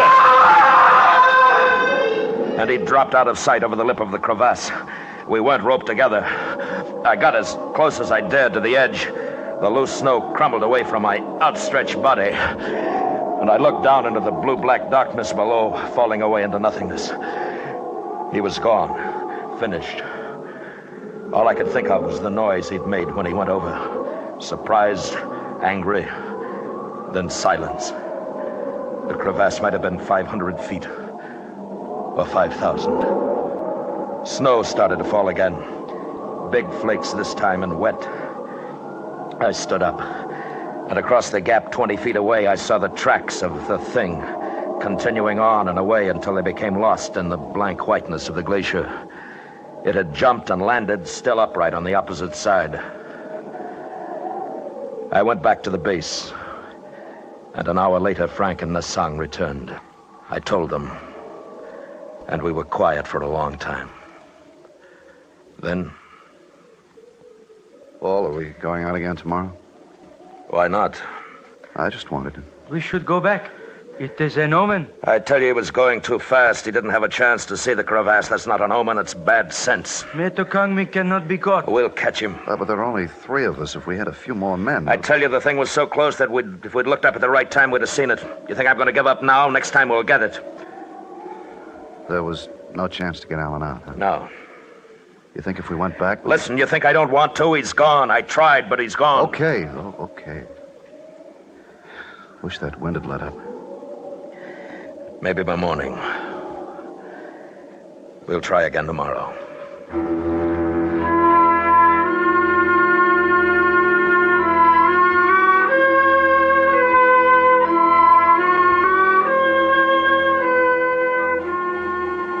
It was cold that night, and somehow colder because Alan was gone. I heard Frank tossing around, and I knew he was thinking about a body broken and lonely, lost somewhere in a deep and dark place. In the morning, the 3 of us packed our gear, camera, food. It was a light pack, and we started up again. This time to a crest above the ridge. It was tougher than it looked, and we weren't even halfway up before we had to rest. And as I looked to the west, I saw clouds boiling up. Not white, but somber, threatening. And below, the valley looked grim, ugly gray. And then the sun was gone. And we kept on going up. And then I had a strange feeling. It was nothing I could see, nothing I could hear, only a sensation of being watched, followed. Wait a minute. See something? No. I have felt it too, Sahib. Something following us? Yes.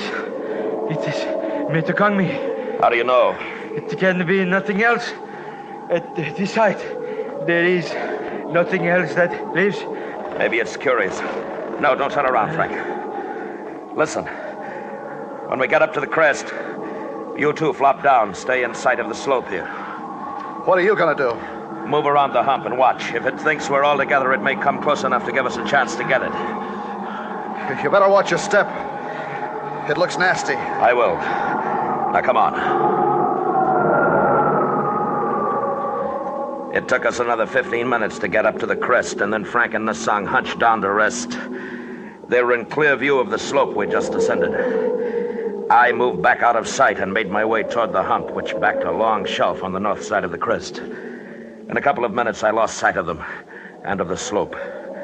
The wind had increased, and the clouds had spread now to become an iron-gray canopy over the mountain. It was getting colder again.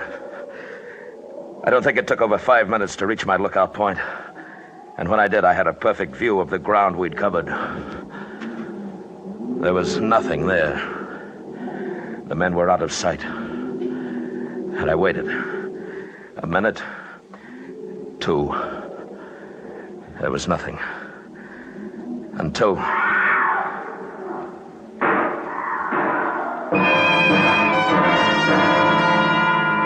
It came, carried on the wind, a cry and then shots. I scrambled back to where I'd left them. And when I got there, Frank was lying on his back. And I couldn't look at what was left of his face. There were terrible deep rents in his clothing, and he was dead. Nasang lay huddled a few feet beyond, a gun in his hand. Sahib. What is it? What? Metukangmi came from behind us. Before I could draw the gun, it killed, and it sprang at me. It is strong, Sahib, with the strength of 10 men. All right, can you sit up? My leg, it struck at me, my leg broken. I shot at it, but I missed. It jumped away and was gone. Okay. We'll have to figure out a way to get you down. We were 4 hours from camp, and with Nasang practically helpless, it could well be 4 days or never. I buried Frank where he was lying, then began to work down the slope. Nasang was in great pain. He half slid and crawled as best he could. That part of it wasn't too bad. Then we were at the bottom, and there was a ledge to climb. It took well over 2 hours to do that, and we still had 3 miles of difficult terrain to cover. The stops became more frequent. Sahib, leave me here. Go back. No. My leg is frozen. There is no feeling anymore. I shall not live much longer. Don't be a fool. After a rest, you'll be able to go on. Soon the night comes. If we are both caught here, we both die. There will be snow, much snow. Leave me, Sahib. No, we're going back together. Please, let me sleep. Let me sleep here. I cannot go on. You've got to, Nasang. No more. The ridge is only about a half mile from there. It won't be too bad. No, let me stay. Nasang. Let me sleep. No, come on, Nasang.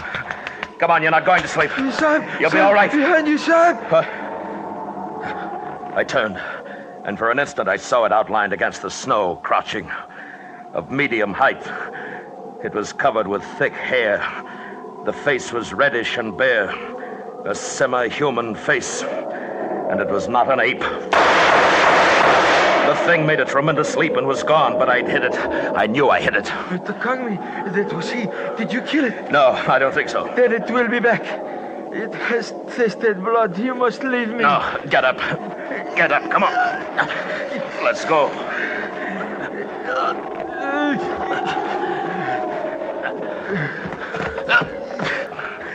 Nasang! I am very sorry, Sahib. Will you ask the Lama to make a prayer for me? Sure I will, Nasang, but... Give my pay to my wife in their healing. I'm sorry, Sahib. I die. Lasang? Lasang?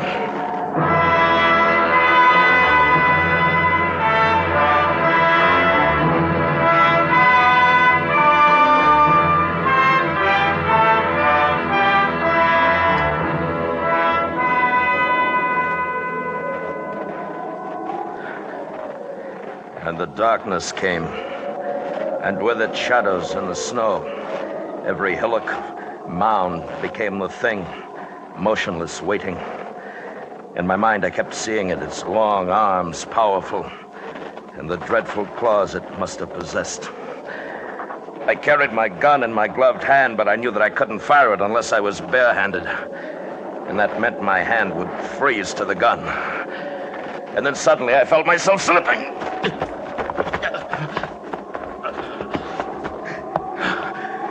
It was a short incline, but when I reached the bottom, the gun was gone. I'd lost it. I've got to find it. I've got to find it. And I saw a glint of metal in the snow 10 feet away. And at the same time, above me at the top of the bank, the thing. It stood swaying a little, looking down at me. I moved slowly, inched my way toward the gun. And as I drew closer, I kept my eyes looking up. But it didn't move, only stared down at me. And I thought I saw its little eyes glittering. And I thought, if the gun's frozen now, if it's frozen, it doesn't fire. And I was nearer to it, near enough to take off my glove. But that moment in which I'd have to bend to pick it up, that's when it would leap down at me, tear my throat out, tear, and I had the gun and I pulled the trigger.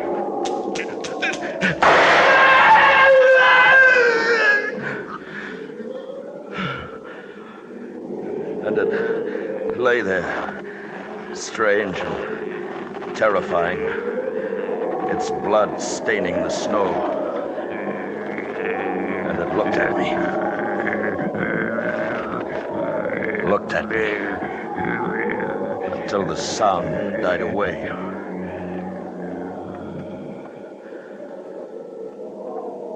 It was dead, but the eyes kept on staring. It must have been the shots that loosened the snow and ice on the ridge above. I heard the sound, and I ran.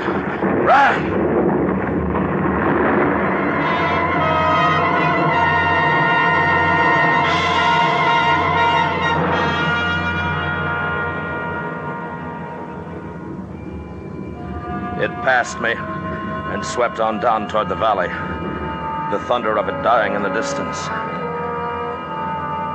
And when I went back, there was nothing there. It was buried somewhere under tons of snow. I made my way back to the Wrong Book village. I don't remember how. I didn't remember anything for 2 weeks after. But I'm alive. And I'm not going back there again. That's all I know. Or want to know about the abominable snowman.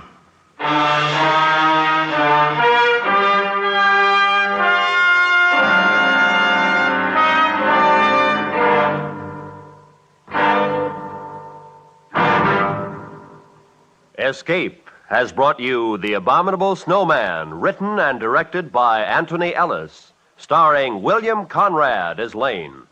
Featured in the cast were Anthony Barrett, Hy Averback, Jack Crucian, and Edgar Barrier. The special music for Escape was composed and conducted by Leith Stevens. Next week. You are a passenger aboard a submarine making its last peaceful voyage across the sea. While unknown to you, the captain has a plan, which, if it succeeds, will mean for you and the entire crew A fate from which there can be no escape. So listen next week, when Escape will bring you Marion Mosner and Francis Rosenwald's exciting story, The Log.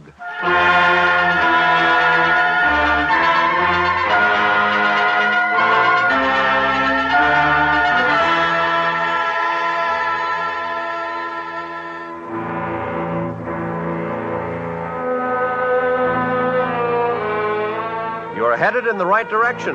The station is right. The network is right, too. Check all timepieces and then check your local radio schedule. Let's have no slip-ups. Everybody wants to hear the Jack Benny Show right from the beginning when it returns to CBS Radio tonight. This is Roy Rowan speaking.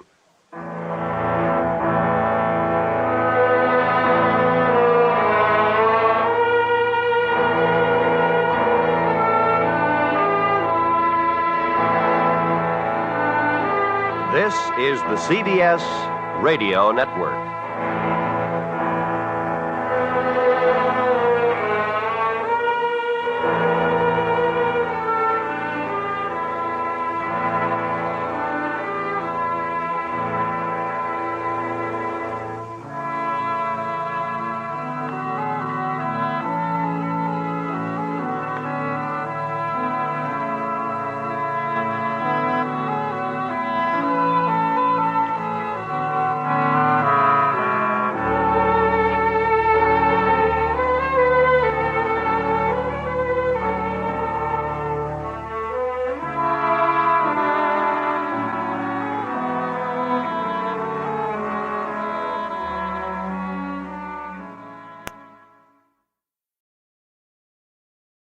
This is Escape Radio speaking, with our thanks to the fine folks at CBS. And now, ladies and gentlemen, a little challenge for true fans of adventure radio.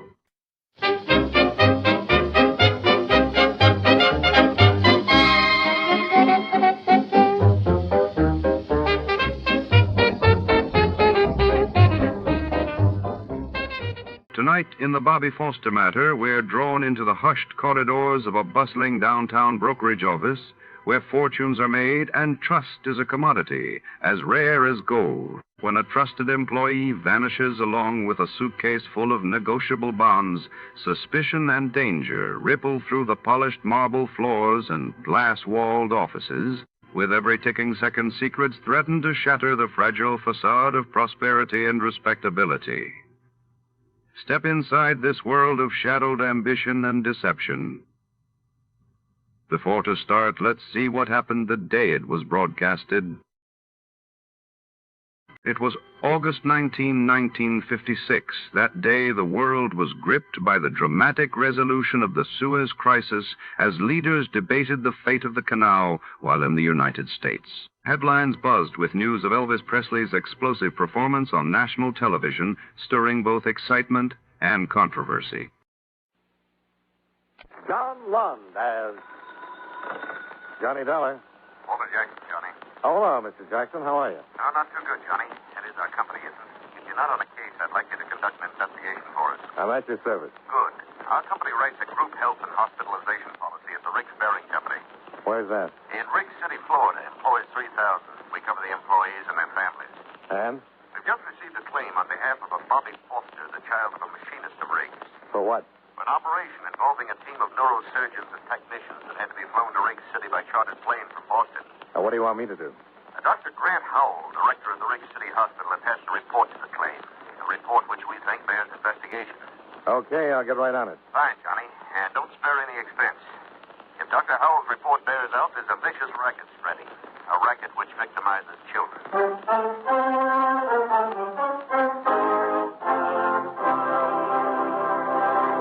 At this point in our program, I'd like to give you something to think about. Probably one of the most quoted Americans in our nation's history is Benjamin Franklin. It was Franklin who said, "Early to bed, early to rise makes a man healthy, wealthy, and wise." And never leave that till tomorrow, which you can do today. And, of course, the Lord helps them that help themselves. But probably one of his most familiar quotations is, there are only two things in life of which we may be certain: death and taxes. Of course, what bothers most of our taxpayers is that death and taxes don't come in that order. But seriously, one of the biggest jobs handled by the Secretary of the Treasury is the collection of taxes, our government's main source of income. The government raises money through the Bureau of Internal Revenue, which collects income taxes, excise taxes, amusement taxes, and other federal taxes. The Bureau also checks to see that you haven't paid too little and, believe it or not, that you haven't paid too much. Another way the government raises money is through the Bureau of Customs, which levies taxes on imports which are sent here from foreign countries. But although the Treasury Department collects the money, it is Congress, the men we send to Washington, who actually says who will pay taxes and how much. And that's one thing from which none of us can escape.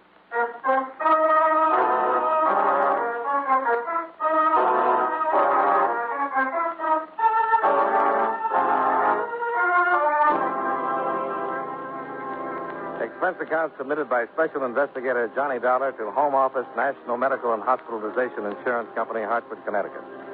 The following is an accounting of expenditures during my investigation of the Bobby Foster matter. Expense account item 1, $85.56, plane fare and incidentals between Hartford and Miami, Florida. Item 2, $2.60, bus fare between Miami and Riggs City, a spick and span little town with coral white streets shaded by tropical trees. I registered at the Kachubi Hotel, then went directly to Dr. Howell's office in the modern air-conditioned hospital.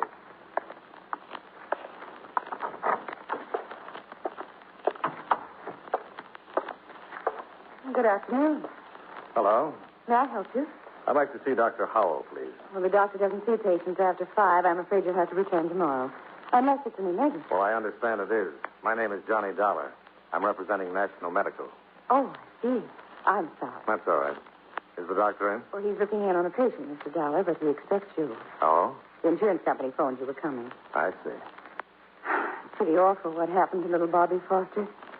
I've never seen Dr. Howell so upset. Just exactly what did happen. You don't know? Not the details, no. Well, if Dr. Howell is right, it's terrible. But he'd better tell you. Won't you sit down, Mr. Dollar? Oh, thanks. Cigarette? Oh, thank you. You see, I heard some matches. Oh, here you are. It worked. Hang out the flags. Well, how do you like Riggs City, Mr. Dollar? Well, I haven't been here long enough to know.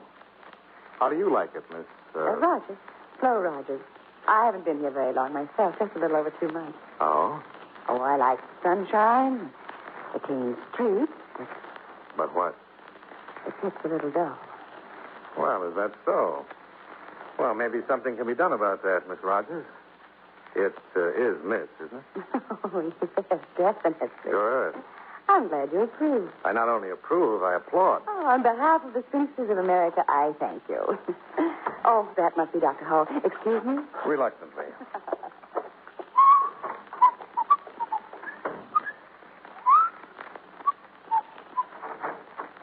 The doctor will see you, Mr. Dollar. Thank you. Oh, come in. Come in. Have a seat. Thanks, Dr. Howell. Well, your company acts fast. Only mailed that claim day before yesterday. National Medical feels it's an unusually high claim, You Doctor. suggesting I padded it? Oh, certainly not.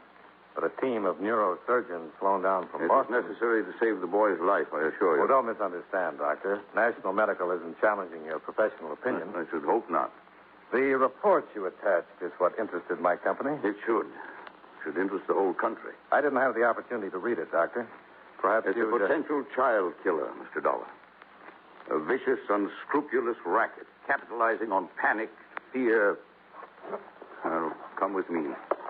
I want you to see what they've done to an innocent child. Bobby Foster? Yes.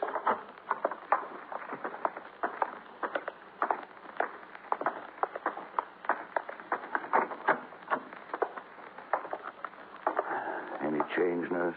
No, Doctor. Oh, there he is. Mr. Dollar. A 5-year-old boy, victim of a panic-stricken parent and a criminal operator. What are his chances? We won't know until he comes out of coma, if he does. And then? For complete recovery, no chance. For partial recovery, a fair chance. Bobby Foster will be paralyzed. You said a criminal operator. Who? If I knew, Mr. Dollar, I wouldn't bother with reports to insurance companies. I've been a doctor 40 years now. Seen a lot of pain and tragedy. But this... Let's go back to your office, Doctor.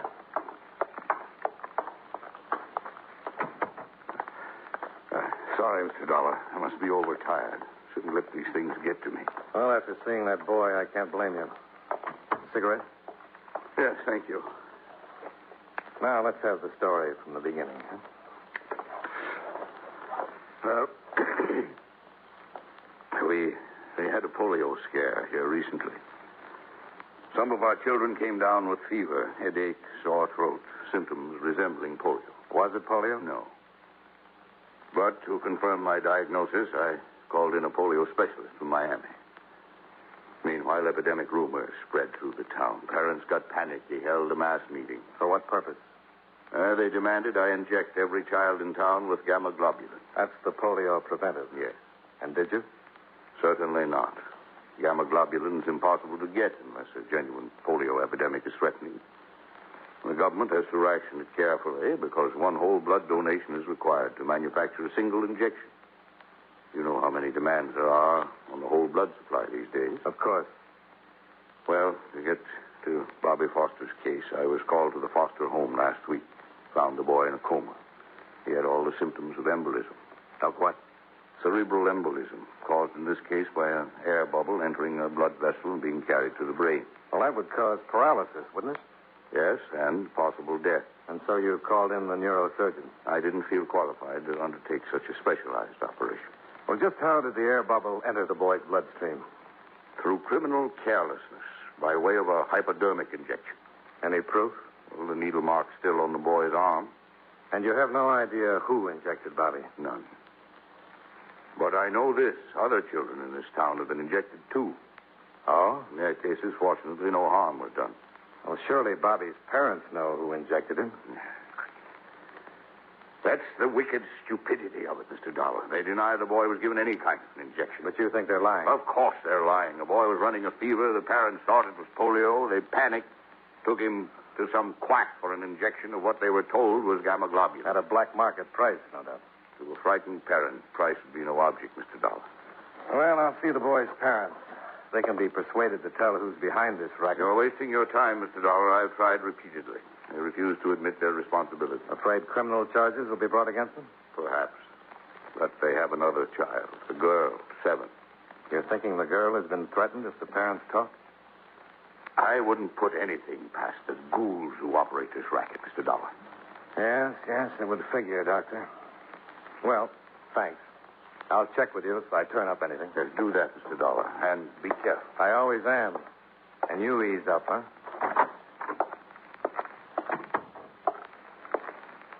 He's very perturbed, isn't he? Well, he has a right to be, Miss Rogers. Do you have the Foster's address? Oh, yes. I prepared this for you. Here you are. Oh, thanks. Well, I'll take a run over there now. I wish I could help you. You've been very helpful already. No, I mean really help. If there's anything I can do, anything you need or need to know. Well, I could use a little background information, about the town and the people.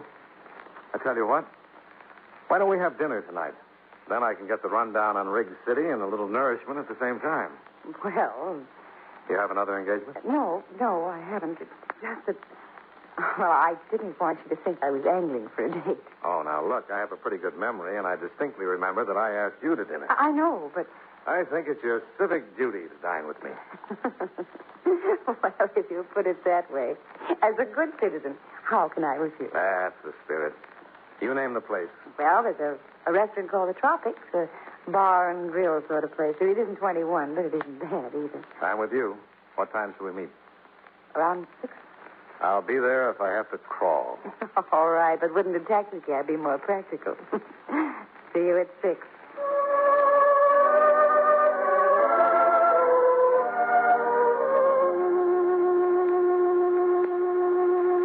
I left the hospital with the sound of Flo Rogers' laugh still rustling in my ears. It occurred to me that Riggs City might be a very pleasant place under different circumstances. I hailed a cab and ran up expense account item 3, 75 cents. Fare and tip to the Fosters' bright little cottage, a stone's throw from the beach.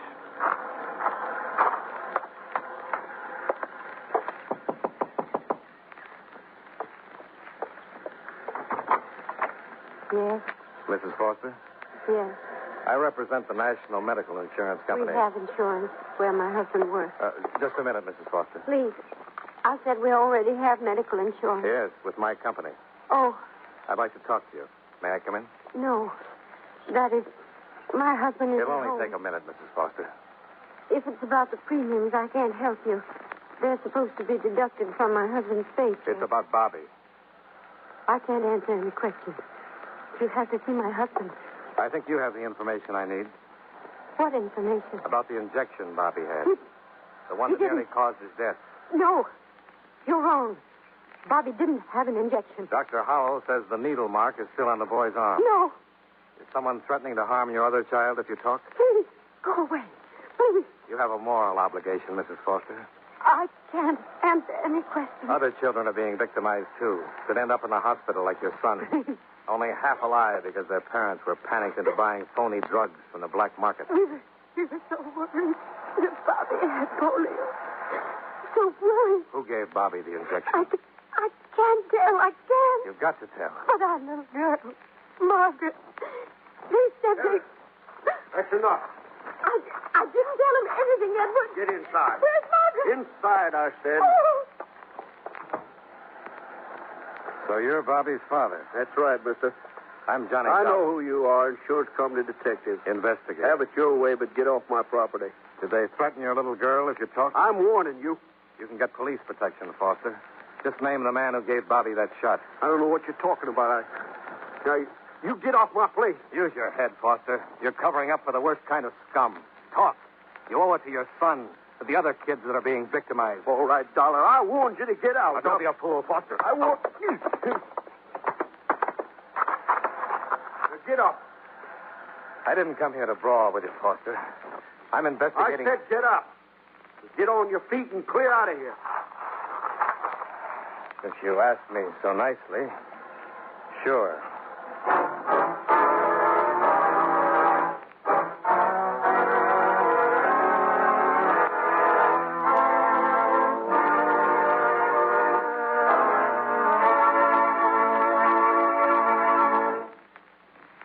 You know, many great men have attained the highest office in our land, the presidency of the United States. Can you guess the name of this man? He was our second oldest president, being elected for that office when he was 66 years old, and our only bachelor president.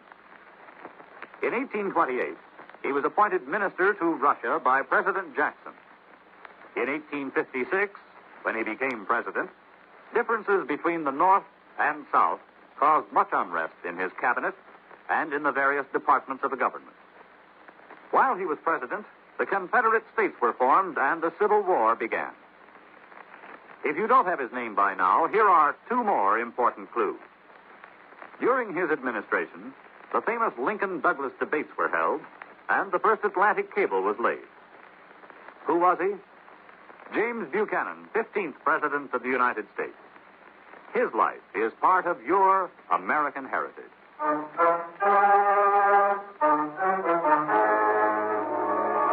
And now, with our star, John Lund, we bring you the second act of yours truly, Johnny Dollar.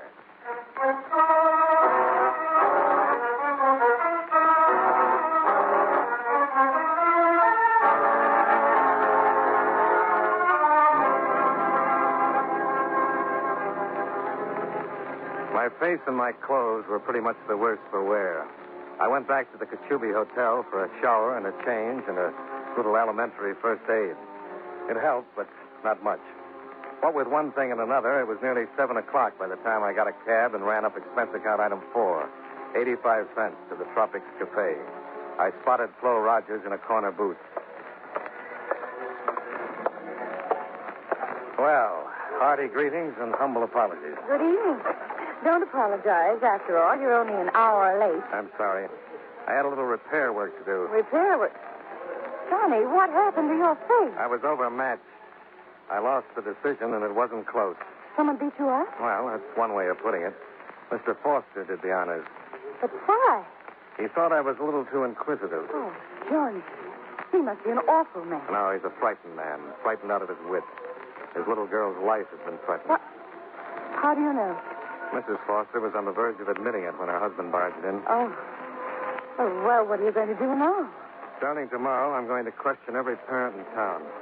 You think other children have been infected? Well, Dr. Howell thinks so, and it figures. A group of grifters move into a family town, spread polio rumors around, then make a killing selling phony gamma globulin shots to parents who are scared silly for their children's health. Johnny, Yeah? you're going on with this investigation? Why, certainly. In spite of what's happened to you already, you're determined to go on?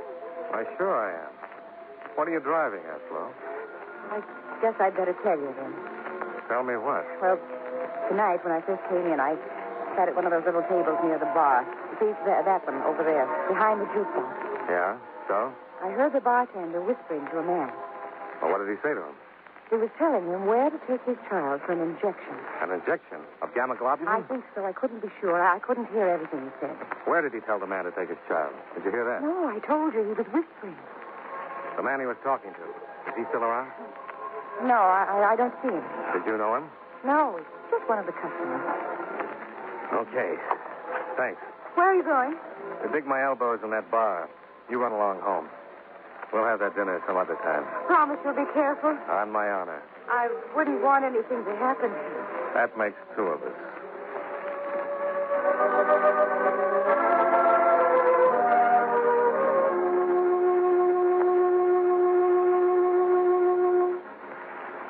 I settled on a stool at the bar and ran up expense account item 5, $10.70, for more than a few double bourbons, with which I slowly drank myself into a mood so dark that my neighbors moved to the other end of the bar.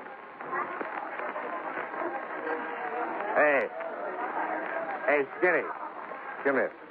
Name's Mickey, sir. I told you before. Well, so you did. So what? Well, don't just stand there, Skinny. Fill me up. I think you've had enough, sir. You need a cup of coffee, black. What I need, you can't get for me, pal. Nobody can. You sound like a man that's got woman trouble. What do you mean, woman trouble? Why, my little wife is the finest, sweetest... Yes, sure. You're crazy about her and the kids, too. How do you know I got kids? Well, you're the type. Family man. No kid. No kid. Now, look, I'll get you that coffee and then a cab to take you home to the kids. Okay? Okay. Hey, wait a minute. Come here. Yeah? You're a swell guy, Skinny.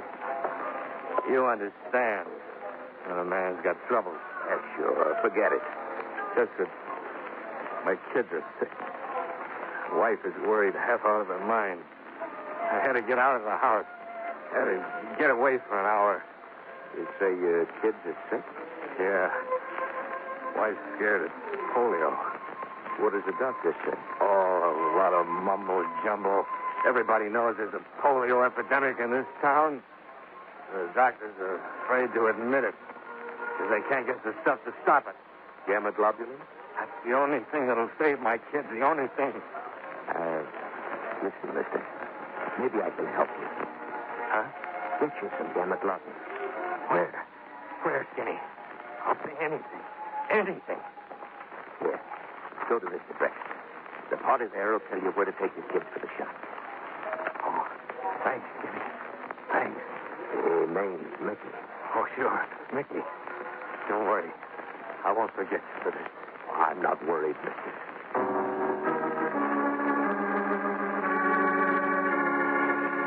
I left the Tropics bar and piled into a cab. On the way to the address Mickey had given me, I stopped at a highway diner and ran up expense account item 6, 30 cents for a carton of steaming black coffee. Not that I was in need of sobering so much. I just wanted something to take the sudden chill off my spine. If you've ever had a date with a grave robber, you know what I mean. It was 2 a.m. when the cabbie dropped me at the driveway of what looked to be a deserted beach house. I paid him off. Expense account item 7. $1.20 tip and fare. And started up the drive toward the vine-covered gate. That's far enough, Dollar. Who's there? Oh! Just shut up or I'll snap your neck, Dollar. Foster! That's right. Don't give me any trouble. Okay. Ease up. Whenever you come along easy and no funny business. Yeah. All right. Put your hands behind your head. Clasp them. And don't turn around. Okay. Where's your gun? I didn't bring one. You got less sense than I thought, Dollar. I had my reasons. Let's go out the gate. My car's down the road.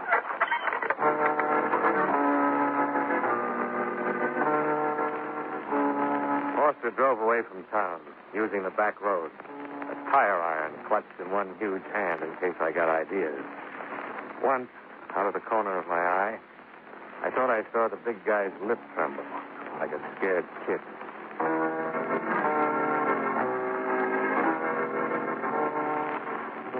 He finally pulled up beside a long, sleek auto trailer, parked in a lonely beach cove. He motioned me out and followed me to the door.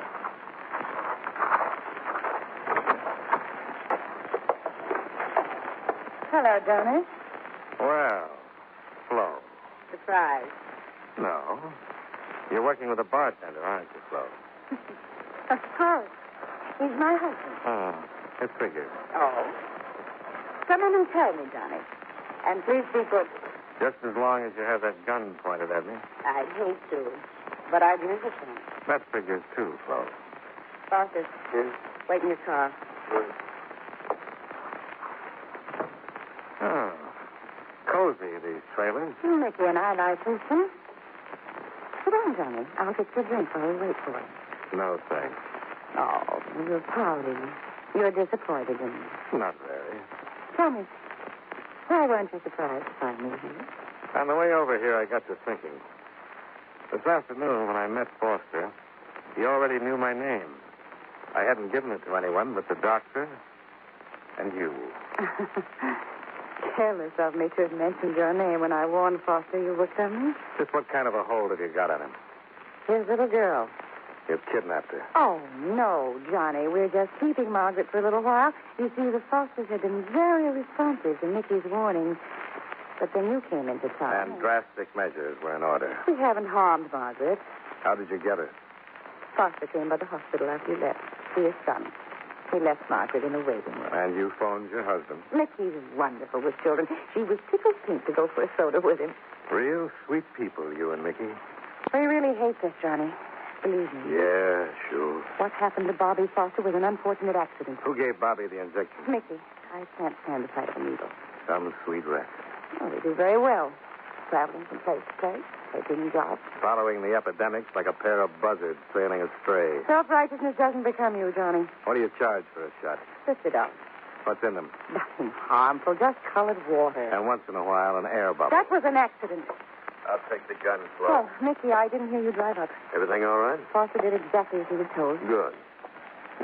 Hello, Dollar. You play a lousy drunken father. I'm usually better, but tonight I didn't extend myself. Huh? I had a hunch you'd want this meeting to take place before I started questioning the other parents in town. Because you knew I was bound to find a mother or father who'd identify you two. Oh. Then you've been willing to make a deal all along, huh, Dollar? Well, let's say I hated to spoil your fun. Especially Flo's. What's that correct mean? Ask your lonesome wife. Don't listen to him, Mickey. She plays a very convincing bachelor girl. He's trying to make trouble. A little too convincing. Shut up, Dollar. And she talks a lot. Talk? She told me everything just now. Even that you've done away with Foster's little girl. What? I didn't. I said... Mickey, behind you! Hurry! Come up! A gun, Foster! Get it! Shoot, Mickey, shoot! I'll take the gun, Flo. Let me go. Now sit down and behave.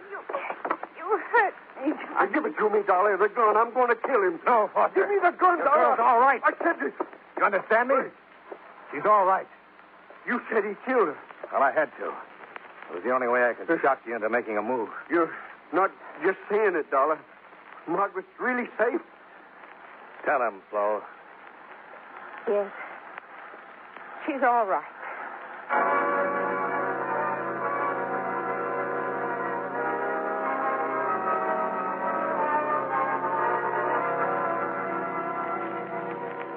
This case deserves publicity, Mr. Jackson. Lots of it. Scared parents make easy dupes for operators like Flo Rogers and Mickey. And when innocent kids end up the victims, it's intolerable. Dr. Howell tells me that all the gamma globulin manufactured goes to the Office of Defense Mobilization, where it's distributed to local health departments, who in turn pass it on to MDs only.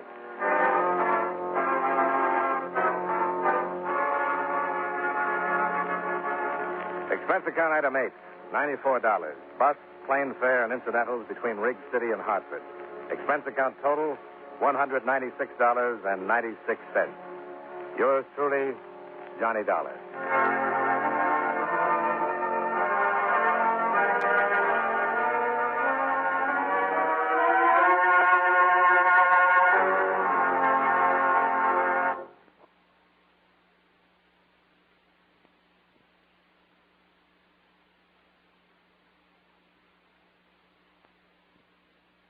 Here at Escape Radio, we proudly thank our partners at CBS.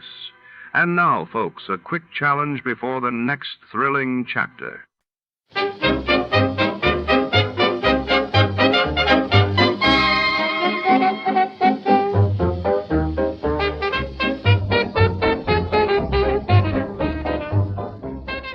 Tonight, our story plunges deep into the velvet shadows of 1947 Los Angeles, where the whispers of forbidden secrets echo through the polished marble halls of the exclusive Elysian Club. Behind its gilded doors, power brokers and starlets gather, weaving a tangled web of desire and deceit. When a revered judge turns up dead in the club's clandestine poker room, only a world-weary private eye can navigate the smoke-filled corridors to expose the truth. Prepare for a tale where loyalty is a luxury, and the stakes are life or death before to start. Let's see what happened the day it was aired. It was February 10, 1950. That day, Senator Joseph McCarthy made headlines by claiming to possess a list of communists working in the U.S. State Department, while across the Atlantic, the United Kingdom was gripped by news of the Great Brinks robbery trial unfolding in London.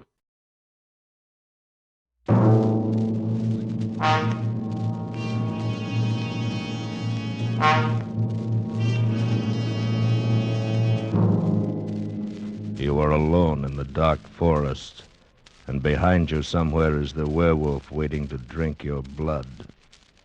And you desperately desire the impossible, to escape.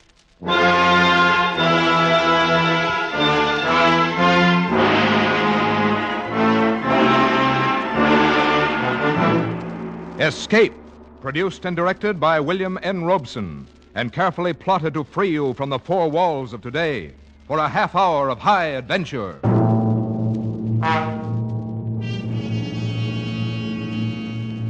Tonight we escape to the backward world of Eastern Europe, where ancient superstitions still live in the minds of men. Tonight we escape with Jeffrey Household's grim story, Taboo.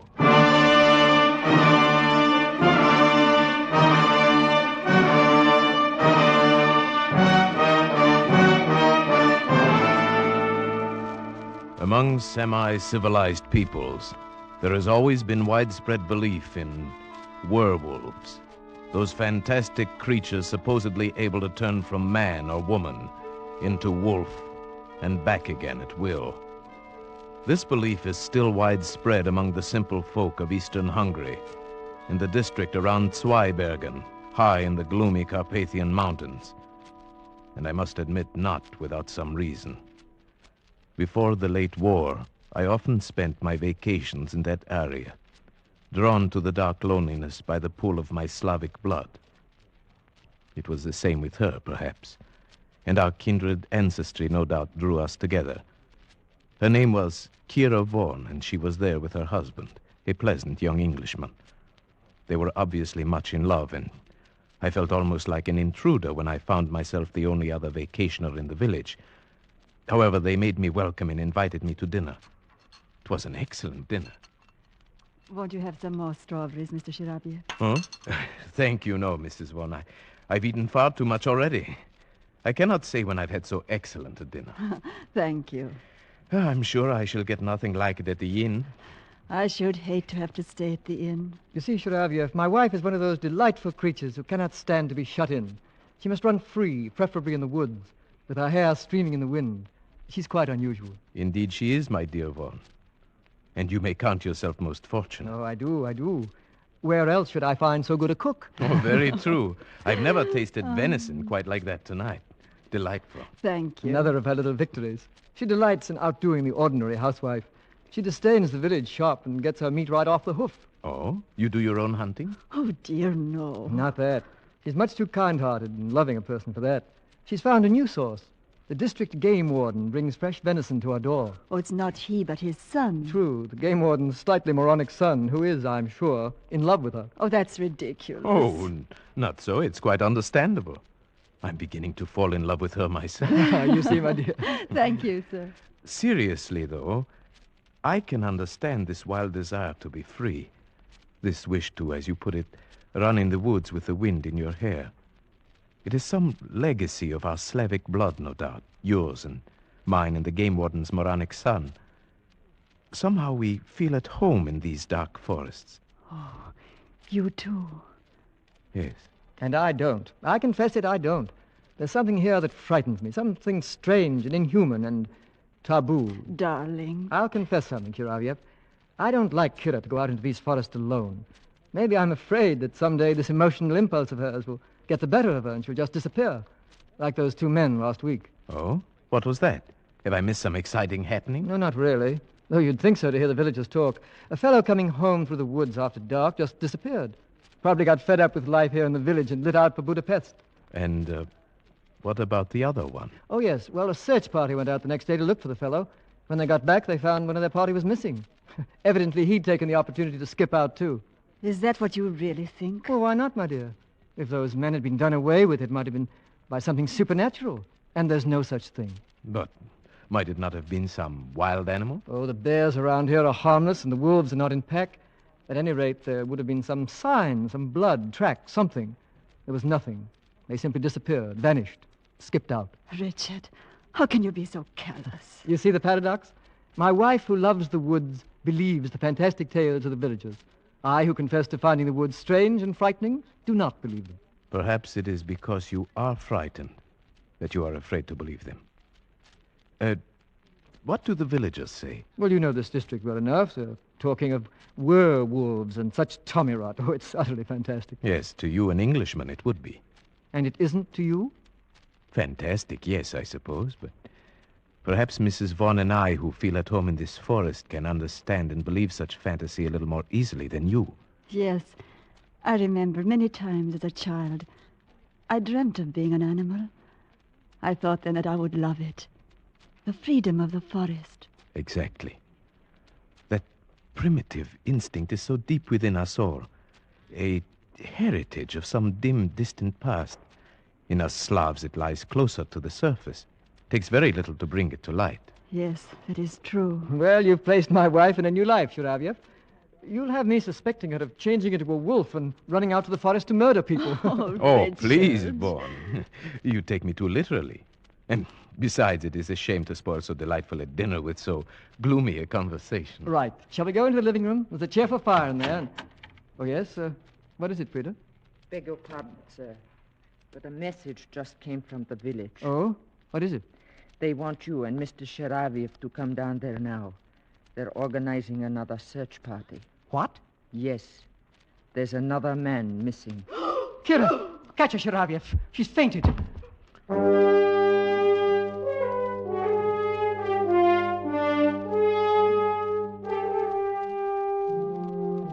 It was only then I realized that these people were under a terrible tension. I was to learn very quickly that the whole village shared it. Every able-bodied man in the district was at the inn when we arrived. The magistrate explained the situation. The grocer. He went into the forest late this afternoon, hoping to bag a blackcock for his supper. A little after dusk, a solitary shot was heard. That was 3 hours ago, and he has not returned. But only 3 hours? Isn't there a chance that he might still return? A chance, perhaps, but the other two did not. It will do no harm to search for him. We may still be in time to save his life.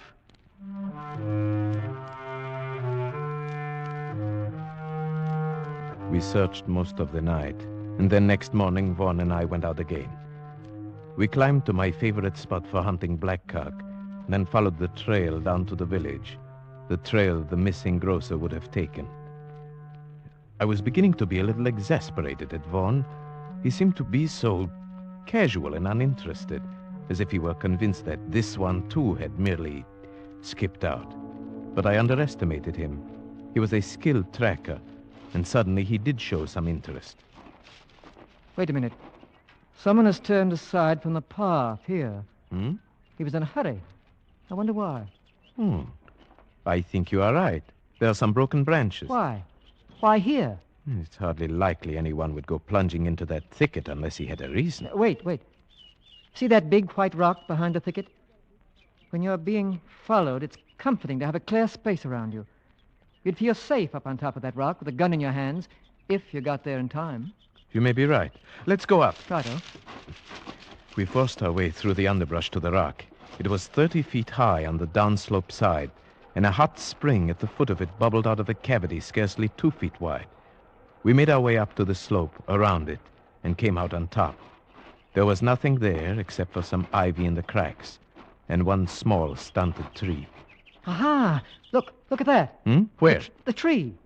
The entire base has been shattered by a charge at close quarters. Perhaps that was the shot that was heard. Oh, you're right, it must be. They say there is always a tree between you and it. What do you mean, it? The werewolf.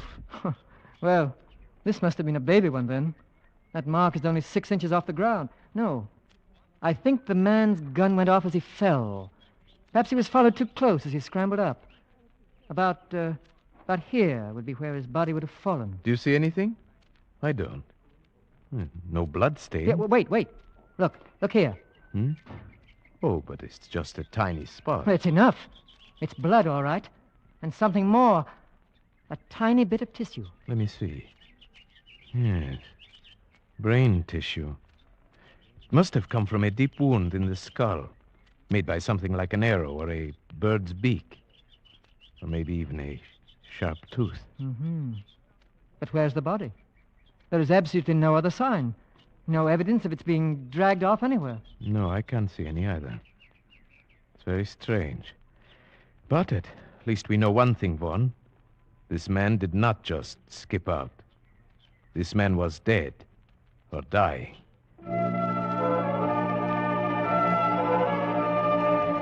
When we brought our information back, the excitement of the village mounted.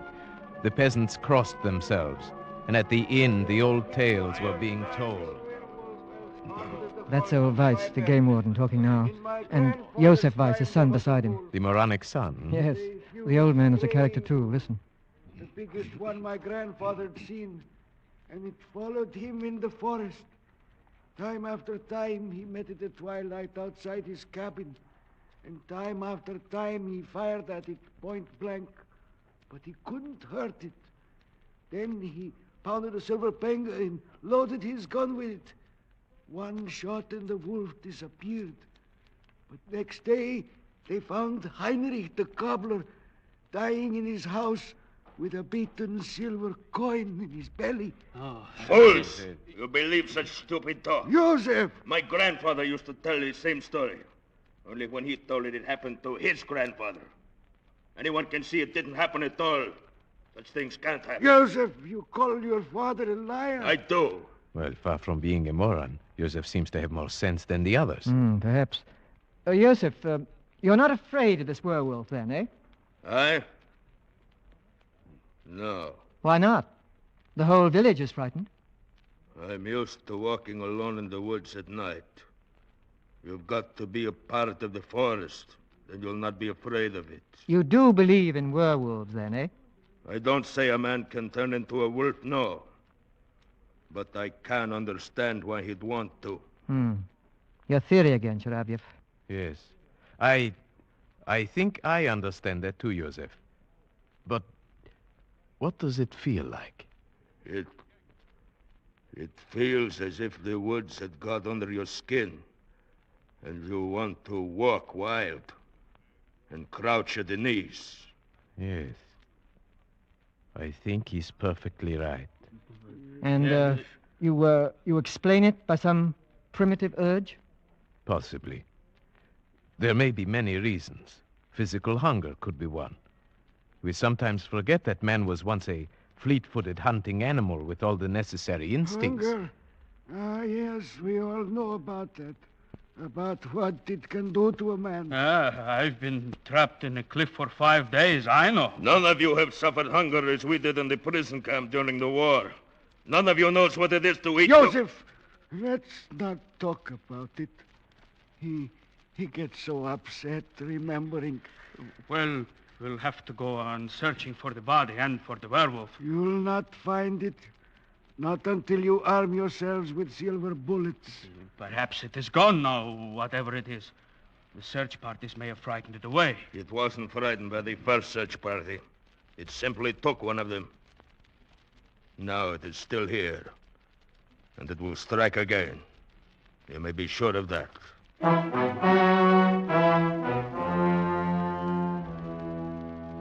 The whole village believed that Joseph Weiss was right.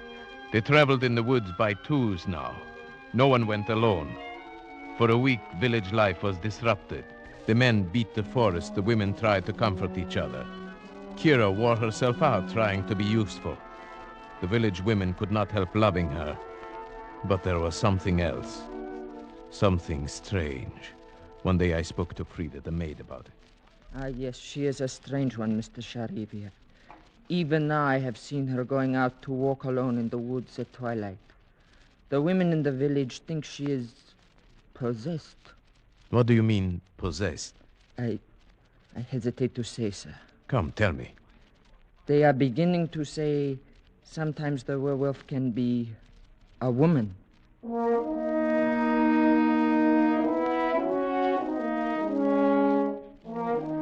At first, the suggestion seemed so ridiculous to me that I hesitated to speak of it. But then I decided to tell Vaughn before this rumor could reach Kira herself. He was naturally much upset. That settles it, Sharavev. We've got to do something. Something, yes, but what? There's only one thing we can do. Track down this supposed werewolf. But that's what we've been trying to do for a week. How can we It's really very simple. We'll offer him bait. Bait? Who will be this bait? You and I, Sharavyev. If you're game. Why, yes, of course I'm game. Good. But how? Are you going to tie me to a tree and watch out with a gun? That's about right. Only we needn't tie you up. And since it was my idea, you can have first turn with the gun. Are you a good shot? Right. This is no time for false modesty. Yes, I'm a good shot. Very well. It'll be night, and we'll have to shoot with only the moonlight. Where do we go? To the rock? Exactly. And the sooner the better. Tonight? Tonight. And say nothing, absolutely nothing, to anybody. Especially to Kira. I understand. This is between us. Either we win, or we simply disappear.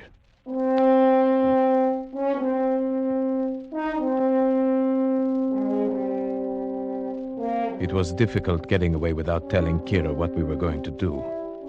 She seemed to sense that something was wrong, and she sat staring after us with strange, angry eyes. In the village, Vaughn and I parted and made our ways to the rock separately.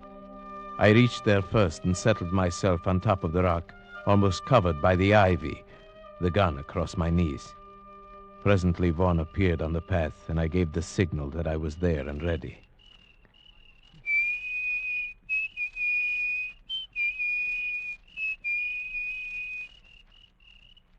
The trap was set. In the eerie stillness of the dark forest, we waited. Vaughn paced slowly on the path. I kept the gun sight trained a yard in back of him as he walked. Minutes passed in silence. Hours went by. Nothing happened. It was almost midnight, the end of our vigil.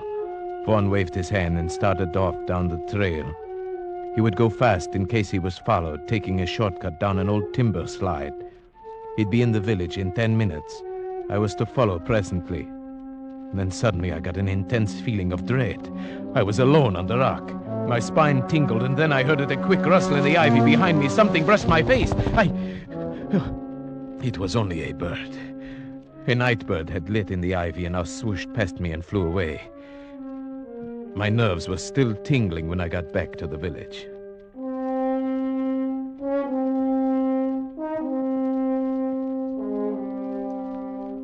Next day, when I went to see Vaughn, he gave me a warning glance.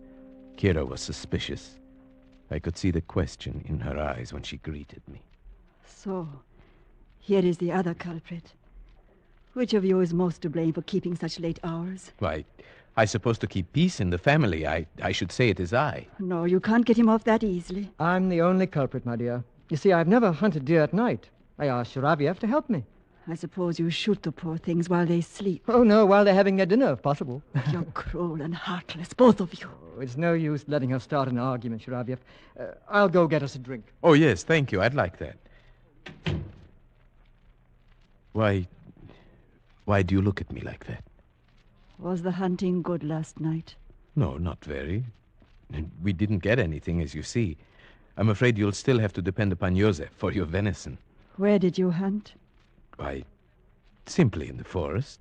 Nowhere in particular. You're not telling me the truth, are you? My dear, I don't know what you're thinking, but I assure you... Oh, never mind. I suppose it is best I don't know. But take care of him, please. Of course I will. If anything should happen to him. But what could happen?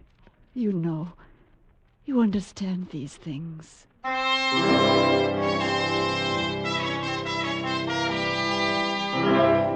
That night I was the bait, and I confess, walking there on the moonlit path, the dense undergrowth pressing close on both sides, the forest all around me, that I felt a strange terror. But nothing happened. Once a bear ambled across the path, paused, sniffed, and disappeared into the brush. Then a little later I thought I saw a flicker of white in the clearing below, but it never reappeared, and I decided it must have been a ripple of grass in the moonlight. At midnight we returned to the village, and I was beginning to wonder if our trap would ever be sprung. We must keep on, Shiraviev. I have a feeling that tomorrow night, perhaps, or the next night... I'm game as long as you are, but so far we've only lost sleep. I've got to keep on. Have you forgotten about Kira? The things they're saying about her? No, of course not, but surely these people would not do anything to her. It's not that. It's what it might do to her spirit if she were to hear those insane rumors. She's so sensitive. I don't like to think about it. Then, shall we go out again tomorrow night? Yes. You must come to dinner, though, first. Weiss is bringing down more venison. Kira will want you to come. All right. Till tomorrow night, then.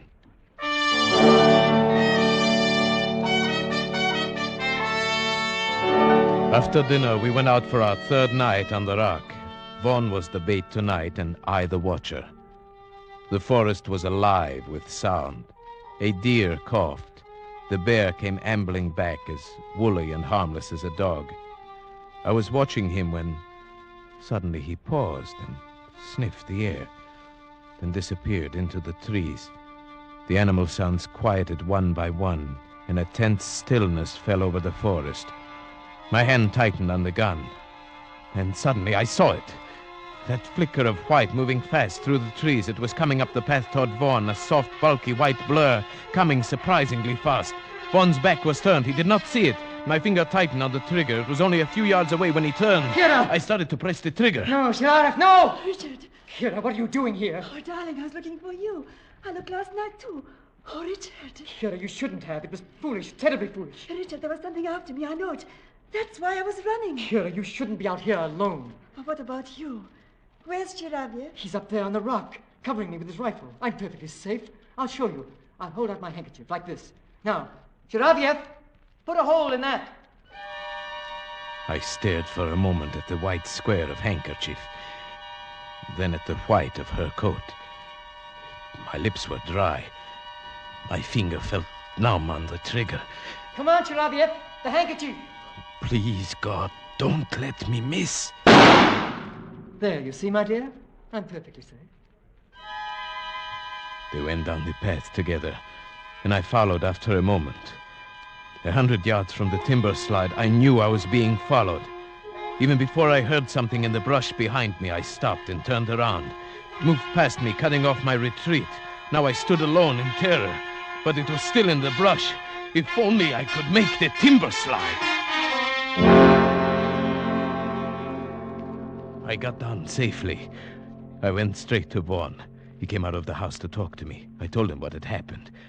His reaction surprised me. Sharaviev, I'm sorry I had to leave you up there to face it alone, but I had to bring her down. Of course, I know that. And you must believe this. She never left me. We came down together, arm in arm. We came straight down. You must believe that. But of course, why should I think differently? Then you must realize, whoever it was up there in the brush following you, it couldn't have been Kira. Good heavens, Vaughan. Do you think I believe that preposterous story? Well, didn't you? Even up there on the rock, when you hesitated about firing at the handkerchief, didn't you believe it might be Kira? No. Why, no, of course not. But I did. Vaughan knew my thoughts almost better than I knew them myself. Yes, that was why my lips were dry and my finger numb when I pressed the trigger. I had refused to admit it even to myself. And now was I sure, even now. That night, Vaughan was excited. We're going to get it tonight. After last night, it'll be there waiting for us. Yes, I think you are right. But if you are, we wouldn't want anyone else to come walking in on us. It might cause confusion. Don't worry. Kira has promised to stay at home. She says we're doing our duty and she won't interfere. Do you think this is our duty? No. Neither do I. I never feel that anything I enjoy can be my duty. And now, I really enjoy this. Tonight, I'd like to be the bait. No, it's my turn. I won't give it up. Besides, if it's the revenge you want, you have the gun. That's so. All right, then. Tonight, you'll be the bait. That night, for the first time, I regretted ever getting into this mess. As I paced up and down the path, my nervousness grew. Tonight, it would surely come. I felt it. But would Vaughan shoot straight and quick enough? The hours went by. Clouds kept scudding over the moon, leaving me in deep darkness for minutes at a time. I was really beginning to be frightened. Then a fraction of a second before it happened, I knew it was coming. There was a hot breath on my neck, a crushing weight on my shoulder, something hard against my skull, and the crack of Vaughan's rifle. Vaughan! Vaughan! Sharaviev, are you all right? Yes, I think so. What was it? A man. I winged him. Come on. I'm going in after him. All right, I'm coming. Vaughan, where did he go? I can hardly believe it. But he went right into this hot spring under the rock. But there's hardly opening enough for a rabbit. He went under the water. Come on. Wait, Vaughan, I'm coming with you. We plunged into the spring, wriggling our way forward, not knowing what to expect. Vaughan held the rifle high above the water, but there wasn't room enough for our heads. We had to hold our breaths and plunge forward. Luckily, it was only a few feet. I emerged and took a breath. Then I heard Vaughan fire. Ah, got him. Where? Shine the flashlight. There, at the other side of the cave. Yes. Who would have thought there would be a cave here? Or that anyone could have gotten through that spring. It was a perfect hiding place. Yes, but it does him no good now. Turn him over. Let's see who our werewolf is. Yes. Why? It's Weiss. Joseph Weiss, the game warden's son. Well, why didn't we think of that? We all knew he was not quite sane. More than that, he almost told us.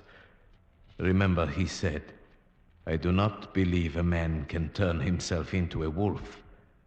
But I know why he'd want to. Yes, and he described the feeling to walk wild and crouch at the knees. He knew that feeling. He knew it too well.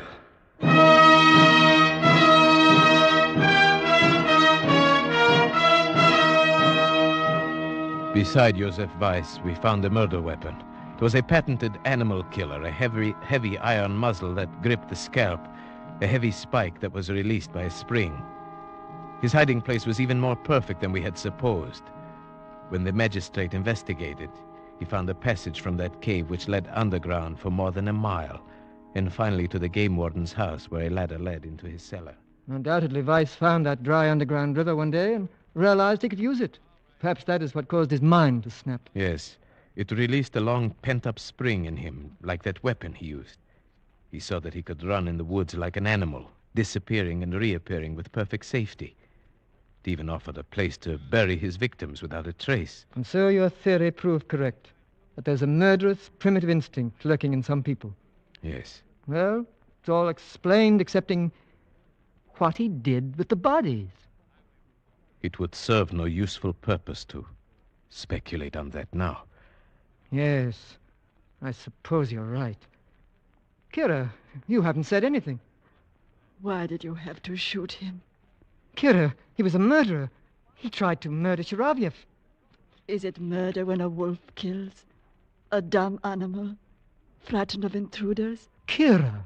You understand what I mean, don't you, Shiravyev? You understood that night when you shot the handkerchief, just as I have.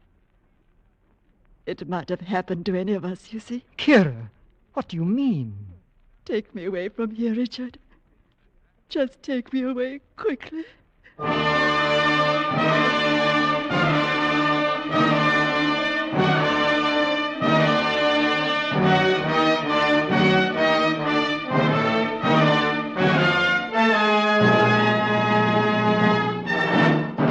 Escape is produced and directed by William N. Robeson, and tonight brought you Taboo by Jeffrey Household, adapted for radio by John Dunkel with Paul Frees as Shiravyev, Marta Mitrovich as Kira, and Morgan Farley as Vaughn. The special musical score was conceived and conducted by Sire. Next week... You were standing on a bridge over Owl Creek with a noose around your neck. You have only a few seconds left to live. A few seconds left to plan your escape. Next week, we escape with Ambrose Bierce's famous story, An Occurrence at Owl Creek Bridge. Good night, then, until the same time next week when we again offer you Escape. This is CBS, the Columbia Broadcasting System.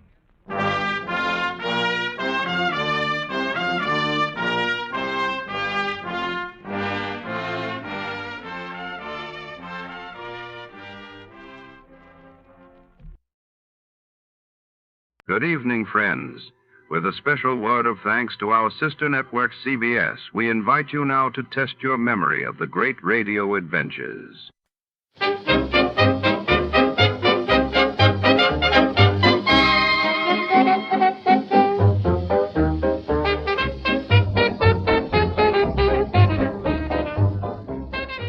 Tonight, under the humming fluorescent lights of the city's Geological Institute, secrets buried for millions of years are about to resurface.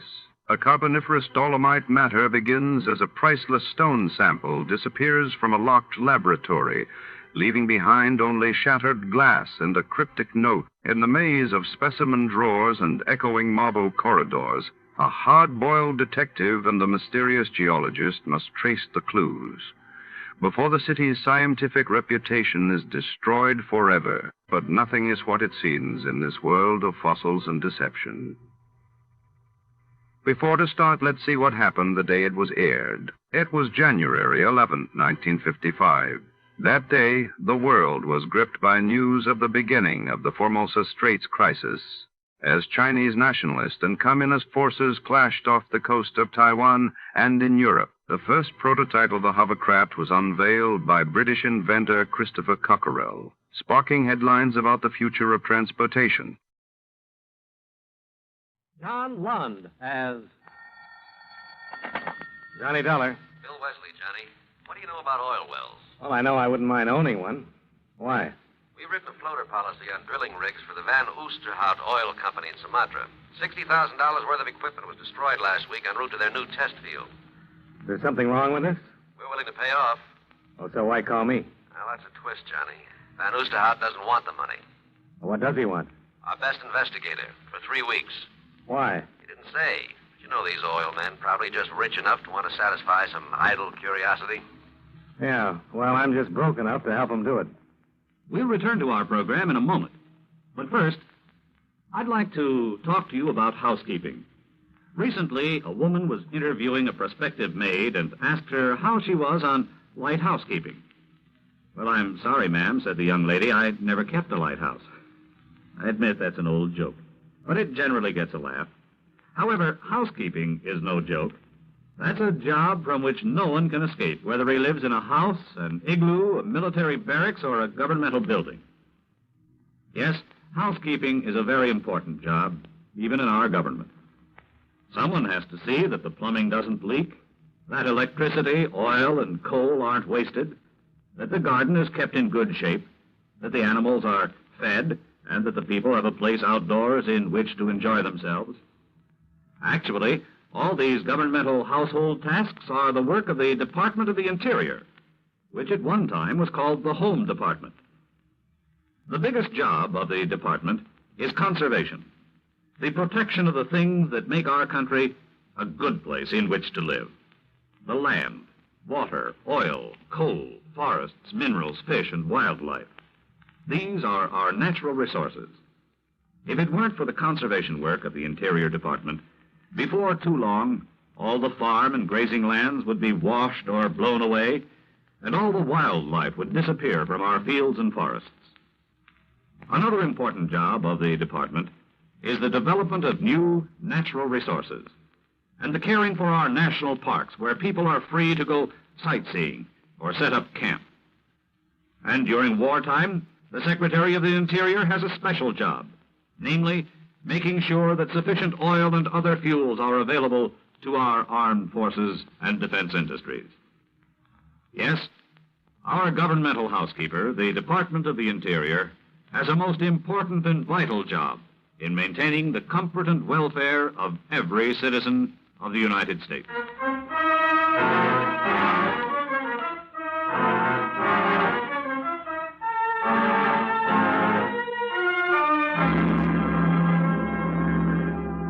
Expense account submitted by Special Investigator Johnny Dollar to Home Office, Eastern Indemnity and Insurance Company, Hartford, Connecticut.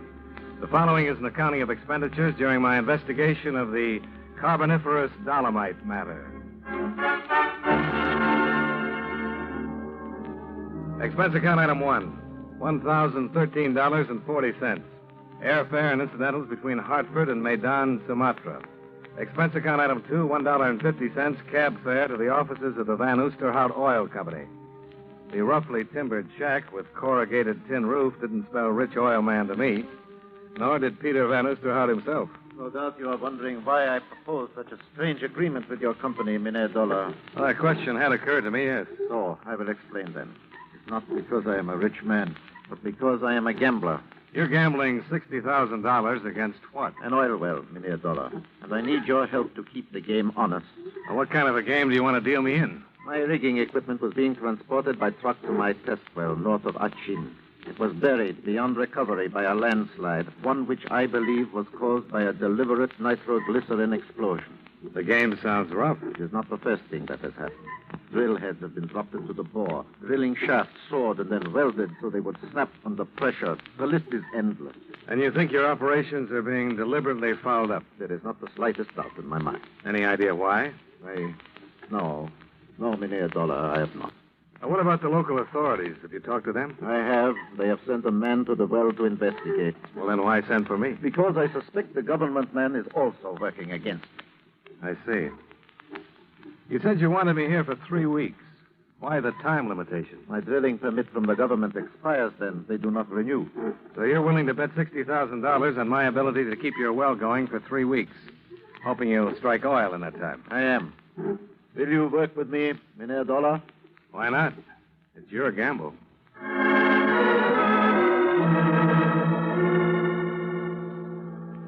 We made arrangements to fly out to the oil well early the next morning, and Van Oosterhout dropped me off at the Buitenzorg Hotel, where I checked in. I put a call through to the government offices, but the man in charge of the Van Oosterhout matter, an Inspector Pajak, wasn't in. I left word that I'd call, then hied myself to the hotel restaurant. I was having a little trouble with the native menu when I received some unexpected assistance. You would forgive me, Mr. Dollar. Might I suggest you try the sample going? I'd be happy to. What is it? The known ingredients are rice, fish, and peppers. The unknown are the chef's secret, and the sum total of them all is sheer gastronomical ecstasy. Well, the only thing that could top that recommendation is for you to join me. I would be delighted. But Not to dine, Mr. Dollar, merely to talk. By the way, I am Frederica von Osterhout, Peter's wife? his daughter. Well, I would have guessed that, except for the third finger left hand. Oh, of course, my wedding band. Yes, I am Mrs. Don Reynolds now, but I wish to talk with you as Frederica von Osterhout. Oh, why is that? Because I want you to persuade my father to change his mind and accept the insurance money. You don't approve of his gamble? There is no gamble, Mr. Dollar. He's bound to lose everything.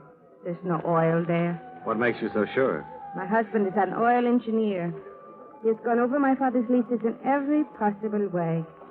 Geological survey, magnetometer, seismographic exploration. In every instance, the results have been negative. And what does your father base his opinion on? Wishes, hunches, gambles, Mr. Dollar. He's like a madman about this thing. All reason, all logic has been tossed to the wind. Well, then why is somebody trying to sabotage the well? There are always accidents attendant on any oil drilling project, Mr. Dollar. My father's has been brought about perhaps by the old equipment he's using. But they are accidents, nevertheless.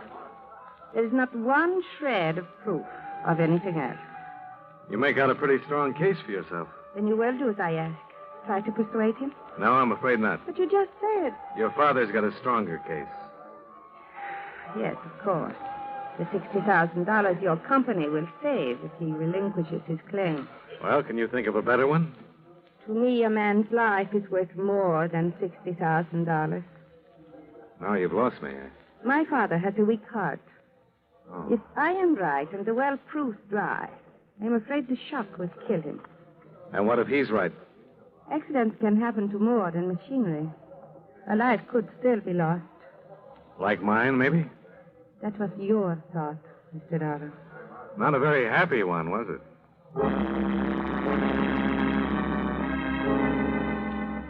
Just for the record, I did take Frederica's advice on one thing, the sambal garang. And she was right about that, at least. It was delicious.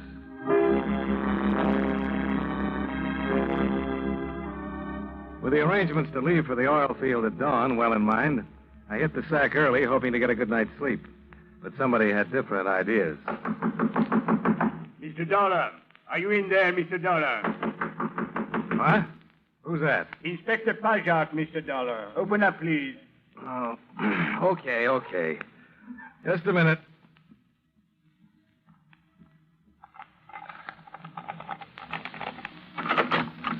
Now, what's all this about, Inspector? I'm sorry to disturb your rest this way, Mr. Dollar. It was necessary, however, that I ask you a few questions. At 2 a.m? You possess a firearm, Mr. Dollar? Well, you should know. I registered it when I came into the country. May I see it, please? Yeah, sure. Here it is. Thank you.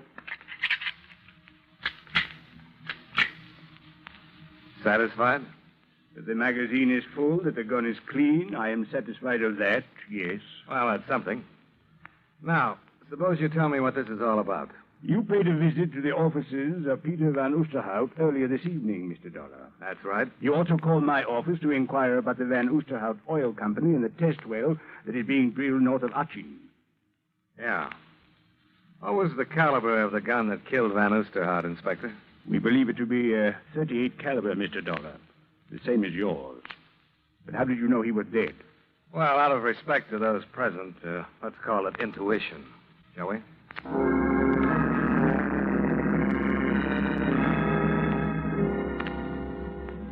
Inspector Pajak maintained a discreet, if not very informative, silence during our ride out to the Van Oosterhout Oil Company shack. We elbowed our way through a babbling crowd of curious onlookers held back by Indonesian police and moved inside. You see, Mr. Dollar? Yeah. Any idea of when it happened? I thought perhaps you could give us that information. How did I become number one on your suspect list? It was Mrs. Reynolds' idea. Frederica? Yes. When informed of her father's death, she said that you were responsible. That you were the one who had killed him. Well, it's just possible, Inspector, that she didn't mean that literally. But only because Van Oosterhout wanted me down here to check into possible sabotage. Mm. I'm willing to accept your reasoning for the time being. That's mighty nice of you. Mr. Dollar, I would like to know if there is anything disturbed in the office. Anything different from the way you saw it last. Well, only those metal canisters on the floor over there. We know about those. They contain test borings taken from the Van Oosterhout well. They were flown in this evening by Mr. Don Reynolds. Van Oosterhout's son-in-law? Yes. He brought them here to the office. That is how he discovered the body. Must have been pretty important for him to fly him in at this hour of the night. According to Mr. Reynolds, they indicate that the well is almost certain to prove dry. Well, where is Reynolds now? He is with his wife, of course. She has broken down completely at the news of her father's death. Uh-huh. So, that will be all then for now, Mr. Dollar. I regret you have had your long journey to Sumatra for nothing. What makes you think so? Well, those test borings prove that Van Oosterhout was possessed of a delusion. With his death, any reason for pursuing it is obviously over. Well, there's something else that's not quite as obvious, Inspector. And what is that, Mr. Dollar? Why he was murdered.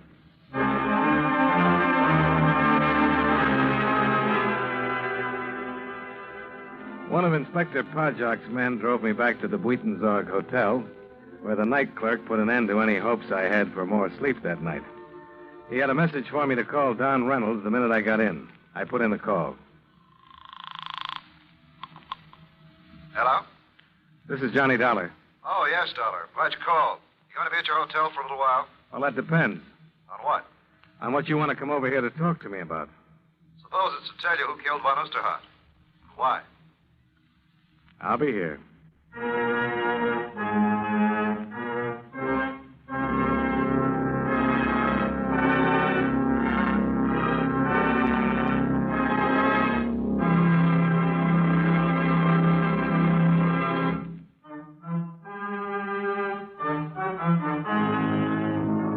And now, with our star, John Lund, we bring you the second act of Yours Truly, Johnny Dollar.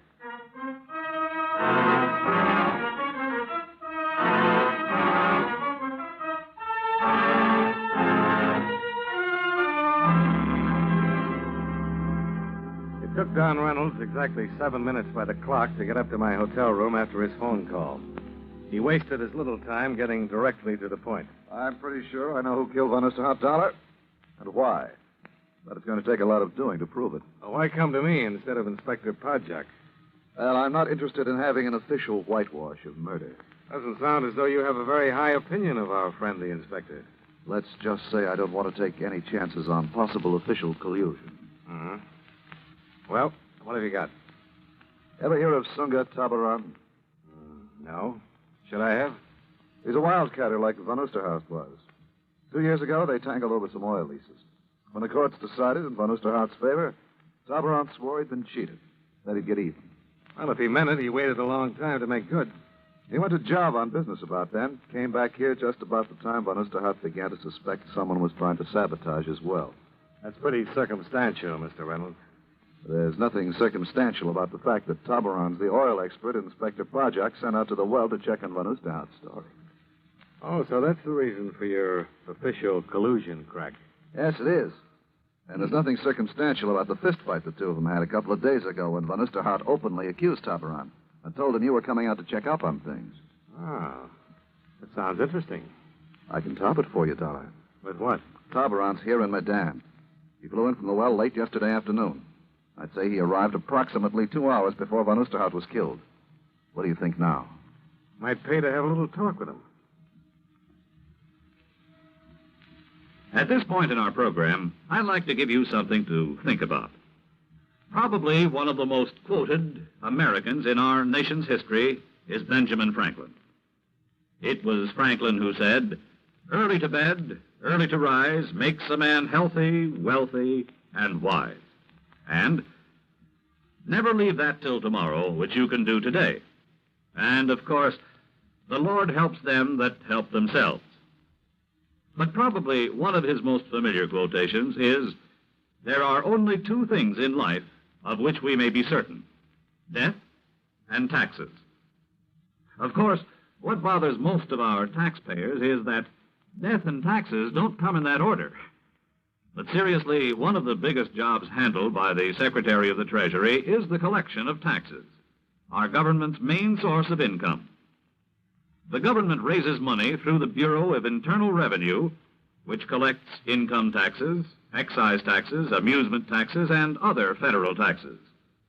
The Bureau also checks to see that you haven't paid too little and, believe it or not, that you haven't paid too much.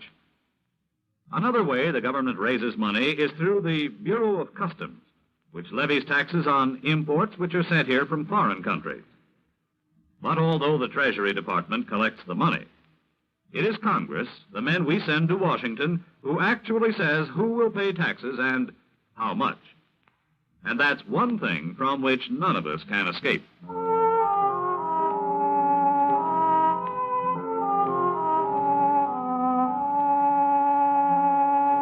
Expense account item 3, $1.65. Cab fare to the residence of Sunga Tabaran. It was a small, modern bungalow nestled in some gently rolling hills at the edge of town. The false dawn was just starting to light up the eastern sky when I got there.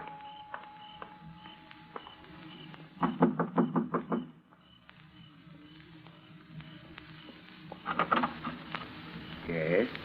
Are you Sunga Tabaran? That is correct. My name is Dolar. I'm an insurance investigator. I'd like to talk with you. This is hardly the hour at which one makes either social or business calls, Mr. Dollar. Well, murder isn't very particular about the hours it keeps. If you will, please come in. Thanks. I notice you're up and dressed, Mr. Tabaran, in spite of the early hour. You said you had come here to speak about murder, Mr. Dollar. I understand that you and Van Oosterhout had some pretty violent disagreements in the past. Unfortunately, that happens to be true. Does Inspector Pajak know about that? I have no secrets from my superior. Does he also know that you flew into Medan yesterday afternoon? My dear Mr. Dollar, you realize as well as I that these questions are quite pointless.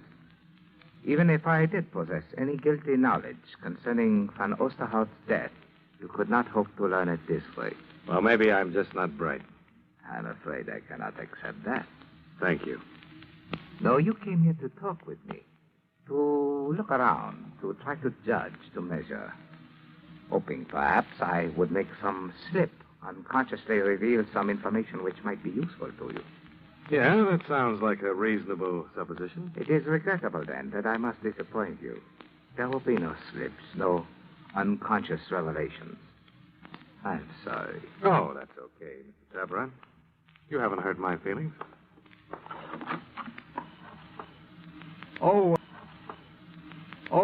By the way, extend my condolences to Frederica, will you? And tell her I'm glad she's getting over her bereavement so well. I'm afraid I do not know to what you are referring, Mr. Dollar. I said nothing about Mrs. Reynolds. You didn't have to. You just forgot to remove her handbag from that table.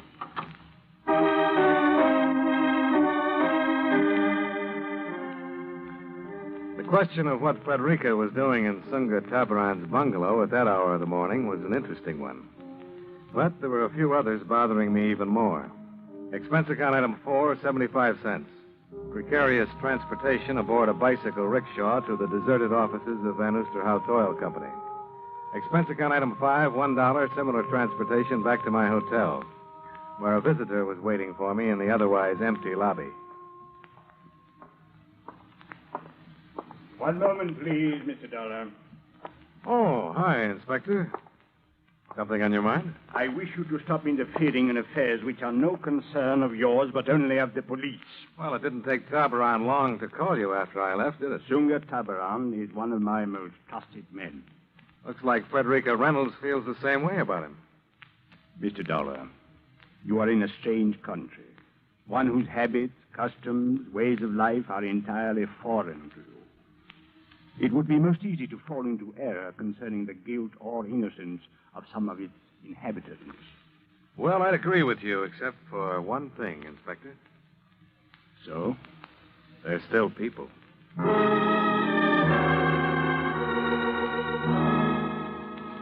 A tepid shower and a similar breakfast occupied my time until the town of Medan awoke to the new day.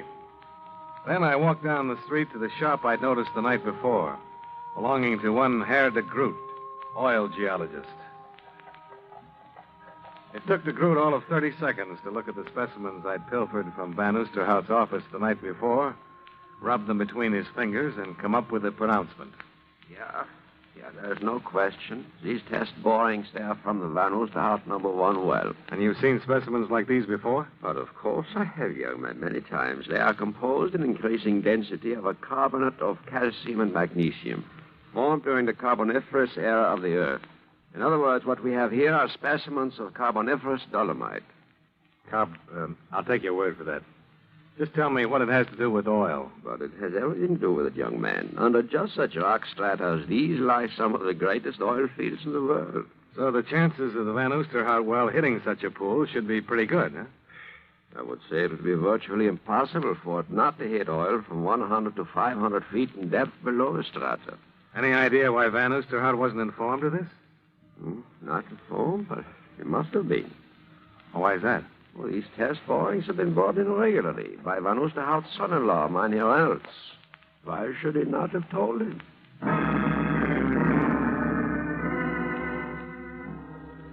The Groot added another good question to my list. So I called Reynolds to find out, but there wasn't any answer.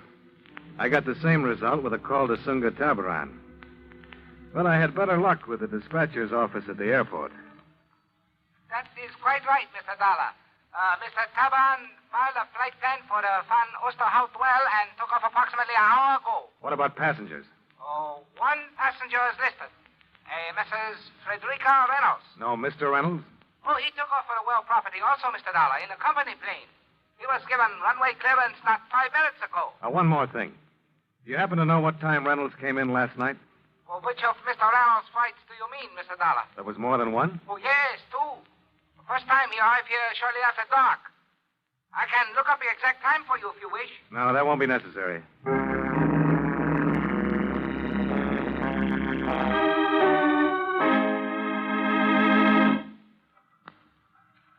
Well, granting your information is correct, Mr. Dollar, what is it you wish me to do about it?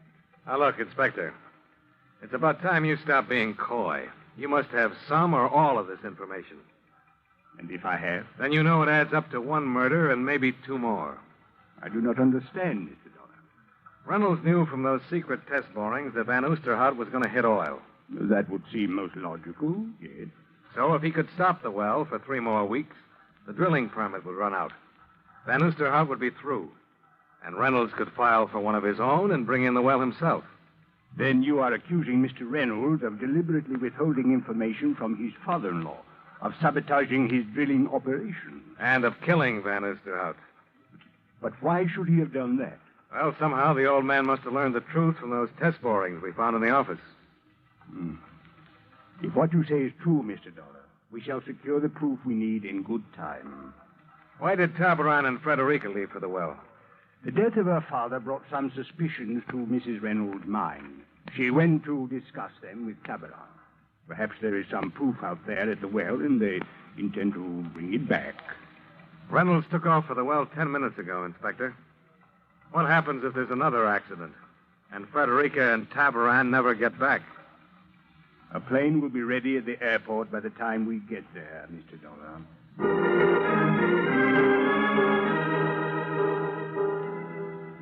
The Van Oosterhout well was approximately 100 miles northwest of Medan. When we set down, both the company plane and Tabaran's were on the landing strip. The drilling rig was motionless, surrounded by high mounds of pumped-out mud. The entire area looked deserted. It is impossible they could not have heard us arrive. Where is the rigging crew? Mr. and Mrs. Reynolds and Tabaran. Well, there are not many places they could be. Bunkhouse, construction shack, powder house. Perhaps we had better try the office first. You know, it is quite possible that... Hey, there's Reynolds, coming out of the powder house. He's got a nitro tube in his hand. Nitro? But what would he be doing with nitroglycerin? Maybe we better find out. Reynolds? Hi there, Dollar. Inspector Project?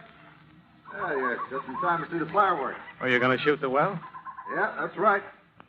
Drill struck a layer of igneous granite, broke off in the shaft. I'm going to drop this down and try to blast it loose. Now, where's the rigging crew? Back in the jungle. Had to get them out of the possible blast area. Never can tell about these things. What about Mrs. Reynolds and Tabara? Oh, they went along with them. The two of you better get back there, too. Oh, this mud sump will protect us.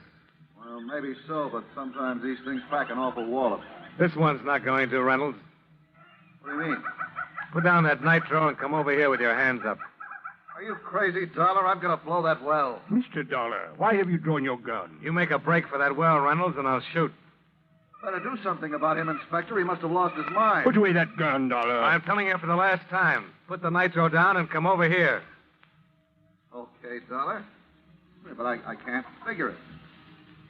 If you think I'm going to... He's running toward the well. Don't try it, Reynolds. It's too late now, Dollar. I'm blasting that well. Back in the mud, Inspector. Get back. What are you going to...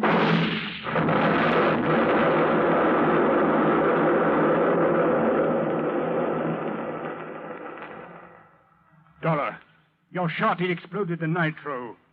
Yeah. I guess it did at that, Inspector. But Reynolds, it was the same as committing murder. Now, let's say I prevented a couple, Inspector. Prevented? If Reynolds had blown the well with that charge, it would have destroyed the rigging. And that tool shack under it.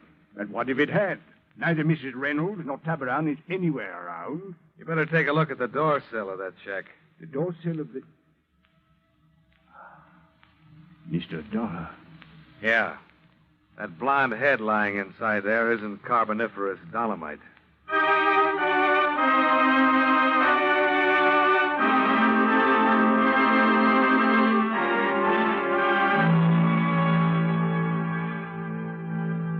Expense account item 6, $23.15, hotel bill and miscellaneous. Expense account item 7, $1,032.60, airfare and incidentals back to Hartford. Expense account total, $2,074.05. Remarks. The trip home didn't seem half as long as the walk we made to the tool shack to see if Frederica and Tabaran were still alive. As it turned out, they were. If they hadn't been, well, I guess I just wasn't cut out to be a gambling man. Yours truly, Johnny Dollar.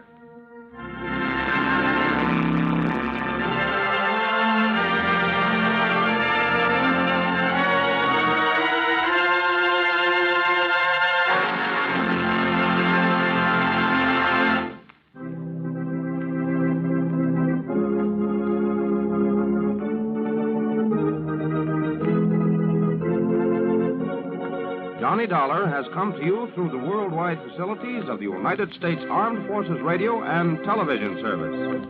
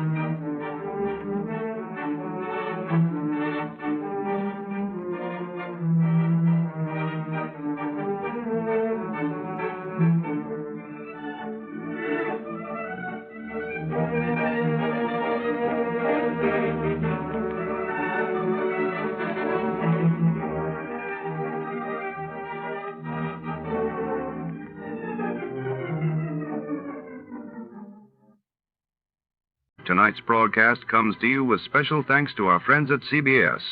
And before our next mystery unfolds, here's a question for the sharpest listeners in America.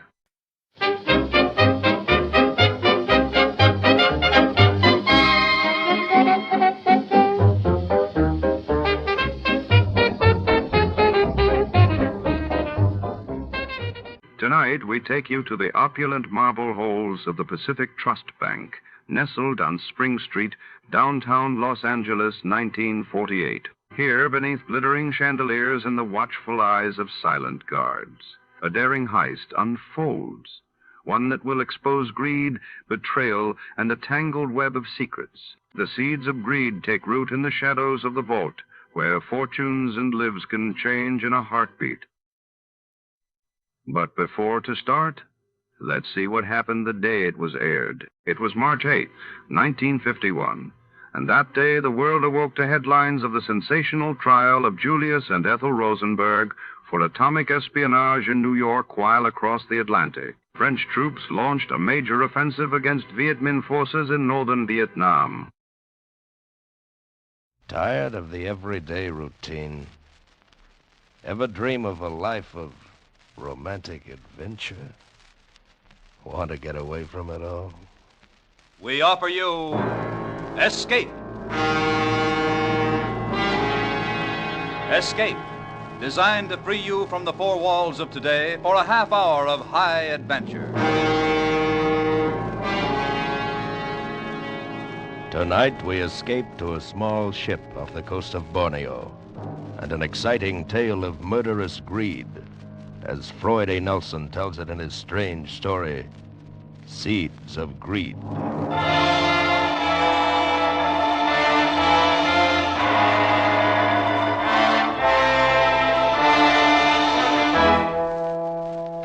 This is it, the romantic South Pacific, the languid lure of the tropics. A ship at my command to take me any place I might choose. A jeweled tiara of sky above and an ocean of emerald velvet below.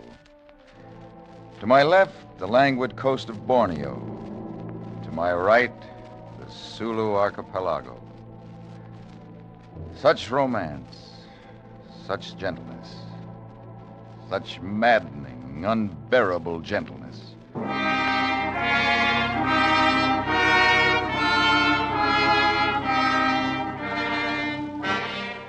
Not long ago, I was a carefree little monument to failure, reaping the rewards of my college education in the atmosphere a hitch in the Navy had taught me to love and live. The waterfront. Maybe it's the atmosphere, maybe it's the people you meet, or maybe it's the margin you can make on the exchange of drinks with guys in port fat with CPay. Take this guy Lee, for instance. An Oriental little guy whose correct English told you it was adopted. I had him figured wrong from the beginning. Mr. Braun? Mr. Kenneth Braun? Yeah, that's right. My name is Lee. Lee Tse Tung, if you prefer. I don't. May I join you? Sure, Lee. Pull up a buck for a couple of drinks and sit down. Certainly. Here. Al, same thing here. Okay. What's yours, Lee? Nothing, thank you. I do not indulge. Oh, okay. Thanks, Al. Sure thing. Well, Lee, I've got the bait. Set your hook. What's on your mind? You have pointed out to me as a man who knows boats.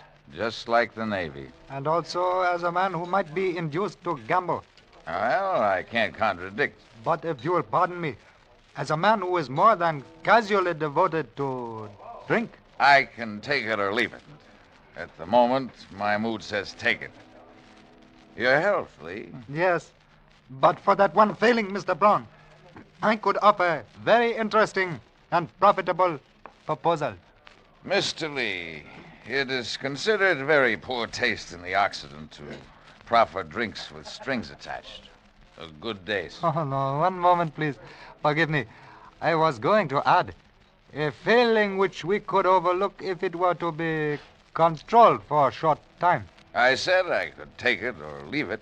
I am in the pearl business. Do you know anything about pearls, Braun? Yeah. An oyster gets a hold of a bad grain of sand, and he or she or it gets an ulcer. Bingo, a pearl. Perhaps we should take this up at another time. I am stopping at the Case Hotel.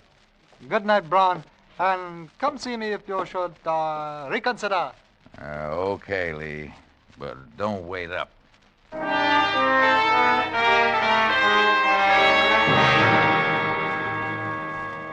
I hate the warm feeling of elegance that takes me over after the fifth drink. I hate myself. I hate morning. Worst of all, I hate waking up without a little hair of the dog and not a nickel in the poke to supply it. Out of the fog of remorse came a stolid little Oriental face. Yeah, Yeah, there's a generous soul. Pearls, he said. Well, that should be a nice, substantial little proposition. Yeah. Maybe I am ready to talk business. Brown, I did not expect to see you. Come in. Oh, this is a pleasant surprise. Yeah. You mentioned something about a business proposal. Yes, I did. Hotel rooms depress me, Lee. Could we go down to the bar and talk it over? Oh, certainly, Brown, if you prefer. I prefer.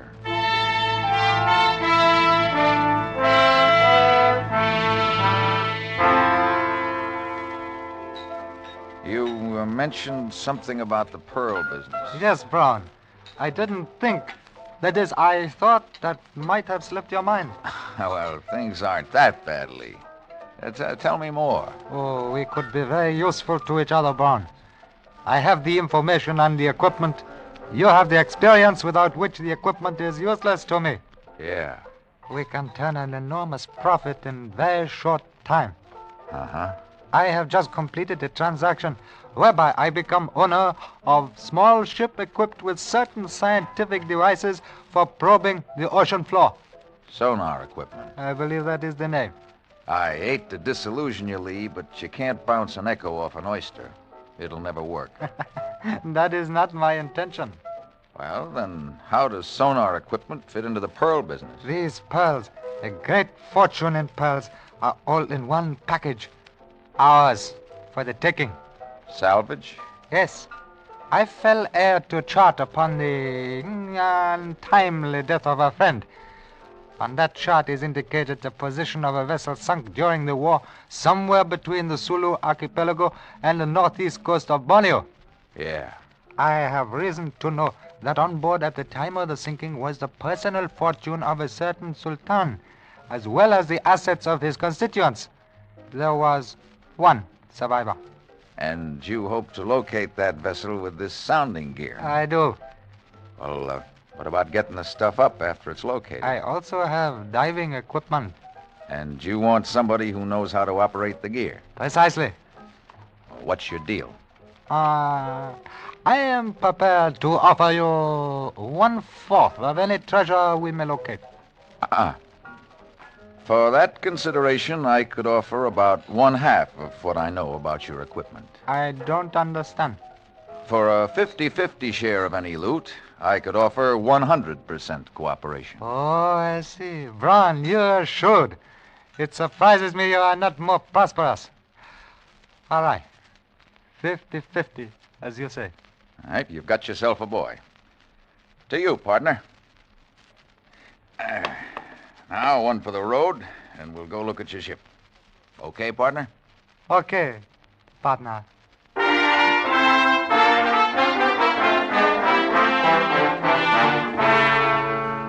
Lee's stubby forefinger pointed a great circle course across the harbor to a little tub laying with her forward quarter scraping paint against the can of her mooring. She was from the orphan fleet of subchasers pressed into service out of desperation during the war. About 100 feet, built to roll on a 20-foot beam. Some dreamer had her rigged for fishing. She still mounted an A-frame, outriggers, and a cargo boom aft. Lee didn't speak of her with the pride of an owner. There it is. The one with the blunt end toward us. Well, when can we go aboard? I have the papers. We can take possession immediately. What kind of shape is the power plant in? I'm really not qualified to say. I know nothing of ships. But I am sure she will need work before we... What is it you say? Cast out? Yeah. Well, give me 2 days to work over the plant, and I'll have her ship shape and shaken down. If she's standard, she's got 2 671s on the generators and 2 pancakes on the main plant. A couple of spare injectors and some baling wire will see her to Timbuktu. You will need a crew, won't you? An inexpensive crew. Yeah, a couple of hands to do the dirty work. We could get by with one if you could take a turn at the wheel. Perhaps I can learn. Yes, perhaps I can learn to drive the ship. Good. I'll line up a hand.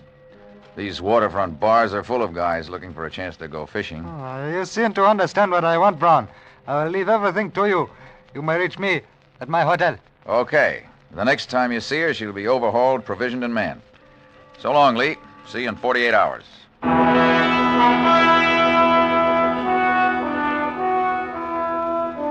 She was in surprisingly good shape. The batteries charged right up on the generators, her oil was clean, and her linkage tight.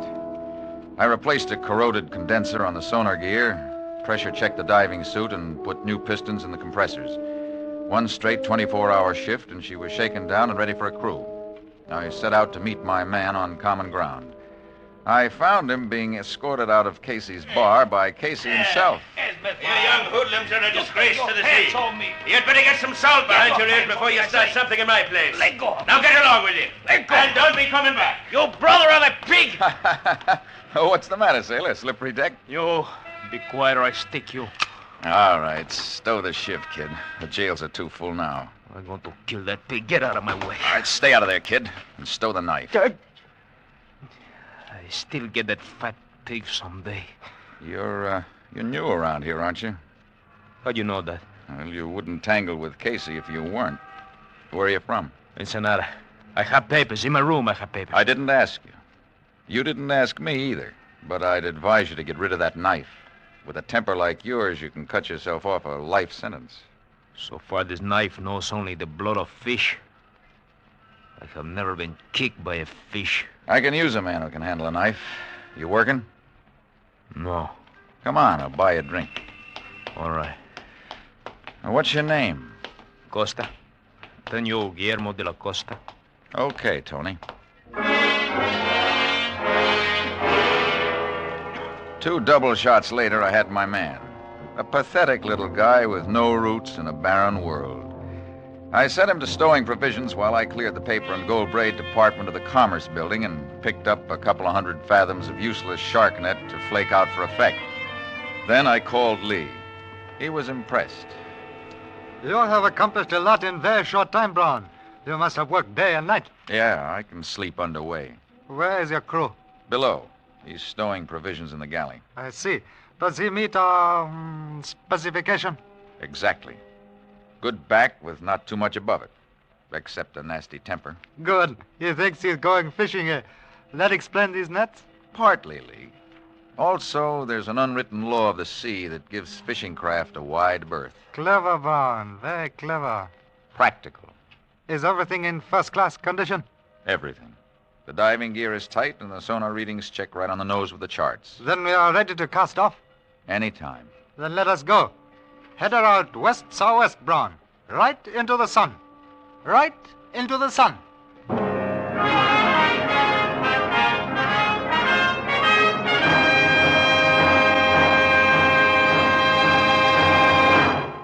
In just a moment, we will continue with Escape. But first, Groucho Marx, Bing Crosby, Dr. Christian, and George Burns and Gracie Allen will be back with you tomorrow night on most of these same CBS stations. Al Jolson will join Bing in another of their unparalleled exhibits of wit and song. George Jessel will be the special guest of George and Gracie. Stay tuned to CBS for this wonderful midweek Wednesday night listening. And now we return you to the second act of Escape.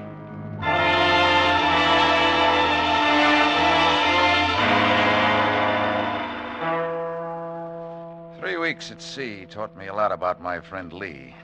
His switch from landlubber to competent mariner was too fast to be convincing. Something about the whole setup spoiled the taste of my whiskey. The only way it figured was that he really did need me to operate the gear. Beyond that, the picture changed. From the first day out, he showed too much interest in the sonar equipment. Brown, I think it might be prudent if you were to teach me the operation of this instrument. Is it very difficult, just their operation? Oh, it's something anyone can pick up in 5 or 6 months of full-time instruction. Surely not to learn just the operation of it. Well, it's not only complicated, Lee, but delicate. I think we'd be wise to keep it secured until we need it. Perhaps. Yes, perhaps. It won't be very long, Brown. When are you going to break out the charts with the position of the stuff? In due time, Brown. Well, I'll need it when we start taking soundings. Then you shall have it. It wouldn't be prudent to surrender a chart that I have been forced to defend with my very life, would it, Brown? I get your point. I might add, Brown, that the chart alone is useless to anyone but me. The exact position is not indicated. I took the precaution of committing it to memory, lest the chart should be misplaced. The only value of the chart is that it indicates sounding lines. That makes your position clear enough. What about Costa? Do you think he might be dangerous when he finds out what we're really after? For a man to be dangerous, he must first be intelligent. Costa is ignorant, he will stay ignorant. Sooner or later, he's going to get wise. Fortunately, Costa is not equipped to get wise, as you say. He is happy in ignorance. We will not expose him to the curse of greed. What's your plan? To turn the wheel of fortune to my own needs. We must be practical, Brown. A person such as Costa leaves little impression on the world. He will never be missed if he were to disappear. Fate will save him from the curse of greed.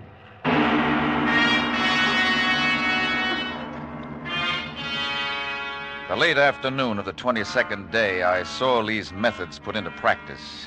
Cold, efficient, ruthless practice.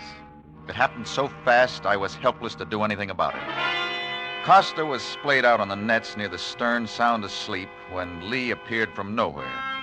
Without warning, Lee let fly a vicious kick. Costa's blade flashed. Lee stood motionless until Costa closed. Then Lee grabbed Costa's knife hand and whirled, twisting Costa's arm into a lever and using the momentum of his rush, tossed him effortlessly over the rail to disappear in the swirling wake.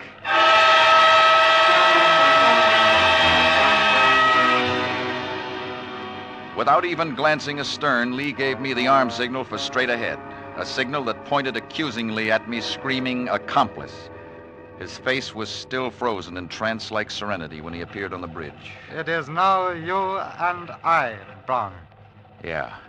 These things are distasteful, but on the other hand, Brown, life itself can be distasteful. Oh, wasn't there some other way to handle it? Couldn't we have put him off somewhere in the islands? Your whole life in too high esteem, Brown. We could have put him off at some island, but then, Brown, we would have had to wonder about his welfare.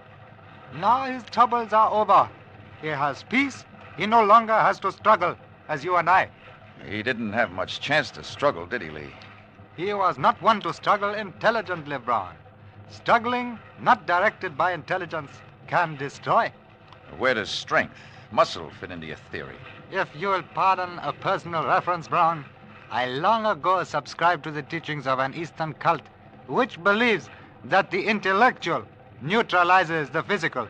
Therefore, there is no difference in stature among men, only a difference in mental power. We do not destroy. We merely expedite the adversary's self-destruction by his own weakness. Costa's temper, huh? Exactly. One does not think in temper. He merely acts, and so destroys himself. Do I make myself clear? Well, not especially, but I'll think it over.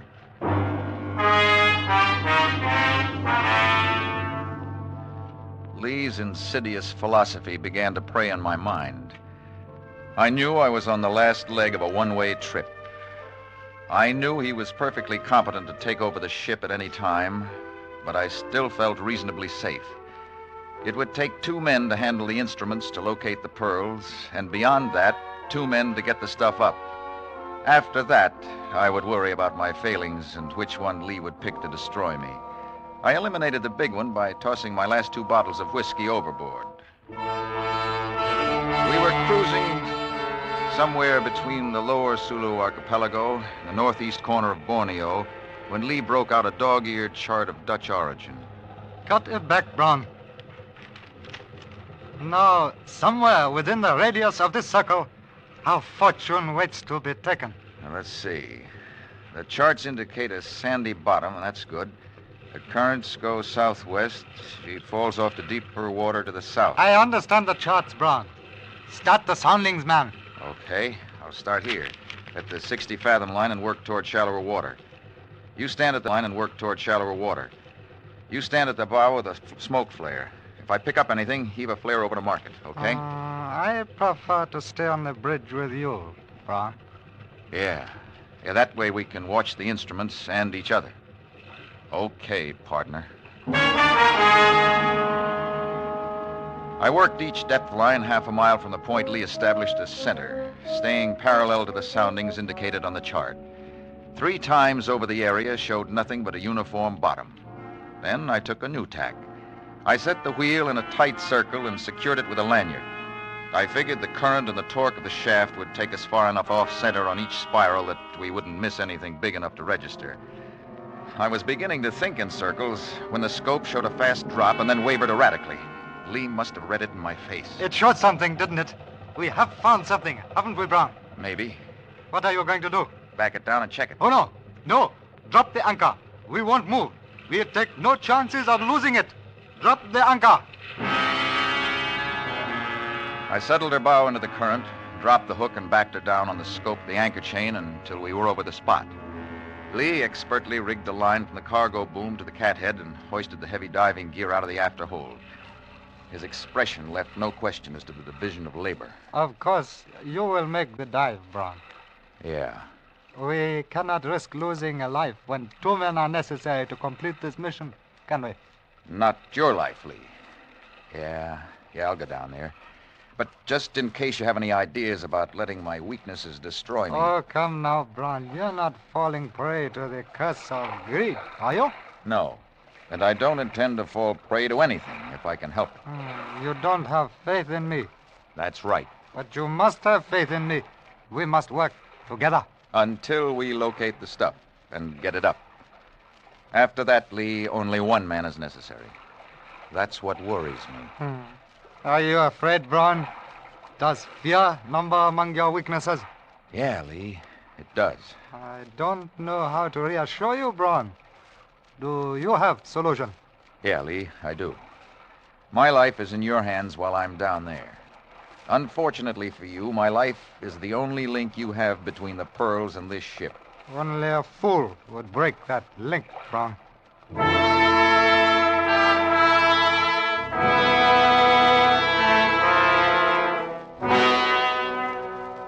Lee's words echoed in my helmet as I felt myself being lowered from a sheave at the end of the cargo boom. Only a fool.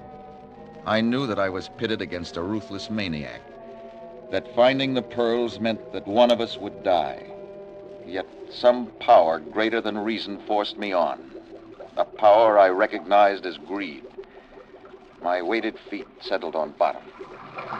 My headlight sent a glaring shaft through the murk, serving only to blind me. Then my eyes adapted.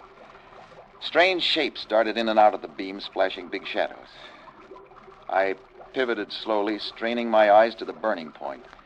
Suddenly, the beam stopped short and reflected upward in a blinding glare. There she lay, a slimy hulk stern down in the sand, her stack and superstructure eroded away, and her plates hanging scab-like from her frames. A death ship washed clean by gentle currents. I headed for the quarterdeck and leaned on the crumbling vestiges of the hatch. It fell away.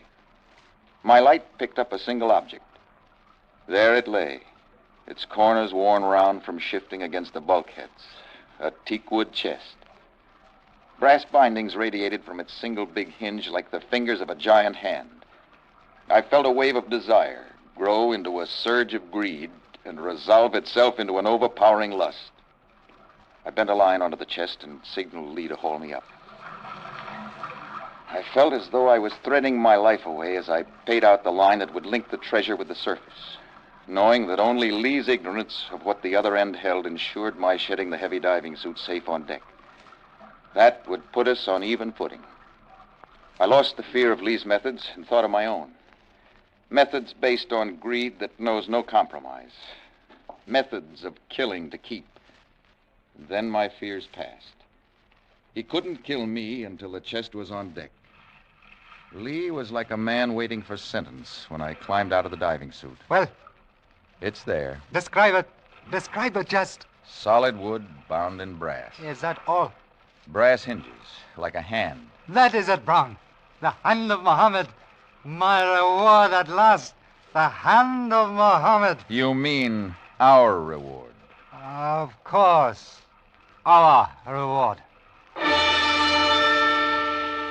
For a brief second, we were 2 animals standing at bay, eye to eye, appraising, each waiting for the other to move. Then, as one, we saw through the cloud of greed. We still needed each other until the chest was on deck. Lee swung the boom inboard while I reeved the line attached to the chest through the eye of the sheave. He took the running end of the cathead and made a turn, his narrowed eyes fixed on me, waiting for the signal to haul away. His hands turned white, bloodless, as he gripped the line. I gave him the signal to haul in the line. Start it easy, Lee, and take it slow all the way. We'll stop it at the surface to keep the weight off the line. The line threaded through the sheave endlessly as time, while I strained to catch the first glimpse of any bulk in the water. Again, I felt the surge of greed I'd experienced below. Unconsciously, I drew my sleeve across my mouth. A dark and distorted mass showed beneath the surface. Slow it down, Lee. She's going. Slow it down, Lee. Slack off. You'll break your line. Slack off. Lee was out of control. The heavy chest lost the buoyancy of the water. The strand of the line snapped and shot a ragged end up to the block. But it was too late. The chest hit the block and the line snapped, crashing the waterlogged wood against the ragged metal of the topside. The brass fingers of the giant hand opened grotesquely, spewing a shower of tumbling beads over the surface of the water. Oh, you fool! You American fool! There they are, Lee. Look at them float down. Your little white seeds of greed. You will die, you idiot! You felt the pearls at the end of that line, Lee. They were in your greedy little hands and you couldn't let go. You couldn't slack off on the line. You couldn't let go, could you? So the hand of Mohammed sowed the ocean with little seeds of greed. You will pay, Brown. Pay with your life. All right, intelligent one. There are no odds. Pick a weakness and destroy me. Take your choice. Come on. You will die, dog. He came toward me slowly. Then he drew back, right foot poised. I was ready for it, but instead of the kick, his thumb shot out at my eyes, pushing jagged nerve ends right into my brain. Blind instinct told me to swing while I knew where he was. You will die. Not yet, Lee. How do you like that, Lee? Ducked by a blind right fist. And this, how do you like this, Lee? How do you like my thumbs? How do you like 'em mashing into your master throat? You're getting weaker, Lee. Weaker. Oh, where's your mental power now, Lee? Gone, is it? Dead? Dead.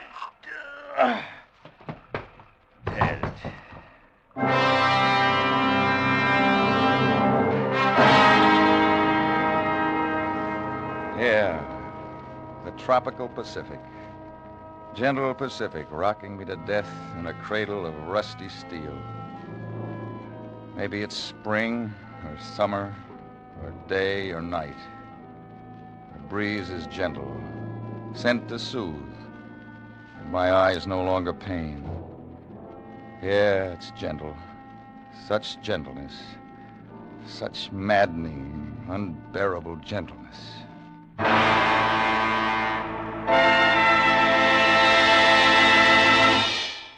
Escape is produced and directed by William N. Robeson. Tonight we have presented Seeds of Greed by Floyd A. Nelson. Featured in the cast were Gary Merrill as Brown, Ben Wright as Lee, Bill Conrad as Casey, and Tony Barrett as Costa. Special music was arranged and conducted by Del Castillo. Next week. You are sitting unarmed in an early California boomtown saloon.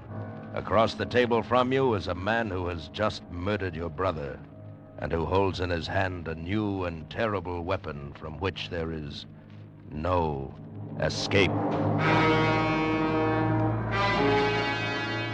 Next week, we escape with an exciting tale of the California gold camps, as Les Crutchfield tells it in his gripping story, The Pistol. Goodbye, then, until this same time next week, when once again we offer you Escape.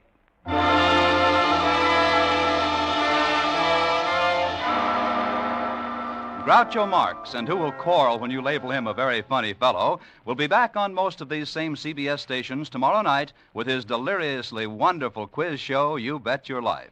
You'll find Groucho's unlike any other quiz you ever heard. So join us on CBS tomorrow night for You Bet Your Life, starring Groucho Marx. Now stay tuned for Hit the Jackpot, which follows immediately over most of these same CBS stations. This is CBS, the Columbia Broadcasting System.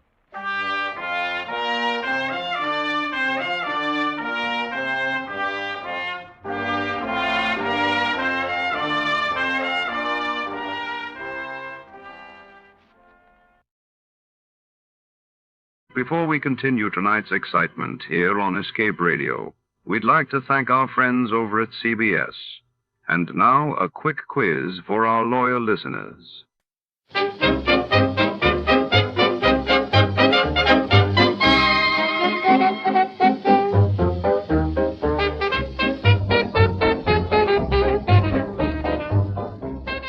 Tonight, under the shadowy glow of neon lights and secrets, a priceless panda vanishes from the city zoo. Detective Jack Malone is on the case. But with every clue, the mystery only deepens. A sultry stranger may hold the key or lead Jack astray. In a city where nothing is as it seems, can Malone solve the prodigal panda capper before time runs out? Stay tuned. Before we begin, let's see what happened on the day it aired. It was April 18th, 1949. That day, the world awoke to news that the Republic of Ireland officially left the British Commonwealth, declaring itself a republic while in New York. The United Nations convened to discuss the escalating tensions in the Middle East. The National Broadcasting Company presents The Adventures of Sam Spade, Detective.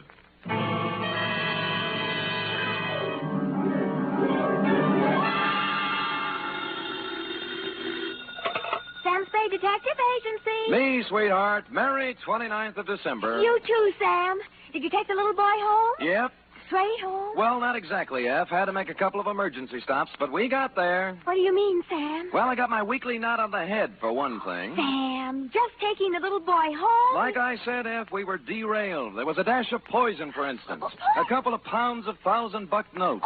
And an infernal machine that nearly blew up half the Mission District. But other than that, we had a peaceful ride home. Why, Sam, this sounds like a caper. Which is just what it is, Angel. Get out our special holiday bottle of Napa Valley wine, and we'll get in our premature regards to the new year, following dictation of a report entitled The Prodigal... Prodigal, Sam? Are you sure that's the right word? Certainly, I'm sure. The Wanderer will return to the roost. You and your big fat roost. With our last bedtime story for 1950, namely, The Prodigal Panda Caper.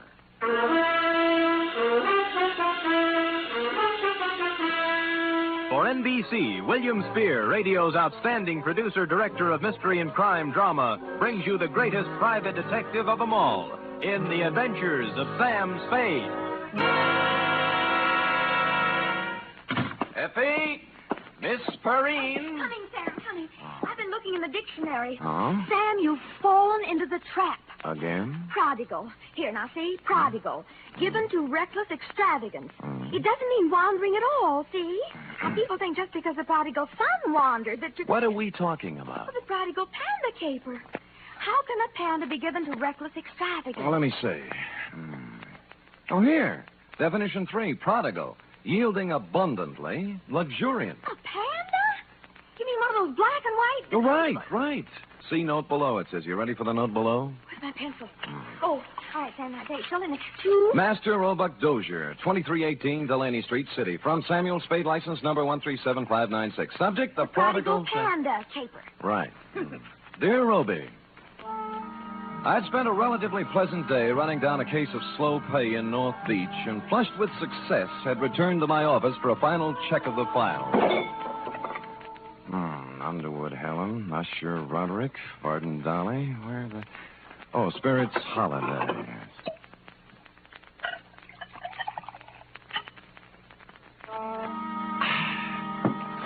I sat down, put my hat and my feet on the desk, and was loosening my collar when I noticed just to the right of my off ankle one large bag of jelly beans. Sighting past it, I saw in the corner chair an open copy of a magazine featuring on the cover a blonde in a low-cut dress taking a .38 slug from a slack-jawed thug in the background under big red letters spelling out Thrilling Crime Comics. And behind all this, sound asleep, was you. Hey, Sonny. Hey, wake up, will you? Come on, Revelie's blowing. Huh? Oh. Hi. How long you been here? Oh, a long time, I guess. What's your name? Roby, short for Roebuck. Well, what can I do for you, Roby? I've been to the police. They wouldn't do anything. They said I should come to you. You mean you got a job for me? Yeah. Dangerous? Yeah. A hoist. You mean a heist? What was it? My panda bear. Oh, someone stole it? Yeah. It's not mine, really. I bought it for my little brother, Barney. He's 5 and he's always wanted one. So when I got the junk money, I went... money? Oh, bottles and papers and stuff. Oh. I collected it from the neighbors and earned $6.15. And Barney wanted the Panda bear, so I bought it at Lacey's department store today, and they stole it. Who stole it? Well, there was this man in the checkered coat and the lady in the red silk dress, just like the story in the comic here. Oh. The man looked like that, but the lady looked different. She had black hair and a red dress, and her eyebrows went up this way instead of sideways. Oh. I was walking down the street with my Panda bear, and the lady called me over to a car she was sitting in and started to talk to me. And right away, the man in the checkered coat ran up and grabbed at my Panda bear, and they chased me up a fire escape. And the man pulled out a big black gun and said if I didn't come down and give him the Panda, he'd shoot me and Barney and Mom. So I came down and gave him the Panda. Well, that's quite a mouthful. Oh, excuse me, Roby. Hello? Sam? Yeah, Dundee. This is Dundee. Oh. Sam, there's a little fella about 8 years old on his way over there. No, he's here now, Lieutenant. What's the deal? He gave us quite a story. Well, how'd it go? We took it down. I got it right here Good. somewhere. Let me see. It's about a man in a checkered coat and a lady in a red silk dress. Yeah. Oh, here it is. Quote, I was walking down the street with my Panda bear, and the lady called me over to her car. Okay, Dundee. He hasn't changed it any. Yeah, we got hold of his mother. Runs an elevator in the Rust building. Good. She says he reads too many comic books. You better send him home. Okay, Lieutenant, thanks. Come on, Roby. You're going to send me home? Lieutenant Dundee called your mother, old man, and You don't believe me either. Oh, it's not that, Roby. It's just But I can't go home without the Panda bear.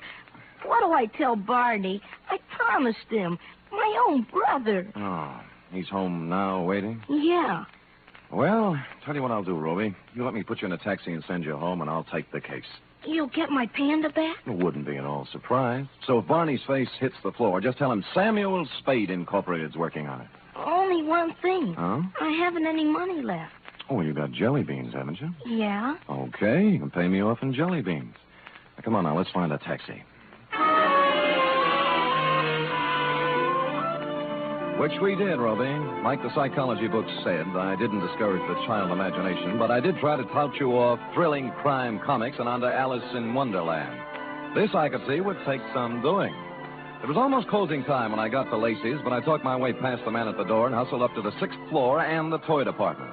The clerks were doing whatever clerks do at 5:30, but I found a handy floor walker. Dear me, Mr. Spade, I just don't know. I just don't know. You mean you counted your cash and everything, but you can't... It's not that, Mr. Spade. Oh. I am perfectly willing to stretch a point to please the little fellow.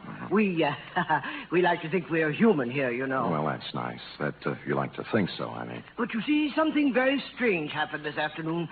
Come over this way, sir, by the escalator. Oh. We had the giant pandas at this counter here. 25 of the large size. I assume that's what you're interested in. I guess so. Then what then? Well, for Christmas, they didn't do anything. Just sat here, huh? Yes. But would you believe it, sir? This afternoon, all 25 were sold.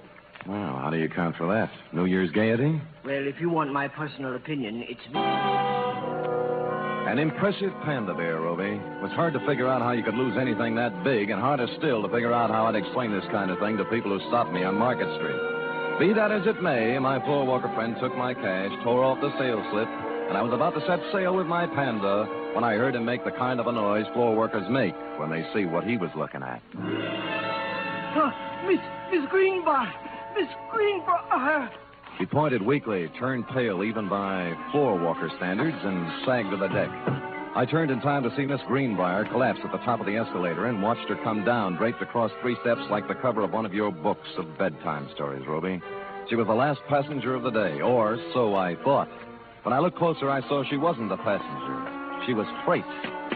At the lamp counter on the floor above, busily adding up receipts as if nothing had happened, was a dark type built along Dragon Lady lines. I'm very sorry, sir, but we closed. I want to know about the girl who just went down the escalator. Miss Greenbrier? Yeah, notice anything strange about her? Why, is she ill? Yeah. Did she look ill? I thought there must have been something wrong. I said hello to her, and she didn't pay any attention to me. It was only a second ago. Where'd she come from? Around the corner. I think she'd been at the wrapping desk. She had.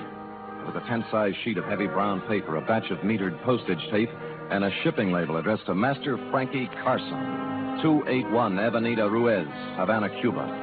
Downstairs, I found my floorwalker friend had come around and was bending over Miss Greenbrier with an impressive-looking gent with gray at the temples. Good heavens, it can't be. It just cannot be. That's all. I'm afraid she is, though. In Lacey's, it's unheard of. Why should she be?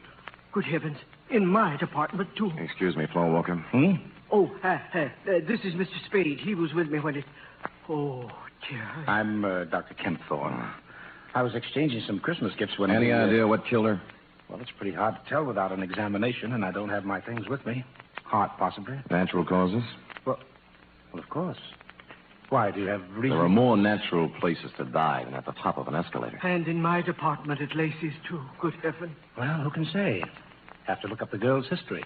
If she had a heart condition, well... Sure. Meanwhile, I'll call homicide. They've nothing better to do.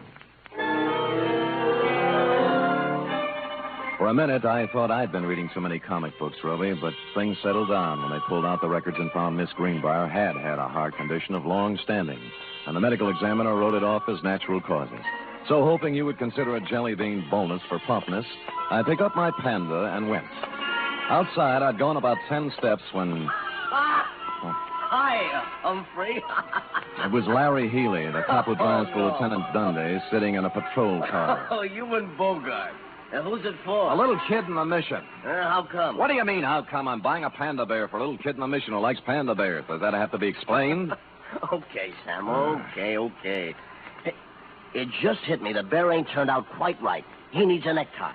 Oh? I just happen to have one here my brother-in-law got me for Christmas. Here, gimme. There. Now, see. Sure. Here. Ooh. Larry, how long has there been bad blood between you and your brother-in-law? Bad blood. Listen, even when we were friends, he gave me ties like this. There you are. On your way, Sam. Thanks. Taxi!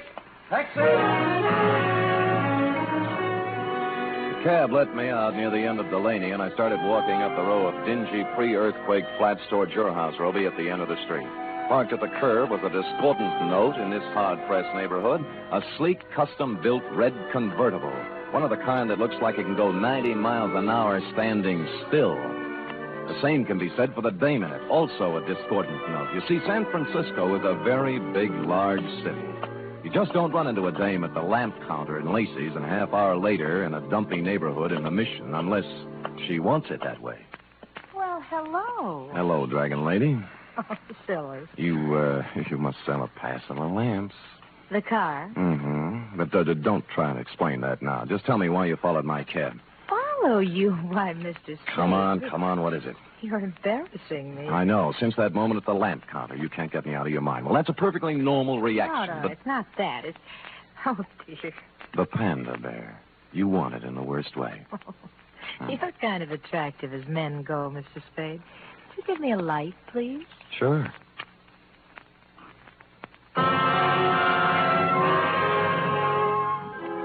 Holding the match up to her cigarette, three things hit me. The black hair, the red dress, and eyebrows that went up instead of sideways. At that point, the sleeve of a checkered overcoat with a big arm inside it came around under my chin from the rear, and the fourth thing hit me.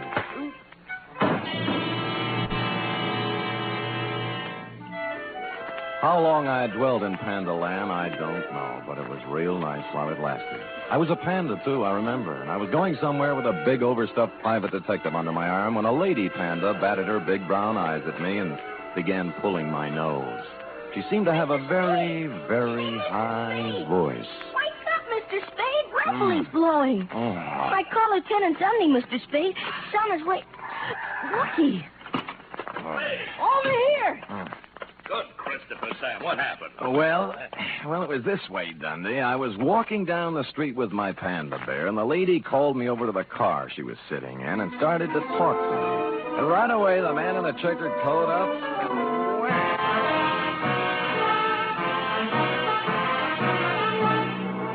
You are listening to the weekly adventure of radio's most famous detective, Sam Spade.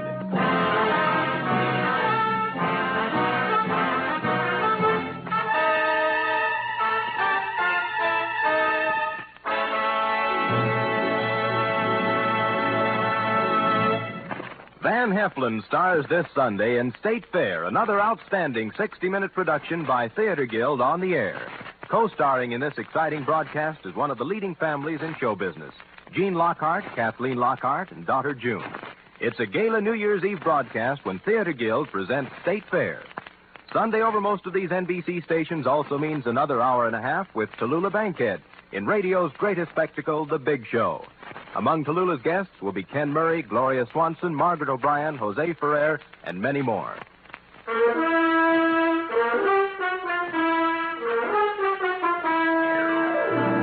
Now back to the Prodigal Panda Caper, tonight's adventure with Sam Spade.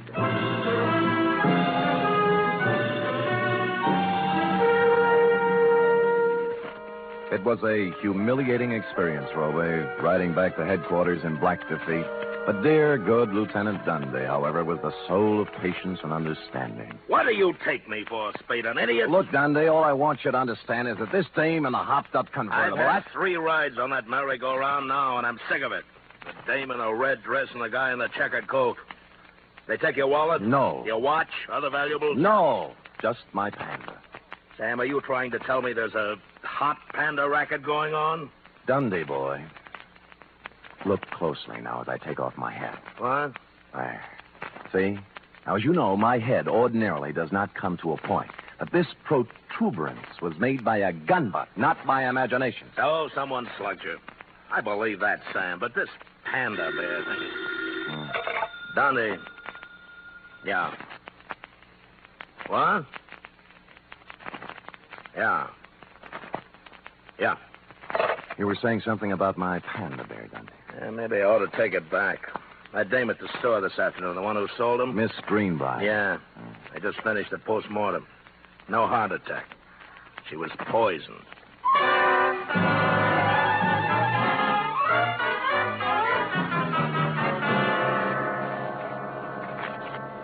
It's a strange thing, Mr. Spade, very strange. I leave my business thoughts at the store. Floor Walker, just try and remember the Dragon Lady's name, huh? Dragon Lady. My good gracious, I can't remember my own name. I'm so upset. Oh, now concentrate. Now, look, dark hair, up-tilted eyebrows, red silk dress. Works in lamp department on 7th floor. I can picture her so plainly. Dark hair, Floor Walker. Dark hair. Upshot eyebrows. Eyebrows of the red dress. Yes. Red. Scarlet. Scarlet, that's it. Easy now. I got a list of employees right here. I'll tell you. Scarlet Townsend. Scarlet Townsend, that's the dame. Floor Walker.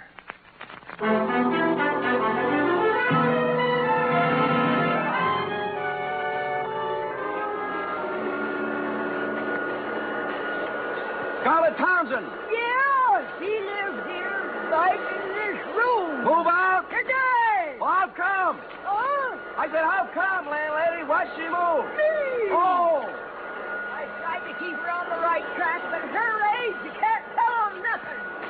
Now, when she bring that no good name around here, I put my foot down. I said, Scarlet, Scarlet, you're What out. no good day? What no good dame, landlady? Crystal McCall. Oh. Here, I found this just now as I was cleaning the room. Picture of Crystal McCall. Now, ain't that a swell way to have your picture taken? The name rang a bell, and so did the picture. Crystal herself and me all together. When I got around to the place, I made a startling discovery. Crystal was also the late Miss Greenbrier. Don't look at it all day, young man. When'd you see this girl last, landlady? This morning, she and a fella in a checkered coat come around to pick up Scarlet in a big red open car. Know the fella? Nope, never saw him before. But I'd sure know that car. Oh, you ought to see it. You're not telling me a thing, landlady. I have.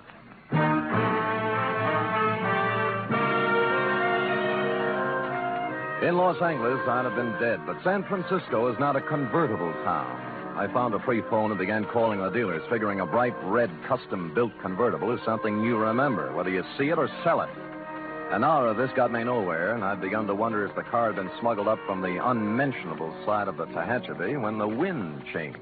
Sold the yeller one a while back. Thanks, but near misses don't count, friend. But the buyer had it painted red. Special job. Well, you're improving. Who's the buyer? Kim Thorne. Dr. Kim Thorne? Right, Dr. Jules Kim Thorne.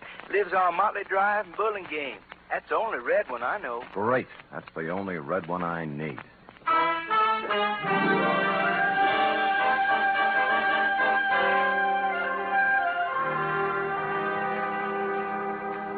Mr. Spade, this is utterly unbelievable. And I certainly don't intend to stand here all night discussing the pros and cons of panda bears. All right, Kim Thorne, let's slide over into your field. All right, Kim Thorne, let's slide over into your field. Meaning what? The sweet young thing at the store. It turned out dirty. The heart attack? The poison attack. Well, suicide, you suppose? What do you suppose? Well, I'm sure I don't know. Look, why don't we hold hands and tell the truth, huh? You'd better run along, Spade. I've had about all of this that I intended. Look, the dead dame was Crystal McCall. Does that mean anything to you? No. The same Crystal McCall who was running around with a hood named Frankie Casella, formerly of New York, now of Havana, by Department of Justice request. This is all very interesting. What has it to do with me? She was riding around in your red convertible this morning, for one thing. That's a hot car, you know. I took a close look at it 2 hours ago and got slugged. I don't know how you score these things, Kim Thorne, but in my book, this calls for a couple of answers. You're right. You're right, it does. Where's the car? It's gone. Who has it? My chauffeur. This is the last straw, I guess. There's no point in covering up for him any longer. Who is he? Lenny Flegel.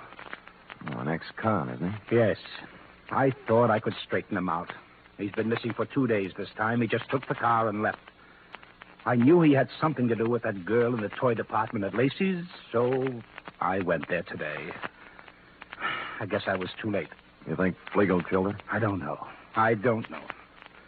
Where did you see the car? Near the end of Delaney Street. What's the license number? 49H822. Oh. I'd better report it stolen. If you need me to testify, please... Feel free to call. That I will, Dr. Kim Thorne. Bye.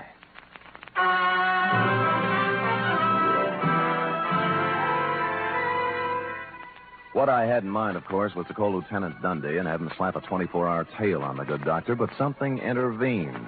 Halfway down the walk to the street, my eye fell on a round plastic object about the size of a nickel lying in the grass. Clearly, the eye of a giant panda. Since 2 other eyes were obviously watching me through Dr. Kim Thorne's front curtains, I continued gaily on to my cab, drove up a half block, got out, and walked back. Just in time to see Kim Thorne pull away from the curb in his other car, heading towards El Camino and points north. Well, this left me free to prowl at will, and 4 matched books later, I had found 2 more eyes, a pocket full of panda skin, and a goodly scoop of panda upholstery. The trail led to the garage. It was no wonder his car was stolen. He must have had to leave it on the street all night because there was no room for it in the garage, which had been turned into a kind of panda abattoir, crammed to the rafters with panda bears, all the giant size, too, in various stages of dishabille. Legs, arms, eyes, and innards. A sight to chill the heart of any but the sturdiest private detective, Ruby. But I braced myself and carried on.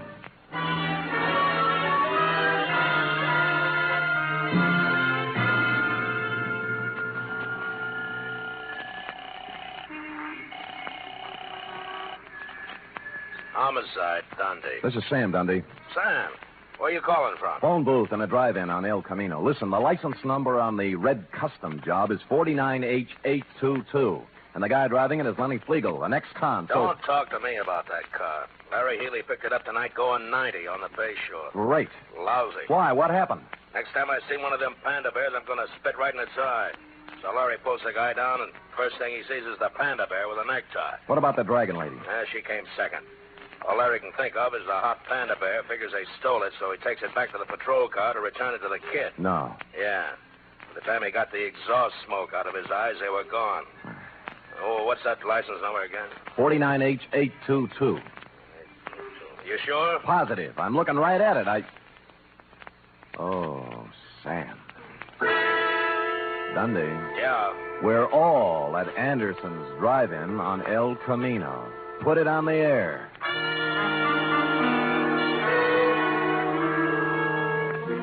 which just shows you how slow I can think, Roby. The red job was staring at me with its big chrome eyes outside the plate glass window. Kringle and the Dragon Lady, bless them, were having a Saturday night blue plate displayed attractively on the tray racks hung from the car doors. I sidled out of the phone booth and through the kitchen, thereby coming up on the car from behind. More coffee, honey? No, we better get going. Oh, plenty of time. Mind if I join you, Flegel? Huh? He reached and I pushed, and instead of his gun, he came up with half a hamburger. It was too harsh a light for the Dragon Lady to operate effectively, and by the time Larry Healy and the Powell car pulled up, they decided to do it the easy way. You all comfy back there? Lovely, Larry. Flegel? Dragon Lady? Shut up. What about the red job? What are you going to do with it? Larry? Oh, and pound it till the lawyers are through talking. Sam, you want to go by way of Delaney Street? Yeah. Okay. Why Delaney Street? Larry delivered the Panda. Huh? Sure, to the kid, Roby Dozier. We'll have to go and pick it up. Lenny. Yeah. What's it worth, Flegel? 50,000? 100? The little kid's got it? Yeah. Oh, Carcel will be disappointed, Flegel. With the tax boys watching both him and Crystal, it looked like a safe way to get some of his dough out of the country club.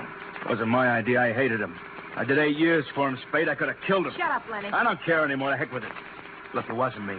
The guy who's running things for him here is Dr. Kempthorne, but Crystal had the dough.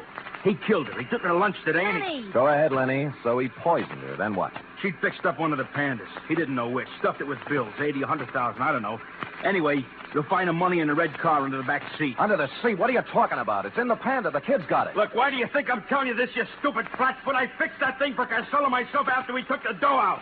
What, kid? It's got a bomb in it.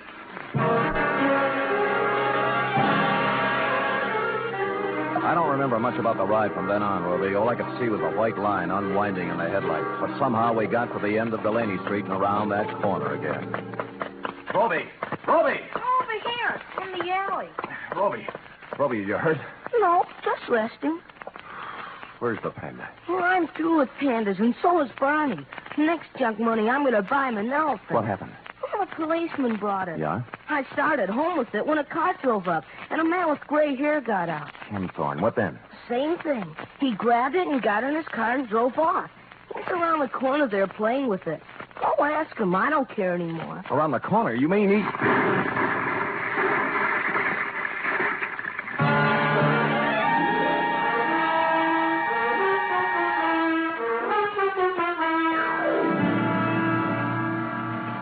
Period.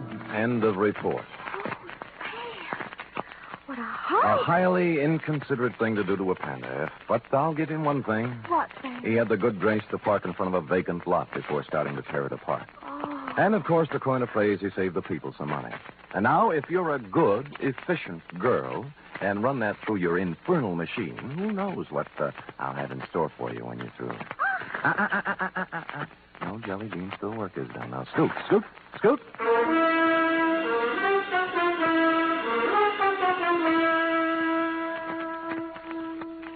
Three chimes mean good times on NBC. Friday means another visit to that entertaining eat establishment, Duffy's Tavern.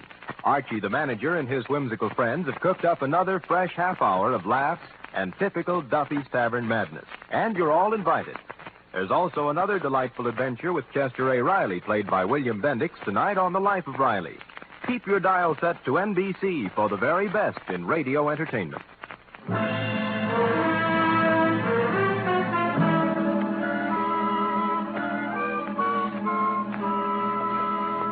Here it is, Sam. Mm-hmm. All official? Yeah. I like the black one. Lay off, lay off. Well, you're not favoriting all the black ones. They're my favorites still now. Master Robot Dozier. Very well. Sam, No? I hope Roby appreciates you. Only just a kid. How do you appreciate me? Oh, I appreciate you, Oh, Sam. I appreciate you too, sweetheart. You're so pretty and so efficient. Am I, Sam? And so good about not tipping me all the time for your back salary. Yep. When I stop and think of you, I go all choked up. Me too. Black one. Come here. Huh? Angel, Yes? it's all yours, dear. The rest of the jelly beans. Happy New Year. Oh. Good night. Good night, sweetheart.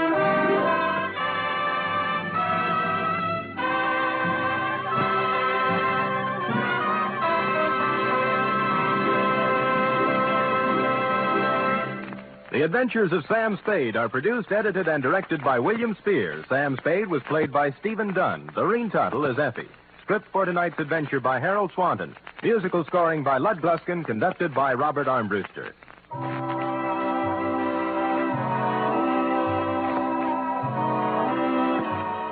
Join us again next week, same time, for another adventure with Sam Spade.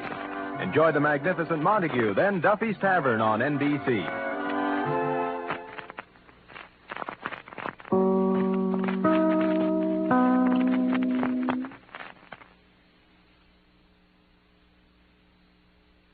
From all of us here at Escape Radio, thanks kindly to our sister station, CBS. Now then, let's see if you're true masters of classic radio.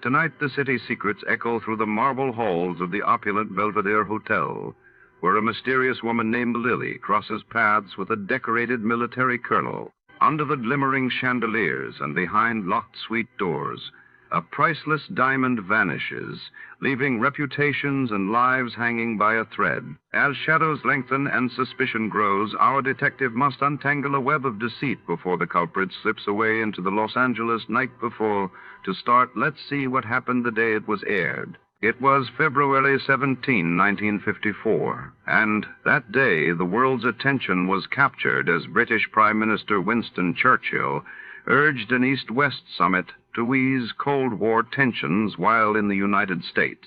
The first mass vaccination of children against polio using the Salk vaccine began in Pittsburgh. Ever dream of a life of romantic adventure? Want to get away from it all? We offer you Escape. Escape, designed to free you from the four walls of today for a half hour of high adventure.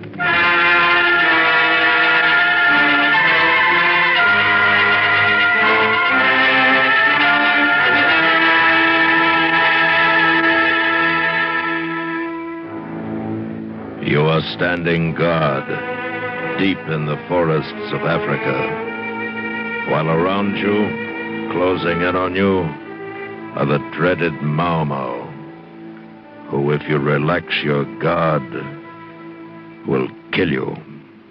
Listen now as Escape brings you John Dehner's terrifying story, Lili and the Colonel.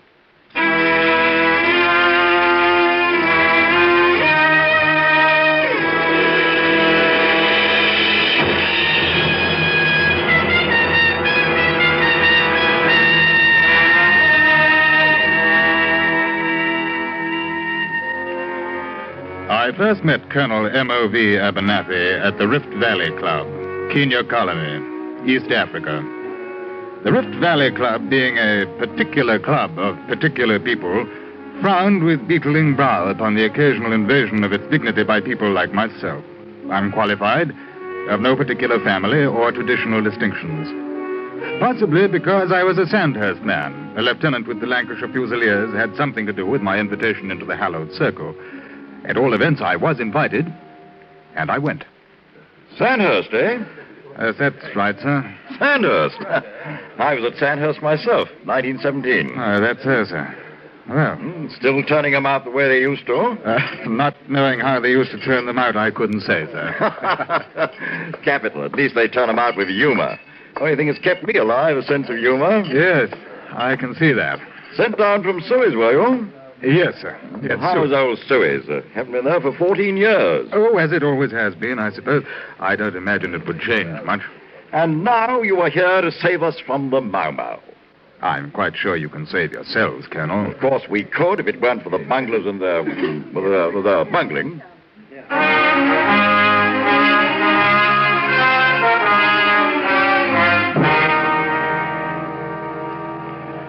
The second time I met Colonel Abernathy was under quite different circumstances. My patrol had been called to the farm of one James C. Curry to investigate a murder. On the way, I stopped by Colonel Abernathy's house and brought him along in case identification was needed. He knew everybody in the valley. It was difficult to identify, but on viewing the remains, the colonel decided that since the boots were of crocodile leather, and his friend had a liking for crocodile boots, the sum of the two must add up to the body of James C. Curry himself lying under the rose bush. Neither of us said a word as I drove him home.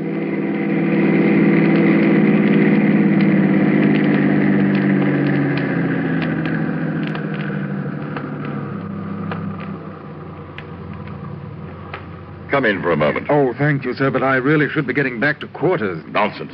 Lancashire Fusiliers won't cease operations because their brightest officer isn't back on the dot. Anyway, you need a drink. Well, I could use one, sir. Good.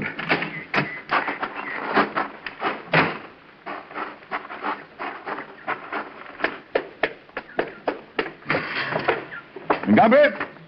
Colonel of Nettie, you back, Buana? Tell your mistress. She have blast headache. I tell her you come back. Headache? Always having a headache. Oh, sit down, Temple.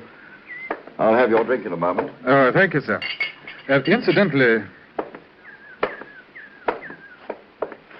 while your boy is out, may I ask, sir, is he Kikuyu? Gumby? No, he's Jalua. Think his tribe is Jalua. Here, I'm giving it to you straight, sliced through any fog. Thank you, sir. You're not sure he's Jalua? Well, I'll ask him when he comes back. Now, young man, a toast to James C. Curry, as fine a man as ever breathed. Dead today at the hands of the Mau Mau. James C. Curry. Mrs. Abnetti say headache much better. She will come in moment. Good. Gumby, the Buana will have another whiskey. Yes, Buana. I will fix it. Oh, thank you, sir. Very good. I tell you, Temple, that... I beg your pardon, Colonel, but you ask... who? Yes. Gumby. Buana. What are you? Buana? Tribe. What tribe do you belong to? I am Jalwa. Do the Jalwa have Mau Mau? What the devil do you do that for? Don't stand there quaking like an idiot. What do you say? Mau Mau is only Kipsi and Kikyu. I am Jalwa. Very well. Now give Mr. Temple his drink and then get out. Yes, Buana. You drink one. Blasted idiot. I don't believe him. You think he's a Kikuyu? I do, sir. And the sooner you get rid of him, the better. Every head boy a Mau Mau, is that it? If I'm right and he is a Kuk, then it's quite possible that he's also a Mau Mau. And if he is Mau Mau, he'll chop my head off. Weak, sir. Weak. It happened to Curry. It could happen to others. You still want to save me? I'm only here to do what I can, sir. It is my job. Young man, what happened to Curry needn't happen to me. There are still those who know how to handle this thing and alone if necessary. In my day, we knew how to keep the old wog in his place. Full justice, mind you, but also this. That pistol of yours may have seen its day, sir. And our times are changing. Only because men have become too weak to prevent it. I'm surprised that you, a Sandhurst man, should have failed to grasp the fundamental traditions that gave strength to the empire. What empire, sir? What empire? Blast it, the empire! Oh, Julian, have you seen Tabbykins? I don't know where that cat can be.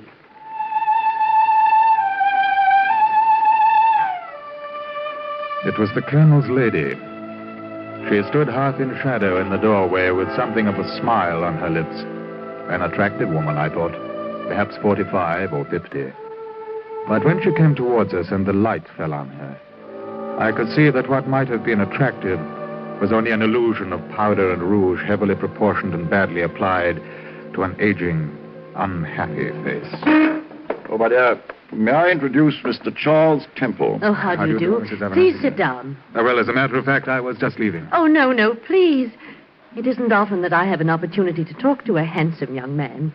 And from the outside world, too. Oh, well, What happened today, dear? Why did you run out so quickly? Julian never tells me anything. I'm always in the dark. Well, I'm afraid that I'm responsible today, Mrs. Abernathy. I needed his help. Help? Mr. Temple will tell you. I'm off to bed. Good night. Good night, sir, and please think over what I said. Get rid of your boy. Young fella, I like you. But as for your advice, I shall handle my affairs my way. Good night.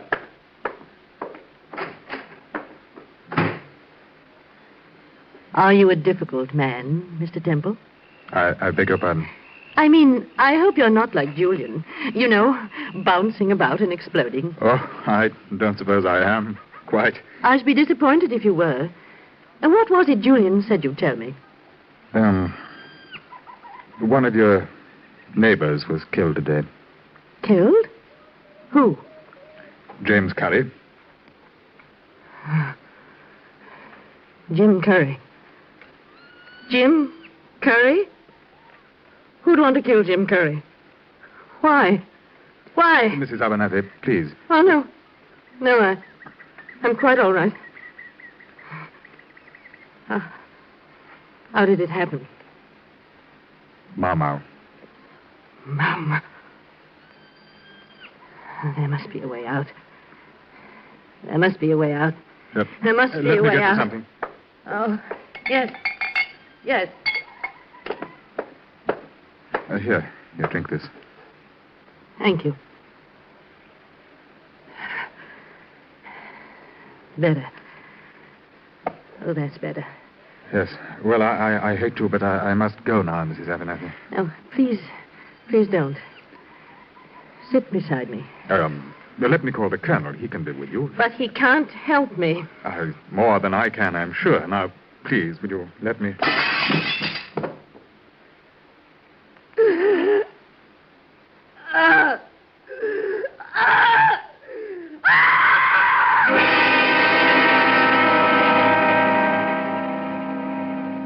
It lay broken at our feet.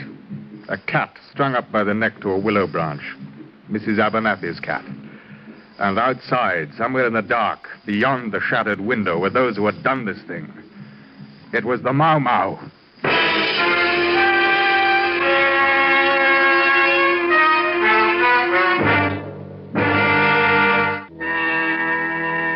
I heard the colonel behind me as I ran out of the door. The moon was huge in the sky. It was shining down with a blue-white light, and the beauty of the clearing became suddenly terrifying because of what we knew was lying hidden in the dark trees. Probably miles away by now. Yes, I'm afraid so, sir. Wait. What? Got him. Come on.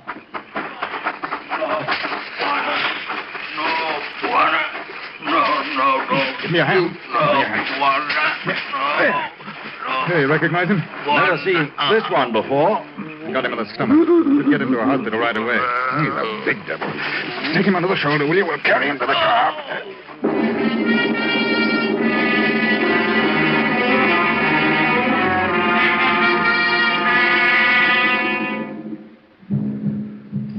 I took him to the nearest clinic at Naivasha.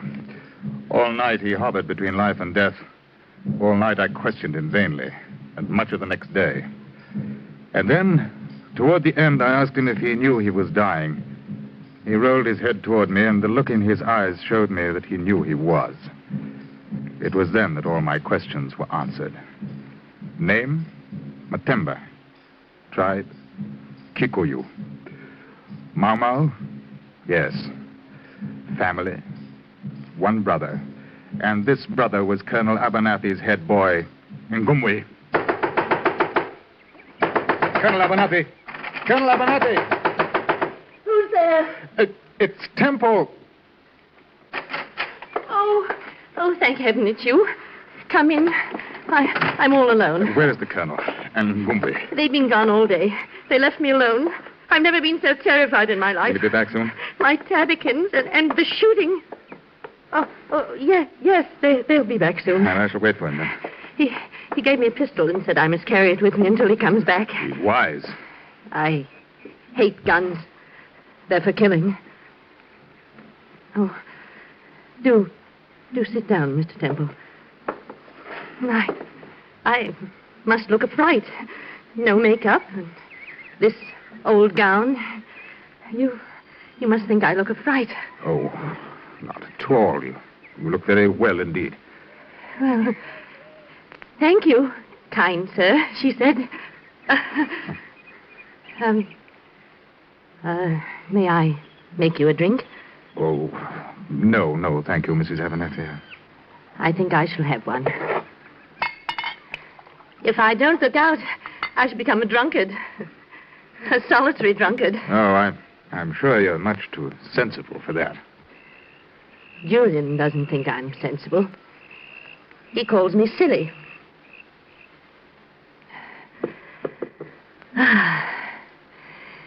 That'll make me feel much better. You're awfully nice. You're not like the other men. You seem very kind. Oh, well, I'm not really. No, quite the opposite. I beat children the second Tuesday of every month.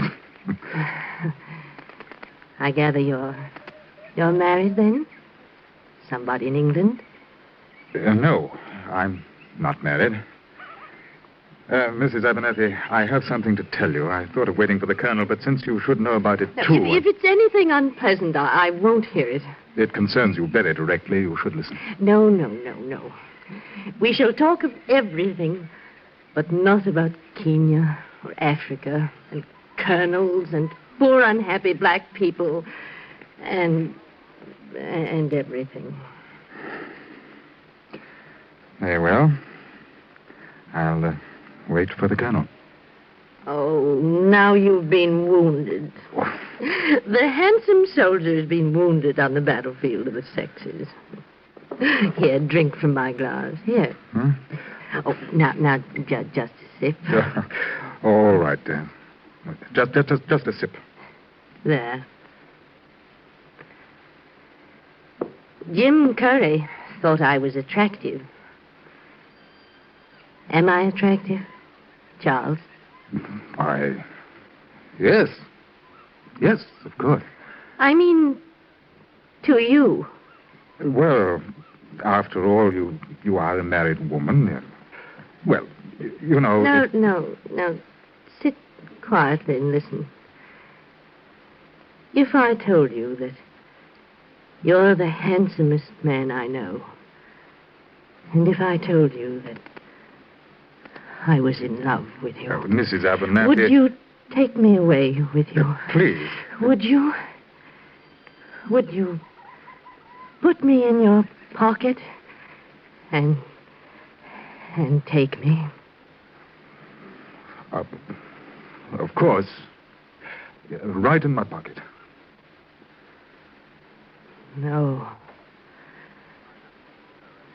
I don't feel very well. I think I shall lie down. Poor Oh, Temple. Oh, sorry I couldn't be here when you came. Where's Lili? She's not well, sir. I think last night was a bit too much for her. She's resting, sir. Well, tell me, what happened to the beggar you shot? Man died this afternoon. Mm-hmm. Incidentally, I was right about Ngumbwe. How do you mean? We questioned the native all night. And just before he died, he confessed that he belongs to the Mau Mau. Well, what has that to do with Ngumbwe? They're brothers. And he is a Kikuyu after all. Yes, sir. Get rid of him. But quietly, we don't want to aggravate the situation. Dying devil. Don't worry. I know what to do. One more thing. I want you to place a light in your front windows. Oh? What for? Well, we shall be patrolling the valley tonight, and we'll have a clear view of your home most of the time. Should anything happen, you turn out the light. We'll know then that you're in trouble, and we'll be along in a jiffy. Right you are. Yes. Well, I must be off now, sir. Good night, Colonel. And please be careful with Ngumbwe. Goodbye, Temple.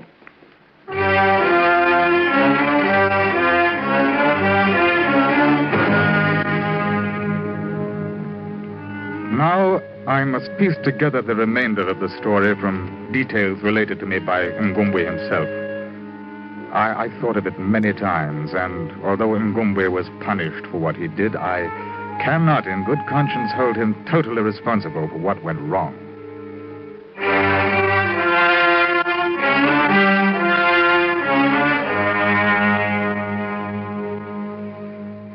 Ngumbwe! Yes, Bwana. Come here. Bwana? Ngumbwe, you're a liar. Bwana? What you mean? You know very well what I mean. There was a man shot here last night, and he was your brother. No. My brother on the reserve. He died this morning, and he said he was your brother. My brother died? Moreover, you belong to the Kikuyu tribe. No. Jalo. You lie to my face, you dog? No. Maybe some Kikuyu, but I could head both. I do not tolerate lying by anyone. Well, now, please. You shall be punished for this. I hope you can at least stand up to your medicine. Medicine? Put your hands to your side. Your side, I said. Stand straight. That will teach you to lie. Now, get your things together and get out. I shall pay you when you leave. I said, go. What If you hit me with hand closed, it is good. Then I am a man, too. I'm a man, too. But you hit me with open hand. That make me not a man. Get out! And tell your Mau dogs that if they want the same medicine to come to me, and I'll give it to them. Get out. Dogs. All treacherous lot, the whole lot of them. Shoot the whole lot that we can do to them. What are you doing, Julian? What? You startled me.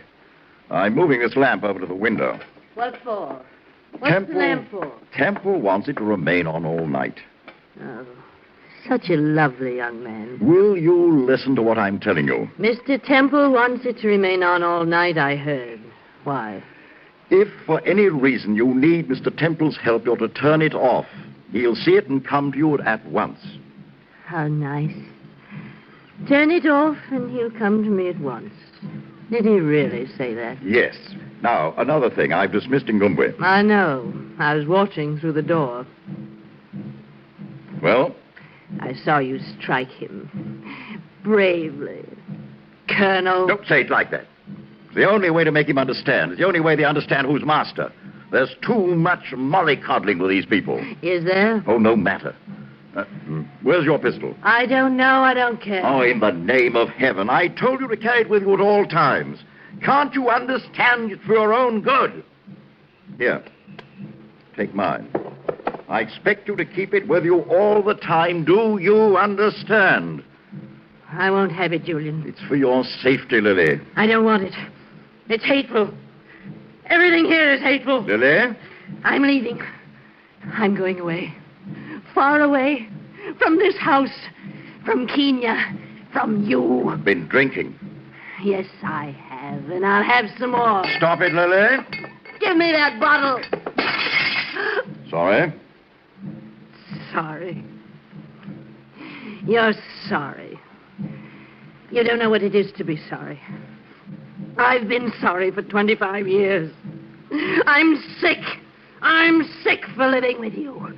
The way you stand. The way you walk. Parade grounds.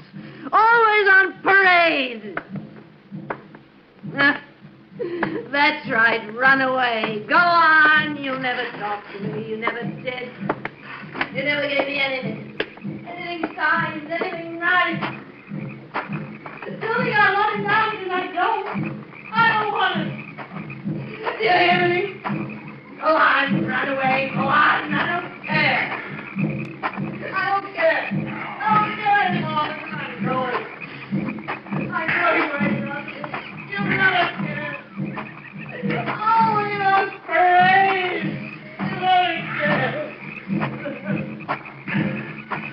Evening, Juana. Who's there? Who's there? You hear me? Blast you, do you hear me? Blast you, do you hear me? Where are you? Ngumbi? Is that you? Is that me? I'm armed. Come closer and I'll shoot. I can see all of you. I can see you. I can see you better. You're not armed. Look, you forgot pistol. Blast it. Ngumbi, listen to me. I forbid you to do this, do you hear? Stand out in the open where I can see you. You're a coward, Ingombe. And I don't deal with cowards. If you have grievances, we shall talk them over as men. You hear me? Today you hit me. You make me not a man. I struck you, you deserved it. Now, stand out in the open where I can see you. Be a man, blast you. Ingombe! Ingombe! I say, come out of here!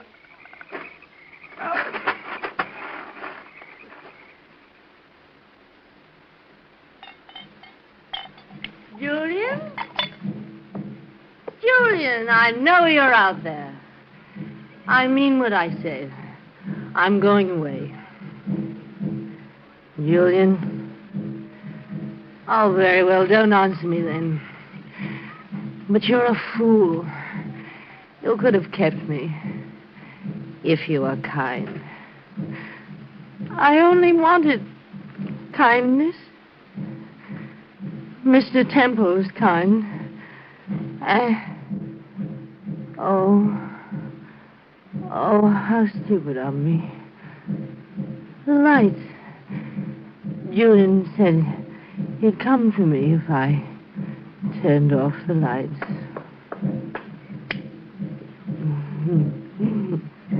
Now he'll come to me.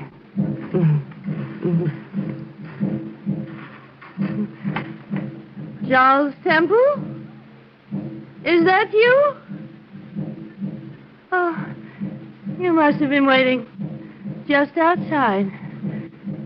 It is you. It is. I can see you. Oh, you've come for me.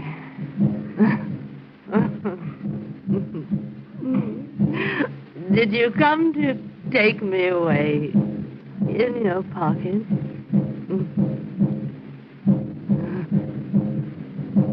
Go away. What? No. No. No.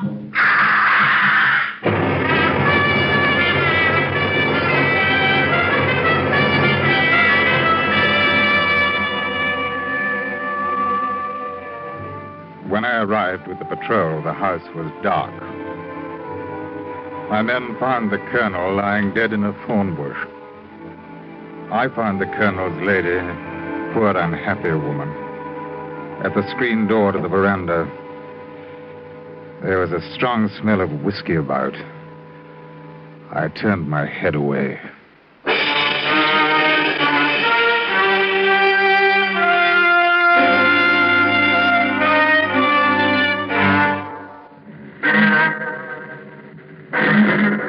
Under the direction of Anthony Ellis, Escape has brought you Lili and the Colonel by John Daner, starring Ben Wright as Charles Temple, Paula Winslow as Lili, and Ramsey Hill as the Colonel, with Dave Young and Lou Krugman. The special music for Escape is composed and conducted by Lee Stevens. Next week.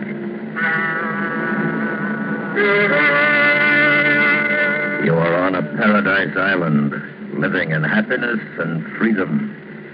While the woman who loathes you for what you are is planning to take away your freedom and forever put an end to your happy life. So listen next week when Escape brings you Somerset Maugham's unusual story, Vessel of Wrath.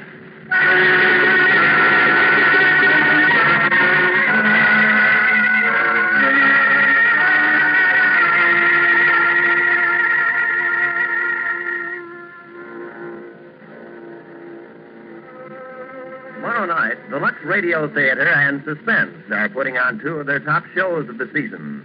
Suspense presents William Shakespeare's Othello with Richard Widmark as the star.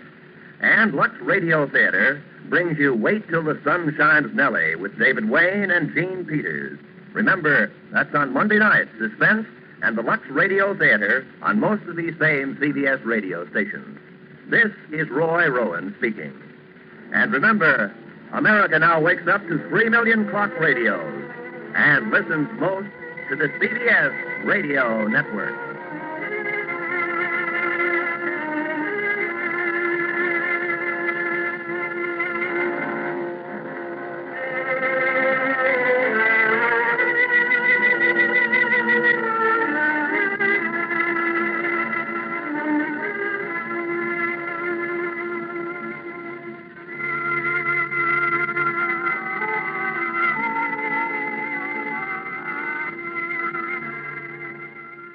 America's airwaves shine a little brighter thanks to our friends at CBS.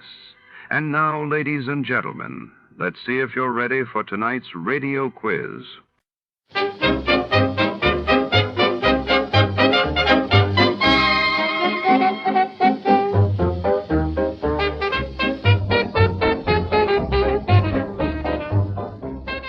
Tonight, in the Bobby Foster matter, we're drawn into the hushed corridors of a bustling downtown brokerage office where fortunes are made and trust is a commodity as rare as gold. When a trusted employee vanishes along with a suitcase full of negotiable bonds, suspicion and danger ripple through the polished marble floors and glass-walled offices, with every ticking second secrets threaten to shatter the fragile facade of prosperity and respectability. Step inside this world of shadowed ambition and deception. Before to start, let's see what happened the day it was broadcasted. It was August 19, 1956. That day, the world was gripped by the dramatic resolution of the Suez Crisis as leaders debated the fate of the canal while in the United States. Headlines buzzed with news of Elvis Presley's explosive performance on national television, stirring both excitement and controversy. John Lund as Johnny Dollar. Walter Jackson, Johnny. Oh, hello, Mr. Jackson. How are you? No, not too good, Johnny. That is, our company isn't. If you're not on a case, I'd like you to conduct an investigation for us. I'm at your service. Good. Our company writes a group health and hospitalization policy at the Riggs Bearing Company. Where's that? In Riggs City, Florida. Employs 3,000. We cover the employees and their families. And? We've just received a claim on behalf of a Bobby Foster, the child of a machinist of Riggs. For what? For an operation involving a team of neurosurgeons and technicians that had to be flown to Riggs City by chartered plane from Boston. Now, what do you want me to do? Dr. Grant Howell, director of the Riggs City Hospital, attached a report to the claim. A report which we think bears investigation. Okay, I'll get right on it. Fine, Johnny. And don't spare any expense. If Dr. Howell's report bears out, there's a vicious racket spreading. A racket which victimizes children.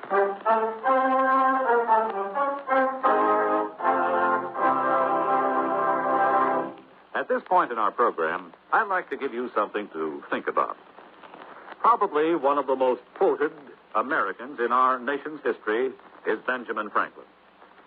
It was Franklin who said, "Early to bed, early to rise makes a man healthy, wealthy, and wise." And never leave that till tomorrow, which you can do today. And, of course, the Lord helps them that help themselves.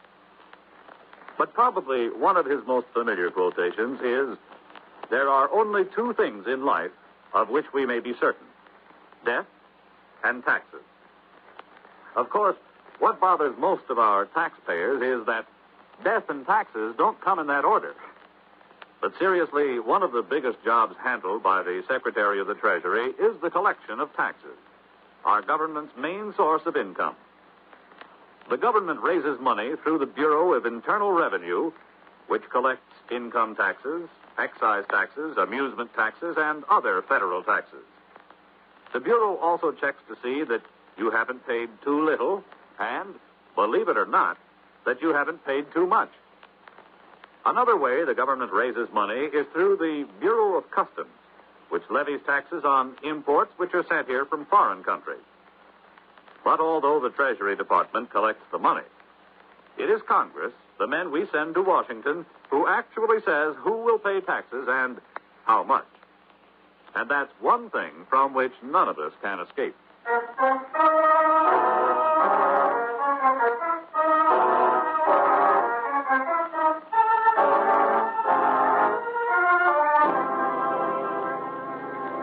Expense account submitted by Special Investigator Johnny Dollar to Home Office, National Medical and Hospitalization Insurance Company, Hartford, Connecticut. The following is an accounting of expenditures during my investigation of the Bobby Foster matter. Expense account item 1, $85.56, plane fare and incidentals between Hartford and Miami, Florida. Item 2, $2.60, bus fare between Miami and Riggs City, a spick and span little town with coral white streets shaded by tropical trees. I registered at the Kachubi Hotel, then went directly to Dr. Howell's office in the modern air-conditioned hospital.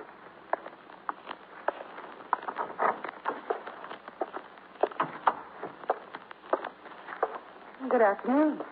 Hello. May I help you? I'd like to see Dr. Howell, please. Well, the doctor doesn't see patients after 5. I'm afraid you'll have to return tomorrow. Unless it's an emergency. Well, I understand it is. My name is Johnny Dollar. I'm representing National Medical. Oh, I see. I'm sorry. That's all right. Is the doctor in? Well, he's looking in on a patient, Mr. Dollar, but he expects you. Oh? The insurance company phoned you were coming. I see. It's pretty awful what happened to little Bobby Foster. I've never seen Dr. Howell so upset. Just exactly what did happen. You don't know? Not the details, no. Well, if Dr. Howell is right, it's terrible. But he'd better tell you. Won't you sit down, Mr. Dollar? Oh, thanks. Cigarette? Oh, thank you.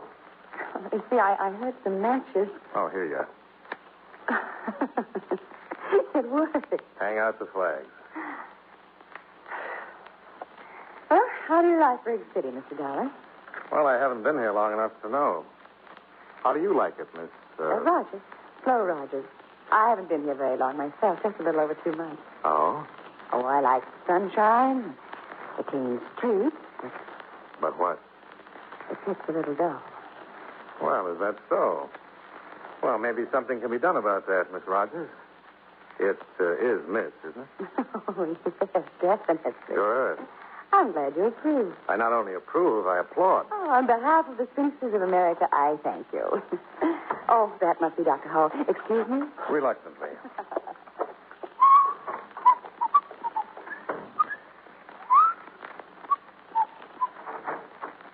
The doctor will see you, Mr. Dollar. Thank you. Oh, come in. Come in. Have a seat. Thanks, Dr. Howell. Well, your company acts fast. Only mailed that claim day before yesterday. National Medical feels it's an unusually high claim, You Doctor. suggesting I padded it? Oh, certainly not. But a team of neurosurgeons flown down from It Boston... was necessary to save the boy's life, I assure you. Well, don't misunderstand, Doctor. National Medical isn't challenging your professional opinion. I should hope not. The report you attached is what interested my company. It should. Should interest the whole country. I didn't have the opportunity to read it, Doctor. Perhaps It's a potential child killer, Mr. Dollar. A vicious, unscrupulous racket, capitalizing on panic, fear. Now, come with me. I want you to see what they've done to an innocent child. Bobby Foster? Yes.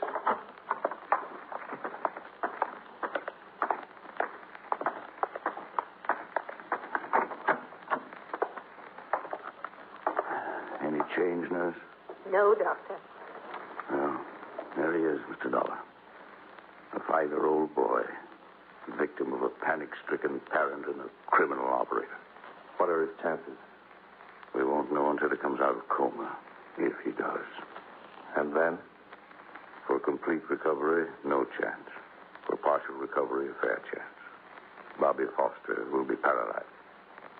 You said a criminal operator. Who? If I knew, Mr. Dollar, I wouldn't bother with reports to insurance companies. I've been a doctor 40 years now. Seen a lot of pain and tragedy. But this... Let's go back to your office, Doctor.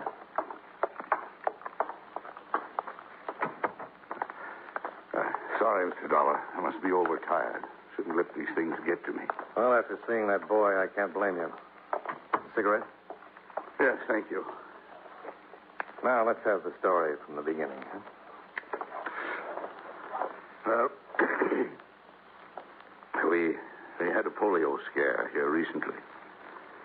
Some of our children came down with fever, headache, sore throat, symptoms resembling polio. Was it polio? No. But to confirm my diagnosis, I called in a polio specialist from Miami. Meanwhile, epidemic rumors spread through the town. Parents got panicked. He held a mass meeting. For what purpose? They demanded I inject every child in town with gamma globulin. That's the polio preventive? Yes. And did you? Certainly not. Gamma globulin's impossible to get unless a genuine polio epidemic is threatening. The government has to ration it carefully because one whole blood donation is required to manufacture a single injection. You know how many demands there are on the whole blood supply these days. Of course. Well, to get to Bobby Foster's case, I was called to the Foster home last week. Found the boy in a coma. He had all the symptoms of embolism. Of what? Cerebral embolism, caused in this case by an air bubble entering a blood vessel and being carried to the brain. Well, that would cause paralysis, wouldn't it? Yes, and possible death. And so you called in the neurosurgeon? I didn't feel qualified to undertake such a specialized operation. Well, just how did the air bubble enter the boy's bloodstream? Through criminal carelessness, by way of a hypodermic injection. Any proof? Well, the needle mark's still on the boy's arm. And you have no idea who injected Bobby? None. But I know this. Other children in this town have been injected, too. Oh? In their cases, fortunately, no harm was done. Well, surely Bobby's parents know who injected him. That's the wicked stupidity of it, Mr. Dollar. They deny the boy was given any kind of an injection. But you think they're lying? Of course they're lying. The boy was running a fever. The parents thought it was polio. They panicked, took him to some quack for an injection of what they were told was gamma globulin. At a black market price, no doubt. To a frightened parent, price would be no object, Mr. Dollar. Well, I'll see the boy's parents. They can be persuaded to tell who's behind this racket. You're wasting your time, Mr. Dollar. I've tried repeatedly. They refuse to admit their responsibility. Afraid criminal charges will be brought against them? Perhaps. But they have another child, a girl, 7. You're thinking the girl has been threatened if the parents talk? I wouldn't put anything past the ghouls who operate this racket, Mr. Dollar. Yes, it would figure, Doctor. Well, thanks. I'll check with you if I turn up anything. Just do that, Mr. Dollar, and be careful. I always am. And you ease up, huh?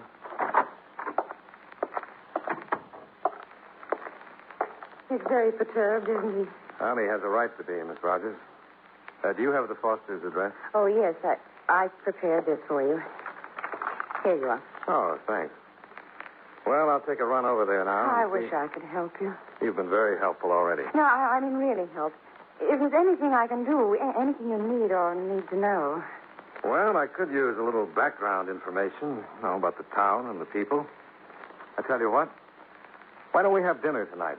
Then I can get the rundown on Riggs City and a little nourishment at the same time. Well... You have another engagement? No, I haven't. It's just that... Well, I didn't want you to think I was angling for a date. Oh, now, look, I have a pretty good memory, and I distinctly remember that I asked you to dinner. I know, but... I think it's your civic duty to dine with me. Well, if you put it that way, as a good citizen, how can I refuse? That's the spirit. You name the place. Well, there's a restaurant called the Tropics, a bar and grill sort of place. It isn't 21, but it isn't bad either. I'm with you. What time shall we meet? Around 6. I'll be there if I have to crawl. All right, but wouldn't a taxi cab be more practical? See you at 6.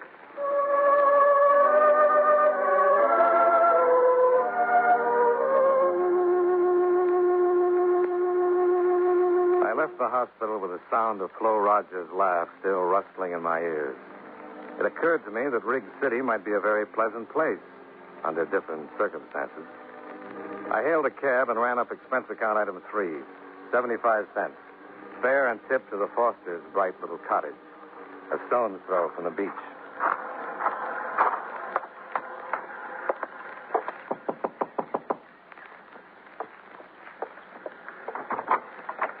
Yes?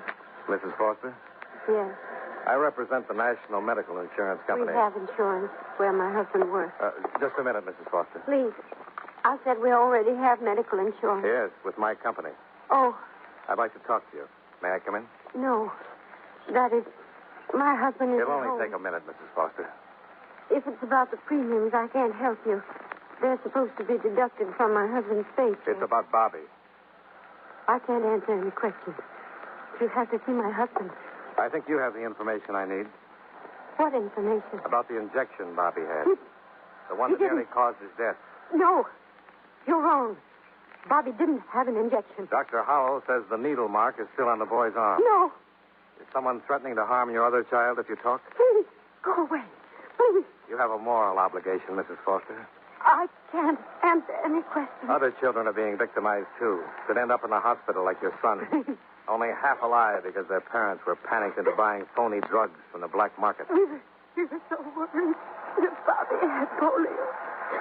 So worried. Who gave Bobby the injection? I can't tell. I can't. You've got to tell. But our little girl, Margaret, they said they... That's enough. I I didn't tell him anything, Edward. Get inside. Where's Margaret? Inside, I said. Oh. So you're Bobby's father. That's right, mister. I'm Johnny. I know who you are, insurance company detective. Investigate. Have it your way, but get off my property. Did they threaten your little girl if you talk? I'm warning you. You can get police protection, Foster. Just name the man who gave Bobby that shot. I don't know what you're talking about. Now, you get off my place. Use your head, Foster. You're covering up for the worst kind of scum. Talk. You owe it to your son, to the other kids that are being victimized. All right, Dollar. I warned you to get out. Now, don't be a fool, Foster. I warned you. Get up. I didn't come here to brawl with you, Foster. I'm investigating... I said get up. Get on your feet and clear out of here. Since you asked me so nicely, sure.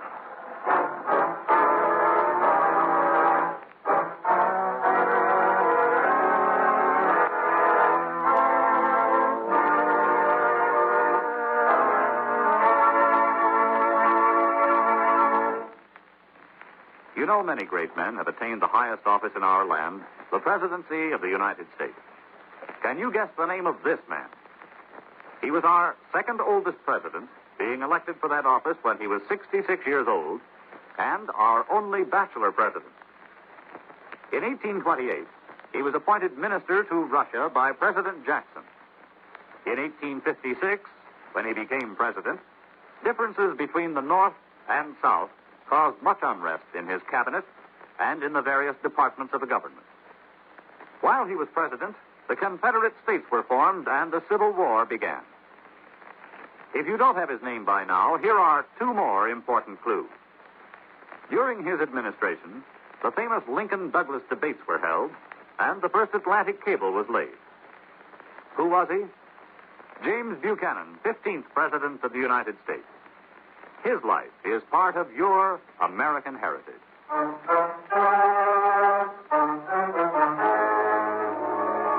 And now, with our star, John Lund, we bring you the second act of yours truly, Johnny Dollar.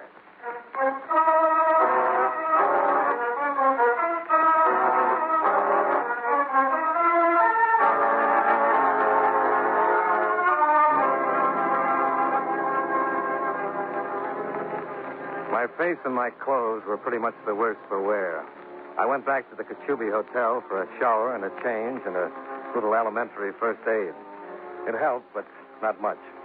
What with one thing and another, it was nearly 7 o'clock by the time I got a cab and ran up expense account item 4, 85 cents to the Tropics Cafe. I spotted Flo Rogers in a corner booth. Well, hearty greetings and humble apologies. Good evening. Don't apologize. After all, you're only an hour late. I'm sorry. I had a little repair work to do. Repair work? Johnny, what happened to your face? I was overmatched. I lost the decision, and it wasn't close. Someone beat you up? Well, that's one way of putting it. Mr. Foster did the honors. But why? He thought I was a little too inquisitive. Oh, Johnny. He must be an awful man. No, he's a frightened man, frightened out of his wits. His little girl's life has been threatened. What? How do you know? Mrs. Foster was on the verge of admitting it when her husband barged in. Oh. Oh, well, what are you going to do now? Starting tomorrow, I'm going to question every parent in town. You think other children have been infected? Well, Dr. Howell thinks so, and it figures. A group of grifters move into a family town, spread polio rumors around, then make a killing selling phony gamma globulin shots to parents who are scared silly for their children's health. Johnny. Yeah? You're going on with this investigation? Why, certainly. In spite of what's happened to you already, you're determined to go on? Why, sure I am. What are you driving at, Flo? I guess I'd better tell you then. Tell me what? Well, tonight when I first came in, I sat at one of those little tables near the bar. See, that one over there, behind the jukebox. Yeah? So? I heard the bartender whispering to a man. Well, what did he say to him? He was telling him where to take his child for an injection. An injection? Of gamma globulin? I think so. I couldn't be sure. I couldn't hear everything he said. Where did he tell the man to take his child? Did you hear that? No, I told you he was whispering. The man he was talking to, is he still around? No, I don't see him. Did you know him? No, he's just one of the customers. Okay. Thanks. Where are you going? I dig my elbows in that bar. You run along home. We'll have that dinner some other time. Promise you'll be careful. On my honor. I wouldn't want anything to happen to you. That makes two of us.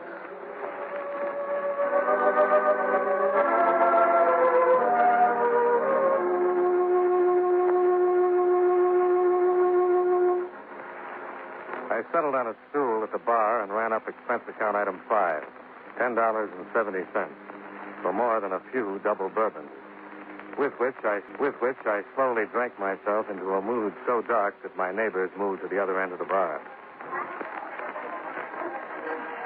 Hey, Skinny, come here. Name's Mickey, sir. I told you before. Well, I'll show you this. So what? Well, don't just stand there, Skinny. Fill me up. I think you've had enough, sir. You need a cup of coffee, black. What I need, you can't get for me, pal. Nobody can. You sound like a man that's got woman trouble. What do you mean, woman trouble? Why, my little wife is the finest, sweetest... Yes, sure. You're crazy about her and the kids, too. How do you know I got kids? Well, you're the type. Family man. No kid. No kid. Now, look, I'll get you that coffee and then a cab to take you home to the kids. Okay? Okay. Hey, wait a minute. Come here. Yeah? You're a swell guy, Skinny. You understand when a man's got trouble. Yeah, sure. Forget it. Just that my kids are sick. Wife is worried half out of her mind. I had to get out of the house. Had to get away for an hour. You say your kids are sick? Yeah. Wife's scared of polio. What does the doctor say? Oh, a lot of mumbo-jumbo. Everybody knows there's a polio epidemic in this town. The doctors are afraid to admit it because they can't get the stuff to stop it. Gamma globulin? That's the only thing that'll save my kids, the only thing. Listen, mister. Maybe I can help you. Huh? Get you some gamma globulin. Where, Skinny? I'll pay anything. Anything. Here. Go to this address. The party there will tell you where to take your kids for the shot. Oh, thanks, Skinny.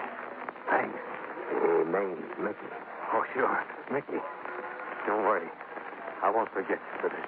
Oh, I'm not worried, mister.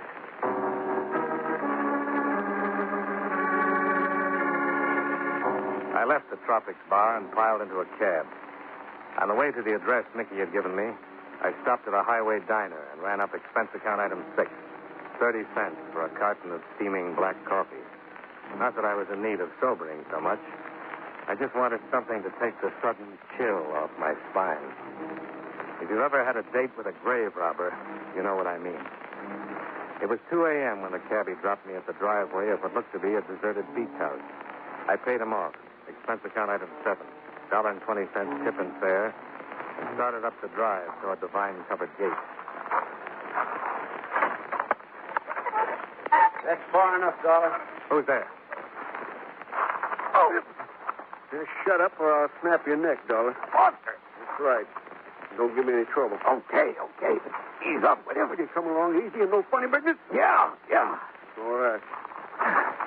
Put your hands behind your head. Clasp them. And don't turn around. Okay. Where's your gun?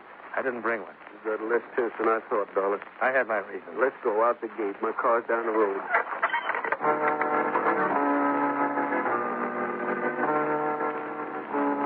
Foster drove away from town, using the back road. A tire iron clutched in one huge hand in case I got ideas. Once, out of the corner of my eye, I thought I saw the big guy's lip tremble, like a scared kid.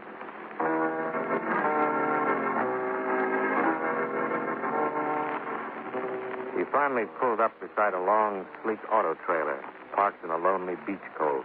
He motioned me out and followed me to the door.